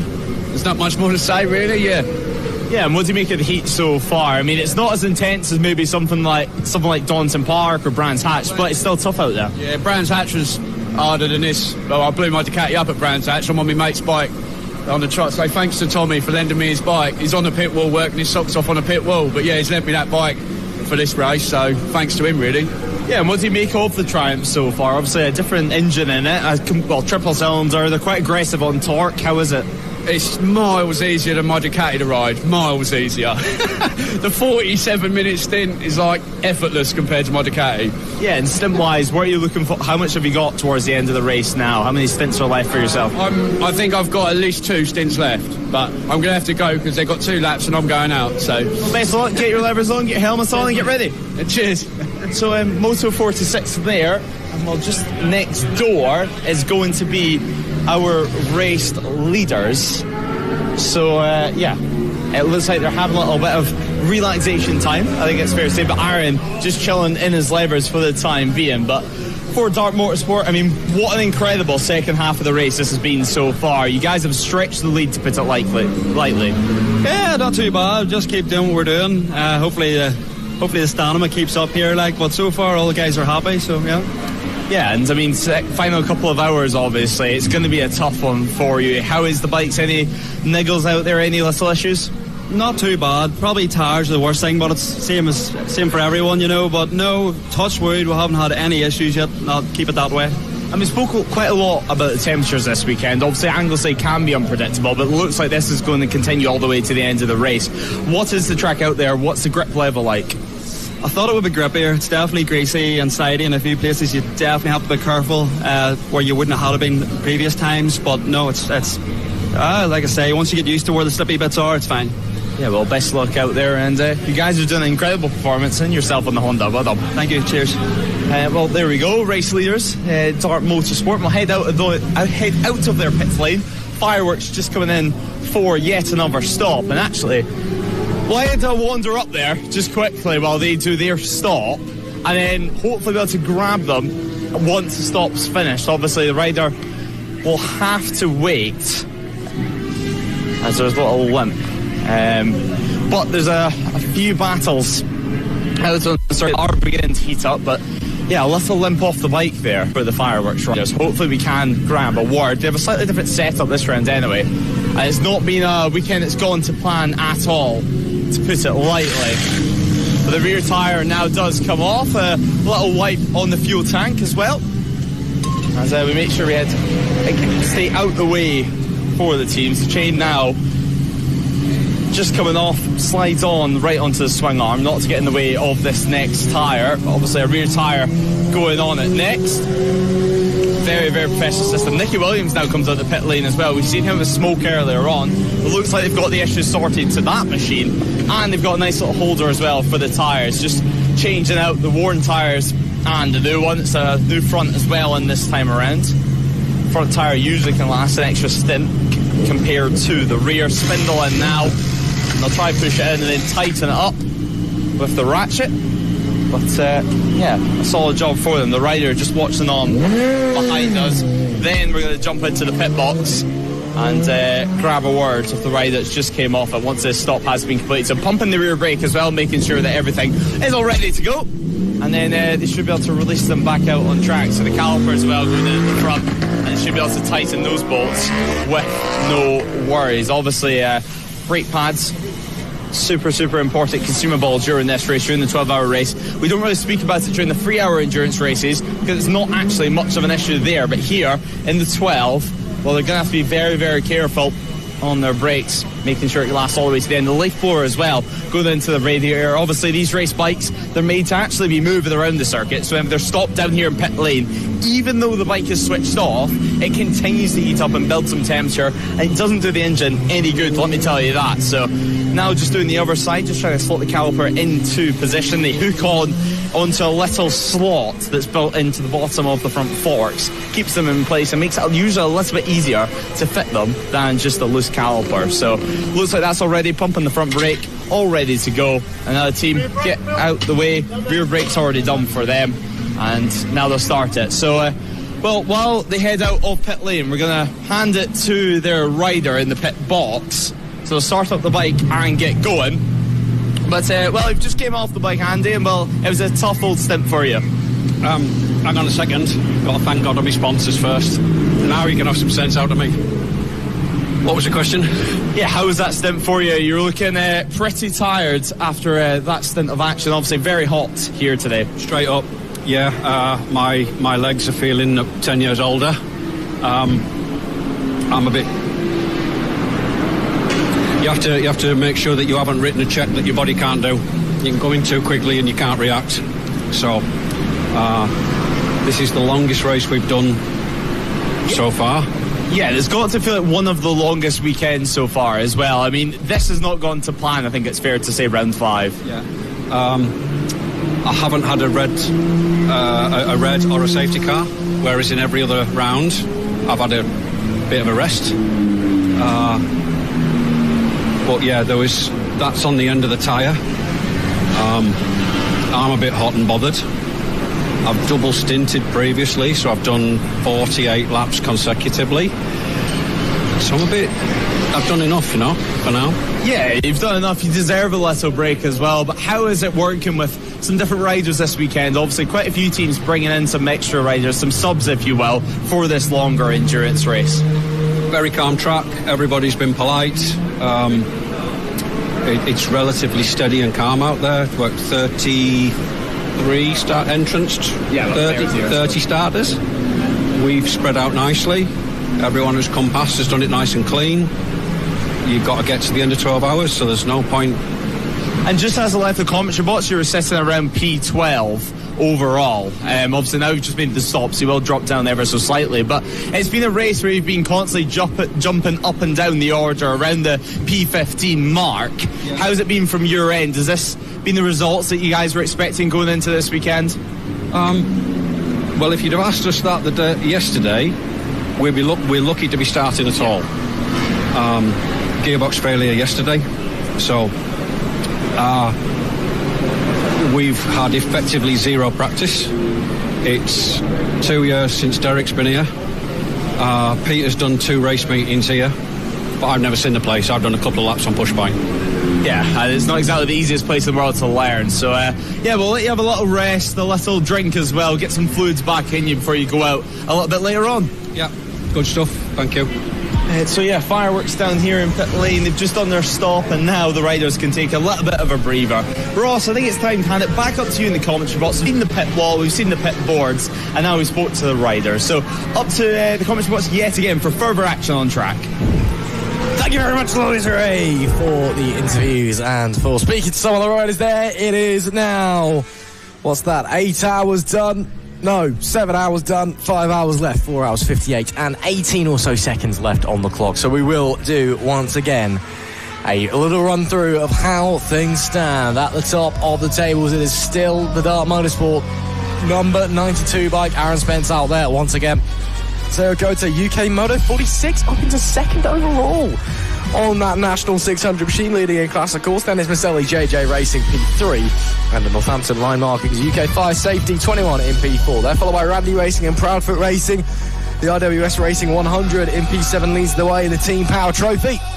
Lane Boys in P8, PB Racing and Full Throttle Racing rounding out our top 10 here at Anglesey. A little bit further down the order, Pack Racing in P11, then it's Shet Racing, Snapdragon Racing, Fireworks, PP Racing, Donkey Box, Racekins Endurance, Merlin 846, Heck Racing and Ride Culture Racing in P20 as things stand.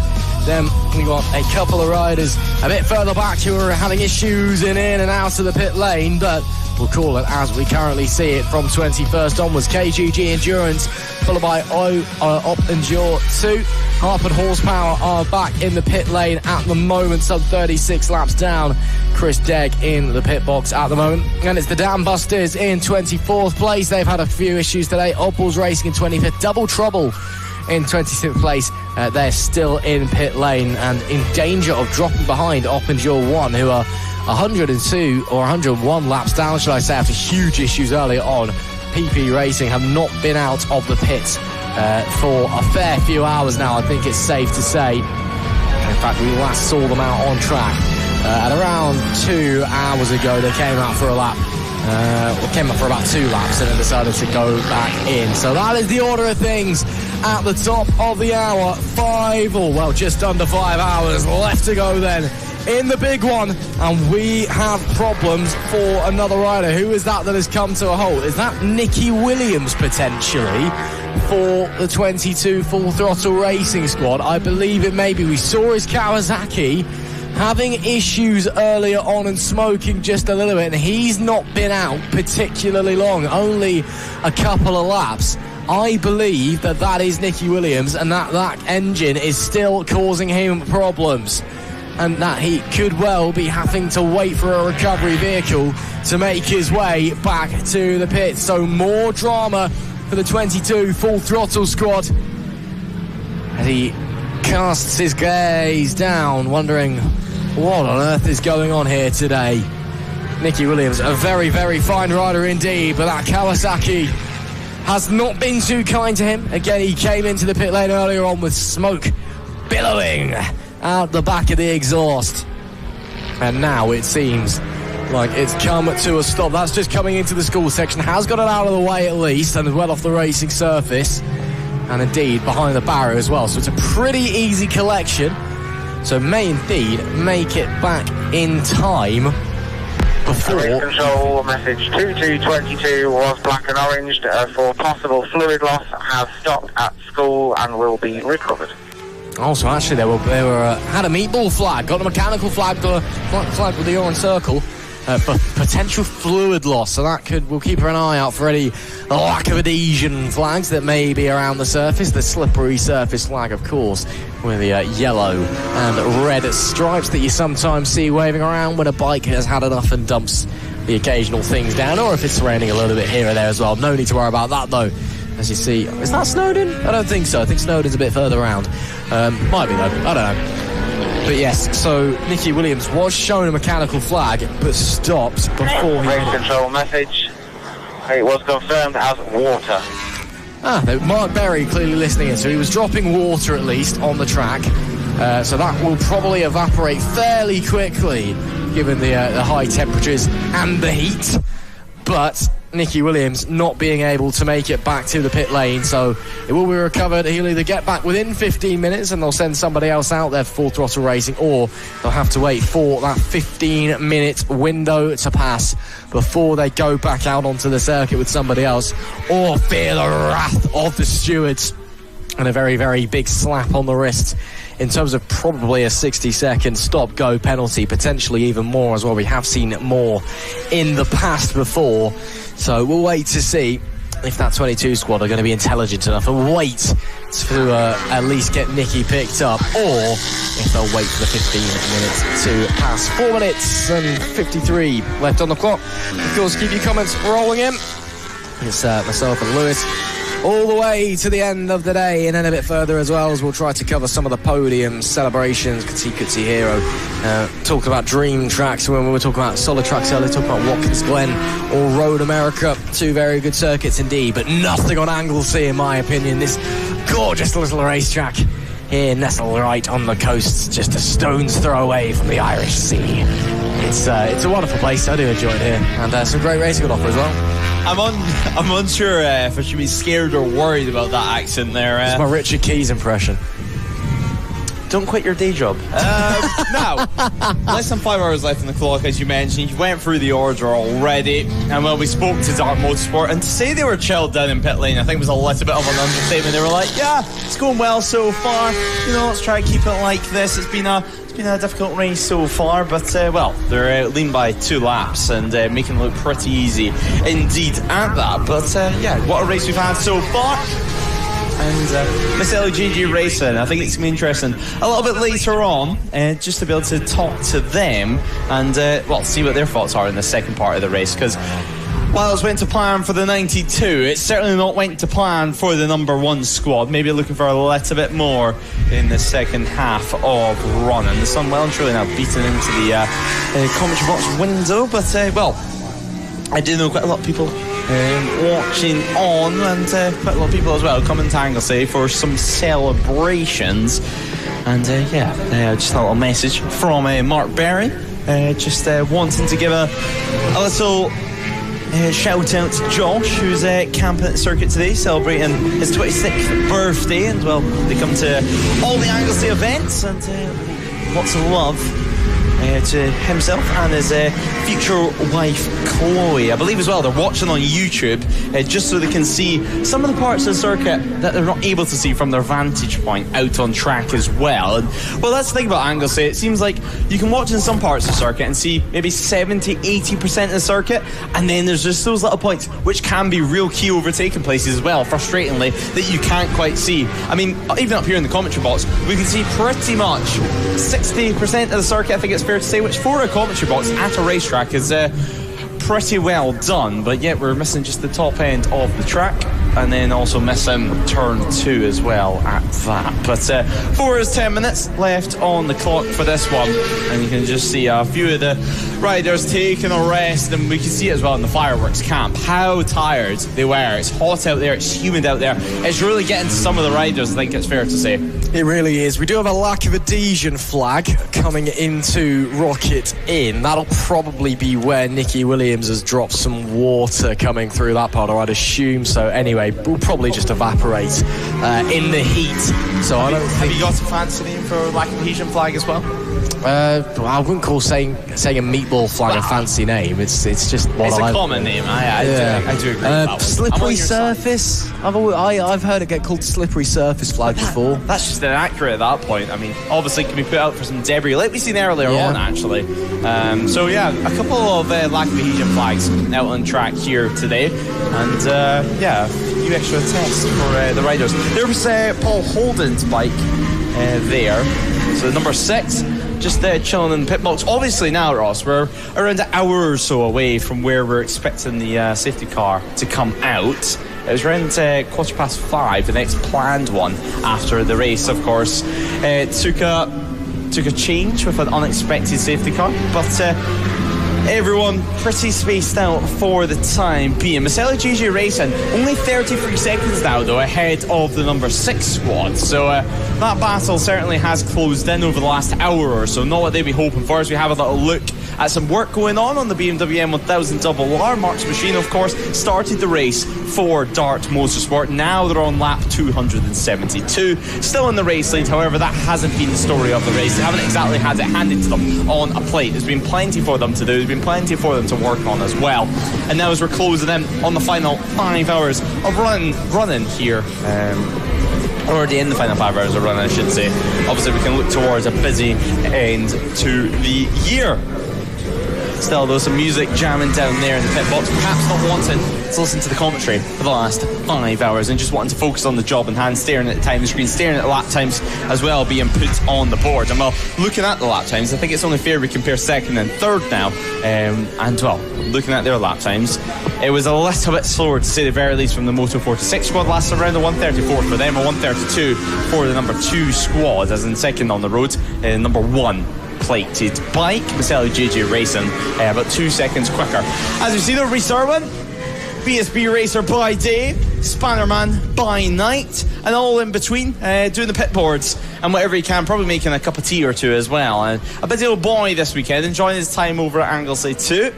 But yeah, definitely keeping busy, and it just proves to show he wasn't lying about what he was saying on pit. Well, not that I had any doubts, of course. No, not at all. And yeah, I trust him on the spanners, to be fair. He gives off the vibes that he's probably quite adept on the mechanical side of things. Are you any good with spanners?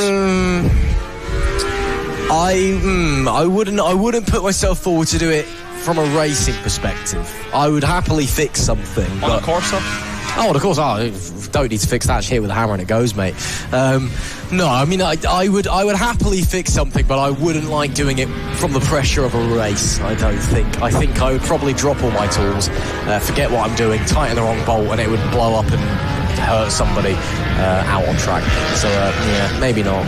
But I just kind of sat there in an evening after a race day. I think it'd be fine. But I think after those comments, all teams are going to have barriers up in their pit boxes next time you go down there, just trying to keep you away from their trusted steeds, as the Moto 46 squad continues their running out on track. And of course, that on screen being Randy Racing. They set P5 overall and doing a good job at that. Randy Racing, though, it seems like they've had a race of, I was going to say 2 halves, but it hasn't at all. It's been 1 half, so basically a whole, I guess you could say. And, well, they've been doing a good job all the way throughout. They've had no dramas at all, at least that we've noticed up here in the commentary box, at least notably as well. And they've just been able to go about their business, running inside the top 5 consistently, doing their own thing. No accidents, no drama, and hopefully it stays that way now that I've just mentioned it. Well, we'll wait and see. Into the pit lane comes the Dam Busters once again for another change and refuel. That looks like Dean Turner's going to be heading back out for those guys. But yeah, Randy, they've had their number 9 team, they've had a really good run of things. No complaints, no issues whatsoever. Definitely not from my perspective anyway, from the commentary box. They've been really, really solid. The McIntyre approval. Yeah, that's a very hard seal of approval to come by these days. But doing a really, really solid job in the ACU National 600 category. Of course, coming into this round P3 in the standings, only a point behind Proudfoot Racing, who themselves are only 3 points away from championship leaders. In third place overall runners 𝐔𝐋𝐓𝐄 UK Moto 46. So they'll be looking to extend their championship lead to up to about 9 points, if math serves me correct. If we finish as we do, Randy Racing will jump Proudfoot Racing at the checkered flag, presuming they stay in the order that they're currently in, with the number 6 squad in P1, the number 9 squad P2 and the 69, a combination of both of them, so to speak, in P3 in class at the current moment. But of course that could all change. We've still got 4 hours and 44 minutes and 44 seconds left in this one. I timed that one plenty of 4s. Yeah, timed that one really well, didn't I? So could all change, but again, Randy Racing having a really good run of things. They're 4 laps clear of the Proudfoot bikes in P3 in class behind them. Even more 4s. Yeah, even more 4s. Just 4s everywhere you look, basically. Is there a number 4 bike? There is a 4, the Snapdragon Racing down to P12, who are ironically not P4 in class, they're second. That's boring, isn't it? Yeah, and they're a force squad that's having a good run of things. But yeah, Randy Racing do a good job. To be fair, everyone's done really well. It's been relatively clean. We've only really had one incident. That's from the 277 of Jordan Poole to go down coming into school. And of course I was going to say Army Team 1, but of course it's not Army Team 1, it's the OP Endure 1 as well. They were first crasher of the race as well. So we've had what, across the however many hours we've been here, 7 hours and 15 minutes or whatever it is, we've had 2 crashes. Yeah, a lot of reliability issues here and there, but for the most part it's been really, really clean, which has been great to see, and people are still out there, still giving it their all, still pushing themselves to the limits here at Anglesey, showing each other what they got, what they're made of, and to show who a real endurance animal is out there, or something along those lines anyway. So it's been a really clean race, but it's been a race that's been befitting of being the biggest one in No Limits history. Well, yeah, you were just saying there, riders pushing themselves to the limits, but last time I checked, there is no limits. Wow. Oh, no. Ah, damn. See, you missed that one. Flying over your head. That's okay. You've got 4 hours and 43 minutes to get back with a little one-liner yourself. But, well, credit where credit's due. OP Endure 1. Well, we spoke about them quite a bit during this race. That's because they were our first crasher. Jamie Lockhart, so the rider who did crash, is now back on board that machine. And credit where credit's due, Ross, because although they are 102 laps adrift from our race leaders, they are 22 laps adrift from Double Trouble, who have now officially retired. So I guess you can place them ahead of it, but still, in terms of overall laps completed, they've still not reached the 277. And with all of that, the 101 squad is still continuing out on circuit. I've got to respect it. I mean, even when things aren't going your way, Lady Luck has, flicked you the proverbial V's and whatnot. You want to get to the checkered flag. Even if you haven't completed all the race, you want to get to the checkered flag and to go, look, we did it to a degree anyway. So I've got nothing but respect for them for going back out there, trying to get those bikes to the finish line, for better or for worse anyway. It's been a bit of a rough day, unfortunately, for the 101 team. And the 102 team also haven't had the cleanest run of things either, have they? Down in 22nd place at the moment. They've had a couple of incidents, but it's been relatively clean from them in comparison, to be fair. So at least one of the Army squads is going okay. But yeah, you want to get to the checkered flag, don't you? That's the whole point, is getting to the end. But, whether you're here for fun with your mates, whether you're here to seriously compete, and if you don't walk away with the first place trophy, you're going to be angry and upset and disappointed. Getting to the checkered flag at the end of a 12-hour endurance race, even if you haven't completed all 12 hours, is a monumental achievement and should be celebrated. And I think rightly will be celebrated by everyone who does make the end. And it wouldn't surprise me if teams like Double Trouble, if teams like PP Racing 2 do come out for the last kind of 10-15 minutes, just so they can take that checkered flag and go, look, we tried, we had issues, we retired for most of it, but at least take the checkered flag, it's not over till the fat lady sings and all that, so you can get a couple of laps back under your belt to try and do that. But again, it's going to be a big moment, I think, when that checkered flag does wave in 4 hours 40 minutes and 44 seconds. Had to wait for it there that time. But it will be rightfully celebrated, and again, I think it will be, when we go down, of course, to the pit lane at the end of the race, I think there'll be a lot of emotion from a lot of people, but I think it'll be a nice moment. Yeah, I think it'll be a nice moment. Some relief, I think, might be the overwhelming one. Obviously, emotional as well about making it to the checkered flag, about 12 hours of their life dedicated to this. Well, I say that, it's only 12 hours that we've seen, that you've seen at home as well. It's the weeks of preparation that have gone into this. It's the entire day of qualifying yesterday as well that's gone into this. It's putting everything on the line, the testing beforehand, the rounds building up to this as well. Let's not forget there has been 4 endurance races up to this point, and even the 3 hours, even the 4 hours, as it was about 4.5 hours, I think Brands Hatch ended up being. Even after all of that, those have been the most many tests to getting your pit stops ready for this race, getting your strategy ready for this race, getting everything ready for this race. And, well, we are just getting a little bit of confirmation, I believe, that the next intervention is going to be at 4:35. So about 10 minutes or so, Ross, before the next intervention, and we can see for the first time the MG. Well, that is if it is the MG, because I've since heard rumour mills that the Audi might actually be okay. So, Ross. No, well, that adds then in the twist. Is it going to be the MG? Is it going to be the Audi? Ooh, stick around for 10 minutes and watch out here on NLR TV. I am quite looking forward to the MG. To be fair, I think it'll be a right laugh if that thing is going out. So we'll wait to see in around about 10 or so minutes time. Actually 11 minutes actually, well, probably 10 minutes and 30 seconds now if we're being pedantic. 10 minutes and 1 second. There we go. You were close. 10 minutes now as it does tick by 4:25 in the afternoon here local time. British summer time, of course, for anybody watching overseas here live for you on NLR TV as the 76 quick pit stop for those guys. One comes in, the other goes out, nice and easy for them, and they'll push onwards. No problems whatsoever for 𝐑𝐄𝐓𝐔𝐑𝐍 Racing, currently P5 in Class P16 overall for the ACU National 1000 category. As you can see there, team radios in full use. Of course, no communications, well, you can try and communicate with the riders. I don't think they'll hear much, but more communications with the team. I think that one's for. Yeah, exactly. Yeah, we're not in the era of rider communication. Certainly here at No Limits, not quite in MotoGP either. But you can see on the pit wall at the moment. JJ Maselli Racing just having a little check up on pit wall, just talking about how everything has went so far, and while the second half of the race perhaps not going to plan, or not going to the plan they certainly would have hoped for heading into this race. But that being the number one squad, heading back to the garage to have a little conversation.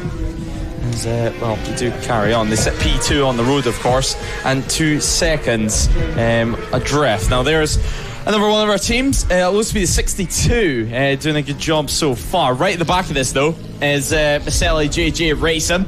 They're going to be catching the back of them in no time, you would imagine, because, sensational pace, sensational stints. As Jonathan Lodge talks about the strategy for the remainder of this race. Can they come back from a 2-lap deficit? Stick around for the next 4 hours and 37 minutes to find out. We're well and truly into the second half of this race. We're not too far away as well from beginning to edge towards the 3-hour mark, and when we head into the 3-hour mark, it's going to be familiar territory to say the very least, because that is a normal length endurance race, if you would like, for No Limits Racing.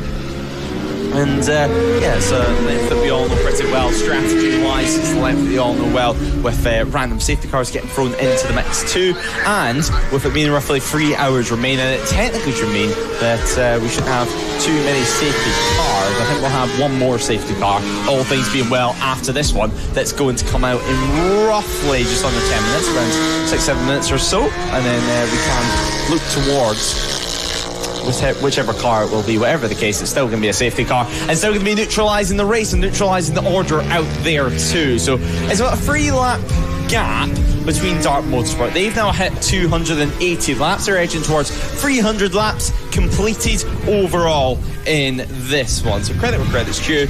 Pretty sensational pace, I had even got to say, and they're doing a good job as well, and keeping pretty level-headed out on circuit. So Motor 46 sets an P3-2. Now the Northampton squad, the 21 team, they have ever so slightly closed that gap, so it's sitting at 29 seconds or so. So that battle for the podium, final spot on the overall podium, still continuing. It's currently John Harwood out on board that bike. He's around a third into his stint, I would say. Not too far away. Snapdragon Racing as well. Of course, this track back in the day used to be a training base and the RAF radar station before it turned into a motorsport venue. And after a major redesign, as I should say, between around 06-07, it led to today's layout with undulating terrain, of course, camber corners, 2 hairpins, and, bank corners. I mean, you spoke about it. It's about 10% banking on it. So the camera, once again, just doesn't do it justice, and you really have to come here yourself to truly appreciate Anglesey in its full having a little look at Snapdragon. With it being a two-rider team, it's so tricky to be able to find them because, well, in between stints, driver getting himself ready for the next one, or they're simply just taking a little breather out of the sunshine, out to the mayhem as well. And with it only being two riders, you do have to be ready for pretty much anything that could happen, because if there's any mechanical issues, anything like that, well then suddenly you have to get yourself back on that bike and back on the saddle and head out for the next one. Now, just looking at the commentary box, and as we see, the 62 does head in. It also looks like the number one squad are preparing themselves for a next pit stop. The last lap being the 132.4. The Race Skins Endurance, though, we are looking at a change of bike for them. Alex Vela looks to be the next BMW F900 that's heading out. He's already sitting on board his bike, and, well, an experience there, both in terms of the riders and both in terms of the people working on them. And Will Ross, a familiar face to you and I down in that pit garage as well. It's going to be Alex Vela's mechanic, Vince Bailey, who's there doing some spanner work. He's had a busy couple of weeks as well, helping out intervention within 5 minutes.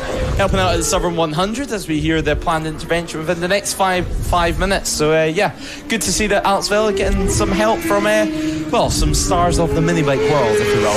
Yeah, Vince Bailey, that takes me back. Well, I've not seen him in years. Hope he's keeping up. I might have to pop down and say hello a little bit later on, and see how he's doing. But yeah, as you said, a big face of the mini bike world for anyone who's into their junior and or old men on small bikes racing, which is often a lot of fun on those small little kart tracks. But here at the Endurance, it's all a little bit different. In does come the Maselli JJ bike, and there doesn't look like there's going to be a rider change potentially.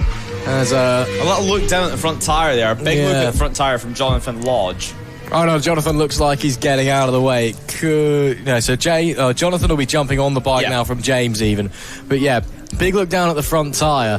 Again, that's just kind of gathering information of it, isn't it? It's okay, what's James done to the bike? What do I need to do going forward? As they wait for the fuel to be all placed in, and then they can get back out there. Swings his leg over the bike. The front stand's got caught. Hopefully that hasn't damaged anything. I doubt it would have done, but you never know. A little check down once again to make sure that everything's clear for them. And then that BMW will get right back up to pace with 4.5 hours left to go. Looks like Oddballs also into the pits on the previous tour, as we'll have just seen. So they'll be having a little changeover as well. So has that let the Serica UK Moto 46 squad by? I highly doubt it. But you never know, 48 seconds, but it is a longer pit stop for that number one machine due to the fact that they have to refuel, change tyres, etc., instead of just have one bike come in and set the other line. And in fact, that is the Serica UK Moto 46 squad right behind them. So that's very, very tight for those guys. Currently Mark Bridger out there as it currently stands, but really close together. They could be looking at second overall. Of course, dominating proceedings at the moment in the 600 class. Randy Racing, the number 9, also into the pit lane. Yeah, into the pit lane they do go, but a small mistake led to a few more seconds lost, and it led to a bit more pressure now for James Lodge, or Jonathan Lodge as I should say, who jumps onto that machine. James Lodge has just headed off of it.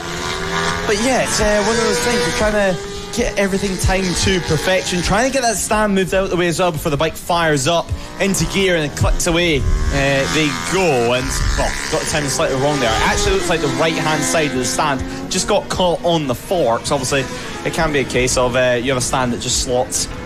You slot the bottom of the forks into the middle of the stand and it just sits there, or you have inserts almost that goes into the bottom of the forks to hold up the bike. And well, if it's one of those, it can be quite easy just to not pull it out correctly, and suddenly it gets caught, and you're losing a couple of seconds that you don't need to be losing down in pit lane. But you can just see the speed difference there midway through the corner over at Skull. I mean, that is confidence at its very highest. As looks like the Marshals pushing away a bike there at the top of the picture. So pushing away a bike at the top side of the circuit over by Rocket Inn. So yeah, the Marshals, they've been kept busy there all the way throughout the day. Of course, that's where we've seen the first incident earlier on this morning. Since then, there's been a few more retirements, and that is continuing to be Oddballs Racing. And I think that's going to be the bike getting themselves ready for when this safety car intervention period, because it's coming out in less than 1 minute now. where then, of course, we get to see what safety car A we're using, and B, oddballs are going to be able to get this R6 back to the pit lane, and hopefully, at the very least, they're going to have race 2 control riders. message, planned intervention within 1 minute. Within 1 minute. There's confirmation from Mark Berry. We're nearly ready for this safety car period. But yeah, an important time for oddballs. If they can't get the bike fixed, they at least have 2 riders. They certainly do, and they can certainly work together on that one. As up the inside of the 73 Ride Culture bike, there goes Jonathan Lodge. That was pretty aggressive, getting on the throttle there. And again, riders will know that there'll be pit boards out saying safety car coming soon. Safety car's coming soon. You need to make up as much time now. See if you can put bikes between yourself and those that are going to be fighting for position with you, so that when we do get caught behind the safety car, there's a couple of bikes buffered. They're not just going to be able to jump you straight away at the restart. So there we go. Safety car is now deployed. The Audi. And that is the Audi. Oh, okay. So I guess it's okay then. I guess Glyn didn't break the front wheel on the thing. And that means we still have a safety car camera as well, because it's still on there. So if we get about half a lap round and the front wheel goes flying off, then it won't be the Audi anymore. But for now, it's the Audi. So yeah, it's the Audi. It'll be okay. Safety car, always safe. And, well, it's the name. And, yeah, you can see there, top of the screen, safety car officially out now, and it heads out of pit lane. Flashing lights on top of it, of course.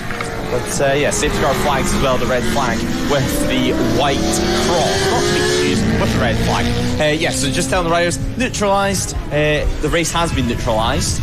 And now it should be for, well, roughly 10 minutes or so, you would imagine. You'd suspect so. And now, again, we play the game of, is anybody going to dive into the pits and lose loads of time? Yeah, it's about 3 minutes it seems to lose them. So we'll wait to see. But, of course, it does neutralise the field up a bit. So any battles that are maybe not close together, but one after another out on the racetrack, certainly, depending on who gets caught by the safety car first, because it does just pick up when there's a gap. There's not any specific rider it's aiming for to pick up. So it can neutralise fights. It can completely change fights as well. It can make your gap bigger if you were at the front of the pack and your rival was at the rear or something like that. It's all different. It all changes. But safety car is now deployed, and we shall wait to see how long this is going to last for, of course. A few bikes need recovering. Mainly that number 2 oddballs Honda up on the inside over at the Rocket section. And then they'll make their way back in the back of the recovery ramp, and then hopefully we can get going once again. But it's been a brilliant day of racing here so far. As with just under 4.5 hours left to go, we are scheduled to have one more safety car at least during this race. Of course, we do have a 3-hour safety car clock to, of course, recover any bikes that need recovering. Also to distribute water and things to the marshals as well, just make sure that everyone's safe and okay trackside. It is a warm old day here at Anglesey, so we are going to get at least one more safety car. Of course, there is very much the possibility that we do get more, but we never know. We haven't really had that many massive incidents in this race, so we may be clean and quick the whole way through. As you can see, the Dart Motorsport guys just trying to ease up, cool down, get the massage gun out to just get you back nice and relaxed before you get back onto the bike for another long old stint in this grueling heat. But sitting very comfortably still are Dart Motorsport, 3 laps to the good. Race control message. We are recovering a machine at Church and a machine at Rocket Inn. Yeah, so Rocket Inn will be, of course, oddballs, as we already know, in the Church at the other side of the circuit. But I think there's been a slight issue behind the safety car. I'm just looking back out of the commentary box window, and I think a team has ran out of fuel onto the safety car. Luckily, it's over by the final corner, it looks like, so it shouldn't be too much drama. Actually, they've managed to get the bike going again. So that looks to be a 49 maybe of PP Racing. Potentially. As we're having a look down the order, there's the machine. That's, of course, going to be Double Trouble Racing, who we've seen have that accident earlier on. They've officially retired out this race, so there hasn't been too much of a worry about getting their bike back quickly. But, yeah, just looking through some of the comments. Plenty of support as well for Maselli, JJ Racing. A few people asking as well, where are the CB500s? And, well, no CB500s on track this weekend. And Well, as some of the comments rightfully said, they're too fast for this race. I mean, CB500 Warriors, as we do know, they're the fastest things on the planet. But in all seriousness, obviously, they'll be back in action over at Cadwell Park. And who knows, maybe one day we could have a fun CB500 endurance race. I think that would be a laugh that everyone would enjoy. But hey, you never know what the future holds. Endurance racing certainly seems to be something that people do enjoy.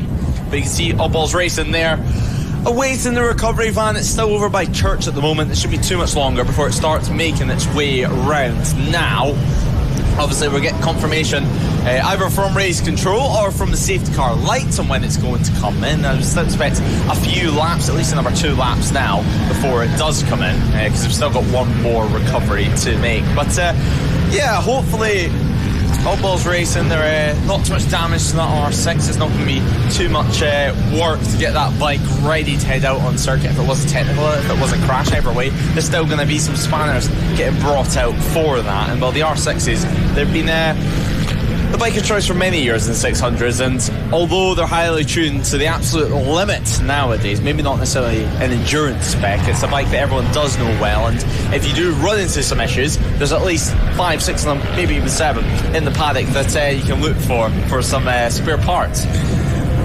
Yeah, I mean, Yamaha's always a very popular bike in general, being an R6 and R1. Over in the sprint side of things, you see a couple of R7s, R9s kicking about now as well. So they're always popular with the Yamaha, regardless of the configuration or the capacity available beneath it. But, you know, it's not just, you get other bikes out there as well. You get CB600s or CBR600 even from Honda. You get the old Triumph Triple as well, 675s, a little bit bigger, but make a hell of a noise. And a lot of fun to watch out there. I'm sure a lot of fun to ride as well. Yeah, you do get a few Triumphs. But, yeah, Yamaha, why do you think they are so popular? Do you know? Yeah, I mean, it's a bike that's been used in many championships now. There's plenty of them going about as well, and for track days as well. I mean, a lot of people pick them up soon they get turned into race bikes. Not to mention as well the likes of the old stock 600 championship that we used to have in the UK. A lot of the Yamahas left over from that once that championship came to an end a few years ago, and it's just a bike. Well, it's not too hard to get your hands on one of them. They're not terribly expensive either.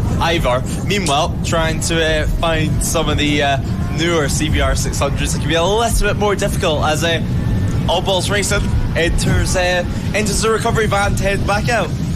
They do indeed. Yep, putting the Oddballs into the back of the van, and they'll work their way back to the garage and hopefully go to work on the Oddballs machine. So safety car still working its way around. No issues there from Glyn Tor whatsoever after supposedly breaking a wheel bearing on the front end of the Audi. So they've either fixed it or it didn't break, and I was lied to. 4 hours, 21 and 45 left to go here.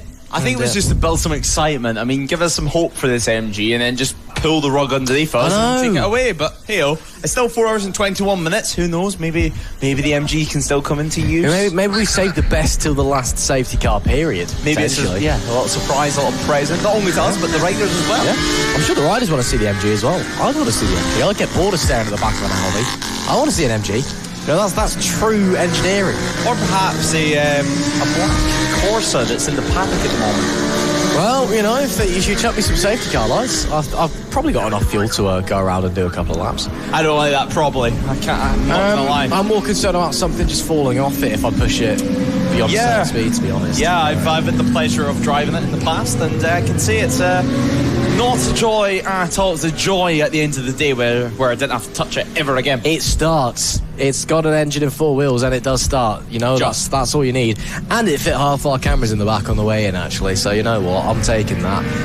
I was forced to go on a 2-hour wild goose chase to pick up like 5 cameras and loads of bits and pieces that we ended up not using either, but it all fit. Was there any geese? Sorry. No, there were no geese. I'm not a big fan of geese, to be honest. I probably wouldn't put them in my car. And I think the band geese is pretty overrated as well, actually. So, yeah, no geese for me, thank you very much. Got a lot of friends who really like the band geese. I don't know why. They're really overrated. I don't see it. Maybe I need to listen to more of them and I will see it, but I don't see it. Any geese fans in the comments. Let us know what your thoughts and feelings are. But I'm not too sure on that one. Not for me. Yeah, it's not easy to. It's very easy to change on a tangent at this time in the day, as some questionable singing rings out in our ears. But at the moment the light's still on the safety car. We haven't done a sing song yet, have we, Lewis? We should do a sing song. The look of disappointment on Lewis Ray's face as I said that.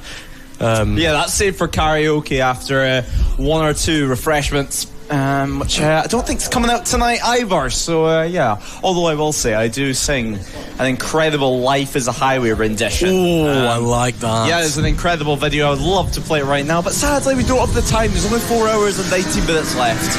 Wow, that's must have been a very long rendition of "Life Is a Highway." Of course, one of the greatest tunes ever released, and just one of the great driving songs as well, in my opinion. Yeah, works perfect for the drive to Wales. I mean, it's pretty scenic to say the very least. We spoke time and time again how beautiful this circuit is. I mean, it's as nice of a drive.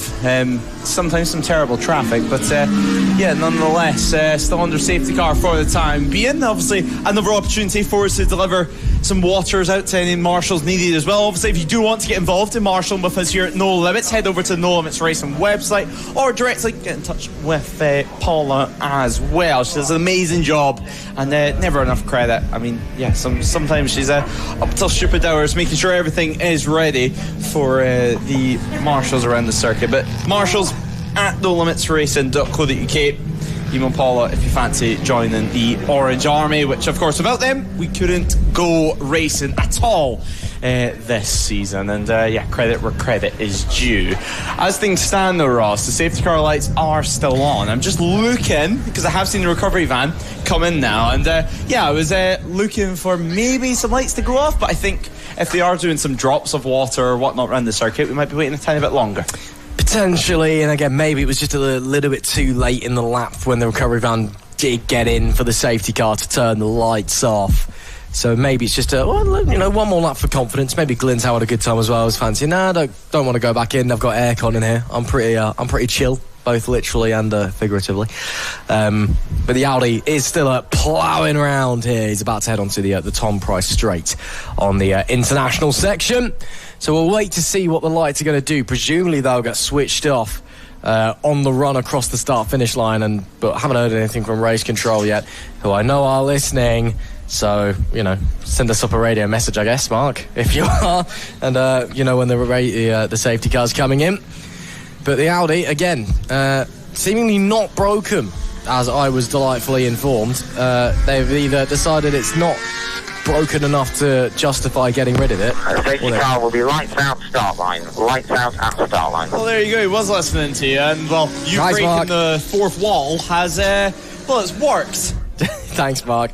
And I did call it. I did say it's going to be lights out on start line as well. So, bang. Guess who knows his stuff? As you see there, someone watching along on TSL there, our timing partner. Of course, you can do the same. Head over to tsl-timing.com. Find the No Limits Racing, the Bike Lawyers National and NL Endurance Championships, 12 hours of Anglesey section. Click on the live timing button. You can follow along with all the information that we get in our commentary box. You get access to live trackings, the statistics as well. You get race control bits and pieces as well. You get leader histories. Dart Motorsport have been leading the way for quite a while now. They have led for coming up to 300 miles, I would say, roughly, according to the stats page. Of that? Let me do some maths. Hang on, what's that? It's 26. The end of the race is coming, folks. Christmas is nearly there as well. Give me, I'm not good at maths. Give me a second. That's 60, 78 plus 98, 118 plus... that's 126. Okay, so as he carries on, I'll let him carry on. 133. There you go. It's 133 laps they've led for now, since they took the lead last. Okay, well, that was a lovely listening experience. I'm glad you could do it all in your head. I'm glad I could be of assistance, having to do it audibly for everyone at home. But 4 hours, 50 minutes left on the clock. The safety car restart is nearly upon us now. Of course, the Audi will dive into pit entry in a few moments' time, and we can get this restart underway. You can just see, readying up at Dart Motorsport, that does look to be Lewis Mason, ready to go out on track for his next stint. Tommy giving them a little helping hand as well. So the Aprilia next to him, Aprilia on this line. Outline green flag, race resumes. So there you go, confirmation. Green flag is now out now, and the restart well and truly underway. 4 hours and 14 minutes left on the clock. And well, as things stand, these are not your race leaders, these are just the riders that caught up to the safety car. First of all, Randy Racing being the second of these. The 22 though being right at the front of the field. Obviously a dramatic race for Full Throttle Racing. And now already a few pitters. This is what we seen in the last safety car here, Ross. Whenever things aren't going to plan, whenever a little shake up to your strategy order, sometimes you just need to string it out. You just need to bring the bike home, almost in a sense, during the safety car period, make it to the end of that, and then pit at your first available opportunity. We did see a couple of people in the last safety car did run out of fuel right at the end of the safety car period and had to push the bike back down through pit lane or coast it on down towards the bus stop at the final corner. So it's a risky strategy, and an inconveniently timed safety car can cause havoc for your race if you're not too careful. We've got 4 hours and 13 minutes left to go, and we'll continue to push onwards. Dart Motorsport have a 3-lap advantage ahead of �𝐍𝐵 Racing, who themselves are only 1.5 seconds ahead of 𝐷𝐿𝐼 Moto UK46, who themselves are only 4.6 seconds ahead of the 21 squad. So it could all be changed in the overall order there. Everyone else, though, looks a little bit split up. And there is a three-way fight for P15 overall at the moment, but again, all three different classes, nothing too major there. As Rhys Owen gets the board out, fuel, yes, that is the information. Using Rhys Owen's board there. I know that Rhys obviously isn't actually out on the circuit. No. But yeah, clearly decided to bring his pitboard along. At least that was nice of him, I guess. Yeah, exactly. Doing a favour, I think a lot of favours this weekend for his brother. But yeah, nonetheless, I don't think he grudges it too much at all. Looking up the inside there was Dart Motorsport. That's on Proudfoot Racing, who's ahead of them on the Honda CBR 600. And just trying to get through. I mean, it's this point in the race where you really do need to be calm. You need to be steady. There's no point throwing down a 3-lap advantage as Ross tries to take a drink in the competition. What's this, Bill? Some on his shirt? Yeah, it's reached that point. Yeah, it's kind of follow him out. In the day, math. Difficult point, difficult touchy subject actually. And then, well, now we're at the point where we can't even take a drink of water. Nearly there, the Ross. 4 hours remaining left on the clock, and Proudfoot Racing now still holding off the likes of Dart Motorsport. I mean, this has been a simply sensational ride, and the Dart Motorsport team, all of them, are very, very experienced riders in their own right. And the likes of Aaron Spence, he's not going to throw a bike down the road trying to chase the likes of Proudfoot Racing, trying to chase bikes ahead of him that he's not actually racing out on circuit. He's multiple laps ahead. I mean, even second place, they're 3 laps down at the moment. There's no point pushing. It's just a case of bringing it home at this stage, and now they're getting ready for yet another pit stop. So Lewis Mason ready to take helms of the Aprilia. What they need to just be wary of, though, is not getting overconfident. That is something that can bite you, thinking, oh, we got this one in the bag, just cruise on by for the next 4 hours. It's very easy to lose pace, very easy to make a mistake when you're not fully focused, very easy to throw the bike down, and then you've lost the lead. So they just need to make sure that, yes, it's looking good right now. It's looking really, really good for the team, but there's still 4 hours to go. There could still be mechanical issues, there could still be mistakes. There's going to be at least one more safety car as well for the safety car clock. That will come out by 7:49 local time here. So again, just a touch under 3 hours away if there is not a safety car in beforehand.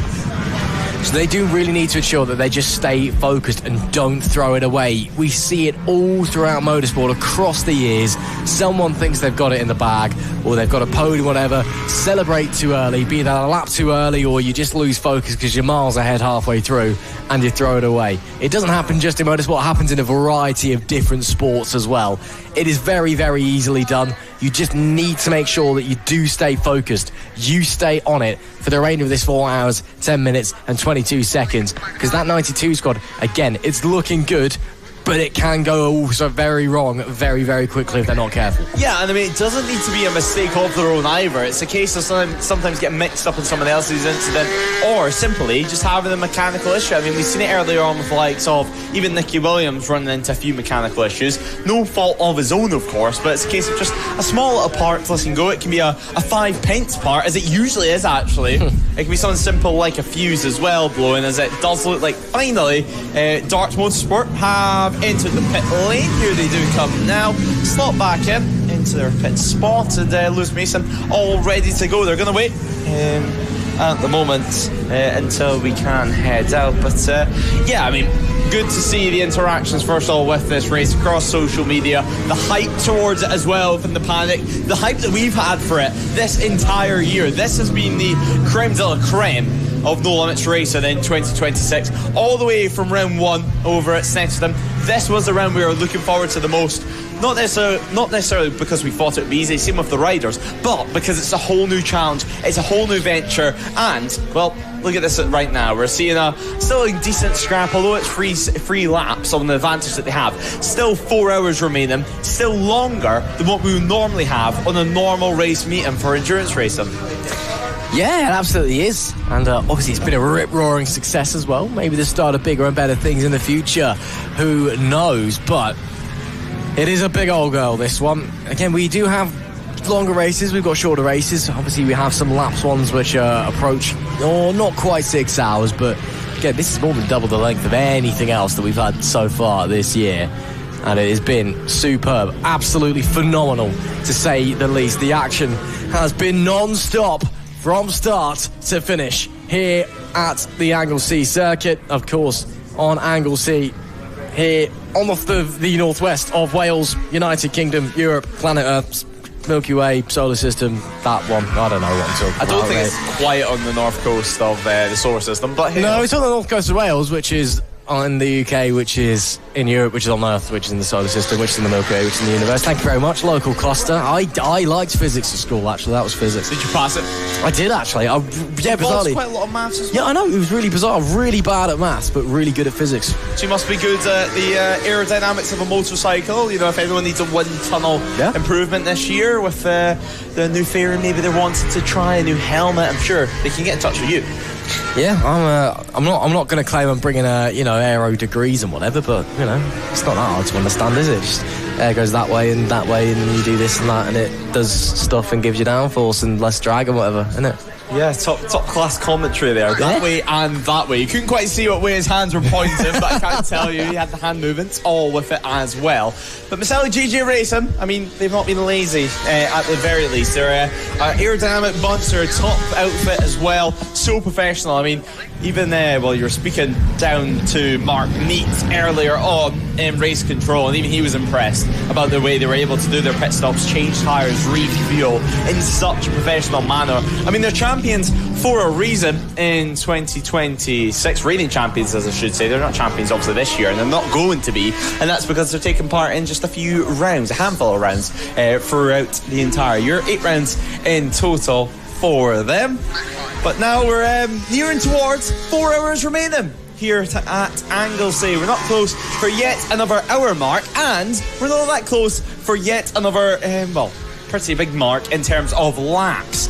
296 laps have been completed. We're nearing towards 300, folks, and it's going to be a nice exciting point. Not necessarily anything to be excited about, but it's just a big milestone for us to hit here. And let's not forget we've been incredibly lucky with the weather so far this weekend, and it looks like it's staying pretty nice all day. I mean, last year when we were at Anglesey, poor Mark Berry, who I know will be listening down there in race control, he had to come up to the commentary box for roughly an hour during our rain delay to come up and have a chat with us and try to keep people entertained throughout any form while they were waiting for the rain to subside, whether it be in their motorhome, in their car, or simply in the pit garages. I mean, it was a monsoon that came in and throughout nowhere. You could just see it come closer and closer through the sea fog.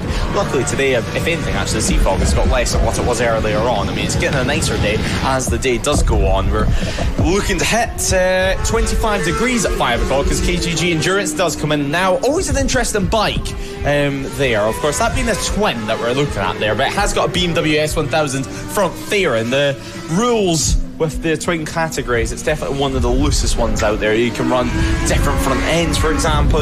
I mean, I've raced a twin myself, and they had a 𝐔𝐋𝐓𝐔 front end on it, had a different swing arm in the rear as well. The engine has pretty much everything that you can possibly do to it done. Some of these bikes start off life as 60, 70 horsepower machines and end up over 100 horsepower in total as well. So the twin category, I've always said it, it's almost as close as what you can get to, well, prototype machinery in club racing, because it's so open of what you're able to do, and that's why we get a handful of machines on the grid, for example, in this endurance race, and not one of them are the same. Absolutely, and of course, over in the sprint side of things here at No Limits Racing, our twins category, both stocks and supers, very, very popular, and very, very fun as well. I think it's safe to say we're always very, very competitive in those races, and of course, you can catch them in 2 weeks' time. We'll be live here on NLR TV from Cadwell Park. Myself and Lewis will be back. And hopefully less annoying, because it's not an endurance race and we won't be losing our minds, but still should be a lot of fun at that one. Of course, no sprint racing here this weekend at the Biker Lawyers No Limits Endurance Anglesey 12-hour. Let's see. Oh, there's a bug on the camera. Oh, nice. That is not an invading thing from outer space. Anyway, let's run through the order for you at the top of the hour, as we have been doing all race long. 298 laps completed by Dart Motorsport, and the 92 squad 2 laps clear of the Maselli JJ Racing #1 bike. 𝐔𝐋𝐓𝐄 UK Moto 46 in P3, leading the way in the National 600 category. P4 Northampton Line Markings UK Fire Safety 21. Randy Racing, the #9, sits in P5 ahead of Proudfoot Racing. IWS Racing, the #100, leads the way in the Team Power Trophy. Lane Boys are followed up in the National 600. Then it's PB Racing leading the way in the Team Sport Trophy, and Shet Racing leading the way. Well, not leading the way, but P10 anyway. Pack Racing there at P11, followed by Snapdragon, then Fireworks in P13, PP Racing in P14. Donkey Box is 15th, Race Skins in 16th, the Merlin 846 RAF Navy Mashup there in P17, Ride Culture Racing in P18, Heck Racing in the P19 on the 911, and Full Throttle Racing. Have they rejoined Full Throttle? Yes, they have, I believe. Yes, they have. They were having some issues earlier on. Then it's KGG Endurance and Op Endurance 2 are still going around. Harp and Horsepower are back in pit lane as it stands. And again, we saw them having some issues earlier on. Hopefully they can get back out there. And it's the RAF 617 Dam Busters. Then it's Oddballs Racing, Double Trouble, Op Endure 1 and PP Racing 2.0. Those guys are all effectively out of the race. We may be seeing them back out a little bit later on when the checker flag is out to say that they can made it to the end with 4 hours and 2 minutes left on the clock. That's the standings, the order of things going into this one. Of course, championship-wise, it is all the just normal championship points. There's no extra points on offer, but there are a few teams that aren't here. Track Stags, for example, the championship leaders in the ACU National 1000 category, nowhere to be found. They were on the entry list, they're not out on track. They never started the race. Yeah, we do miss them. It's a real shame. If Harry Dennison hadn't gone and smashed himself up at Croft, you know, they could have been here, because they've had a fair few riders that may not have been able to just pull the team together because no one else was available, because Harry Dennison went and smashed himself up at Croft like a muppet. And see, I'm staying out of this one because I know Harry Dennison's going to be back in the paddock before the end of the season. And I do not when he batters me for it, that's fair enough. Oh, I'm sure he'll give you a cuddle and maybe a Glasgow kiss. But 4 hours, 1 minute left on the clock. We've just hit 300 laps in distance as well. 3 laps on the advance as well from Maselli JJ Racing. But well, Ross, 300 laps. Here we have it. At Brands Hatch, we were... Oh, I actually cannot remember. I think it was 126 laps. It was 126 it was supposed to be. Then it was 100, then it ended up being 3 hours. Yeah, we slightly ran out of time. And, well, that 3 hour endurance race, it delivered, to say the very least, certainly with the weather conditions. Now, though, I mean, we're looking forward to a 126 lap race. Now, we're 300 laps in. I mean, what more can we ask for here? Another 4 hours, which, funny enough, is exactly what we're going to be getting, Lewis Ray. In fact, 4 hours and 30 minutes, or 30 seconds. 30 seconds. I'm getting ahead of myself. If you would like to commentate 30 minutes of cool-down laps, I mean, be my guest. I'll be down in pit lane enjoying the celebrations. I will probably join you, to be quite frank with you, as into the pits comes the number 6. I think that's the team not ready. No, that is the team not ready. What is going on? Is that Paul Holden making his way out? It is. Bridges come in. And it's not the end of the world again. They're in a very good spot in terms of their positioning, in terms of their nearest rival. And actually, they are going to hold Paul Holden at the end of the pit lane anyway. So it wasn't a... Mark Bridges' frustrations all for naught, basically, at the end of it all. They will probably lose position to the 21 squad, I'd imagine, the 6th machine. But again, they're still leading the way comfortably in the ACU National 600 category. So no issues for them there. And they can continue to push onwards on their merry way until Paul Holden gets bored or needs fuel or needs a pit stop or whatever. Rhys Irwin giving a hand to the squad. Oh, it's in gear there. So, having to find neutral, which even for BSB riders can be difficult. So that makes me feel a lot better. Well... the VSB riders don't spend an all the time in neutral, do they? They're typically, going very, very fast, which is something that when you tried to do, Lewis, often didn't go very well, did it? I'm sure when we get to Knockhill, you can show us exactly where and when you crashed and all of that. So yeah, actually, before we even get to Knockhill, I'll just quickly I'll make it very quick. I crashed at every single corner, bar turn 1. Crashed halfway down Duffus Dip, I can tell you that. But never on the way in.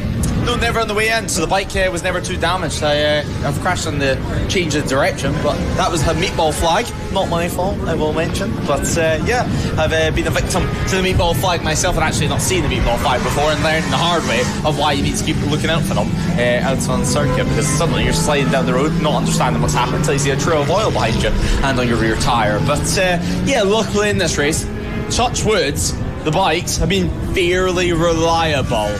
I say that because if any issues, do not come running up to the commentary box shouting and screaming at me. Certainly if it's your bike and your balance that's taken the hit because of it.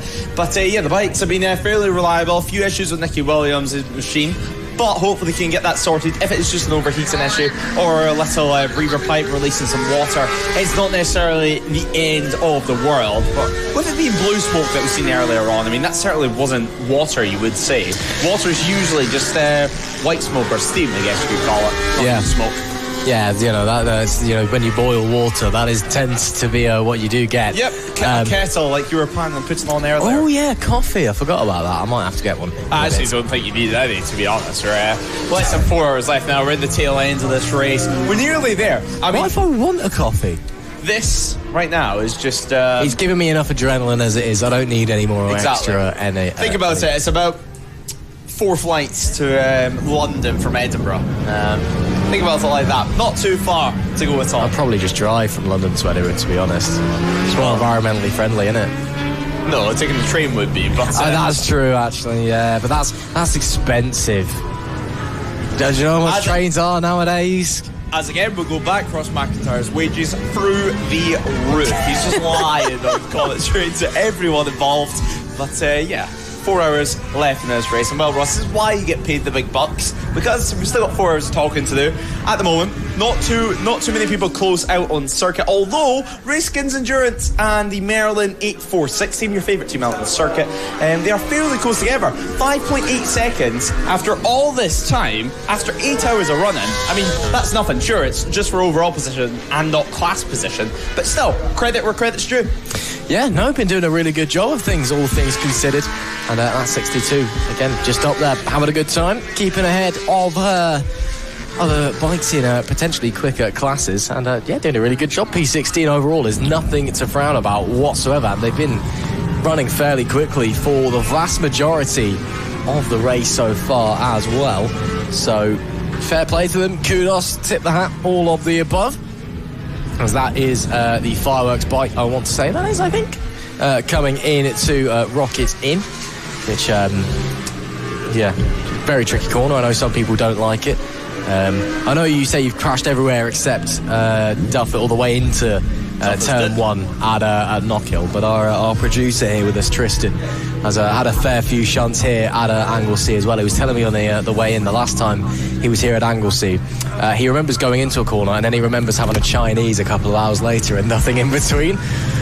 So Tristan, where was it you crushed again?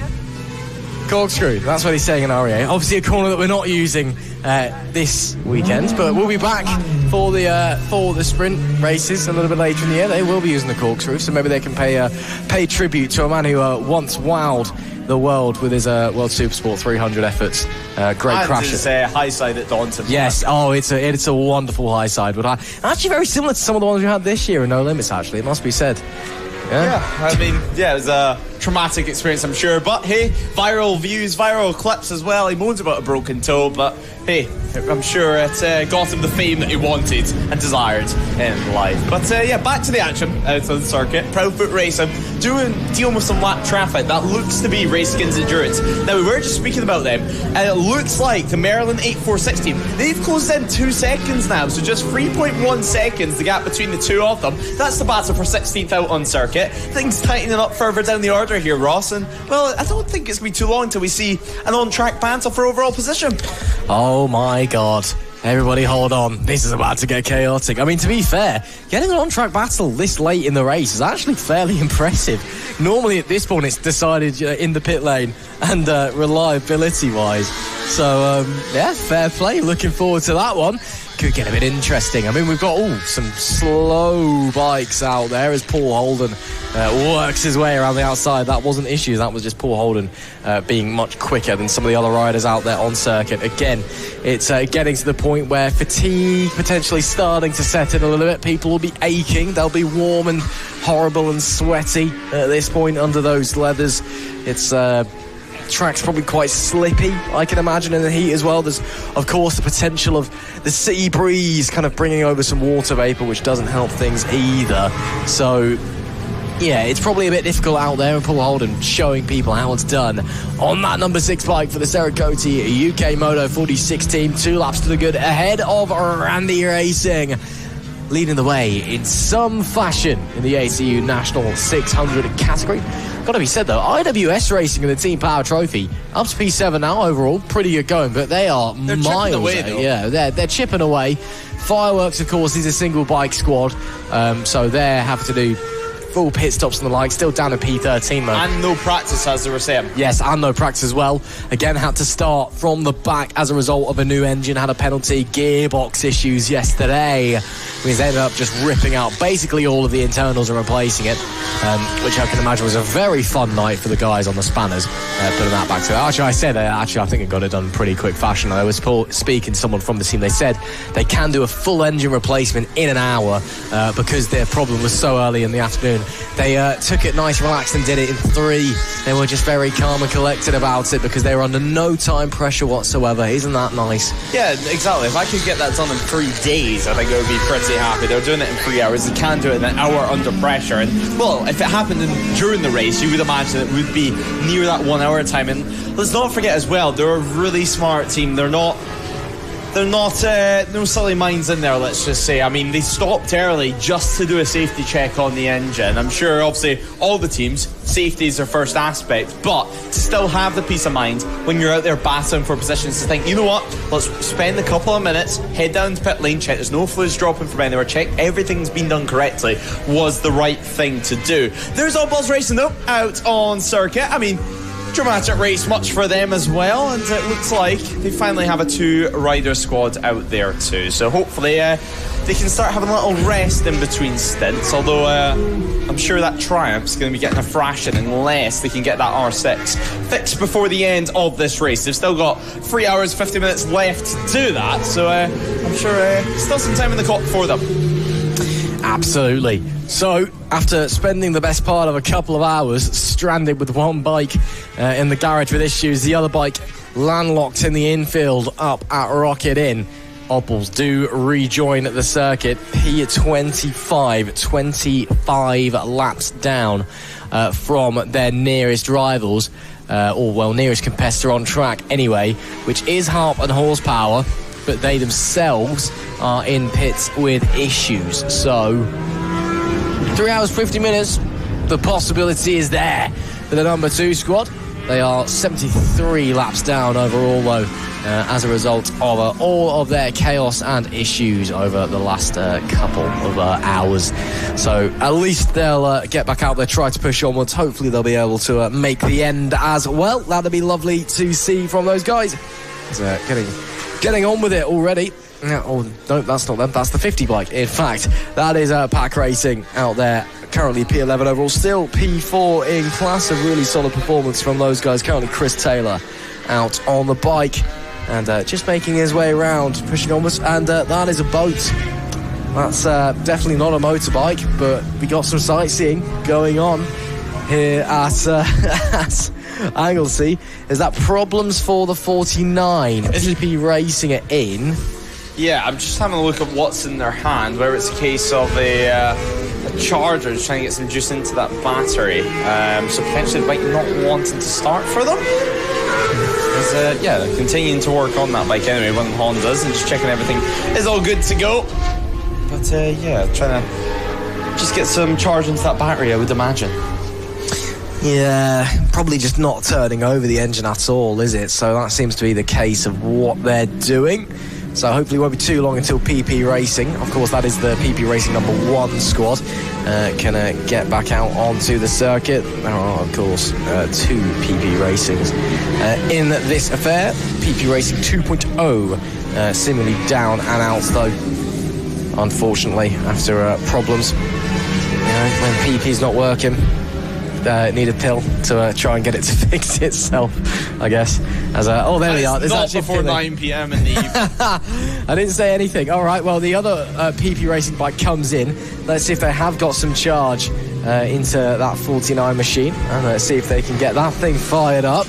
We'll wait to see. Is it going? Well, they're waiting. He's looking at the clock. Yes, it is going. So the PP is going out there on the circuit and will make their way out onto the track. So out comes the number 49 bike. Looks like it'll be Anthony Liu coming out after Mark Tompkinson has done a solid shift for PP. Does run it a little bit deep though at turn number 2, just letting through some competitors, and he can push on his merry way. Just a touch over 3 hours and 3/4 remaining in this one, and it seems currently only the couple of retirements. A few have been able to rejoin the race. Harp and Horsepower are now back out after a couple of laps in the pits. Opals Racing, of course, we've just seen them heading out as well after about 2 hours spent doing nothing, basically, following some issues for that 2-bike squad. And they can now push their way to the end and hopefully take the checker flag. Yeah, I think that's going to be everyone's aim at the end of this one, to make it to the checker flag. I mean, at this point, when the gaps start to get a little bit bigger, you would certainly say that they wouldn't necessarily be looking for positions or certainly making Fluke up too much ground. But nonetheless, they do continue on. I mean, what a race we've had so far. This has been a special occasion, to say the very least, for No Limits Racing. And now we're looking towards the end of the season. Obviously, Ross, this being the longest endurance race of the year for us. From this point onwards, it's going to be much shorter, much snappier. I mean, mainly 3 hours in distance too, let's not forget. But shorter races for us for the rest of the season. And I think for the rest of endurance races, the jokes and the phrases coming out of some people's mouths in the commentary box will that's a bit more normal. I haven't mentioned any names. There's only 2 of us, so that's all I'm going to say. Yeah, it's it's been a long weekend, but no, it has been great racing. Just remember to stay hydrated if you're watching trackside. It seems like we were having a couple of people who have become severely dehydrated, so make sure you do stay hydrated. Drink water. There's places that give water out here. There's a cafe, they've got water. Yeah, it's a brand new cafe as well. It is a brand new cafe, and they've got other things as well. They do a good burger. Had that on a Thursday. That was quite nice. Would recommend the cafe. Go in, say hello, get some food and a drink if you so fancy. I'm sure at this point as well there may be people whose days are done, so, you know, there are certain drinks that maybe you wouldn't drink during the working day that you could indulge yourself in if you so wish to. No clue what you mean. Talk about beer, Lewis. Talk about beer. You know, the drink of the working man. Although, you know, not for everyone, of course. Some people also do not drink, and that is totally fine. But, you know, yeah. Anyway, I was just letting you dig yourself a hole there. Trying to get out of it might be a different thing. But I'll save you now. I'll stop with this. And, yeah. Well, Ross, it's fine. Do you want me to make you feel any better up here in the commentary box? Go on, then. How you doing that? We have our normal endurance distance left to go, plus 45 minutes. Wow. Not long at all. Nice and short for us, and luckily up here in the commentary box, we're not going to run out of anything to talk about, obviously, because as things stand, the 21 squad are being closed in. I think it's fair to say 13.1 seconds now between themselves and Moto 46. Now, this has been a battle that we've seen almost yo-yo over the last couple of hours. It seems to get closer and closer and begin to look towards a battle forming, and then suddenly, well, it seems like the battle just disappears, and we get so close to exciting duel as a finale to this race, and then it just gets swiped away from us. But this time around, I do have faith. Let's keep an eye on this gap as, well, the 21 squad, they're also closing in on Maselli JG Racing. Who knows if everything aligns, the stars align, although no stars out right now, and I think that might be because it's only 5 p.m. in the evening.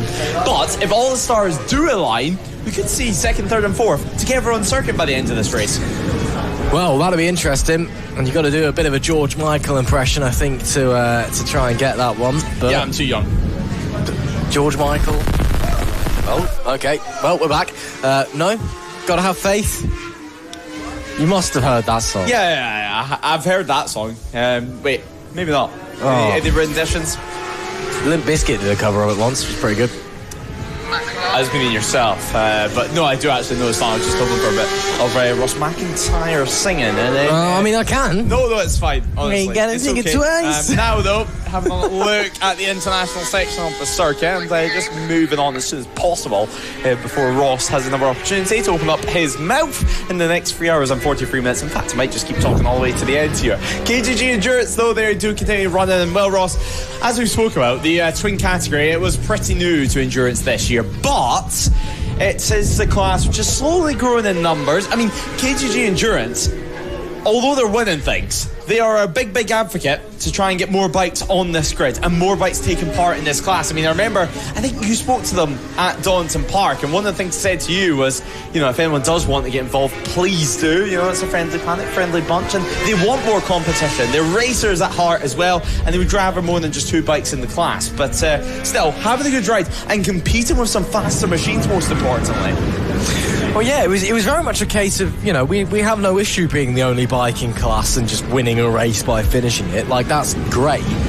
But we actually, you know, we're here to race, and we would like to have some competition and race people within our own class. Because otherwise there's not really any point in us turning up, because we know we're going to win. We can just kind of mess around. And oh! Down goes one of the Army riders. That is coming around the top end of the hairpin. That's going to be injured too. It will be. And that's in a pretty awkward position as well. Is that Tyler Viveros out there at the time? It was indeed. Yep. And looks like he may have just dropped the front potential. Or could have dropped the rear, in fact, actually, because it's quite late round the corner, so got a bit too greedy on the throttle. But he's up and okay, and they are wheeling the bike out the way. I can see some of the marks on the road there. I think he's lost the front about midpoint of the corner, and the bike's just slid quite a distance. Well, another crusher. At least he'll be able to get out of the way. There is a gate up there that they can get through. Hopefully it can just work its way through. Although that gate is not locked, actually. It's the other gate that's locked. So no issues there whatsoever. They can just wheel it through as they'll wait for the recovery van. But more problems for the Army teams then, who are, well, one's out. Yeah, I think he's wanting to get the bike through the gate. Yeah, but debating with the marshals here. There's a, potentially language barrier, to be fair. Of course, the mother tongue of this land is Welsh, so It's Anglesey's the second highest percentage of Welsh-speaking households out of any region in Wales. So there you go. It's something like 65% of households speak Welsh as a first language. So there you go. Shit.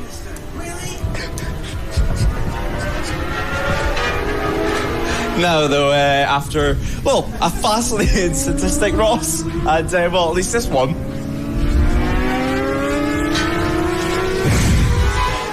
At least this one wasn't brought to you on a piece of paper, like the rest of the stats that you read out today. But yeah, anyway, moving on from, it's a big shame for Tyler Viveros. I mean, let's not forget, he's used to racing likes the stock category, and now obviously choosing the F900 for the endurance class. And if he did race the stock category, maybe he could be giving likes of 𝐂𝐍 Endurance a run for their money throughout this race. But, he's not in 𝐂𝐍 Endurance at P21. Kind of lonesome for the time being, about 2 laps between themselves and OP Endure 2. Obviously, OP Endure 2, we've seen a few issues for them. Recovery en route currently for the 102 squad.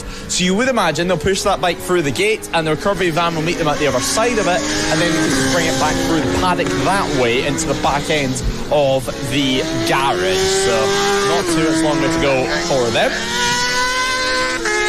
Be a nice part of this race. Now, we didn't have confirmation quite a while back, but I don't think it was worth mentioning until a little bit closer to the time. The next intervention time should be around 10 to 8 in the evening. So that's about an hour and 10 minutes, which should set up a pretty dramatic finale to the end of the race. It should be around bang on 1 hour of racing remaining as we go green flag.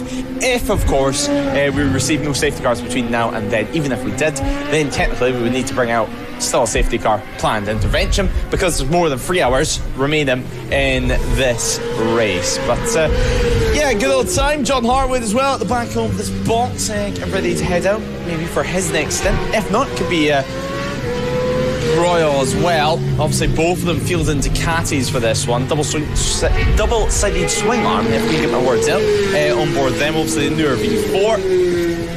Just checking what's going on the pit board. Just double checking that it is going to be 1 lap till they return to pit lane. A slight change of the gaps as well, from 32.4 to 32.5. So that is a lot of change for them. So that's going to go on to the 21 boards.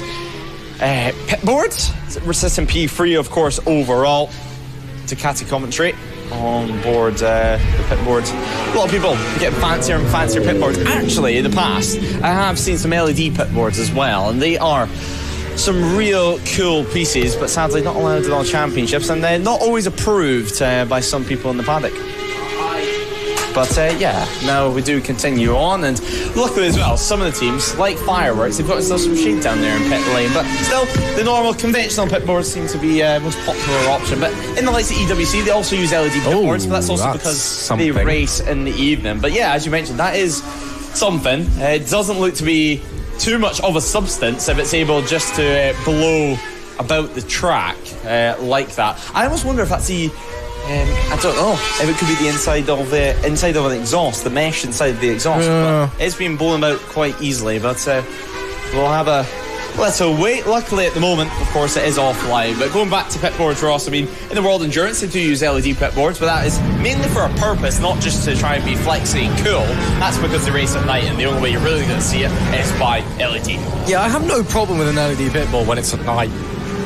But I'm a bit old school. I'm of the opinion that, you know, if you're not racing at night, you shouldn't have them. It's just going, oh, look at me, I've got an LED pit board. You can stick emojis on them.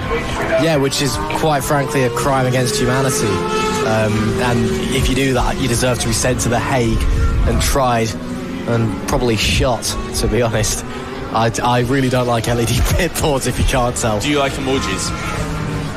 I mean, I use them in text messages on occasions.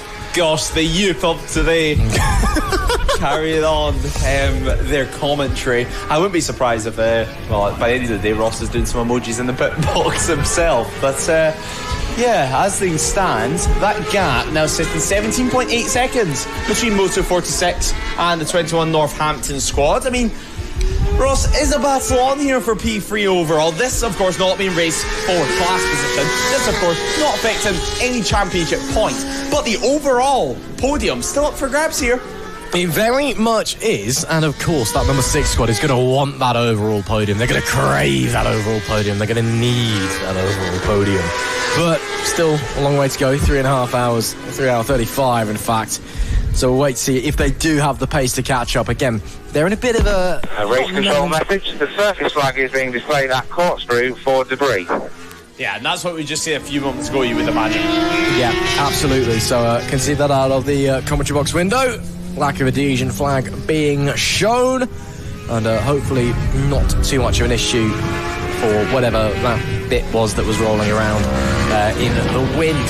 But yes, the Moto 46 squad now 15.8 away. It's closing again. It is closing, so that's at right about, what, 1.5 seconds a lap? So, quick maths, at about 7 or 8 laps. Well, I'll tell you, there's about to be a change of position because the 21 squad just entered the pit lane. There you go then. So, but we have seen this a couple of times, the Moto 46 squad getting up into the podium places because the 21 box is slightly earlier. We've seen that a few times now, so again, expect similar here. Well, I mean, yeah, sorry about that, Ross, but a question for you about stints and strategies. Your favourite topic, I'm well aware, but looking towards the end of the race, obviously, as we close into the finale, if it's going to be a case that this third place is close enough to be decided on pit stop, it could be a case the likes of Moto 46 might be able to make it with missing a stop, especially depending on how safety car periods turn out here, and then in turn they would get the position. Absolutely. Again, we are guaranteed one more safety car period, which will come out if there's not a safety car before 7:49 local time here, British summer time in Anglesey. It will come out at 7:49. Again, that's just part of our safety car clocker competition caution. If you're watching from stateside, you might be familiar with that from NASCAR a couple of years ago. And yeah, so we are definitely going to have one more safety car. Because the problem is, because there's a minimum pit stop time, there's not really such a thing as a splash and dash. If there wasn't a minimum pit stop time, you could get away with pushing the bike towards the very end, literally coming in for the tiny thimble of fuel and going back out once again. Like, it wouldn't cost you too much time, but because you have, 28.7 seconds, is it? Well, close enough. Yeah, the official pit stop intervention time, 28.6 seconds. Yeah, 6, that was close. Yeah, nearly bang on the money anyway. But yeah, because there's that there, you can't just come in for a tiny little bit of fuel and immediately go back out again. You've got to sit and wait.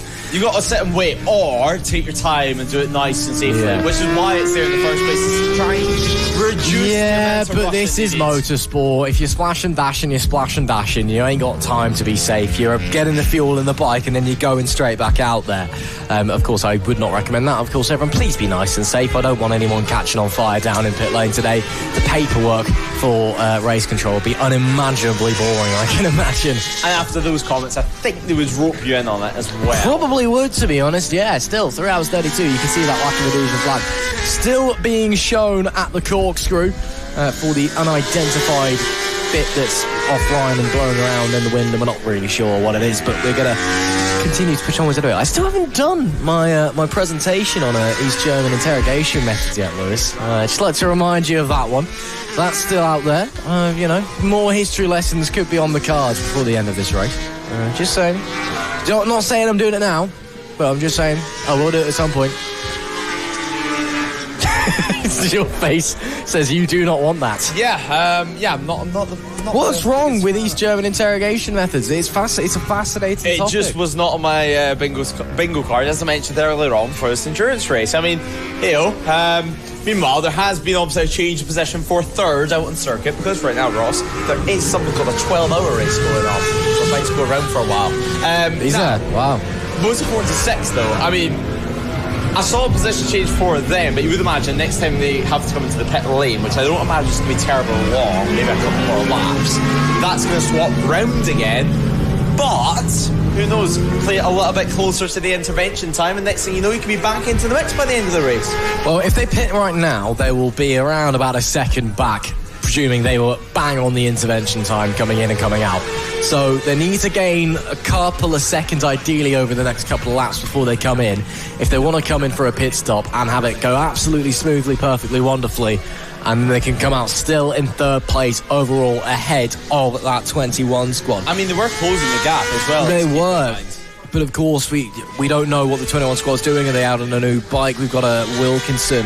Ted Wilkinson's just gone out there, so you'd assume he's probably on fresh tyres or something like that, as the safety car has been deployed. Now, you've got to wonder, is that for the debris up at the corkscrew? There was the lack of adhesion flag there for a little while. Because it was all flying as well. And it does mean as well that we are still guaranteed one more safety car at the most, with half an hour to go left in this race as well. That's going to get spicy. That is going to get very, very interesting indeed. We'll see if Race Control have a reasoning. They'll pipe on over to us on the radio. But right now, with 3 hours and 30 minutes left to go, we do have a safety car once again here at Anglesey in the Biker Lawyers No Limits Endurance 12-hour.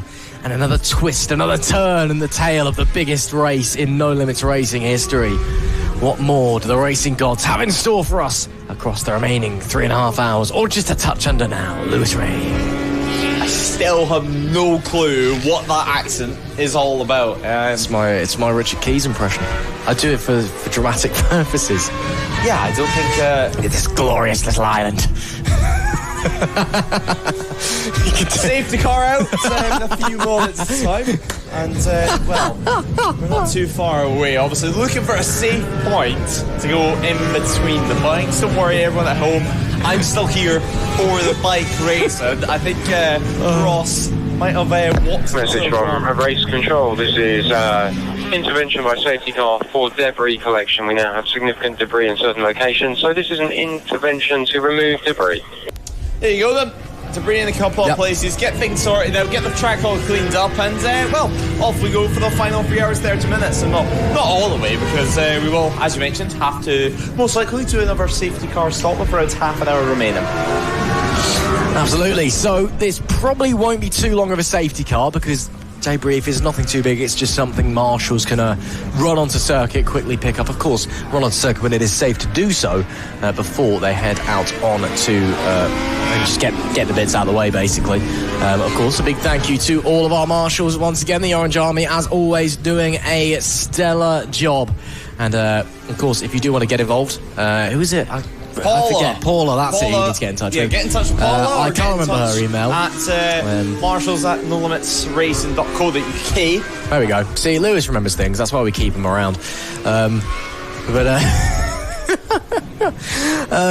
Yes, do get in touch with Paula if you do want to volunteer and be part of this amazing crew of people who... They're some of the nicest bunch. And let's not forget as well, throughout the last season or so, we've done marshal draws at the end of rounds, giving out prizes to marshals, the lucky marshals, and taking home. Do you know what? We're not far away, but we're not far away from the 3 hours to go draw as well. So we're going to crown another lucky winner who's going to get some t-shirts. The final winner before we see the checkered flag. I mean, that is big prizes up for grabs. This is the big moment. We're 27 minutes and 25 seconds. Just to remind everyone, the prize draws so far, in case you have forgotten, as I quickly look through the long spiel of Race Control notes, all of them, of course, nice and important, but it's the prize draws that we want so far. The last ones were PP Racing, and one of Ross's favourite teams, it seems, at the moment, the 49 squad. That was given just after 3 p.m. in the afternoon, and so they were the last prize draw winner. The first of the prize draw winners, though, being the RAF Dambusters, 617. Now they won the 3 hour mark. Next up, of course, going to be the 9 hour mark, and then we reach the end of the race, where the real prize is the fact we made it to the checker flag, and everyone is a winner. Maybe. Well, there's still one more prize to go. As you said, the Dambusters winning prize number 1, and PP Racing prize number 2. I wonder what that could have been for the 49 squad. We'll wait to see. There we go. There we go. The debris has been cleared up now. So hopefully the safety car can come in pretty quickly. Yeah, there are just bits and pieces. There's tear-offs and the like that are going to be littered around the circuit at this point. So, I'm still going to put my money on the inside of an exhaust cam. Yeah, I think you're probably right. There's a tear-off in there as well, I think I can see. So, multiple pieces. This track is riddled and littered out there. These naughty endurance riders not taking care of the environment. Tut. But we'll wait to see how it's going to unfold across the remaining 3 hours and 25 minutes and 45 seconds. Again, just waiting for the safety car to be confirmed to be coming in. Again, it is still the Audi safety car, despite the fact that it's apparently broken. Not seeing the MG safety car anywhere, unfortunately. I got their hopes up very much highly for that one. I know some people in the live chat maybe are looking forward to the MG safety car. As, oh my God, it's Gandalf. Look. Wow, that is a beard on that, Marshall. Well, that is it's an immaculate beard. That is an immaculate beard on that, Marshall. Kudos on that one. A big thank you, sir. I don't know the name of that Marshall, but now, if you want to get involved and become a marshal, Ross doesn't necessarily make comments about all of them. But yeah, the tear-offs, as we were speaking about, has it on circuit.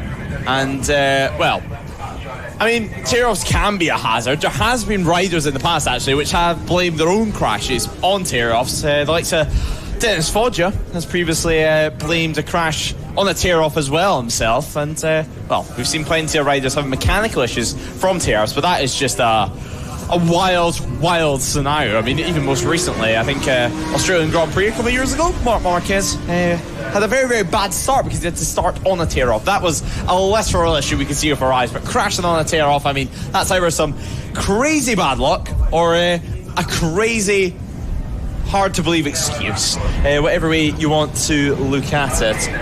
But, yeah, just over 3 hours remaining left on the clock. It's safety car will be lights out at the start line. There you go. There's confirmation of lights out at the start line for the safety car. And then the green flag running can continue again. And as we mentioned, if you do want to get in touch with No Limits Racing, want to get involved in marshalling, make sure you get in touch with the lovely Paula, who has just came up to the commentary box, Ross, with a couple of treats for us. Some nice lollies. I mean, I'm not going to say no. I mean, why would you? It's beautiful weather like this. It's a beautiful day. I didn't say no. Why have you stolen it back off? Give me back my ice lolly. Yes, safety car will be in on the next tour. We've got ice lollies. The sun's out. We've got bikes on track. And 20 bikes on track. 3 hours and 23 minutes left to go. You couldn't wish for anything else more in the world. And apparently we've got a wizard for a marshal as well. Perfect conditions for a motor race, it would seem, here at Anglesey. And I mean, what a place to do it as well. The view, the circuit itself, it's superb.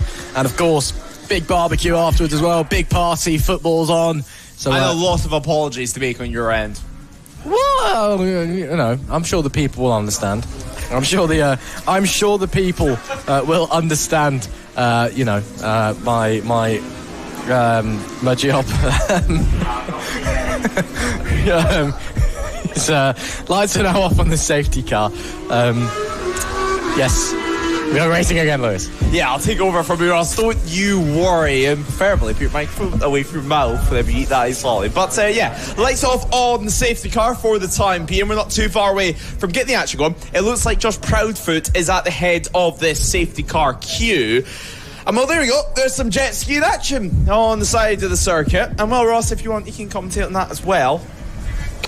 Are you okay? He's okay with that one. I don't really know much about jet skis, to be honest. Well, they're like motorcycles, but they're on water. Yeah, water no doesn't wheels interest me. either. Yeah. It can be quite cold as well, I think, if you fall I've heard that, yeah. It can hurt as well when you fall off as well. But hey-oh, if anyone has a jet ski, send it my way. Usually find a way to crash almost everything I touch. If you fall into that water as well, you might come out and really like Guinness, because it's the Irish Sea. Well, that's yeah. Okay. Oh, it's so easy. It's a good job. I already like Guinness for the time being, but yeah, with any luck, the producer might be able to find the mute button on Ross. If not, hopefully his little zip to zip his mouth shut. Nonetheless, though, safety car restart. Ross has his ice lolly, so it's just me for the time being for this green flag start. Now then, a few more corners left for this one, and there we go, the Audi safety car back yet again, Ross, to get everyone all excited, expecting an MG, then well, disappointed everyone at that one as well. Final tour, though, it'll come into the pit exit this time around. Josh Proudfoot doing a good job at backing everyone up in a few moments' time as they round the final flag, corner. race resumes. In confirmation of that green flag, we'll see them appear into turn 1. RAF Dambusters already coming into the pit lane. I don't think they're going to be the only team to do that. And I mean, look at that restart from Josh Proudfoot. Obviously, he's not the leader of the race. He's still a little bit down the order. P6 currently for them. A few laps behind Randy Racing, ahead of them out on track. But nonetheless, I mean, the perfect safety car restart. What more can you actually ask for in terms of that? It gives them some clear track for a few laps now, while the likes of faster boys, the Randy Racings, the Northampton lot, and Motorsport 6 Maselli and Dart Motorsport try their best to carve their way through the field and catch up indeed. Josh Proudfoot is not necessarily the most emotive of riders. He's usually quite chill when we go down there and speak to him, but he's a cool, calm, collected face that you need, I would say, in your endurance squad. Meanwhile, Maselli GG Racing, they've also entered the pit lane. I can tell you, a front tyre swap, a rear tyre swap, and some fuel put into the bike as well. So they're going to exit pit lane for the time being, head back out on track, and now we get to see what the gap's going to be. Dart Motorsport, expect them to enter the pit lane in the not too distant future. But still, the green flag running does continue. It's about 2 laps of a gap between first and second. Well, what more can we ask for here on the Anglesey coast? Continue in the action into the evening, of course. We're about to tick towards 6 p.m. in the evening. And then we head, I guess, what we can call into the night. Can 9 p.m. class as the night, Ross? Well, the sun probably isn't going down. It's going to still be light by that point, isn't it? So... kind of, I don't know. It is the summer. Maybe, maybe not. I'm going to say no. I'm going to stand by my ground. I'm saying no. There's no night racing here at Anglesey. It's only daytime. It's just that it's a long day now because it's the summer and it's, sunny.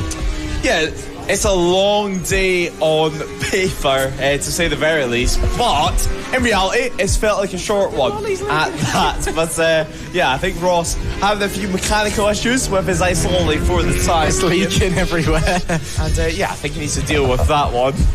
Because right now he's holding it like a prized possession out in the commentary box. Obviously, pretty hot up here. We do have a fan right in front of our faces. It's been working hard, actually, arguably working harder than us throughout this race. Not as hard as the teams and riders, though, for sure. Doing an incredible job so far out on track.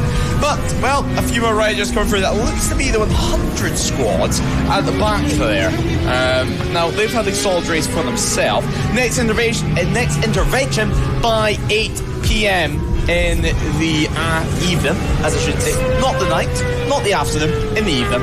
And then that's going to be our final tour around the safety car, providing no issues within the final hour. Obviously, I think it's worth noting, this is going to be the start of the period where riders are going to be a little bit tired. I think it's fair to say they're going to be not necessarily nearing towards the end of the day, not necessarily hoping for the end of the race, but they're going to be looking forward to finally putting their feet up, looking towards a barbecue in the evening as well. Even if they're not joining our barbecue, I'm sure there'll be plenty of teams for barbecue down in pit lane, down in the paddock as well. And well, a few more teams now entering the pit lane, one of them being the 53 𝐘𝐍 Endurance, the R6 coming in for the time being. Also, it's like the Maryland squad have entered pit lane too, so they were running P15 overall as well. Well, good stuff so far. A few people as well impressed by the beard in the comment section below. So it's not just you, Ross, for this one, but it was a great bid. It was a great bid. Yeah, there you go. The McIntyre seal of approval. I think that's the third time it's happened in this race. I'm dishing them out like they're going out of fashion. Probably put a price tag on them, to be honest. I think $5 a pop. Well, first tries to bribe people with cakes up here in the comments, but it doesn't work at all because nobody wants his opinion or a seal of approval. But he still hands them out anyway, and now is charging for them. So, I mean, hey, good for Ross. He needs to make his money after sponsoring so many young riders and upcoming riders and stuff. I mean, it seems like you're funding the Mellor team next year as well. So yeah, Jake Marsh also wants it involved in that one. I did see that. Yeah. So apparently, I'm funding racing for an entire year with the big bucks I'm supposedly earning. Yeah.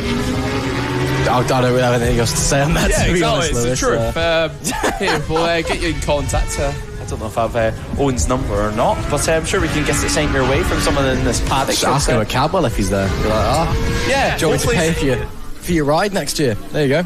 Yeah, I'm sure Jake at the very least is going to send them this clip. Yeah. Or one of the previous clips of talking about your big buck earnings and your sponsorship opportunities. And then, he'll be searching for you at Cadwell Park. Anyway, though, the 3-2-1 squad, we've spoken about a fair bit in this race. And that's because they've had a real story at Anglesey. They're making their way around one of the many, many hairpins that we have here, certainly on this international layout. Green flag, though, of course, still at the top of your screen. Just reminding you that we're not too long ago from a restart of this race. There is your race leaders, though, timing down the inside pretty late. Get it nice and stopped, though. I mean, hey, credit where credit's due. A few riders like Pack Racing actually entering the top 10. Chris Taylor on board that bike, and it looks like they've received a penalty. Was that later on? And I just my old age is catching up to me. 21 this year actually. So yeah. You sweet summer child, you. Yeah, that is just my old age catching up to me. Midday, they were given a penalty. 7.820 seconds they were given. And yeah, definitely need to play some memory games and get the skills back up. It seems that definitely old age hit me. But it's lovely to be here in Wales. I mean, we spoke about it earlier on here today, Ross. Not history-wise. I guess it is history now because it's all finished. But the Six Nations didn't go to plan this year for Wales. But, the racetrack planning definitely has. They've got an action-packed schedule this year at Anglesey. Plenty to enjoy. Plenty for them to get their teeth stuck into as well. With us coming here twice, a few other clubs as well getting involved. And, well, it's a lovely, lovely circuit. And who knows, maybe some of the BSB stars could be watching along with their feet up on the sofa after a busy weekend over at Snetterton last weekend. And now deciding, I want to let go at Anglesey. And if they do, well, they can come along tomorrow because there's a track day on with still some spaces at that. If you do live local, I mean, why not pop along? With your bike, it can be a road-going bike as well. Let's keep in mind at track days, it doesn't necessarily need to be these high-performance beasts, frankly, because, I mean, the likes of the M1000s, they are an incredible piece of machinery. As you see, RAF dam busters, the Kawasaki 636, that does look like, making their way through. So, lovely stuff for them. We did speak to the rider on board the bike, Dean Turner, earlier on in this race.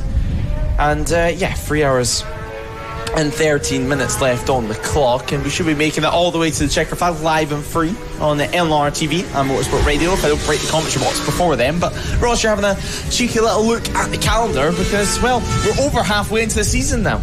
We are indeed, but of course a reminder, we are coming back to Anglesey a little bit later on in the year, the penultimate round of the season, 18th, 19th September, just after my birthday, actually. Happy birthday. It's a bit late with the year, but thanks anyway. So Anglesey coastal layout as well, so we'll be taking the corkscrew instead of the international and the Tom Price straight and the extra hairpin. That will be sprint and an endurance round as well, so everyone will be there.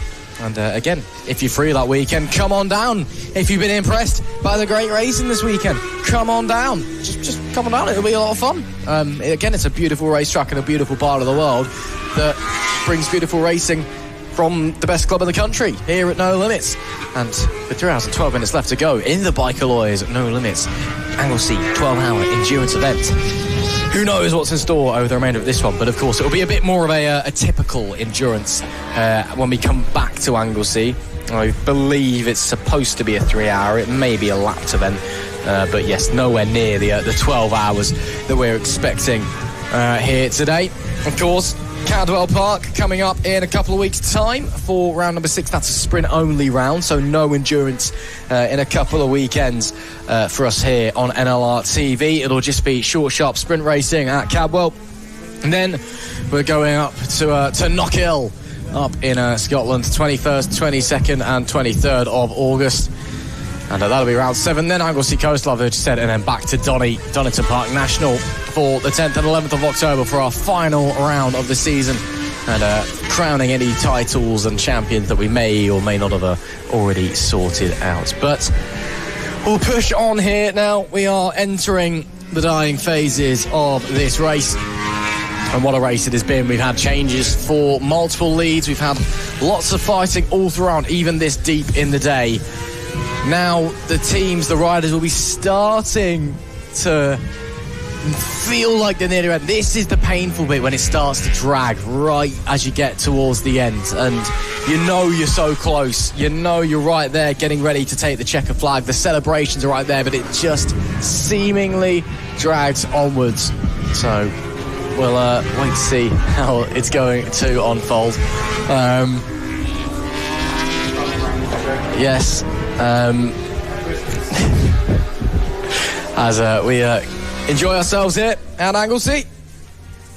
And still plenty of action to look forward to. Dart Motorsport, 2-lap lead ahead of Maselli JJ Racing. The number 6 𝐔𝐿𝐾𝐓𝐄 Moto 46 squad. 13.7 seconds to the good ahead of the 21 bike in P3. Of course, that's overall. For position, those two in different classes doesn't really matter in the grand scheme of things. Randy Racing, Proudfoot Racing, P2, P3 in the ACU National 600 class. Then it's IWS Racing, the number 100 bike. That is in the lead of the Team Power Trophy.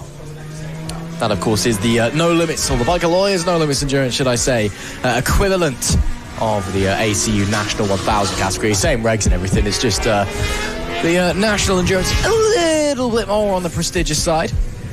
So we'll wait to see if anyone's going to be able to challenge them. I doubt it, because their nearest competitor is the Fireworks One Bike Team. 25 is a couple laps back in 13th place overall. Pack Racing still in the top 10, P10, but that's still in the top 10 for the 50 bike. Great job by them. They've been really improving round on round on round so far this season. We'll push onwards. Almost coming up to 3 hours left to go now. Of course, keep your comments flying in. Make sure you like, share, subscribe, all of the above here on NLR TV.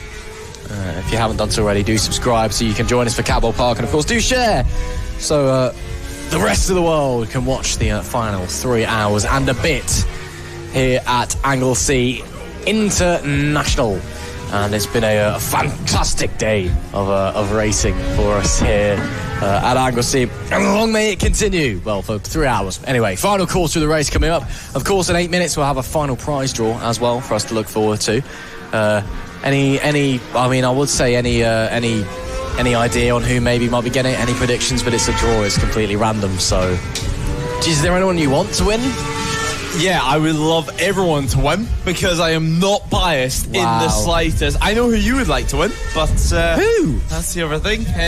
Well, judging by the theme of the race so far, your first favourite team, PP Racing, they've already won a prize so far today, so they can't get any more.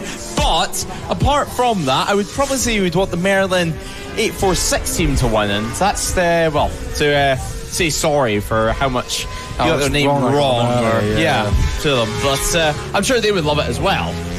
Yeah, they probably would. Are you saying you wouldn't like them to win it? Or? No, I don't really care who wins the prize draw, to be honest. No disrespect to anyone. Like, obviously I'll be happy for whoever does win, but it doesn't affect me personally. I don't have any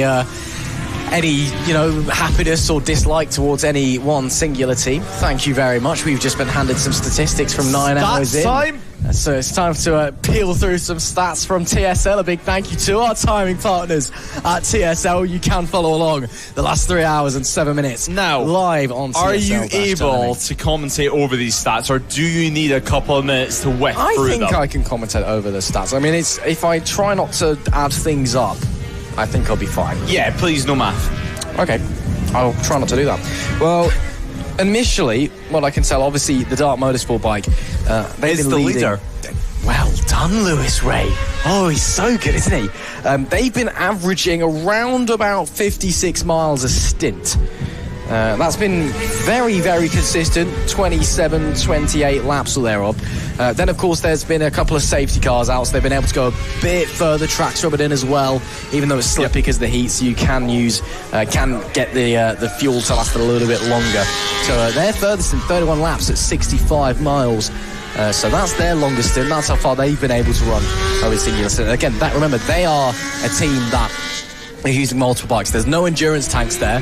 That is just them and their fuel tanks against Anglesey and God, quite frankly. So 31 laps and 68.5 miles is not bad going at all. Fastest lap of the race is still a 1:28.854, which was set by Dart Motorsport at 9:34 a.m. this morning. I don't think we've got any chance of that changing any time soon. And it is still very much the Dart Motorsport guys leading the way here and continuing to push onwards. They've got 2 laps ahead of Maselli JJ Racing, and will continue to push onwards. Racekins Endurance leading the way in the twins class, of course. They're averaging a little bit less distance per stint. You're looking at around about 40 miles per stint for those guys. Just can't quite get the fuel to last as long. And that's all the information I can really get from that bit, as we see a lovely patch of grass there for us to enjoy. Wow, that was a gorgeous, just wildlife everywhere that you look, be it the insects or indeed the plants in the ground. The insects were my favourite. I mean, I'm glad you clarified it wasn't. I did Google earlier. There's like a special type of moth that lives here at Anglesey. It's like it's red. I don't know. I would say I'm interested in moth talk, but when puffins are this close to Anglesey, I have no clue why we're talking about moths. I mean, I'll get back to you tomorrow on the puffin population. Yeah. But, well, again, when we come back to Anglesey on the 18th, 19th, 20th of September, you can tell us all about the Puffin Islands just down the road. Yeah, we've got another endurance there, so we can get stuck into the puffins then. But for the time being, more stats. Yeah, more stats. Circuit UK Moto 46, their fastest average lap is an 84.69 miles an hour lap time. Of course, they are third, or they were third overall, fourth overall after a pit stop, but still leading the way in class. And that is actually one of the fastest laps that we've had all day, quite frankly. Total stint length and times, we've had 85 laps of Dart Motorsport for Aaron Spence. He's done 2 hours and 40 minutes on the bike, 85 laps in total. So he's actually done the most. Then it's Tommy Coolwell, the second most, 84 laps, 2 hours, 12 minutes in total. Interestingly enough, right, you'll like this one, Lewis. Mark Hewitt, of course, has the fastest lap of the race, the 1:28.854 for Dart Motorsport. As such, because he has been the quickest rider for Dart Motorsport, quickest rider off the field so far, he has done 81 laps, as has Lewis Mason. But Lewis Mason's 81 laps took 8 minutes longer than Mark Hewitt's took because of Mark Hewitt's pace advantage. That's crazy. It's unbelievable. It's mind-boggling. It's mind-blowing. I'm going to have to believe it. It's on paper and you've read it out, so I'm sure. I was handed this by TSL themselves. Yeah, exactly. I'm sure you're not interpreting it wrong at all. So, I trust you. I'm not. I've got the stats. I've got the data. Look. See? No need to be 81 laps, about this, 2 hours 11:26, 81 laps, 2 hours 3 minutes, and he's got less ride time as a result. He's got 23.35% of the ride time compared to 24.83% of the ride time. Boom. Crazy stats, and luckily it's nearly time to bring you through the next hour of running, because Ross, guess what? We just have one endurance race left in this one. This is officially the final part of the race. But yeah, if anyone is still with us either at the circuit or at home, if you haven't fallen asleep from Ross's statistics, nonetheless, actually, Ross, that was a good last stat. I've got to give it to you. Definitely your best one of the race. Thank you. I appreciate that. Well, it wasn't my stat. It was a stat from TSL, but I was very proud of it. Anyway, a little over 3 hours left to go.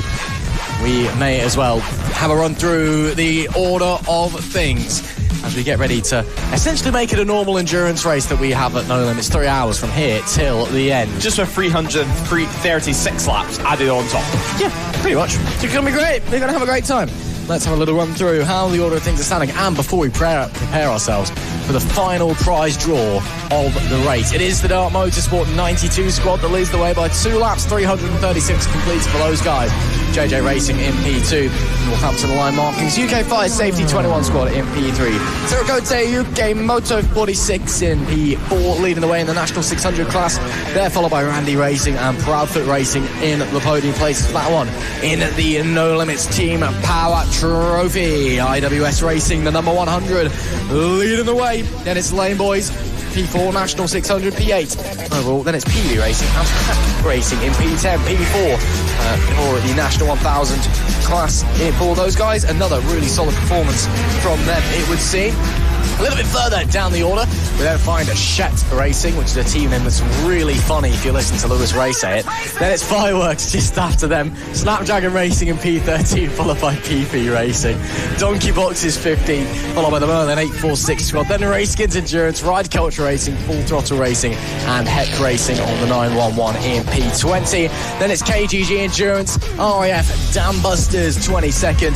Now we're getting into the territory of people having issues and struggling, and some may or maybe not retiring. Half and Horsepower are back out onto the circuit, I believe. 𝐾𝐍𝐆 Endurance are actually just in the pit lane at the moment. It's only really double trouble in PP Racing 2.0.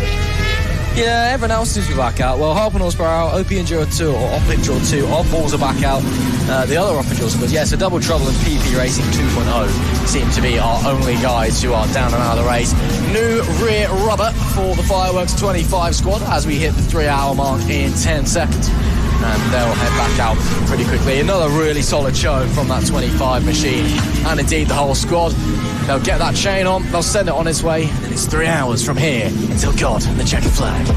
3 hours until the end of the race. Just trying to get that rear spindle in. Is that an issue for the team, or is all okay? It looks to be all okay. Now they're tightening it up on the other side, so maybe not quite right on the other side, but now we are ready to get going. Fireworks will start up the bike once it's off the tires, once it's off the paddock stand, and then they'll head out onto the circuit. Now NG at the end of pit lane, just making sure all is okay. Alex Vela as well, coming for a quick chat with her, but yeah, less than 3 hours remaining on the clock, and Chris Taylor getting a nice little lesson here, you would imagine, from the Fireworks squad. Actually looking to overtake them round the outside, and that is a nice little move. Obviously, the Fireworks just leaving the pit lane on fresh rubber as well. Not wanting to crash in their out lap for sure, so maybe taking it a little bit safe over the first couple of corners, over the first half of the lap. But Chris Taylor, nice move done there for him. Obviously, we're edging towards the end of this race. Just one final normal no limits racing endurance to go, and actually I've got to say, Ross, it doesn't feel like 6 p.m. in the evening at the moment. No, it doesn't. I mean, it's a lovely day out there. I have no clue what time of day it is, but it doesn't feel like 6 p.m. No, it's lovely. I mean, look at it. Blue skies. It's the middle of summer. There is a wind. There is wind, yes, but beautiful blue skies here at Anglesey, and the temperature nice and warm as our roaming camera heads into the Dart Motorsport garage. Competent Michael at the wheel of that one, as he gets a wave as well from some of the Dart Motorsport guys down there. And again, they must be feeling pretty sweet, pretty happy at the moment. But now 2 hours and 58 remaining. Tommy getting ready to go back out, it would seem, as he gets the leathers on, or tries to anyway. Probably a bit awkward. And I don't want to be wearing leathers in this heat, I'll say that much. Yeah, but, I was just about to say, the leathers will not be dry from the last stint, let's put it that way. Lovely and hygienic, but I'm sure he cares not, because he knows that there is another gauntlet of a stint ahead of him that he must conquer. And of course, Tommy's been riding really, really well this weekend as well. Not just yesterday, but today. The Dart Motorsport guys in general have just been mega throughout this race. And since they've got to the lead, they've not looked back. They've had a maximum advantage of about 3 laps ahead of the JJ Racing squad. That has now dropped down to 2. But they are still 2 laps to the good of anybody else as it currently stands. So they must be feeling pretty confident out there at the moment. But of course, it is a motor race. Anything can happen. And it will happen across the remainder of this one. So we'll wait to see. Here we are, into the paddock as well. Yeah, back into the paddock. You can see what it looks like behind the garages as the nuclear bomb stops going off, and you can actually see what's happening there. And, I think that's called NDI filter. It is, ND filter. ND filter. NDI is a cable. So close. God, this guy, Slacker, clearly never set a commentary box up in his life, has he? But yes, ND filter needing an adjustment there for anybody who's never used a professional sports broadcast camera before. Just adjust the light levels, doesn't it? Pretty simple. Yeah, basically, yeah. Makes you actually be able to see things in different lighting as well. The very, very simple of things. But, well, Ross, think we'll have to leave you again. Way down in pit lane. And, well, afraid to say for everyone at home and listening on circuit commentary, you're left with Ross McIntyre for the next couple of minutes or so. And the world rejoices as Lewis Ray it leaves. Sorry, Lewis. Yeah, Lewis will be back in a couple of minutes. He's just heading down to link up with competent Michael and get some thoughts and feelings from our riders coming into the dying phases, the latter phases of this race. You may actually see him running in front of the camera if we're lucky enough, if Michael's pointing the camera in the right direction. Out on track though, still 2 laps to the good for Dart Motorsport ahead of JJ Racing. They themselves have a lap on 𝐔𝐋𝐓𝐔𝐑𝐍 Moto 46. As some of the teams watching the timing screens on the telly, as realising they're now on telly as well. It's always a fantastic moment. It's, look at you. You've made it on the big screen. But now, what a weekend it's been. It's certainly been a long one, but it's been a very enjoyable one. Anglesey, it's Anglesey. Sorry, my producer making me laugh in my ears there. We try to maintain professionalism here at NLR TV, of course. But yes, Anglesey, it's been a great weekend here and making more history, it must be said. On the subject of history, is it time for my Stasi lecture? While we're waiting for Lewis Ray to get down into pit lane. Of course, the Ministerium for Staatssicherheit, the East German secret police, back in the day, before the fall of the wall, and eventually 2 years later the collapse of East Germany. So yeah. Oh, stop, you can set me back up. I actually just got muted by my producer there as I started, so it looks like we won't be having a history lesson today. I was looking forward to talking about that one, but no, apparently I'm not allowed to, which is a real shame. Oh well. So if I ever go randomly quiet as I start talking about something, we've worked out why I'm being turned down. I'm being got by the thought police or something like that anyway. But yes. Oh, there is Lewis. Hello. Hi, Ross. Yeah. Oh, we can just about hear you. So you're right, mate. Down here in pit lane for the time being, and a little bit of a jump surprise, I think it's fair to say. Now, I think this time around we're going to go a little walk down pit lane. Myself and Michael, we've not done enough steps today, and what better way to experience some of the wind than head down pit lane. Right now, it looks like the 49 squad, PP Racing, just leaving the pit lane for the time being. But I do want to head down, actually, to where the Army teams are. And it's because, well, we've not spoken with them a terrible amount here today. Well, we have, but we haven't actually spoke to them in person. So we'll make our way down pit lane. You can just see the rider waiting to go. Obviously, they're going to have to wait for the next bike to come into pit lane before they can even get going. Here comes the Honda, actually. So yeah, that is going to be a straight swap. You can hear the pit limiter bouncing off that CBR 600. So into the pit lane they come. It's going to be a straight rider swap for them. And then with that, then the next rider can exit out onto circuit. So a solid stop for them. Hopefully all goes well. And actually, I'll see if we can jump in with Anthony, who has just came off the bike. I was standing in front of the camera because for the time being, I'm sure he's going to be very, very tired. But Anthony, I know it's a very long stint for you out on circuit. How was that on board the CBR 600? Yeah, challenging. It's a little bit slippy out there. You've got to be a bit careful. With the temperature, there's quite a lot of rubber down now, so yeah. But yeah, it's just difficult. It's just hard work. Such hard work. Yeah, and as the races went on, has it been the case that it's got more greasy out there? I think so. For me, it has. Yeah. At high lean angle, maximum lean, you've got to be quite careful. Trying to square the corners off and get it, on the fat part of the tyre as quickly as possible, really, on the exits. So yeah. Well, best of luck for the rest of the race. Sorry, say again. Best of luck. Oh, thank you very much. Thank you. Always love it to hear from PP Racing. Now we're going to continue our wander for the time being because it's the second part of pit lane, if my memory serves me correctly, that we do want to go into. Obviously we spoke plenty to the likes of the Moto 46 squad throughout this race, at the moment, 𝐂𝐍 Endurance, not too much activity there. Heck Racing as well. Actually, we'll jump into the Heck Racing box because why the heck not? Now, obviously, Kilby just in a couple of things. A nice little stand as well for his helmet, the tyres, very professional in here. But Heck Racing, obviously, it was a very, very solid performance over at Brands Hatch. How are things going here at Anglesey? Yeah, okay. Really enjoying it. There's 4 of us in the team, and we're just starting to feel it a little bit now. But yeah, looking forward probably another couple of stints each, something like that. Yeah, and how's things going so far with mechanical-wise with the bikes? Any little issues so far, touch wood? Touch wood, no dramas, no issues. So we've all got plenty of tyres still and plenty of fuel, so we're good to go. And you're feeling it, is that just the distance of the race? I mean, we're now in the latter stages, or is it the case of the heat, the wind, or just the track in general? I think the track's getting a lot better now, to be honest. It was quite greasy before. We're trying to do like 35, 40-minute stints. So yeah, that's what we're pretty comfortable with, so long may that continue.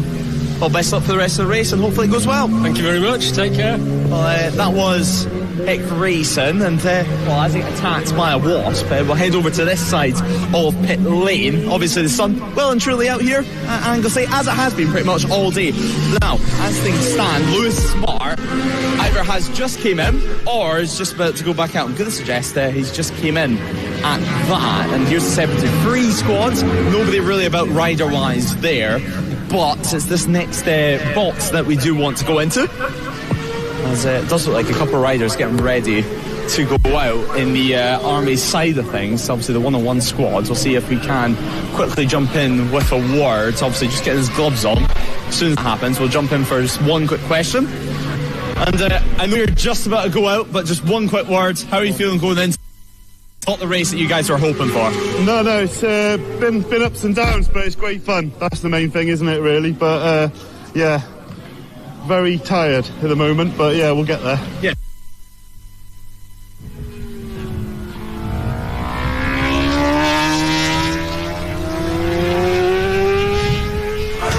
And it would seem like we have, unfortunately, lost Lewis Ray there, so looks like we won't hear from whoever that was. Real shame.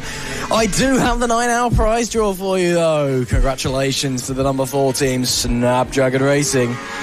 So head to Race Control, get your prize. Sounds like Michael might be back with Lewis, maybe? Yeah, looks it. Lewis, you there? Now, though, yep, hi Ross. Now, we're just lost connection ever so slightly, as we mentioned. We haven't had the best of luck with the Anglesey reception, and if we can, I don't know if we're going to be able to have a signal here, but it'd be great to jump into All Balls Racing, because they are still having a conversation, triumph in the box, and if we're able to bring some of the guys out. And, well, All Balls, it's not been the race that you wanted. If you step out here, we got the best of signal of the camera at this end of pit lane. But yeah, you were stuck at the side of the circuit for quite a while, I think it's fair to say. Hours. Yeah, I think I've dropped a valve in the R6, so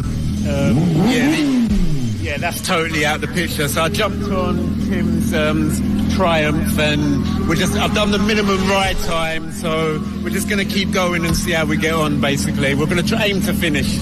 Yeah, aim to finish, I think, to go at the moment, and best of luck to you. I mean, it's not been the day you wanted. Not quite. We've got up as high as up to 4th in class, so but yeah, endurance, these things happen, so we'll keep going. Yeah, it's part of the game. Best luck. Thank you.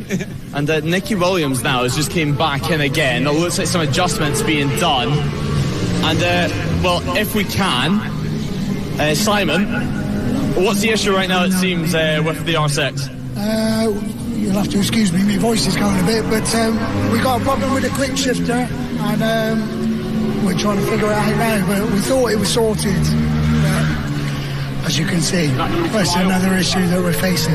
Yeah, it's not been the race you guys were wanting. Obviously, issues with Nicky's bike earlier on as well. What was the issue there? Head gasket, I think the head gasket's gone on it, so that's out. Yeah, it's out for the rest of the race, of course. And, well, what sort of objective do you have in terms of results for the end of this race? I think we're just going to enjoy the rest of it the best we can. I don't think we're going to have any expectations on what we can really achieve, so just go ahead and enjoy it. Damage limitation for the time being, and yeah, best of luck for you. Thank you. Cheers, mate. And, well, just at the other side of this, we do have, well, let's be Thomas Drew getting things ready as well. I don't know if we're going to be able to dive in. Obviously, Nicky Williams, he will be wanting to head out on track in a few moments, but if we can have a quick chat, guys. Obviously, Right Culture Racing down here in pit lane. Obviously, getting things ready for the next stint for you. How are you feeling? How are you guys feeling? How's the race gone? A couple of penalties have went your way, I hate to remind you. The penalties ain't really the problem. Yeah, well, yeah, how's the race gone? Would you say it's gone to plan? Nah, not at all. Mechanical, it broke down at the back. Went from P1 to P6 quite early. Yeah, and I mean, your team has a real selection of bikes out there, of course. You have the KTM right here, you have the, well, what used to be the 990 KTM as well, one of the first races in the UK, a real mix of machines. Yeah, it's a good mix, to be honest. Like, the two naked bikes kind of, they pick up the slack. It's not as hard wearing on your body, and like, they're still putting down good lap times in comparison to the rest of the class. So. And not too long left in the race. What's the strategy? Is it just reach the checker flag and to say you've done a 12-hour endurance? Minimum rider time to reach for one rider, and then the two KTMs will just have it till the end. Try and claw back what we can. Yeah, exactly. Take what you can from today and regroup ahead to the next rounds. Basically try and pull back a podium. So, yeah, it is what it is. It's racing sometimes, but anyway, best luck for the rest of the day. Good, mate. Sam. Yeah, so not what they were wanting at all. Still a quick shifter issue, it seems, for Nicky Williams. And he's getting handed his bottle for the time being. But yeah, having a little drink while he waits to find out what the issue is, and hopefully he can get back out on track. And it does look like they're going to be able to get back on track now. So that R6 is going to be starting, and away out on track they do go. Hopefully that R6's quick shifter is all fixed. But for the time being, that's all we have time for down here in pit lane. So for myself and competent Michael, it is back to you, Ross. Thank you very much, Lewis Ray, for the interviews there. And I'll see you back up into the commentary box in a few short moments. Once again, congratulations to Snapdragon Racing in the number 4 for their prize draw win, I guess. Yeah, go to Race Control to pick up your prize, I suppose. I don't really know what else to say about that one. Meanwhile, out there, still Dark Motorsport leading the way from Maselli JJ Racing from Northampton Line Services, or markings even, from UK Fire Safety Limited 21 bike. Then it's, of course, the UK Moto 46 bike leading the way in the National 600 class. Again, that is a battle that literally does not matter in the grand scheme of things, because they're in two different classes. But the Moto 46 guys will be wanting to finish on the overall podium, get a 600 up there. That'd be nice for them, wouldn't it? So we'll see if they'll be able to sign on by. Time will tell.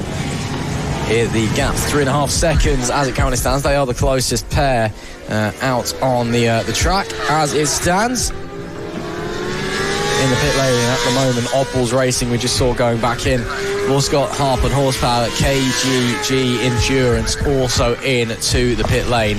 Of course, we've lost Double Trouble and PP Racing 2.0, it would seem. Unless they fancy coming back out a little bit later on to take the checker flag. So 2 hours 42 left to go. And it's been a long old day. I've been told I'm not allowed to talk to you about history anymore, so I won't. Unfortunately, no more Stasi lectures. But, you know, when you're in an endurance commentary box for 12 hours and you're getting a bit tired, sometimes things escape out of your mouth when you're not really thinking. But it's still been a fantastic day of racing. If you're here trackside, we hope you have enjoyed. If you're watching here live on NLR TV, hope you have enjoyed the show as well. As you can see, there's that bike getting prepared to go out. I believe it may be. As you can see just behind them, that is the stricken 277 of Jordan Poole. Let's see what is going to happen and what's going to unfold moving forward in this one. As there is a pit stop going on here. That is the 178 PB Racing bike coming in. Paul Beard brings it in. Again, you can tell he's got the orange bib. Still hasn't got his 10 signatures on his licence, but already proving across No Limits Racing so far this season that he is a hell of a rider. Let's see what he can do as what won't be his final stint. It looks like it may well be Paul Bloomfield going out. I'll assume it's Paul Bloomfield going out. That's how they've been doing things most of the stint. Of course, Paul, a short first stint earlier on today, had some issues. His second stint also not particularly long, but a monster stint from old Paul Beard in race number 3. Race number 3, stint number 3 for him just a moment ago. So Paul Bloomfield, a little bit less pressure on for him. We'll wait to see if anybody else is going to dive into the pit lane, but I doubt they will be. Now 6.7 between the 21 squad and UK Moto 46. That gap is increasing.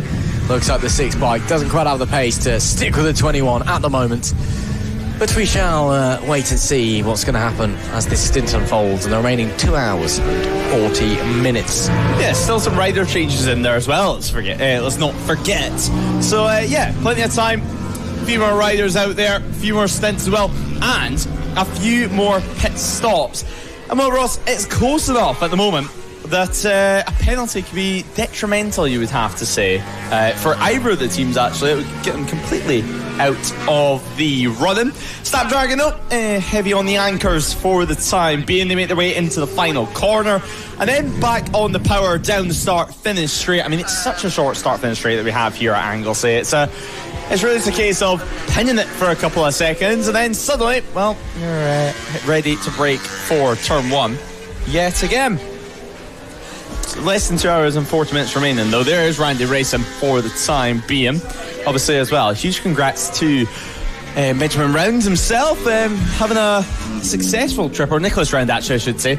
Nicholas Round, not Benjamin, having a good trip over at Southern 100s. And I actually think, I was speaking to Giles, who, of course, we have here this weekend, and actually was Cork of the course over at Southern 100s. And, well, Nicholas Round probably... I say probably because, I mean, we'll never know unless you want to delve into every single newcomer's lap times, but he certainly would have been one of, if not the fastest newcomer at Sub 100 if it wasn't for a certain Peter Hickman ruining his spoils. But still, a really impressive Sub 100 debut for himself.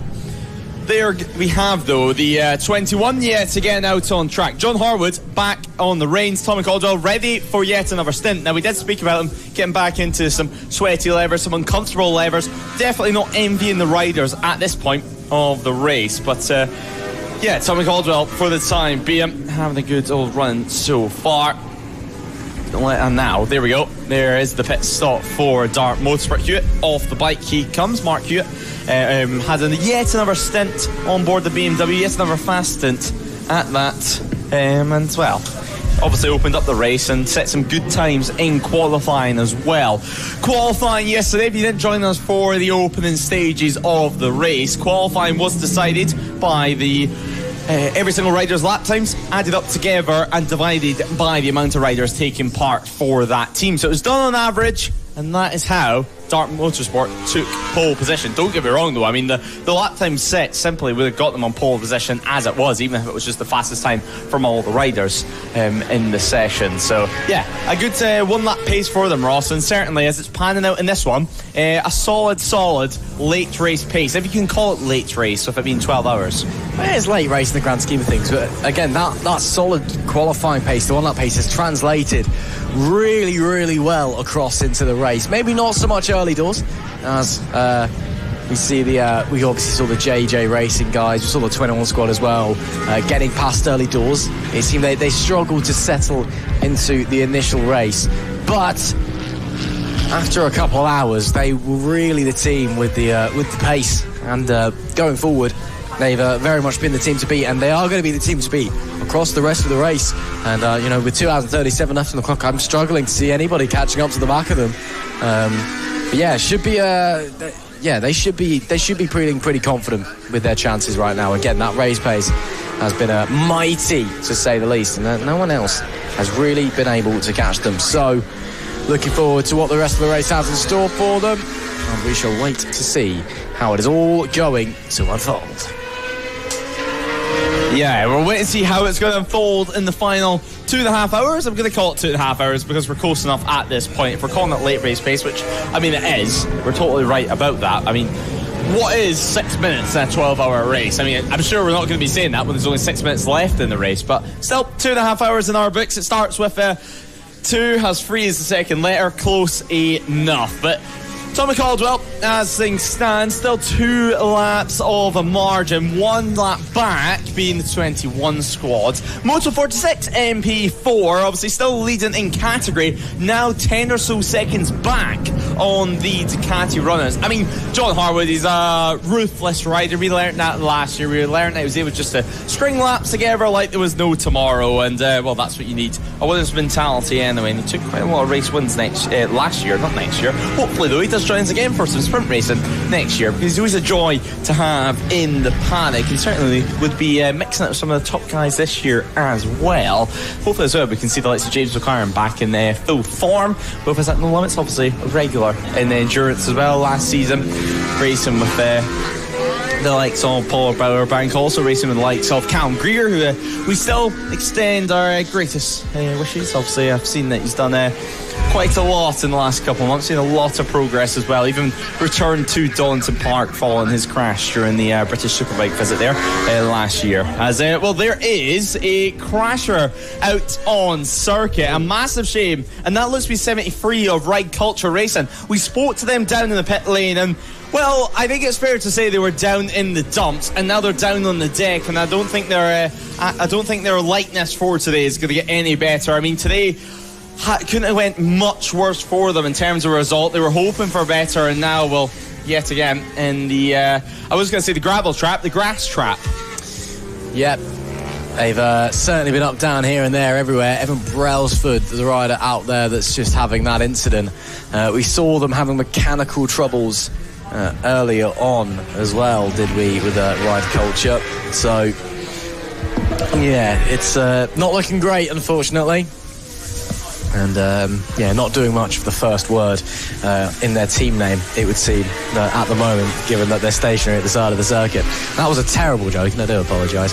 But yeah, no, it's been a real shame. It's a really, really good squad, some really strong riders. Just one of those days. You get them in every sport and any discipline of motorsport. It's just extra tough though, isn't it? I mean, This has been the endurance race everyone's looking forward to. You've put in so much effort.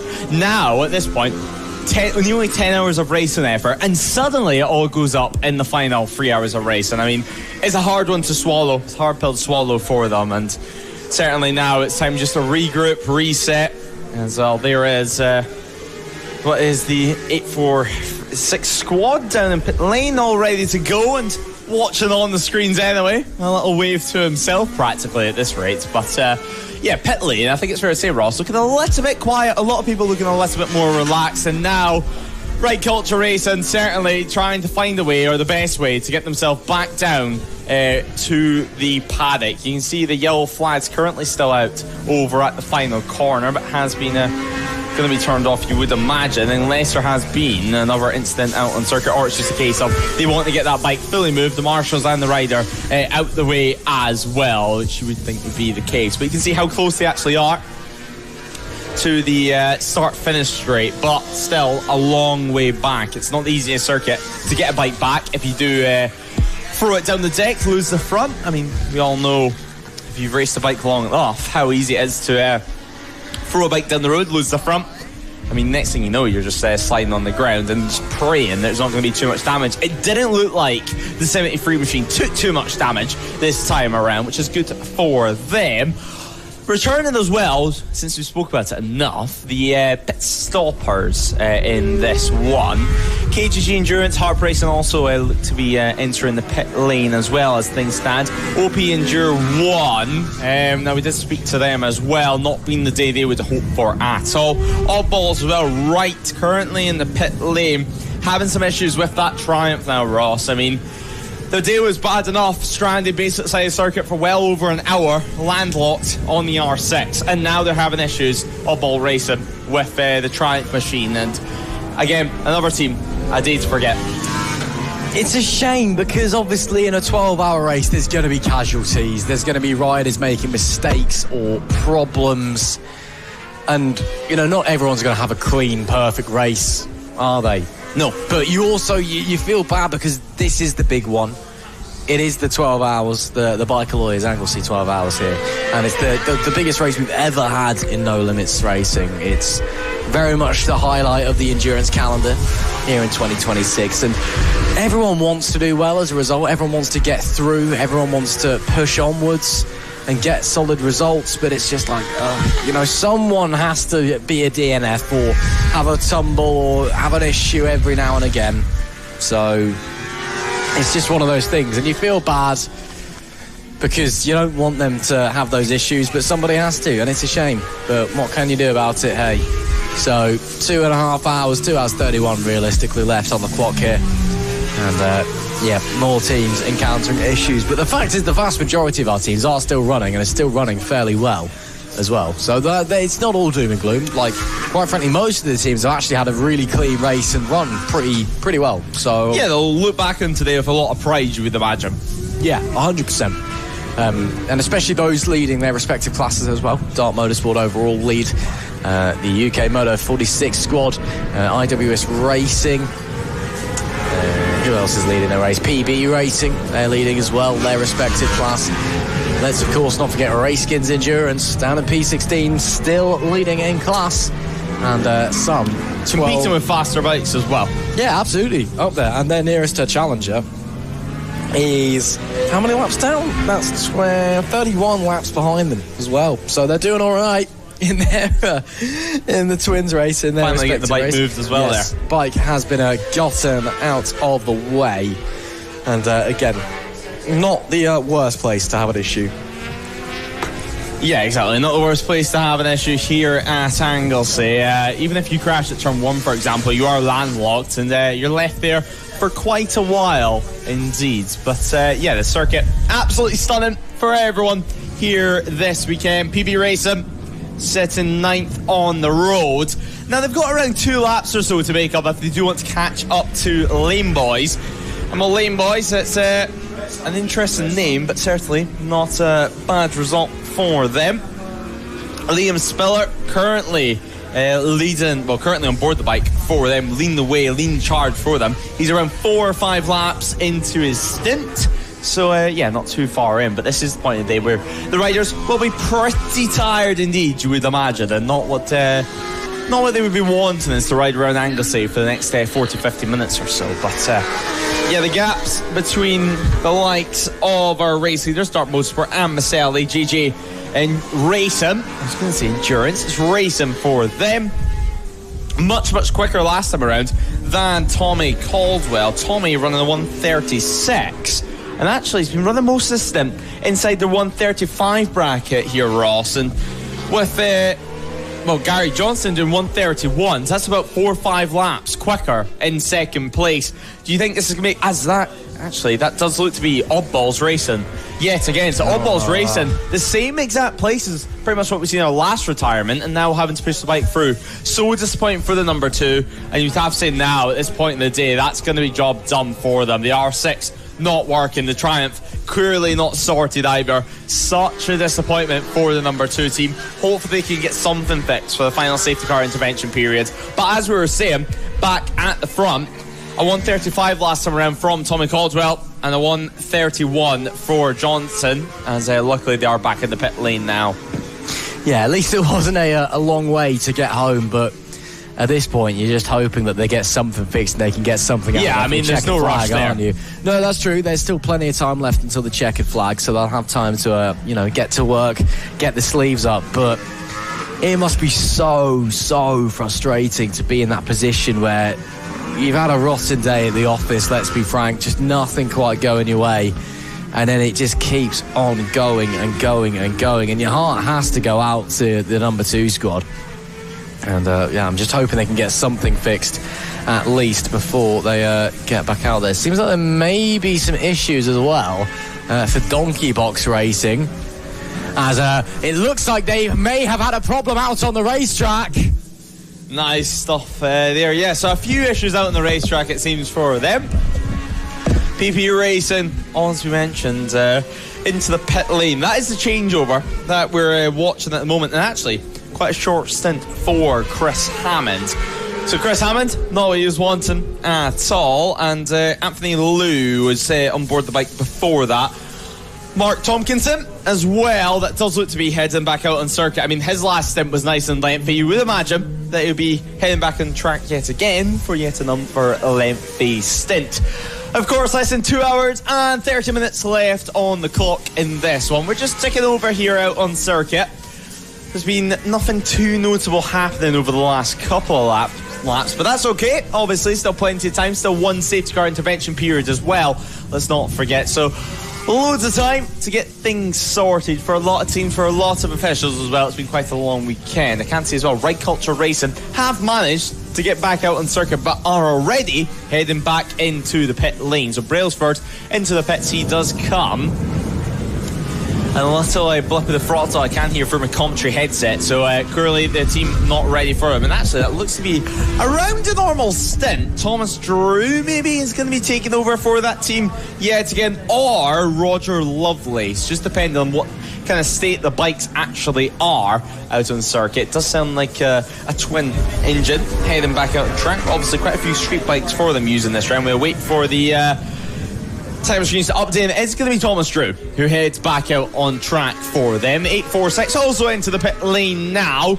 Not too much longer to go for them. The bike, the rider, all ready to go next up too. So yeah, nice and prepared for them. Not too much drama on this pit stop.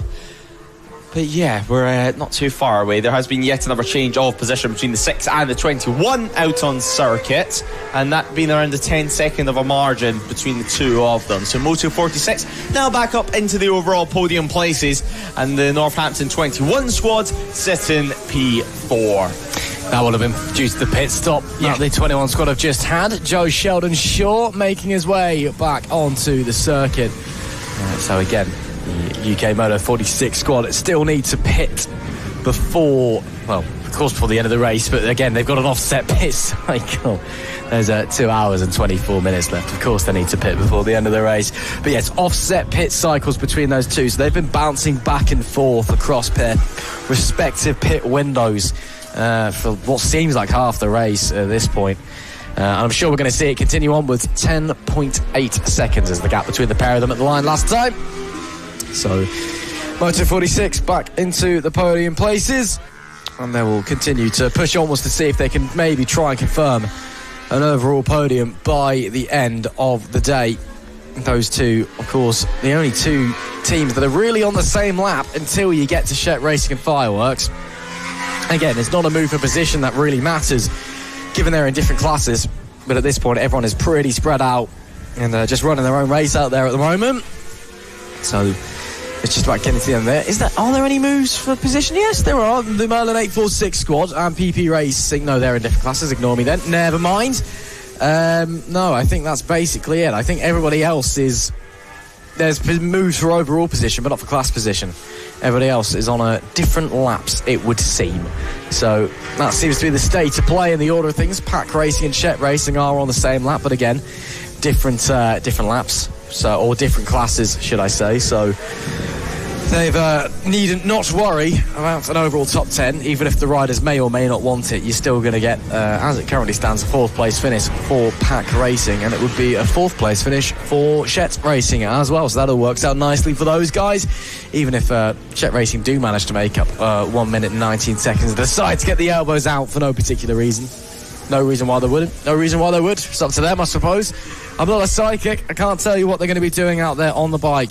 But yes, that is essentially the only real battle that we could potentially be seeing outside of the 21 and the 6. That gap is already down to 8.9. But again, that could be due to traffic. That could be due to a multitude of reasons. It could be because they're riding quick. It could be because the 6 is running slow. Who knows, quite frankly. So we'll just wait now. We'll keep our eye on that gap as it continues to potentially grow, potentially drop. 2 hours and 22 left to go. Yeah, we're closing in on the checker flag here at Anglesey.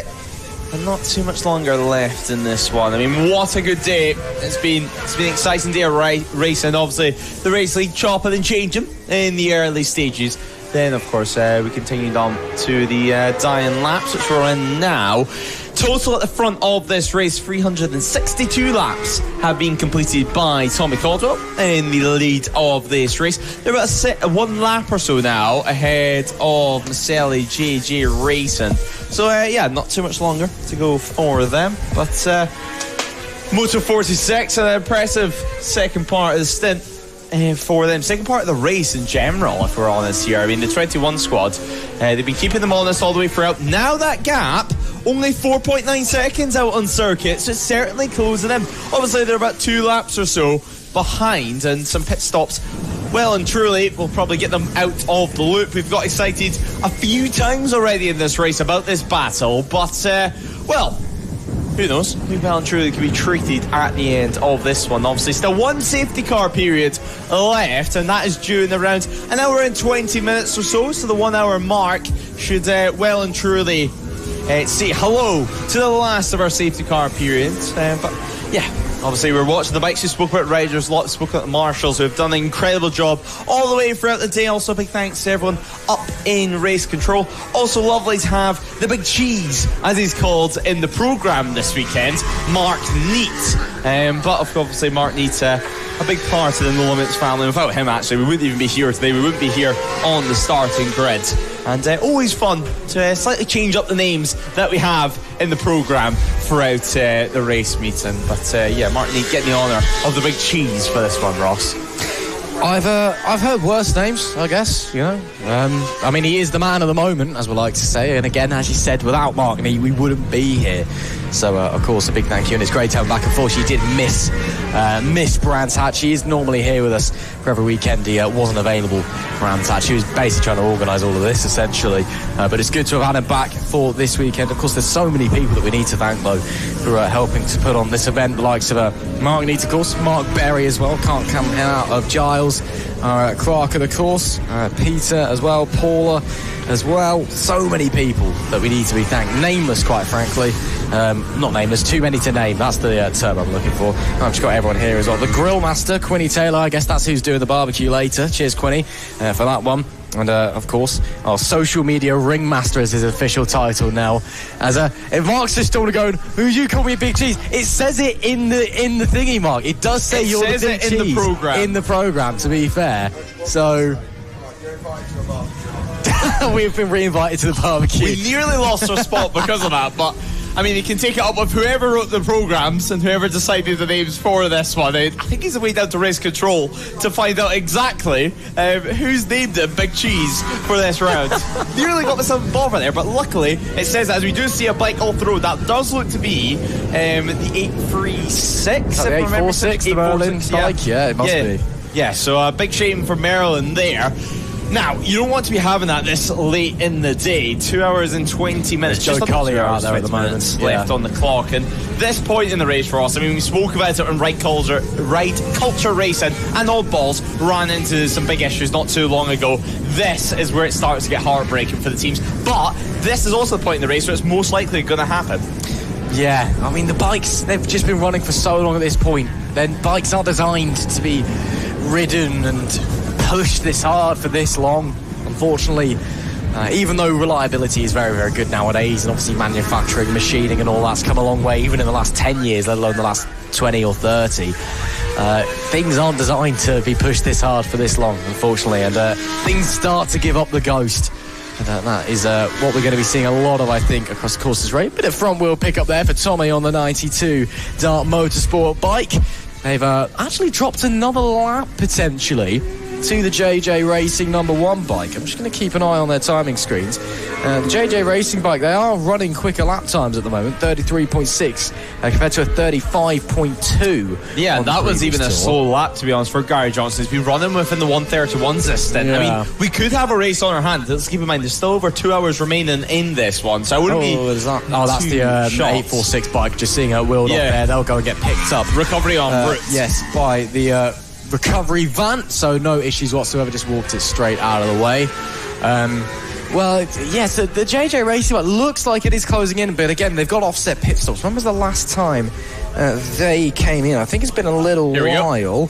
And as I say that, speak of the devil. So Gary Johnson does come in. So that's probably why they were gaining, if anything, even with the lap times. It's just the fact that they hadn't come in for a long old while. Again, they can run about 40 lap, 50-minute stints, even longer potentially, with that endurance fuel tank on the thing. So they'll get ready to head back out there. Should be it'll be James Lodge getting back onto the bike, and then he'll get him ready for another stint. Jonathan Lodge should be Gary finishing the race at the end of this one. So James gets on his way, fires up the number 1 machine and pushes it down the pit lane. Of course, given that they have tyre changes and refuels and that, because it's a one-bike team, they don't need to worry about cutting into the pit stop intervention time. They'll be at least 10 seconds over that one, I can guarantee you. So they do rejoin the race, still maintaining that second place position. Of course, no concerns for them whatsoever. Yeah, the last time they entered the pit lane was lap 323, which frankly now we're getting some ridiculous numbers in terms of laps completed. Now on 366 laps done at the front of this race for our front leading duo, or quadruple as we call it, of course. Dart Motorsport, Caldwell still running out on circuit and doing a good job at that. A 134.919 currently for himself. That was the last time around, of course.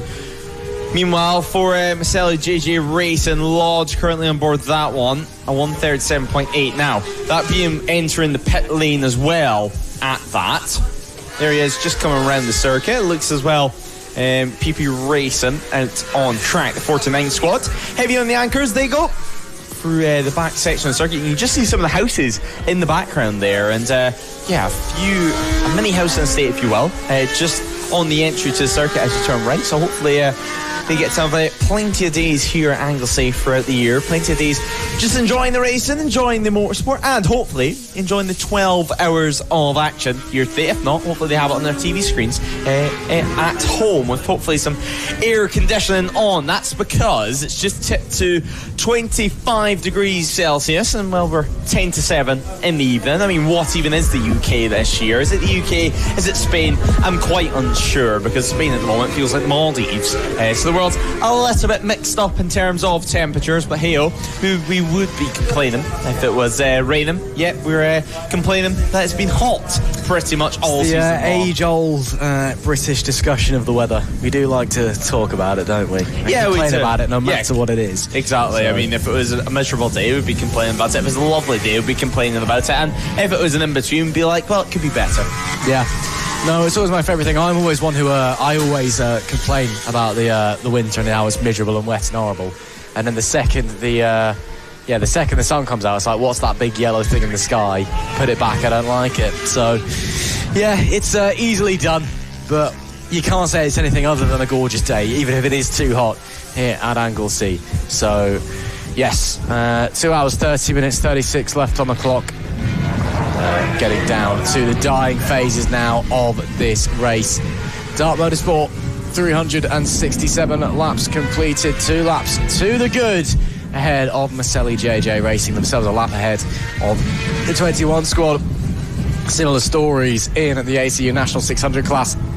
2 laps between the 6 and the 9 bikes, then a further 9 laps back to Proudfoot Racing. It dropped a lot of time over the last couple of hours. Again, at this stage, everyone is separated by a fair few laps. So, unfortunately, there's not really much on-track fighting going on.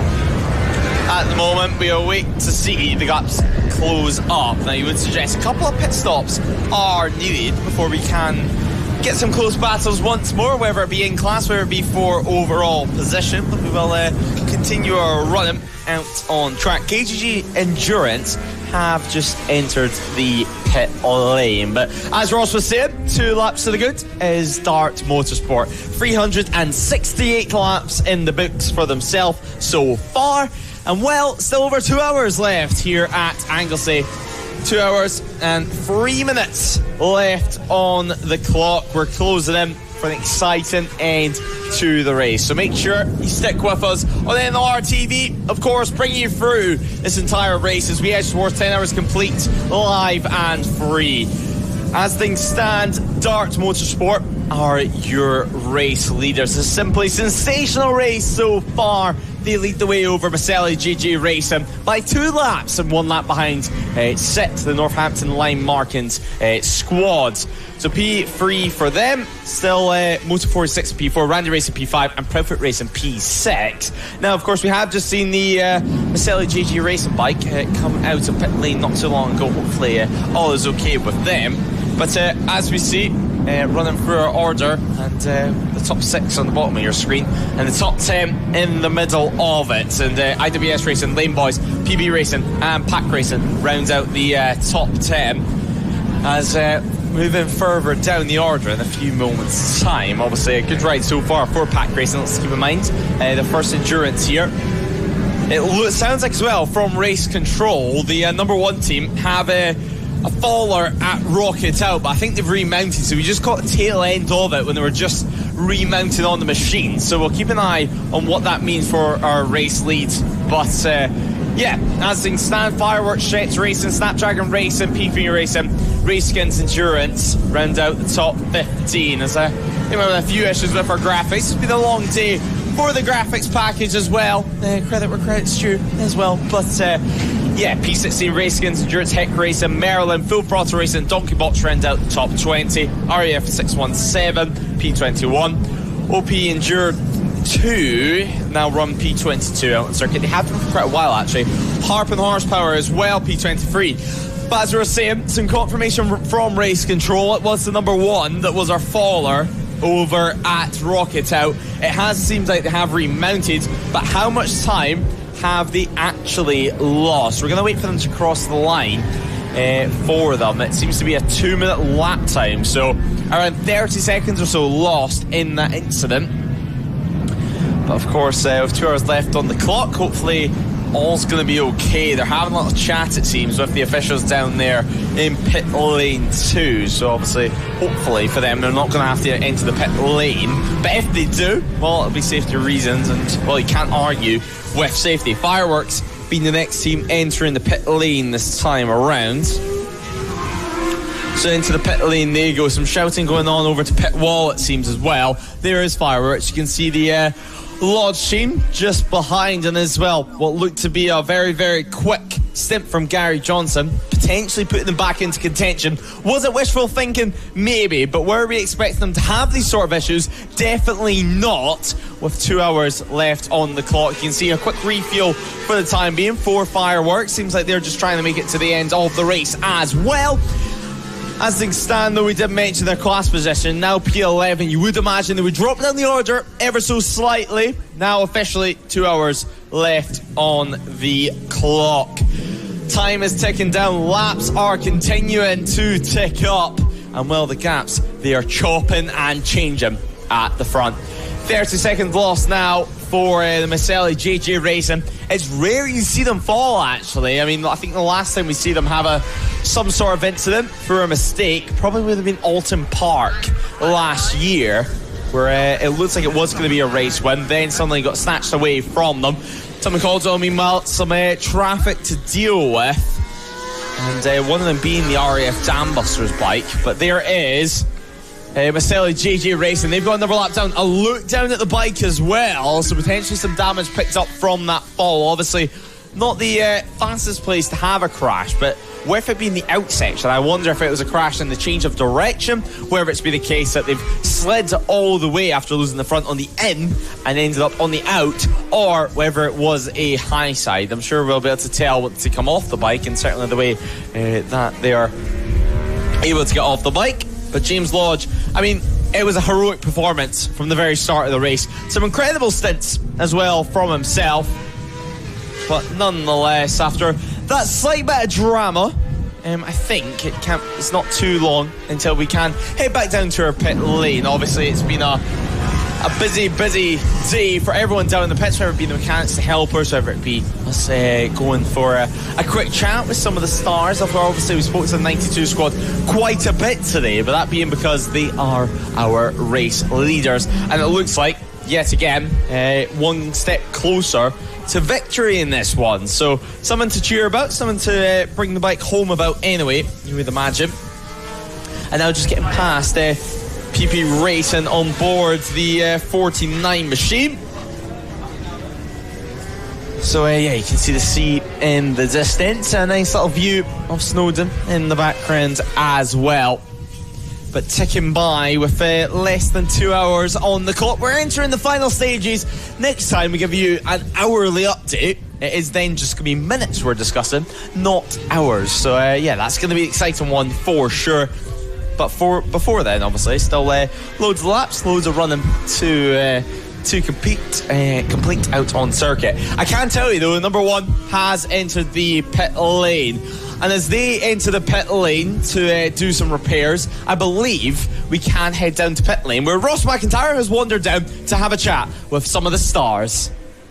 Thanks a lot, Lewis. Yeah, going to see if we can try and get some words out of anyone from the 846 squad.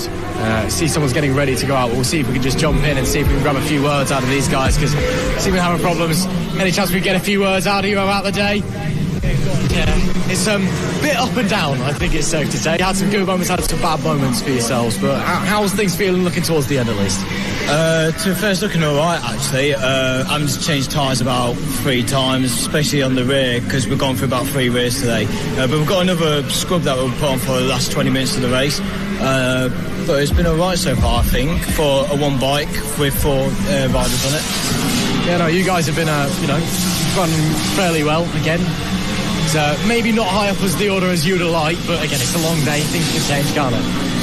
To be fair, we're here to encourage some of those RAF boys to get into endurance racing, and we was just coming in and hope, and the main result was basically get the one bike just to finish the whole 12 hours, which hopefully, touch wood, is going to do that, and so far surviving well. No, I mean, that's the thing. You have managed to get it this far in one piece. It's not blown up on you yet either, so fingers crossed you can get it home. That's what matters, isn't it? Finishing 12 hours. Oh, yeah, 100%, especially in endurance racing. Like, you can't go 100% endurance. You have to go about 90%, because obviously how long you're out there for and how the wear of the tyres are as well. So for my next session, I'm basically just going to go out on slippery tyres, so I just got to be very cautious out there. And considering this is the first time I've ever raced a modern bike, I've done pretty well with it, to be fair, because I usually race classic bikes for the CRMC, and I've really enjoyed it here. I'll definitely try and do it again. Yeah, you're not doing too bad if it's your first time on a modern style bike. So we expect to see you back with the RAF boys in future No Limits racing then? Yeah, hopefully. If I can get one of the RF MSA bikes, like one of their CB500s, or if we buy a mini twin or get my mini twin rebuilt, and I'll definitely be up for coming for a couple of No Limit meetings, definitely. Well, hope to see you in the future. Thanks for talking to us. Best of luck for the rest of the race to you boys. Yeah, great bunch. That's the first time I've met them actually this weekend. A great night, a great day of hanging out with them. Just tell me what I need to do, what they want, what they expect of me, and obviously it's not a lot. Just basically just go out there and just be consistent. Really, is all I've done. There's not much else to say other than that. Well, it's nothing wrong with that. Well, thanks very much for talking to us, and enjoy this race, and hopefully it comes home in one piece. Yeah, I think it will, but hopefully. Cheers. Awesome, thanks a lot. Credit to one of our RAF riders there. I was hoping to grab someone from the Merlin squad, but looks like there was problems. I heard in my ear that someone's coming back into the pit lane with a problem, potentially, so I will just keep my eyes peeled. I can see there's a pit stop. Just heard that will be the Vasily JJ squad down there. They've had an incident, so we'll run down to the other end of the pit lane. Unfortunately, our signal's a bit dodgy as the 100 bike makes its way back in. But yeah, I did not realise that the Vasily JJ guys had crashed. I must have missed that one when I was running downstairs. So let's see if we can get some words out of those guys. Of course, been a long time second place. Were leaders early doors, some of the favourites coming into this race as well. The JJ squad race winners at Croft, of course, at our endurance there. And again, there's a reason they were favourites. They're pretty good. So let's see if we can go in and find out what's happened to the number one bike and indeed the number one squad as well. They're in one of these garages. It escapes from which one. I might just very unprofessionally glance at my phone, which does have a garage plan on it. So do excuse me. Where are we trying to get to? They are in garage one. There you go. Makes sense for bike number one. That's the remains of one of the 846 bikes coming back in. There's a wheel jump down there. Oh, they're watching me on the telly as well. They've just pointed at me coming down. And so they know what I'm going to ask, basically. So that's annoying. Sorry, guys. So, yeah. How are we feeling, boy? Not ideal. Yeah, I mean...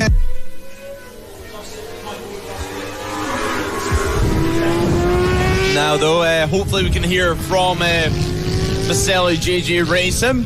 Obviously, it'd be good to hear from them after that incident a little bit earlier on. But continuing the running out on circuit, hopefully we can pass back down quickly in a few moments' time. 1 hour and 50 minutes remaining in this one. Yellow flags also out there over at church, so potentially another incident, or at least another faller, or someone running through the gravel. Obviously, we'll keep our eye out for exactly what has went on out on circuit. But Randy Racing also into the pit lane for themselves, but that does look to be the 21 running into a few issues there. So the Kawasaki, a few issues for them.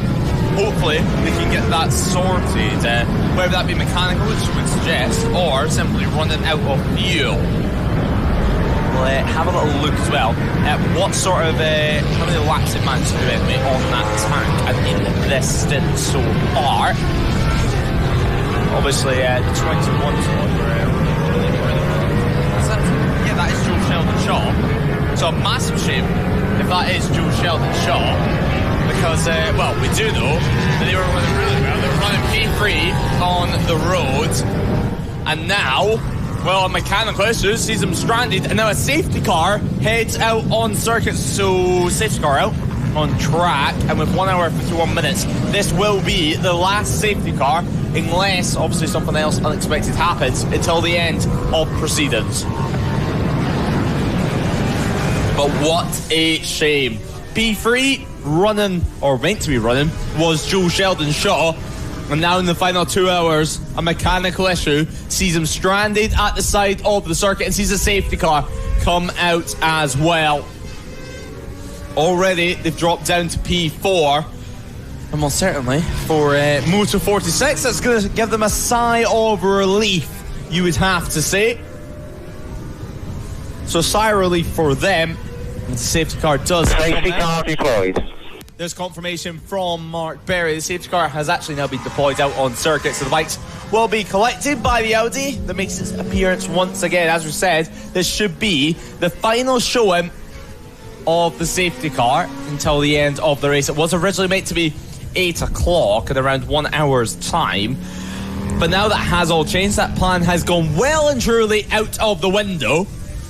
And now we're set up for a final 2 hour blockbuster. Hopefully that bike, it's just a case of the unsafe spot rather than anything going down on the track. I would suggest it's just a unsafe spot, not where they want a rider and bike to be sitting. The marshal though just trying to give Joe a helping hand. And well, if you can get that bike back to pit lane with the safety car now being out with a pretty quick succession with the recovery van, hopefully able to make its way out on circuit pretty soon, then that's going to be best case scenario for the team. I mean, you just have to feel for them. What a race it's been, what a ride it's been. And people in the past have made jokes, made also digs at Ducatis and reliability, but it's actually the Kawasaki that's ran into issues for that team. A race control message, a safety car is for an bike in a dangerous position after school. Yeah, so as we thought there, it is going to be the position of the bike more than anything, rather than anything going down on circuit. So always better to be careful than sorry out on track. But yeah, what a shame for Joe Sheldon Shaw. What a shame for the Northampton Line Markins and the UK Fire Safety Ltd team. They were running 372 laps with pretty much no drama at all. And now, in the final 2 hours of action, well, everything goes up. I wouldn't say in smoke, because there was no smoke, but everything goes up with pure disappointment.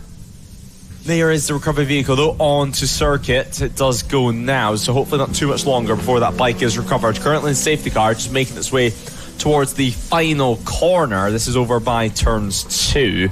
but obviously not too far around the lap is the recovery van, so I think it's going to catch up. The queue definitely not going to catch up, you would imagine, while the van's on circuit itself. It'll pull over onto the grass where the bike is going to be located. Obviously the safety car completely neutralising the race, and it just gives the officials a chance to breathe, and gives the rider as well. I'm sure they're not going to be minding this final safety car period. It gives them a chance to rest themselves. Now, we spoke about it time and time again about how physical it can be, but this is the point in the race where it is truly physical, where you can start to cramp ever so slightly.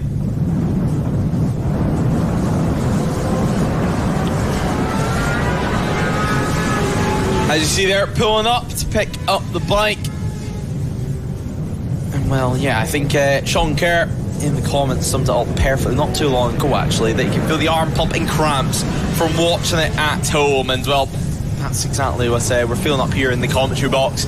This is the period where you hopefully have got your electrolytes correctly, your salts correctly, and most importantly, your hydration as well, your pure water. Not just a case of fizzy drinks, energy drinks all the way throughout the day. It's a case of getting some solid fluid, some solid water into you before the end of proceedings. Exiting the back end of the circuit now, though, is the safety car making its way down the hill towards the corkscrew, and then the international layout of the circuit. 2 hairpins featuring for that one for the Audi 2 manoeuvre. Safety car lights still on. You would imagine at least one more circulation, if not 2, before we can return to track action. We can return to green flag running as well. What an excellent race though we've had. Hopefully you've joined us from the very start of the day. If not, you've been tuning in and out throughout today's running, and now join us for the final hour and 45 minutes. We're just ticking over 7 p.m. in the evening. I do believe the coffee's now been well and truly dished out. The safety car out, and yeah, an exciting period for sure for this one.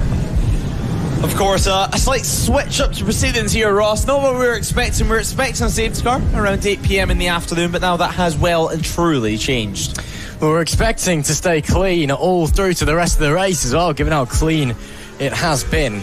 And then of all the people who've gone down, it being the 21 squad encountering those issues, well, that is the last of what you would have expected. But we'll continue onwards. Again, hopefully things can get cleaned up and we can get back to racing with an hour and 45 left on the clock. We'll just wait to see what is going to be happening next. But as you said, Lewis, it's been a fantastic day of racing. And again, only a couple of safety cars outside of the ones we had planned anyway. And with the safety car with an hour and 45 minutes left to go, we can now go safety carless to the end if we want. It's a 3-hour safety car clock, so it'll only be coming out now if it is needed, not because we need to distribute water to the marshals or just bunch up the competition a little bit, things like that. And again, no MG safety car, it would seem, today for us to enjoy. I was lied to. I've got my spirits up. A big disappointment there anyway, but the Audi's still out. I mean, we do like the Audi safety car. Well, Ross, is that tea or coffee that you've got there for the final? Tea.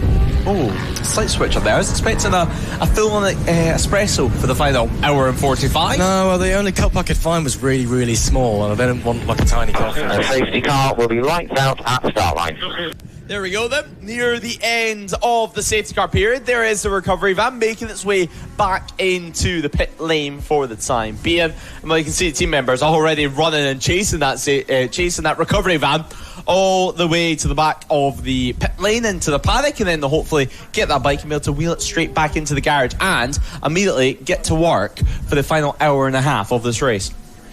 I'll certainly try to get the thing back out there as quickly as they can. Again, throwing away as it stands, well, an overall podium, still in class podium position for the time being, but for how much longer?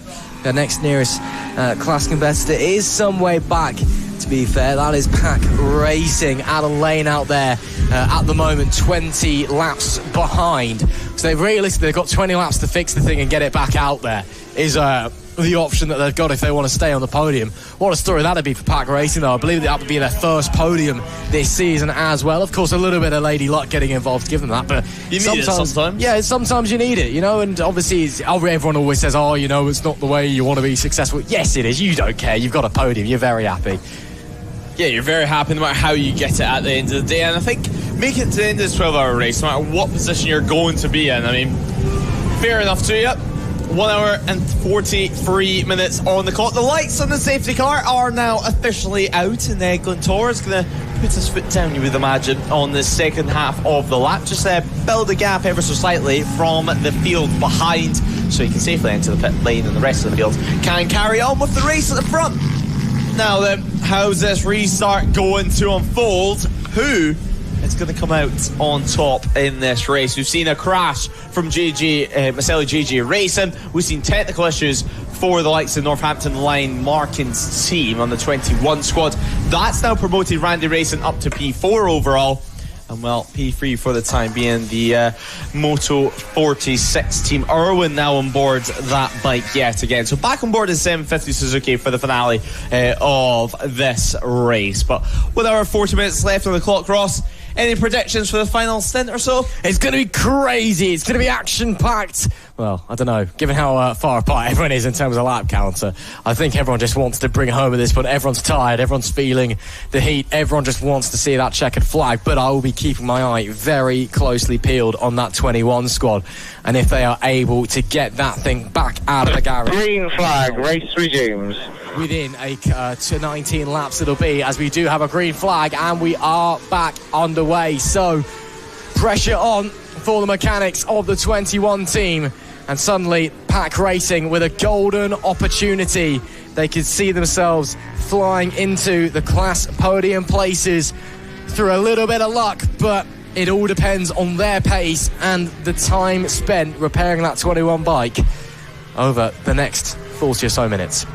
Now, though, Dart Motorsport, they're already back into the pit lane, and that is going to be a change. And it's going to be Aaron taking over the reins. So Aaron spent out on track. He goes, a brand new rear tyre in that bike as well for the final stage of the race, his final stint as well. So clearly feeling the need to still push and still put the likes of Maselli GG Racing under pressure. But we have seen them have their incidents earlier on in this race so far. It's been pretty much smooth sailing. I mean, even when we've been down there in pit box trying to speak to Dart Motorsport, trying to find maybe a little storyline, a little issue, a little gremlin in there, it's all been cool, calm and collected, and maybe making a few adjustments here or there, just trying to feel a little bit cooler, trying to get used to the new track conditions with it being greasy earlier on today.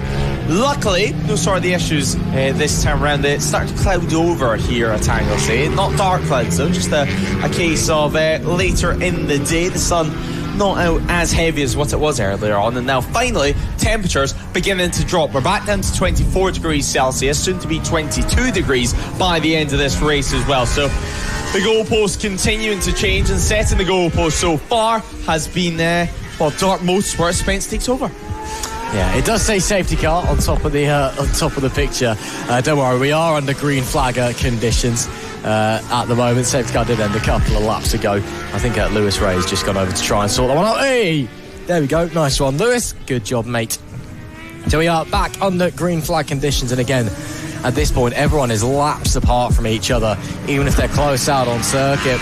Are there any really close battles out there at the moment? No, not really. Shet Racing are 17.6 seconds away from Fireworks, but different class. Ride Culture are 4 seconds away from Racekins, but different class. Those are moves that don't really matter, even if the overall position are something that riders and teams will be wanting to get hold of very, very much. Again, the real storyline late in the day is how quickly can that 21 bike be repaired?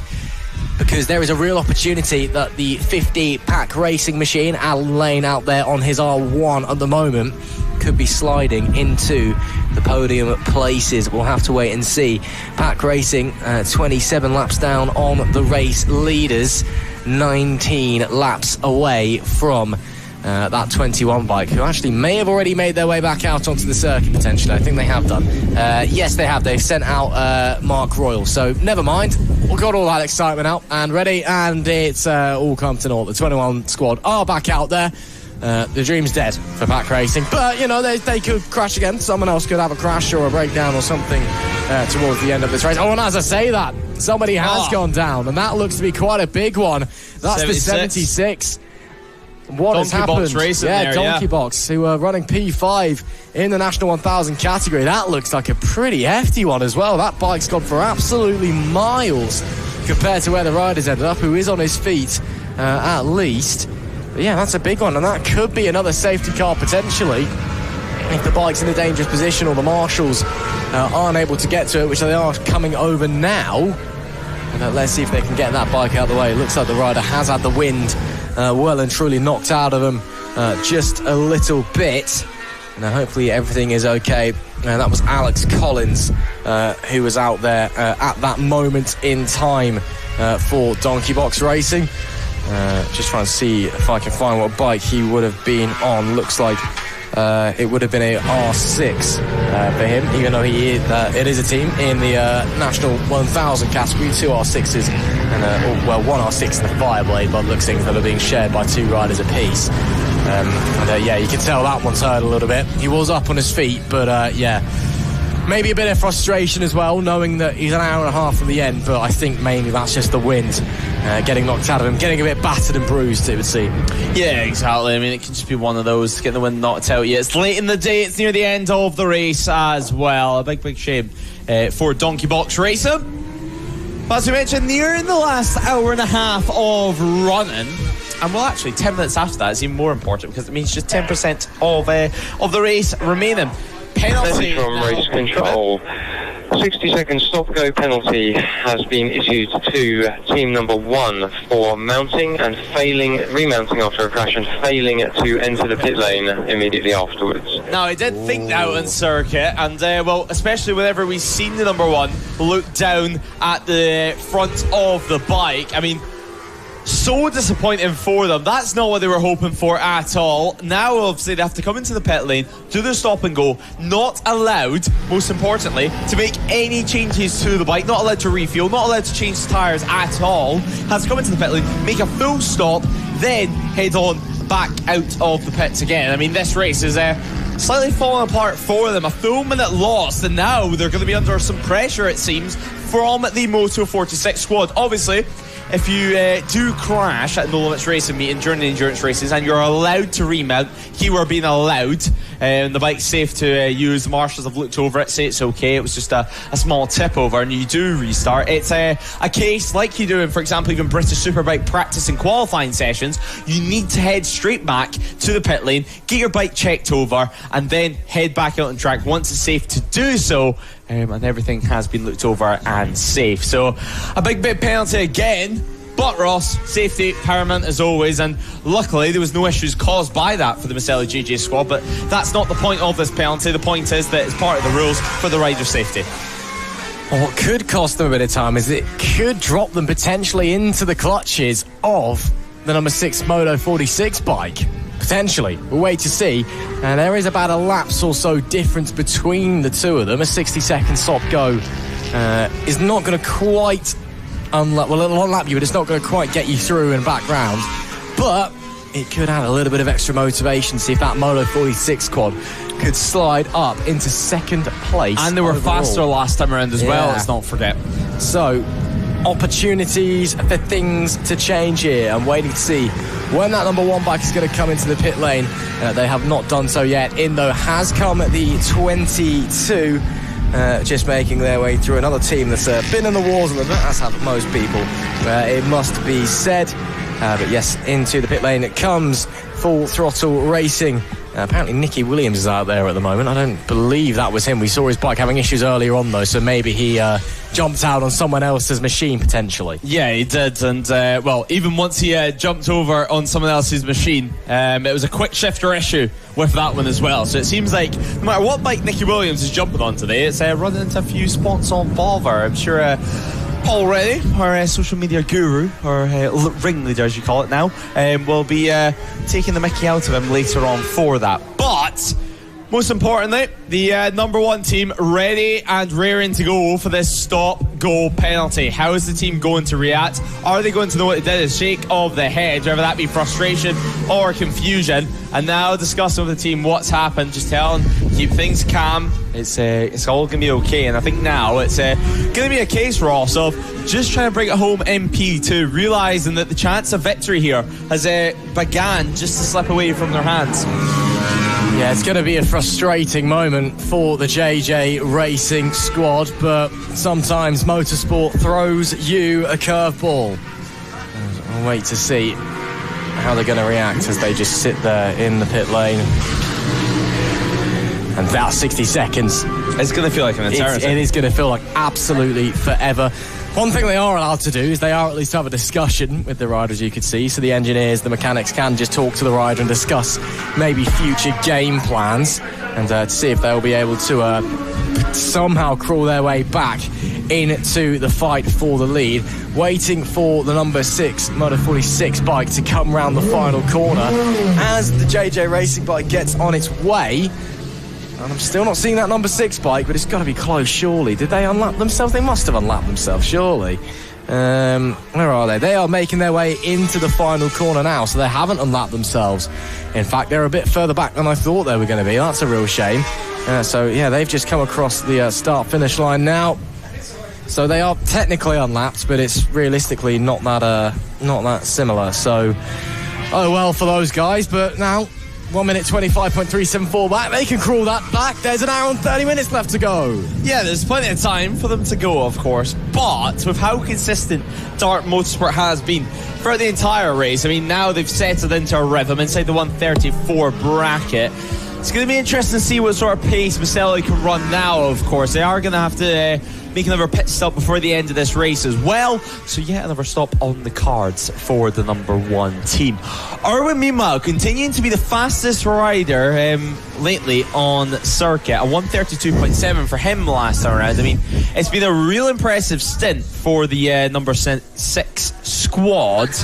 Consistently within the low 130 bracket, some laps within the 140s, but you would imagine a little bit of traffic involved in there as well. P3 for them overall on the timing screen, so not what you want whenever you've had some penalties, had some issues as well.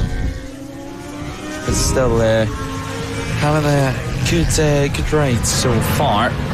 And now Alan Lane on the R1, still continuing.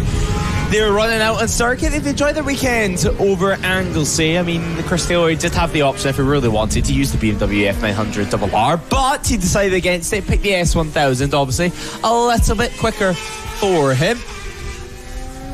And we'll tell plenty of people watching on from home. Plenty of people have been tuning in throughout the entire day of running as well. It's impressive to see as a tyre sticker comes off the back, and I would suggest that's a SC1 that you've got there, either that or a K1, but judging by the blue stripe on the back of the tyre, I would say a Pirelli, definitely, with how big that block is. And with it being blue, it's definitely an SC1. Now, we did speak to James earlier on in the race support truck, and he was talking about the tyres and what is the most popular tyres. And well, a lot of our front runners actually are using the Metzlers out on circuit. A lot of people just assume it's Pirelli this, Pirelli that, always Pirelli at the front, but the Metzlers can compete a little bit more cost effective, a little bit more user friendly as well, and a new development tyre to get our teeth stuck into this weekend as well, which I'm sure we've been enjoying as we have another shot at Rhys Irwin on pitboard duties.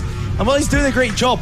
Not only is he mechanicking, not only is he doing pit boards, not only is he been a little bit of a dolly brawly throughout the weekend, he is also doing some cleaning of a nice Honda Fireblade that he's got at the back of the garage as well. It's not being used today. Who knows, maybe on track tomorrow during the track day. If you are staying here at Anglesey, you might get to see Rhys Irwin. If not, maybe he's just wanting to keep his toys nice and clean for the rest of the season. And a good training bike for him anyway, in the form of the Fireblade. As, well, yeah. Right now, Josh Proudfoot makes his way out of the hairpin and makes his way towards the bottom end of the circuit. Proudfoot Racing still running P6. We've not had the chance to catch up with them yet today. There's been quite a few storylines actually building throughout the day. Proudfoot Racing, they've sort of gone about their business, and well, Ross, even though it's a 12-hour endurance race, sometimes you can still have those teams where it seems like no matter how much no matter how long the race is, no matter how many laps we complete, they're still able to go by and doing their own things and chip away up the positions as a few people have some issues out there. Proudfoot Racing is very much a team that just keeps plodding and plodding and plodding away, no matter the situation, no matter what's going on during their day and during the days of those around as well. They just keep chipping away, and eventually the results will come good for them. And you got to say, the results certainly looking like they're coming good right now, on their way to a very solid P3 in class in the ACU National 600 category. So kudos to Proudfoot Racing. Currently Joe Ellis out there as it currently stands, who has had a couple of incidents today, but ultimately nothing too major to worry about. Small off a little bit earlier on, but ultimately able to just continue pushing onwards as well. Ellis out there on his CBR 600, joined for the team this weekend by, of course, the man of the moment, Joshua Proudfoot, also on a CBR 600, and Jack Smith on a Aprilia 660. They were hoping to have Corey Tinker as well with them this weekend. Unfortunately, he couldn't make it, so he's a no-show. Poor from Corey, quite frankly. I wouldn't have that. I'd ban him from the team, never have him back if he's not showing up for the 12 hours here at Anglesey. Really shocking behaviour, quite frankly. And, I'm sure he's watching them from home, though. And, I'm sure he is, yes. Setting his vendetta out against you for the time being. Yeah, well, should have been here, Corey, then. You could have had a word with me. As we do see, into the pits comes the Moto 46 squad for a change as well. And that'll be Caelan Irwin, we see, who's just come in. And should be Mark Bridger making his way out for what you'd expect to be his final stint. So the Irishman brings it in, out heads Mark Bridger. And again, with a good run of things, a very solid opportunity to potentially move up into second place overall over the remainder of this stint. It was 22 seconds the gap between themselves and JJ Racing at the line last time, who've also, I think, come in for a pit stop potentially. Have they? No, they haven't. James Lodge has just had a slow couple of laps, it would seem. So, big opportunity then for the Moto 46 guys. Big stint here, and they could be moving up to second overall. They still lead in class, of course. There we do see the number 49 bike who's just come into the pit lane. PP Racing, a bit of an up and down day for them, unfortunately, but looking to try and finish the race as strongly as possible, just as every single team, every single rider out there is trying to do. Now, though, continuing on the run out on the circuit, and they're having enjoying a stint, you would have to say. I mean, PP Racing, they've had their ups and downs so far here today. And Leaf Board is actually coming out as well. That's for the bike that's just came in, you would imagine, for the 49 squad, or the bike that's just about to come in. No, the rider is definitely there. The stopwatch has well and truly started, and then we're not too far away from them heading back out on track for their next stint of running. P14 as things stand for the 49 squad. And, well, we're about an hour and 25 minutes away from the finale, away from the last lap and the checkered flag. Joining into a little bit of traffic there, it's the Dart Motorsport squad, our race leaders, comes back into picture. Now, though, after the crash, Maselli JJ Racing, and after a 60-second stop-go penalty, they are now roughly 53 seconds or so ahead of the Moto 46 squad.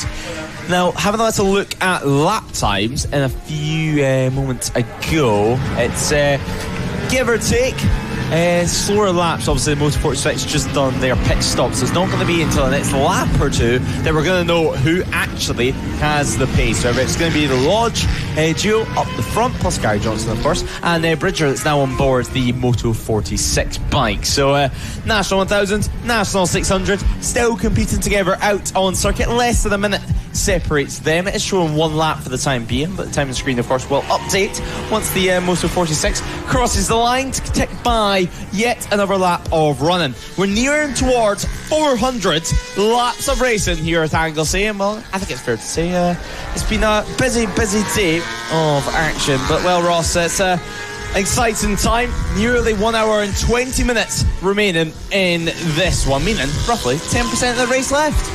Absolutely, and of course, got to remember as well that we're not too far away from what should be the penultimate pit stops in this race. So it's now more crucial than ever, really, to get the stops done. in an efficient and orderly manner, as we do see some teams coming in for what should be the penultimate time. And we'll wait to see how it is going to unfold over the remainder of it then.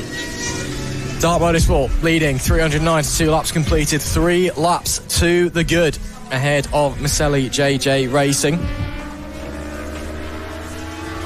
Further away, 𝐔𝐋𝐓𝐄 UK Motor 46, now 57 seconds back after that pit stop earlier on.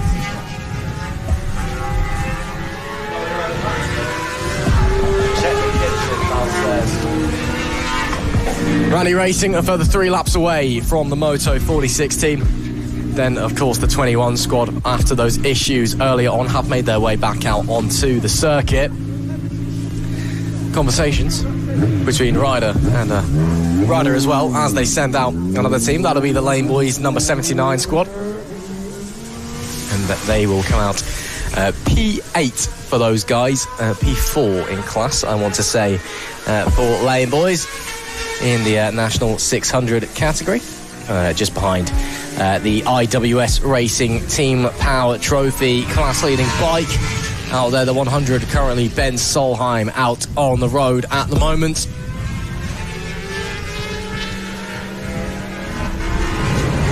And into the pits as well, PB Racing. Okay, that's interesting. That is a class leading bike in the Team Sport Trophy. It was Paul Bloomfield, who's just been out there for a very, very solid stint. Should be, I believe, Aaron Hickmott taking over from him for what should be his last go out here at Anglesey. And they'll push their way through nice and cleanly. So PB Racing rejoined, nice clean stop there from them.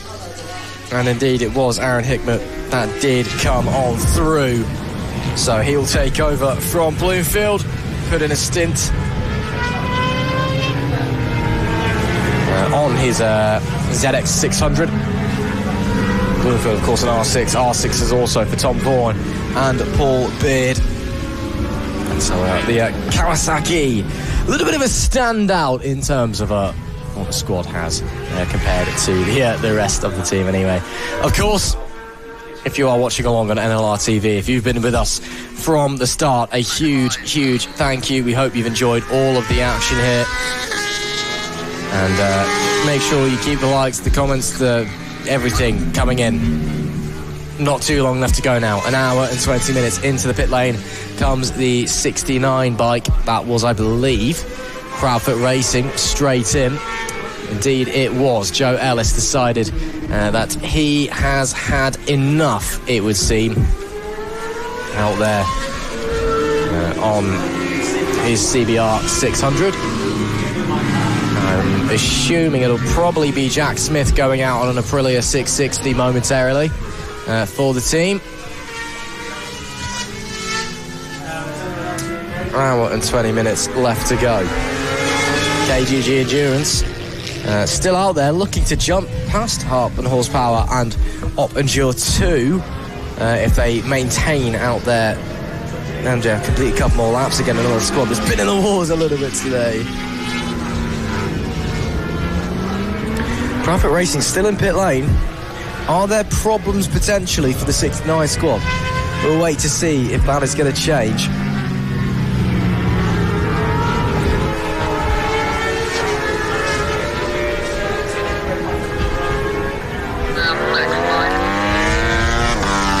It's been a beautiful day here at Anglesey. Just gorgeous weather, gorgeous conditions.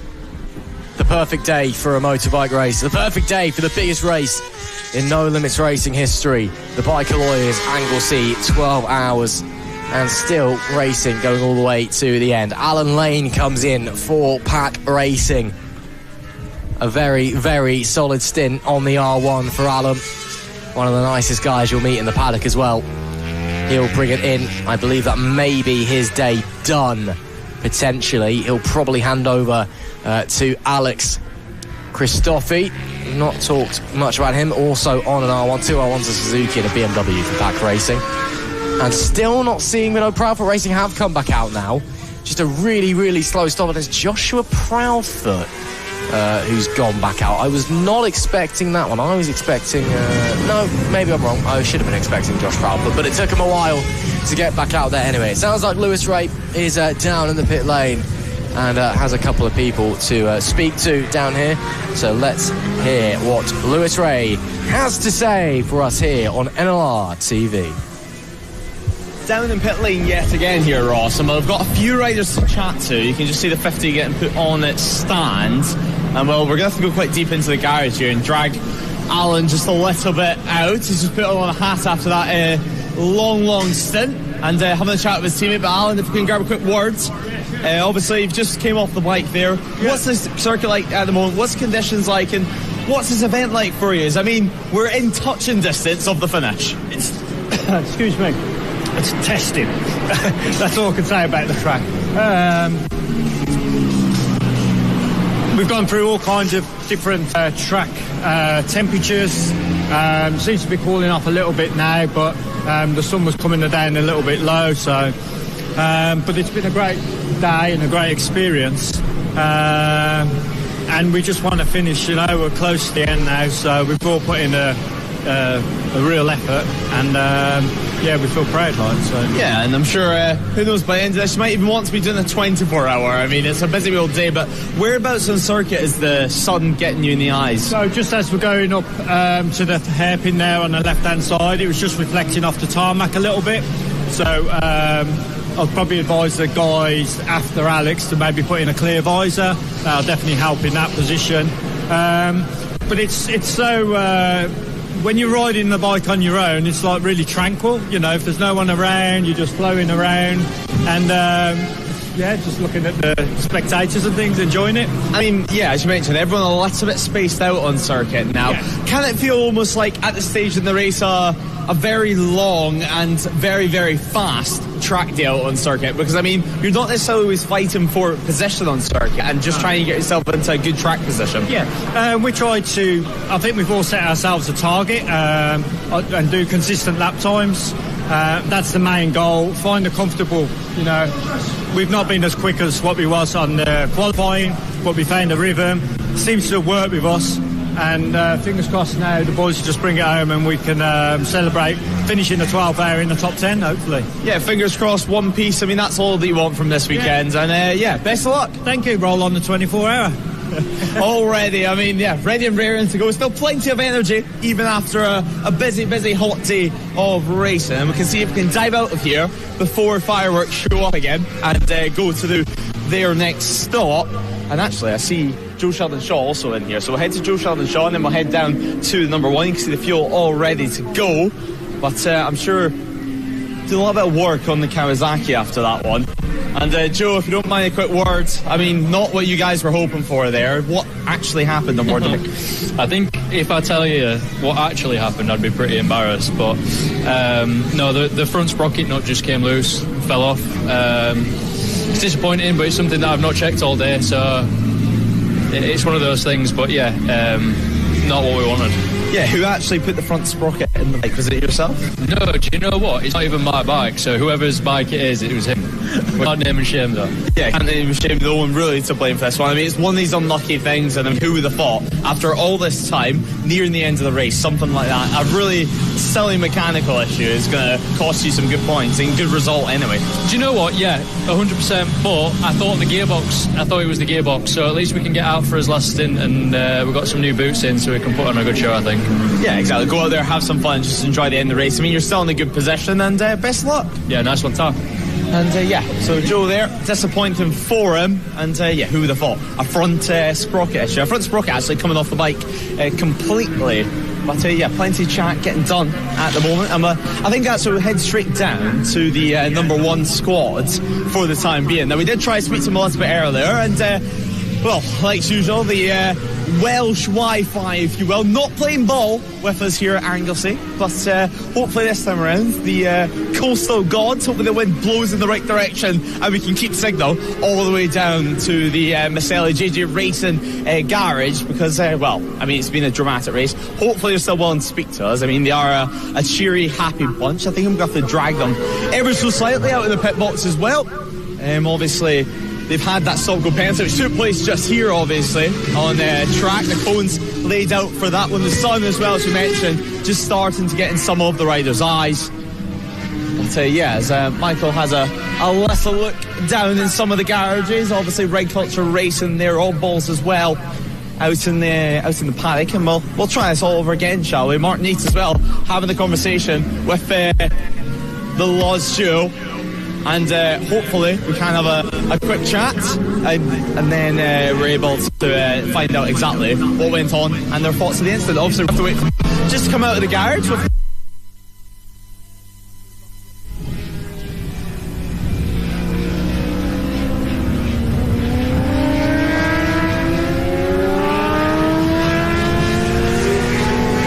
Looks like we've lost Lewis briefly there, unfortunately, but great to hear from some of our riders. We have 1 hour and 12 minutes left onto the clock. Fireworks are back into the pit lane for the 25 squad. Peter Hamidzada making his way in on the BMW. That should be his potentially last stint done, I think. He will be handing over to Derek Gillespie, I would assume. But elsewhere, looks all quiet on the western front. And it currently stands here at Anglesey. Dart Motorsport having almost completed 400 laps now. Still got another hour and 12 to go. 3 laps clear of the JJ Racing number 1 bike, who aren't really breaking away from the Moto 46 number 6 machine, even though that is, of course, a different bike in a different class. Doesn't really matter where they're going to finish. But I hope you had a fantastic day of racing so far. Of course, a big thank you to all of the marshals for their incredible efforts for nearly 11 hours so far this weekend. We simply could not have done it without them, and only 1 more hour for you guys to go. We're going to throw back down to Lewis Ray. Sounds like he's got one of the lodges, be it Jack or Jonathan. I'm not entirely sure. But Lewis Ray, let's hope we stay connected this time. What do you got for us? Back down the pit lane, and finally we've managed to grab Maselli JJ Racing. I mean, a couple of disconnection issues for us, but finally a chat with you guys, because I think to say it's been a dramatic hour and a half is to put it lightly. I mean, just explain start to finish that last hour from your perspective. Don't know if we'd got maybe James has got a little bit giddy. It looked like we had a bit of an issue with brake pads early on. We thought we were going to do the whole race. They weren't. We changed them after 6 hours. They were down to metal. So we're good for the rest of the race now. Gaz put a stonking session in. It got us back to a lap. We're maybe a lap behind, and I think James just went out a bit hot-headed. He just probably tippled off at the top corner there. Got back on the bike. He obviously checked it over. It's done no damage to the bike, but the rule says you've got to come in, do it, and then give the bike a check, and he didn't. So we've got to go for that. Basically now we've got 1 stop left. We can do about 1 hour and 10 minutes on this fuel tank. So, end of the day, everything's pretty much, you know, it's settled itself out now. So there's nothing to lose, nothing to gain. So I'm just going to basically go out and bring it home, hopefully. 1 hour to go. But I'm amazed that we've managed to get 1 bike to do, you know, hopefully the full 12 hours. I mean, that in itself, I wasn't entirely sure how that was going to work out. Literally up to the last two hours, we ran up. It was great. Everything ran mint. Teamwork perfect. Yeah, I was going to say, you guys are working great with Gary, it seems, on the bike. As you mentioned, an incredible stint for him up to that point. At that point, before obviously the crash happened and then the penalty, did you think there was maybe a small glimmer of hope for victory? All it takes is, you know, for Dart to have a little issue of their own. They've got 4 bikes, 4 riders. It makes it, you know, a little less, you know, tricky than like. As soon as we have one little problem, it's a big problem. Yeah, and I mean, frustration must be a little bit high between you guys. It was one of those things, penalty, but still, there are plenty of positives to look on today. Absolutely, and touch wood, we've finished first. We're not on but yeah, it's been great. It's been really good. Yeah, exactly. I mean, plenty of positives, as we said. Hopefully make it to the checkered flag. Thanks for speaking to us finally, and well done anyway on such an incredible second part of the race up to that point. Thank you very much. Thank you. Well, there we have it from pit lane. We'll let him get ready for his next stint out on circuit. And for the time being, Ross, we'll throw it back up to you in the commentary box, because I believe still some bikes circulating around the circuit. Race control message. Number 1, 60 seconds stop and go penalty, overtaking on the safety car. Oh my word. It just keeps getting worse for the JJ Racing bike. A second 60-second stop-go penalty late in the day. Wow. Oh my goodness me. That is unbelievable. And now a real opportunity for Moto 46 to finish second overall on a 600. Good God. What a late twist. Race Control have served us an absolute treat with that one. Thank you very much, Mark Berry on the radio. My word. That is unbelievable. I cannot believe what I've just heard from Mark Berry in Race Control. That is absurd. Wow. Anyway, back to the action. That is going to massively shake things up, because of course that's going to be another trip down pit lane where they're not allowed to work on the bike. So it's not just the 60 seconds that you have to sit there in the pit box, it's the 10 seconds either side of that you lose. So it's realistically an 80-second stop-go penalty. And then, of course, you're not allowed to work on the bike either. So James Lodge will bring it back down and then head back out once again. And wow, that's a big turn of events, as Lewis Ray, having just spoken to the squad, comes back in, 60-second stop-go penalty straight in the face of JJ Racing. Yeah, exactly. I'm quite pleased, actually. We weren't there whenever it got announced, and we just finished speaking to him. Otherwise, I think there would have been some colourful words coming out of their mouth. I mean, just frustration. It's got to be the general feeling. Jonathan Lodge, I mean, it seems like they're taking it pretty well at that point. I don't know how they'll be taking it now, but something like overtaking on the safety car, I mean, there's not really much defence you can give the stewards against that one. No, it's pretty illegal, to put it politely. You know where you stand with overtaking under the safety car. Everyone knows those rules. And now we wait to see, where is that number 6 bike going to emerge, or has the number 1 team got away with it? They're just crossing the start-finish line now, heading into turn 1. It's going to be very, very tight. A little look back from the JJ Racing bike. I think they've just about stayed ahead for the time being, but it is ridiculously close between the pair of them, so this is going to get very interesting. Yeah, that's got to be them just behind, you would imagine, anyway, within those 3 riders. Obviously, we'll wait for the next sector point, then we should have a good look. It looks like that's the Army squad just ahead of them, the OP Endure number 1, and right behind there is the number 6. So yeah, the bike, well, was the bike behind, now 2 bikes behind the Maselli JJ Racing is the battle for second place overall. Obviously, class victory, you would say, still sewn up for the Moto 46 squad. They have about 3 laps ahead of their rivals, but now James Lodge, well, is going to need a very, very good stint. And Ross, I'll let you know, they're getting ready for another pit stop down in pit lane, so more time's going to be lost, and this could be well and truly decided on pit stops. Jonathan Lodge, who's going to be next out for the Maselli JJ Racing team, he has a very, very big task at hand over the last 1 hour. Well, that's the thing, because they would have needed to come into the pits at some point anyway, and then they've had to go down pit lane again, twice. And of course that cost them, twice, so that's going to cost them even more time. So, and of course their pit stops take longer as well, because they've got to change tyres and yep, it looks like 2 new tyres going in for them as well. So that'll last them to the end of the race, at least you'd expect, but they've also got to refuel. Again, they do have the endurance tank. They don't have to fill up all the way, because one tank I don't think will make it to the end of the race unless they really fuel save. I'm just going to see how long their stints are lasting. I mean, 39 laps. I mean, a tank of fuel will get them an hour if they fuel save. So this, to be fair, could be the last pit stop that they need to make. But it will promote the Moto 46 squad past and up into second place for the meantime anyway. So that is a big change there for those guys as we wait for them to come into the pits. Yeah, waiting for them to come into the pits for the time being. Mark Bridger currently on board the Moto 46 bike, and so he's been out there for quite a while now, about 13 laps or so. So 13 laps for them, but doing a good job so far. There is the team though, nice and waiting, preparing to go for this next pit stop. And it's going to be 2 changes of tyres, the front and the back, a refuel as well for them. But as you mentioned, Ross, they're going to lose quite a lot of time for this one. But Jonathan Lodge, I mean, we do know what we've been getting told by the team, and we get told not to fork down the road again, but to still put in an absolute stonker of a stint.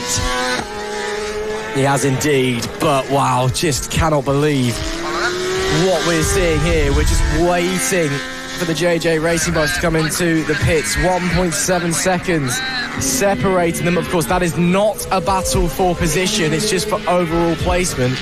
The UK Moto 46 one are still leading the way. JJ Racing will still be second, but it's something interesting, isn't it? Into the pits comes the number 1 bike. How long is that going to take them? It is going to be a front wheel change as well, so it will cost them a lot of time. And already over by turn 2 is the number 6. Yeah, you've got to be thinking not James Lodge, what am I talking about? He's in there, and we'll be handing over to Jonathan. The Moto 46 squad need to come in certainly once more. You'd think twice though. So overall they will cost them unless they really fuel save over the latter phase of this stint. But I don't think Mark Bridge is going to be able to stay out for much longer. Their pit stop of course will be shorter, but they won't be able to make an hour. A tank of fuel lasts an hour. They will have to come back in again before the end of the race. Yeah, I mean, we were just speaking about their stints not too long ago. It's about 13 laps or so, as you said, that they've completed.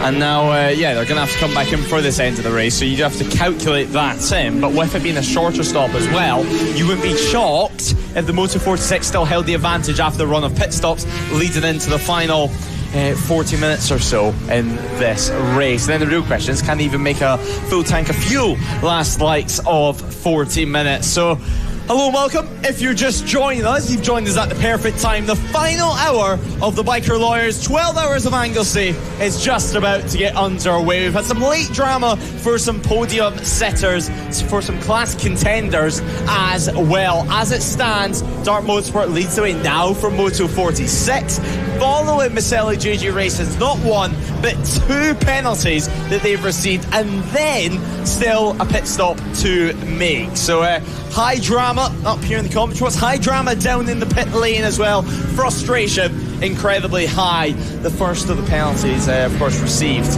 by Maselli JJ Racing. It was for not returning to the pit lane following a crash after remounting. The second of them was for overtaking under safety car conditions. So 2 real schoolboy errors, if you will. But again, it's one of those things. It's part of the rules as we tip into lap 406 out on circuit. 3 laps of a gap between Moto 46 as we await to see how things are going to pan out here, because it looks like Maselli JJ Racing are going to go yet another lap down, because Dart Motorsport, frankly, they have been absolutely ruthless in this second part of the race, and I don't think they're going to be too upset about going yet another lap ahead of one of their main rivals all the way throughout this race. Not necessarily at all. Those guys have 1 more hour, 407 laps completed. Their next competitor on 403. They seem to bring on home at this point, don't they? They can ease right off the pace. Just keep it nice and calm. Keep it nice and collected out there. And they should have this one in the bag. The Biker Lawyers National and No Limits Endurance Championship, 12 Hours of Anglesey. Dart Motors will lead the way by 4 laps ahead of the Moto 46 squad. Second place in the National 1000 is the JJ Racing bike, but again, they should be able to reach the end without another stop. Randy Racing People, second in the National 600. Then it's the 21, third in the National 100. Then it's Powerfoot Racing, third in the National 600. It's a 1,600, 1,600, 1,600 at the front. Then you've got IWS the 100 bike leading in the Team Power Trophy. Then it's Lane Boys, PB Racing and Pack Racing. Rounding out your top 10 there, P4 in National 1000, followed by Shet Racing, the 129. Then it's Snapdragon Racing, Fireworks, second place in the Team Power Trophy. PP Racing with 49 in National 600.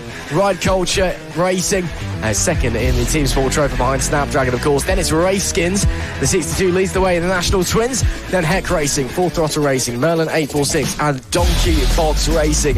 A few laps down after some issues earlier on. The RAF 617 Dam Busters in 21st, followed by Op Endure 2, Harp and Horsepower out there as well. Then KGG Endurance, who are back in the pit lane, it would seem, after some problems.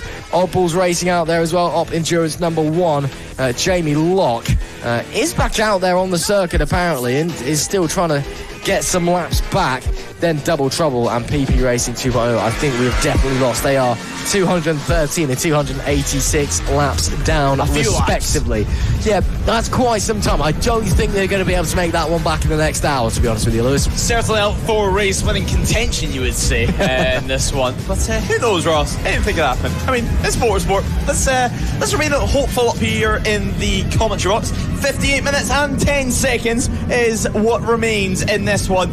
Finally, instead of winding on about hours, moving on about hours, mooching about, it's time to get into the real thick of things. It's minutes left here at Anglesey, 57 minutes left on the clock, and we are ready and raring to go for the checker flag. You can see the wind now. It's well and truly picked up. A couple of the riders as well, they've been complaining about, the sun getting in their eyes and really affecting their vision out there on circuit. It seems to be reflecting off the tarmac in a few places, and you wouldn't be surprised if a few riders tries a slightly different visor in the final hour or so. I mean, as we're here, and there is Heck Racing planning on leaving the pit lane, you would imagine, pretty soon.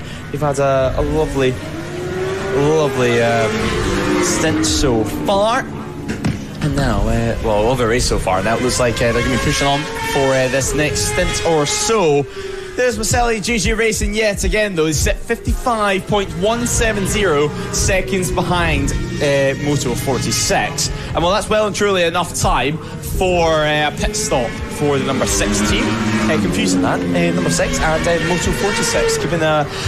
Keeping our brains active here in the commentary box as Dart Motorsport makes another change. Now, Aaron Spence comes in. That's job done for the Honda for the day, as you would imagine, and Lewis Mason about to head back out on board the Aprilia. We wait for the time the screen to update, and it is indeed going to be Lewis Mason. And let's look behind him. Let's look a big old look behind him, and just checking all is clear. And now ready for what's going to be his final stint in this endurance race as the race leader here, Ross. Absolutely. Still cleared the way by some distance, and the Dart Motorsport guys a huge gap back, so no issues whatsoever. Heck Racing getting ready for a little changeover as well. Into the pits comes Simon Anderson. Should be Julian and Ticknap to take over from him for this next stint, and they'll rejoin the race fairly swiftly, I am sure. Of course, Heck Racing doing a pretty solid job of things out there as it stands, leading the way. Not leading the way, what am I talking about? But certainly running very, very strongly in the Team Power Trophy as it currently stands. And yes, out goes Heck Racing, and Julian Ticknap on his R9. Also into the pits on that previous lap was somebody else apparently, but looks like they've been able to get going. And it looks like, that was Dean Bednarek it's Dean Bednarek who's gone out. I thought it'd be Julian and Ticknap, but no, Dean Bednarek has surprised me instead by going out on his Fireblade, so we'll have to wait maybe for Julian and Ticknap to finish the race on the R9 as it currently stands. 409 laps completed for the leaders, 3 laps clear of the Moto 46 team. They still do need to make another pit stop, but 54 seconds clear of JJ Racing in third place. Again, that's just for overall position. Literally does not matter at all whatsoever in the grand scheme of things, but we'll keep our eye firmly on it for the time being, as the sun, it's not setting just yet, but it's beginning to think about it here at Anglesey. It's certainly burning straight into my eye sockets here in the commentary box at a perfect angle for where I'm currently positioned. But yes, it's the day drawing closer and closer to a close. Closest action we've got out on track at the moment. Shet Racing are only a couple of seconds away from Pack Racing. In fact, they've got in front of Pack Racing on this previous tour. So Snook gets in front of 𝐔𝐋𝐓𝐈𝐌𝐀𝐄𝐓 for P10 overall. Still maintaining their positions in class, of course. 54 minutes left on the clock here in the Biker Lawyers No Limit Endurance 12 Hours of Anglesey. Everyone all locked in for this final hour of run. It seemed at the start of the race everyone was locked and loaded. In the mid part of the race everyone began to, not say lose their mind, but get a little bit delirious, whether it be official, marshal, whether it be rider up here in the commentary box. Nonetheless, it was a long old slog mid part of the race, but now it is well and truly did a good job on circuit for this next 53 minutes of running. Now doing incredible stuff for them, but now looking at lap times. 410 laps completed at the front of this race. 3 laps done for the Moto 46 squad. Now, of course, they are now moving up yet another position. 𝐔𝐋𝐓𝐈𝐌𝐀𝐄𝐓 Racing, 1 lap as well, sitting behind. So they haven't managed to make too much ground, as it seems. But heading back yet again onto the power and then heavy on the brakes once more. This really does show how much the sun is beginning to set. Obviously now headed on to the international section of the circuit now. And a few more pitters too, and these will be the final thoughts, the final conversations. And well done, mate, you'd imagine in there as well. It's been a hard race. You can just see what's left of double trouble. Obviously, best wishes to the faller earlier on in this race. Sadly for them, they had to call it a retirement pretty early on in it, around 20 minutes or so after the crash over at Church. Still, though, this Anglesey circuit does prove that it does bite, as the number 6 now looks like it's going to go yet another lap down. So the Dart Motorsport team well and truly carving through the pack now. It doesn't matter if you're P1, if you're P1, well, they are P1, but if you're P2, P3, P5, whatever the case, the Dart Motorsport team are coming for you. At 135.422 last time around, it was actually last time around. It was actually the Moto 460 moves faster, 4 tenths quicker last time around for the Moto 46 squad. So now wondering if they are beginning to pull back ever so slightly in this one. Obviously 3 laps to make up with 51 minutes remaining. You would say it's obviously well and truly out the question, but showing this sort of pace late on, as we say that, they do cross the line, and the Lodge duo definitely much stronger, but are they going to be so strong that they can claw back this distance, Ross, over the last 51 minutes? I'm not entirely sure, to be honest with you, Lewis Ray. I think we could be seeing, pending disasters or, crashes or mechanical failures or whatever, I think we could be looking at what is essentially our final order for the time being. But we'll wait and see. I am normally proven wrong on these kinds of things, so let's just let it play out. And let's see how things are going to unfold over the remaining, just a touch over 50 minutes now. Once again, dying phases of this race. It has been a long old day here at Anglesey for absolutely everybody involved. If you stuck with us the whole way through, be that trackside or here on NLR TV, thank you so much for being here, being part of this long old journey to get the day done and dusted. So thank you very much, everybody, for joining us.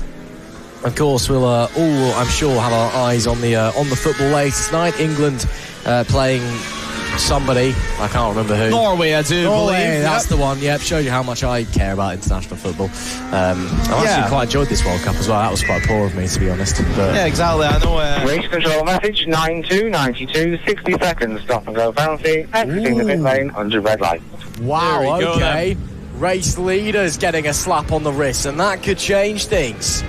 A big penalty to get this late on. Luckily for them, it's about a 3-second margin, but that is after 11 hours and 10 minutes of running. That is the first official mistake that we've seen from Dart Motorsport. That is so disappointing for them, but it's not going to lose them any time at all. This final part of the race, though, Ross, this is where people are starting to get a little bit tired, and these silly little mistakes really beginning to creep up. Absolutely. It's little things that can cause chaos and change things and whatever, but as we watch on. Again, 60-second stop-go. They do have 3 laps to the good. Again, the in message on the board. I doubt we'll have a way of putting anything on a dash that says you got a penalty, come on in. So just the in pit board will do. They'll come on in, they'll realise they've got the penalty, stop for 60 seconds, be annoyed, get the explanation, come out. Should still be 2 laps clear of the Moto 46 squad, but again, you don't want to lose your head too much over that one if you are Lewis Mason out there as it currently stands. He's been out there for a decent, well, only a couple of laps as a matter of fact, but again, it's little things like that. When you get a penalty for exiting pit lane under a red light, it frustrates you. You stop thinking about your riding and you start thinking about that mistake and that penalty, and then it lulls you into more mistakes, more incidents, more penalties, potentially crashes as well. So you need to stay focused going through with an incident like this. Tommy Caldwell seemingly seeing the funny side of things, the Dart Motorsport boss, with somewhat of a grin on his face as he chats with Mark Neate down there about the incident. I'm sure he'll the team will survive losing a lap, I'm sure, compared to the Moto 46 squad. But again, it does just mean that Lewis Mason does just need to just keep his head and keep his mind focused on the task in hand. 48 minutes left to run here at Anglesey. It has been a long old day, and as you said, Lewis Ray, everyone getting tired, everyone starting to make the odd mistake. It's at this point when time is really, really dragging. Your body is absolutely broken. You just need to try and bring it home in one piece, need to push it onwards. And even if time is dragging, even if your body's screaming at you, telling you to pull over, just jump off the bike, lie down and never move again, you just got to keep at it, got to keep hitting your marks. We should be seeing that 92 pulling into the pit lane on this lap. Oh, I'd be surprised if they didn't anyway. It depends, obviously, when the board was brought out as well. True. Well, that's them coming through turn number 2 as it currently stands. So they probably would have just seen the board as they came through the front straight there. So give it about a minute and they should be tucking into the pits. Yeah, that does look to be actually the final sector. So that is. Oh no, it is the final sector. I've got my parts of the racetrack mixed up. So should be coming in on this occasion then, I think. And they are indeed. Yes, there we go. That was pretty easy, wasn't it? So they'll come in for their 60-second stop go, which realistically is going to lose like 75-80 seconds anyway, because of course that 60-second doesn't factor in the going into the pits or the coming out of the pits either. So Lewis Mason comes to a halt. Gets the explanation from the team boss in Tommy Caldwell. Doesn't look too frustrated with it, to be fair. We've seen I think confused. Confused, but we have seen gets explained to it by the officials down in pit lane as well. We have seen from other riders with stop goes more visible frustration. He just seems to be a bit like, oh, okay then. Well, we'll just go back out there and make that lap up then in the last 3 quarters on that. Yeah, I think the free lap advantage definitely helps. But yeah, just being told by Paula exactly why he was given that penalty. And one thing's for sure, I wouldn't want to argue with Paula down in pit lane. She'll tell you straight exactly what you've done. And, well, just time to accept the penalty, move on, and push on as well for the final 45 minutes of running. I mean, with the penalty taken into account, if they were going to be tight on fuel, for example, if they were hoping to squeeze it out all the way to the end, then this is definitely going to be a saving grace to them. And yeah, they should be able to get to the end of the end of the race, leaving the pit lane for the time being. And now, hopefully, he does see the light at the end of pit lane and only goes when it is green. It is indeed green for the time being. He does leave pit lane, so away he goes back out to restart his stint, if you were, and confirmation from race control that penalty served, so job done for them, and they can forget about it, hopefully, until the end of today. But well, Ross, the light well and truly getting low here, and you can start to see it at some parts of the circuit, some of the shadows of the undulations and hills around the circuit. You really can. It's going to certainly be getting into riders' eyes at a couple of points around there, so you'll be hoping that you've got a tinted visor on at this point of the day. There's still no one really close enough to make any moves as it stands. Just pushing their way on, just trying desperately to make it to the end. Oddballs looks like they've come back out of the pit lane, so they're trying to certainly make the end. Harp and Horsepower have come back in. I think that may just be potentially Chris Degg that's just finishing the race on his own, possibly, and just coming out every now and again to get to the end and keep the lap count up to a certain degree. But yeah, only 3 bikes in pit lane at the moment, one of which is Harp and Horsepower again, who looks like they're trying to finish this race. Double Trouble and PP Racing 2.0, I think, have packed up and gone home at this point. So I don't think we're expecting to see them back out for the last half an hour or something along those lines. But everyone else is at least trying to get to the end of the race, as you can see. Final preparations, a little bit of visualisation. I hope not a nap anyway. No, eyes are open there for the number 90 rider there, looking to get back out onto the circuit. A bit of a rev underneath them for the 911 squad. They'll be coming into pit lanes pretty shortly, you can imagine, for them. Into the pits come Lane Boys. 𝐔𝐋𝐓𝐈𝐌𝐀𝐄𝐓 will be getting off of the bike, I believe, giving away to Ian Ashby. Also in the 49 PP Racing bike, that is the PP Racing number 1, of course. Chris Hammond, he'll be making way for... interesting, I'm not sure who we're making way for, actually, because Anthony Louis hasn't done a stint in the fair a while, so I think he's actually due a stint, unless there's an issue with the bike potentially. So we'll wait to see who the 49 squad are handing over to for what should be the last stint. You should be able to make 43 minutes without an endurance tank around here. So yeah, we should be seeing last pit stops, I think. I mean, I'd be surprised if anyone else is coming in with a not particularly long left to go. Yeah, not too much longer left in this race. Around 40 minutes or so left on the clock in the Motor 46 squad. 2 laps down for the time being. Of course, they were 3 laps down. And then luckily for them, the race leaders, Dart Motorsport, was handed a 60-second stop-go penalty. Plenty of penalties actually handed out in the last 20-30 minutes or so. First of all, of course, one of the biggest at start was the Maselli JG Racing team. They were given a stop-go, served it, came back out on circuit, safety car came out, overtook on the safety car, then not slapped on the wrist, they were slapped with yet another stop-go penalty. 60 seconds yet again, standing still. After all of that then promoted Moto 46 well and truly up a position. Dart Motorsport, meanwhile, was having an excellent stint, to put it lightly, for them, until, not too long ago, actually. It was just after 8 p.m. in the evening, so roughly 8 minutes or so ago, they were handed a 60-second stop-go penalty. That was for exiting the pit lane under the red lights. So obviously at the end of the pit lane, you have the red lights on the right-hand side. Funnily enough, you can only go on track when it's green. It's simply a traffic light system. Although there's no orange, it's simply red or green. And Heck Racing, meanwhile, is now into the pit lane. And what looks to be a Fireblade is about to turn into an R9. Out on circuit. The R9s, I mean, one of the newer bikes over the years, but with the 3-cylinder motor, they sound absolutely phenomenal for us up here in the commentary box and for all the fans watching on trackside. They do indeed. That is Dean Bednarek giving way for Julian and Ticknap, who I'm expecting to finish this race on that R9. We'll wait to see. Not a huge stint, though.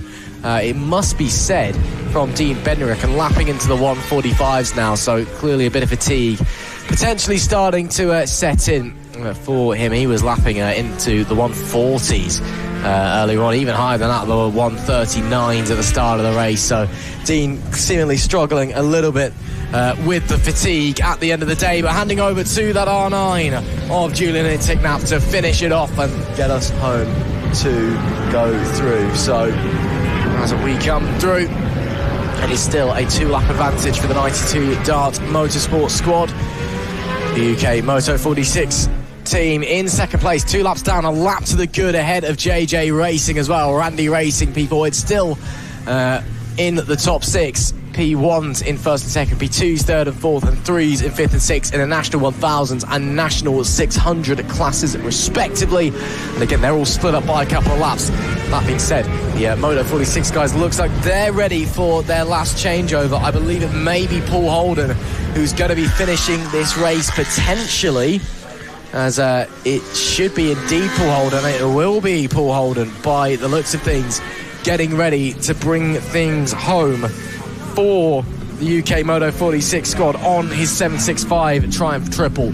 So we'll wait to see how he's going to fare over the M1. Quick chat with Rhys Irwin, who's been helping out the team this weekend. Of course, the reigning super stock champion, in the British champs, making the jump up to British Superbikes this year. He's been having a very, very solid rookie season in that class. Of course, here supporting his brother in 𝐂𝐍𝐆, who's part of the Moto 46 squad this weekend for the Biker Lawyers No Limits Endurance Anglesey 12 Hours in association with Pirelli as well. So we'll wait for the number 6 bike to bring it back in.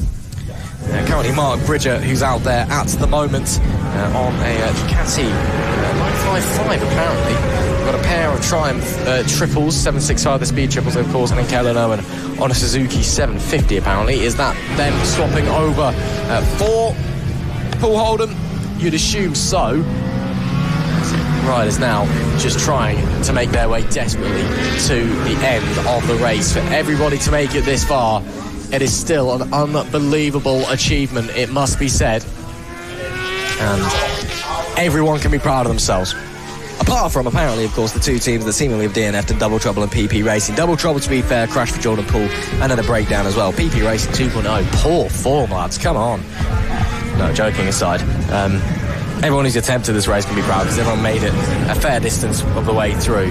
But the fact that we still have so many people running the likes of KGG Endurance, Harp and Horsepower as well, the 321 bike, the solitary bike that seems to be left in that squad, going to be trying to make the checkered flag, even if they are many, many laps down. Oddballs Racing are back out as well, 38 laps down on the KGG Endurance bike up in front. So many people trying desperately to take that checkered flag, to say, look, we may have had issues, we may have finished 100 odd laps behind other people, but at least we made it to the end. Yeah, exactly. It's about making it to the end of the race at this point. Just about 40 minutes left on the clock, and I'm sure for many riders this is going to be one of, if not the biggest achievement in their racing career and their racing days. It's going to be an exciting one for sure, and I'm sure plenty of riders will have some reasons to celebrate after this race. But yeah, at the moment, as things stand, back up to 3 laps of a gap for Dart Motorsport. They're up into P1, of course, for them. And well, Maselli GG Racing now back up into second. Moto 46 in third as well, as things stand. So an important one. Proudfoot Racing now as well, just exiting as things stand. Well, this is the shot here. You can well and truly see how much the night time's getting on here, Ross, and the sun well and truly getting low. Yeah, I've had to put the shades on in the commentary box because the sun's going straight into my eyes. You know, I will say this is the first time today I'm not going to judge you for the shades. No, it's, I mean, they're not my shades, to be fair. They were just here, decided to wear them. But no, it's getting brutal, and I quite like my retinas intact, so I'm going to keep them on, I think, at least while we're in the commentary box anyway, because the sun's blazing right through a window. 36 minutes and 25 left on the clock here. And the Moto 46 team should be making pretty easy work of the JJ Racing bike up in front. Paul Holden, of course, is out on fresh rubber to end the race. He himself feeling much more fresh, I can imagine, than Jonathan Lodge will be feeling. The JJ Racing guys may potentially bring Jonathan in for Gary Anderson. Gary Johnson, not Gary Anderson. That's a darts player. Darts player. Scottish as well. Amazing darts player. Of course, 2-time back-to-back champion of the world, but let's not get into that right now. They may well bring in Jonathan Lodge for Gary Johnson, potentially. I think they'll only do that if Jonathan just gets really tired, or if it's clear that they're not going to be able to hold on to that second place position, because we know that they can make the end on this tank of fuel, or they should be able to make the end anyway. And they are gaining as well on Paul Holden in P3 overall. Again, it's not really a move for position. They're set to finish second place anyway, but you also want to finish second on the road instead of third, even though you still be second in class. So I think they will bring that bike in if it's clear they're going to lose out to the Moto 46 squad. I think if they can, they'll leave Jonathan Lodge out there to try and get to the end of the race, so they don't have to waste more time in pit lane, and they can try and hold on to that position.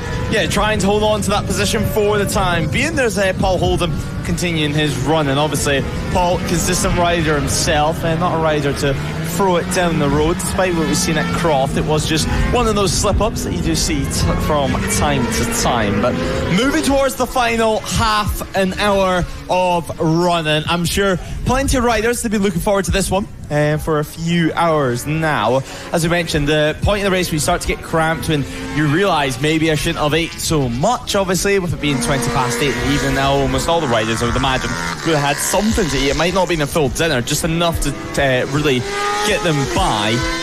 Obviously, quite a lot of people that want to eat the likes of pasta and whatnot, some slow carbs, and well, trying to eat like an athlete, to put it lightly. But the 129, as things stand, Shet's racing just outside the top 10 as well. Pack Racing rounds out our top 10 runners. Just 1.5 seconds ahead on the road, though, although not battle for position overall, but battle for position overall, I should say, not battle in class, though, so it still will be the championship points.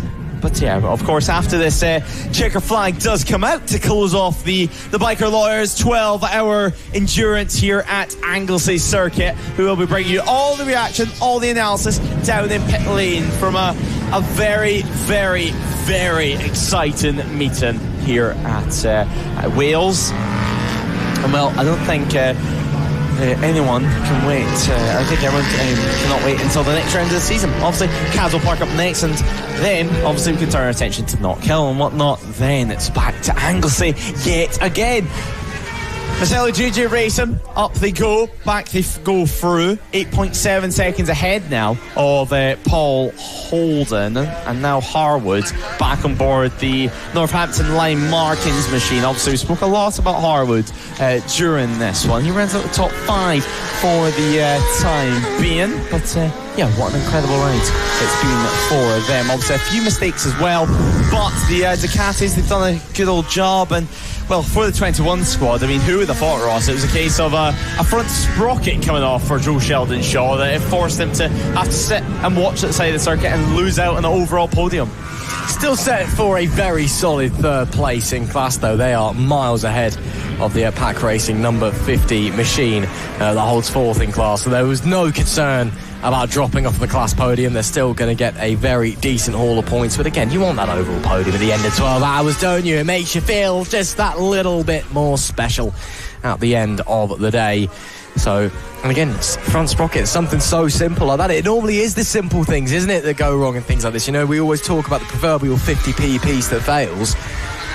Maybe not so much with a sprocket, but again, it's always the little things that you least expect that are the ones that give way, the ones that cause you drama and pain late in the day. But with 30 minutes left, we've got our fingers crossed up here in the commentary box that everything holds on until the end, as the 21 bike is back into the pit lane. There's going to be a changeover there, and they'll send out Sheldon Shaw. Yes, they'll be sending out John Sheldon Shaw for one final stint by the looks of things. John Harwood, a really solid stint from him, out since lap 395. He's done 22 laps in this stint. That's the most out of either himself or Sheldon Shaw for a while, it must be said. So he's really put in the dedication in that one. Proudfoot Racing also into the pits, though. So Joshua Proudfoot deciding he is going to hand over the reins right at the death, and just try and work out who he's going to be handing over to. I believe it may be Jack Smith to finish the race. Should be Jack Smith to finish the race. I believe it will be Jack Smith for the last half an hour for the number 69 team, set to take home a very solid third place in the ACU National 600 category as well. He can bring it home to the checkered flag, reap the rewards of, crossing the line, I guess. It's, I don't know, what would you rather be? Would you be the one to take the checkered flag, or would you rather be on the pit wall and celebrating and leaning over?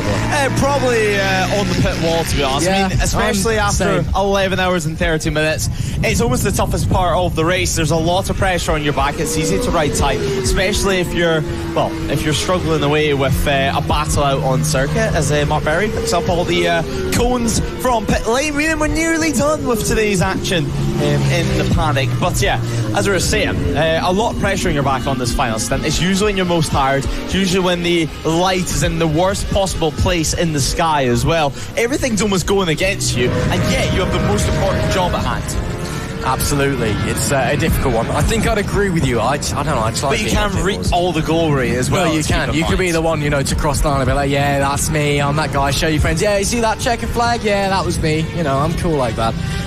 No, I think I'd agree though. I think I'd be on the pit wall as well in a situation like this. I think it'd make me feel more like part of the team, being there celebrating with other people rather than kind of crossing the line and briefly seeing people celebrating, flashing past as you take the checkered flag. And then you got to wait a couple of minutes instead. You get the hugs out of the way, you get that elation with other people instead of, your adrenaline's dying down a bit by the time you get back through to the pit lane and back to the garage and all of the like. So, yeah, I think I'd be on the pit lane or on the pit wall myself as well, personally, as we are now into the final half an hour, 29 minutes left to go here at Anglesey. What a day it has been. We have been racing since 9 o'clock this morning.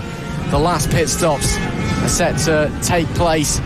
And, looks like JJ Racing are going to get away with it, I think. I think Paul Holden doesn't quite have the pace to get back up, so he's down to 15.9 seconds away now. So I think that JJ Racing will take that second place overall at the end of all of it. But apart from that, it's just now bringing it home, hitting your marks, keeping it on two wheels, and getting to that checkered flag. Yeah, getting to that checkered flag right at the end of the race. We're not too far away until we can celebrate it up here in the commentary box as well. But you can just see Marcelo JJ Racing come for a P2 at the moment for themselves. 3 laps or so down. 15 seconds further back is going to be the Moto 46 squad as well, just on the cusp of the overall podium places. But most importantly, still leading in class, RAF Dan Buster as well, just enjoying some snacks, some refreshments as well, you would imagine, down there in pit lane. But you can just see Mark Berry just making sure everything is well and truly in order down on pit wall, and making sure everyone is where they should be, and getting the post-race plans all ready, and making sure everything is well and truly packed up before the end of today's proceedings.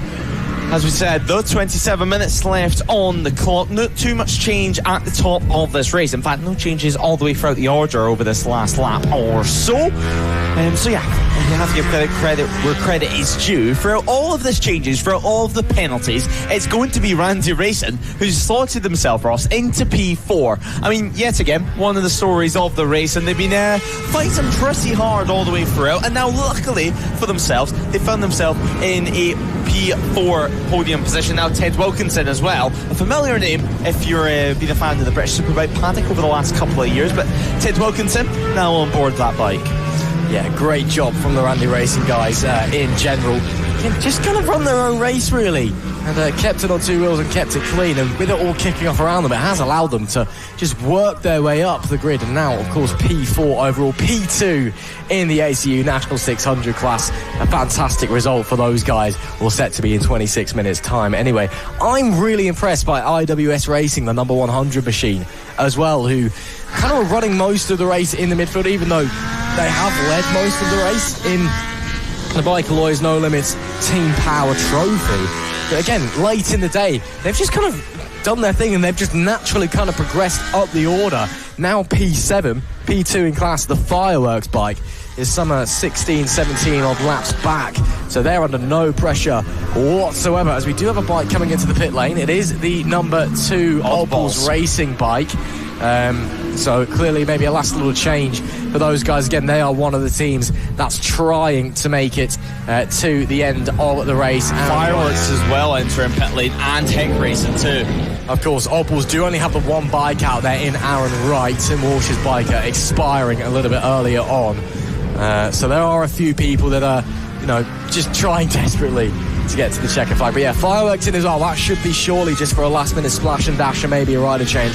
Heck Racing I'm a little bit surprised by, but Julian and Ticknap I thought would be going all the way to the end unless there's a change of plan. But again, given that most people are now laps apart if you're happy with where you are and you want to do a last-minute change, you do have the time to afford to do that. You've just then got to hope that nothing breaks in the last kind of 25 minutes. Yeah, exactly. You're hoping that everything sticks together, especially when it's been the case that you've had an incident, you've had a penalty here or there. The day hasn't necessarily gone to plan. It's been one of those days where you've got to bring home what you have left at the end of it. And well, for Maselli JJ Racing, it was a case that their last hour or so was flipped on its absolute head as we have a little sneaky look down in the Northampton box. Number 21 squad just getting themselves ready, just in case you would imagine, for the time being. But yeah, an incredible stint so far. But as things stand, certainly in the top 10, not too much in terms of changeable positions. Although IWS Racing just entering the pit lane themselves on the 100 machine. As we mentioned, it has been one of those races where they've chipped away. The same as Randy Racing and also the same as Proudfoot Racing. All within there or thereabouts the same position in the order as well. Good as well for the likes of Pack Racing and Shet Racing, of course. They managed to claim PL10 and P11, or should do, if they manage to stay in position for the last 24 minutes, with penalties applied as well. Some of the penalties in this race have been quite substantial, but for a good reason. 9 times out of 10, or 10 times out of 10 actually, because it's very rare that Race Control make a mistake. They're always on the ball and on the money with that one. KGG Endurance as well, just a little update on them, still in the pit lane. They've been in there now for about 15 minutes or so. The last couple of stints have been very, very short. There's PP Racing as well on the 49 machine, and it looks like they're going to be getting ready to go out. And there has been a position change out on circuit, but that's been because of the pit stop for Heck Racing, and that allows Nicky Williams on the full throttle racing machine, the 22, to pick up a place. But PP Racing just entering the pit lane now, and it's going to be from Honda to Triumph, from the inline 4 to the 3-cylinder triple machine. You'll see the Honda pull up in a few moments' time. And well, there we have it. It's been a tough old stint from them. It was greasy last time we spoke to them, but you would imagine finally the levers can come off for the day, the helmet can come off for the day, and finally they can put their feet up on a nice deck chair or two. But yeah, coming into the pit lane was Lou. And then we'll wait to see who's going to head out next. I would say that's going to be Mark Tompkinson, but we'll wait for confirmation on that. Yes, should be Tompkinson heading back out on to the circuit. And yeah, Anthony Liu seemingly struggling a little bit late in the day, unfortunately, on that CBR 600. Just not being quite able to string the laps together, not being quite able to keep that pace up as well, which is why they've probably made the call to just get him in. Of course, not under any real risk, not dropping any places or whatsoever in the national 600 category, still going out there and just doing their thing and doing it well. As there we see inside the garage of the race leaders with 20 minutes left to go. You've got to wonder what's going through their minds, apart from packing up. Apparently seems like everyone wants to get out of it pretty quick, but you got to be wondering what's going through the minds of the Dart Motorsport squad right now. Obviously they've put 11 hours and 40 minutes of racing behind them. They've got a 3-lap advantage over the next nearest bike. Of course, you don't want to start celebrating too early because that's just inviting an absolute disaster, but you know, you've got to be feeling good, but maybe you're nervous as well just in case something does happen. There's got to be a very wide variety and a real range of feelings. Yeah, there's going to be a real range of feelings. You can just see the team having a nice little chat at the moment in the pit box. We see everyone as well having a good laugh with the riders at the moment down in pit lane. And well, he's a happy-go-lucky lad. As we know, he's just realised that he's on camera actually, and now suddenly the conversation's got a little bit more quiet briefly. But yeah, obviously we've had a chat with him once or twice during today, and well, now we do continue on. 21 minutes left on the clock, and you can see everyone looking a little bit more relaxed down in pit lane, a little bit more relaxed in the pit box as well, and that's because, well, the end is well and truly in sight, and for a lot of these riders, all things being well, they shouldn't have to touch another motorcycle for the rest of the day. They can simply just relax and reset ahead of a long drive home, I think, for many of the riders, as we don't think we have a terrible amount of the Welsh in the paddock. But nonetheless, like, share and subscribe, and once again a thanks for joining us on NLR TV and across the Motorsport Radio platforms. Let us know, of course, in the comment section, as you have done all day long, if you managed to stick with us the entire race. Obviously, we started at 9 a.m. this morning, just before 9 a.m. for the grid walk, and then, well, of course, it was flag drop at 9, and from that point forward, it's been non-stop track action, whether it's been safety car periods, whether it's been battles for the lead, or, as we're seeing at the moment, a handful of riders just trying to bring it home. It's been a grueling race, it's been a testing race, but finally, we're in the closing stages.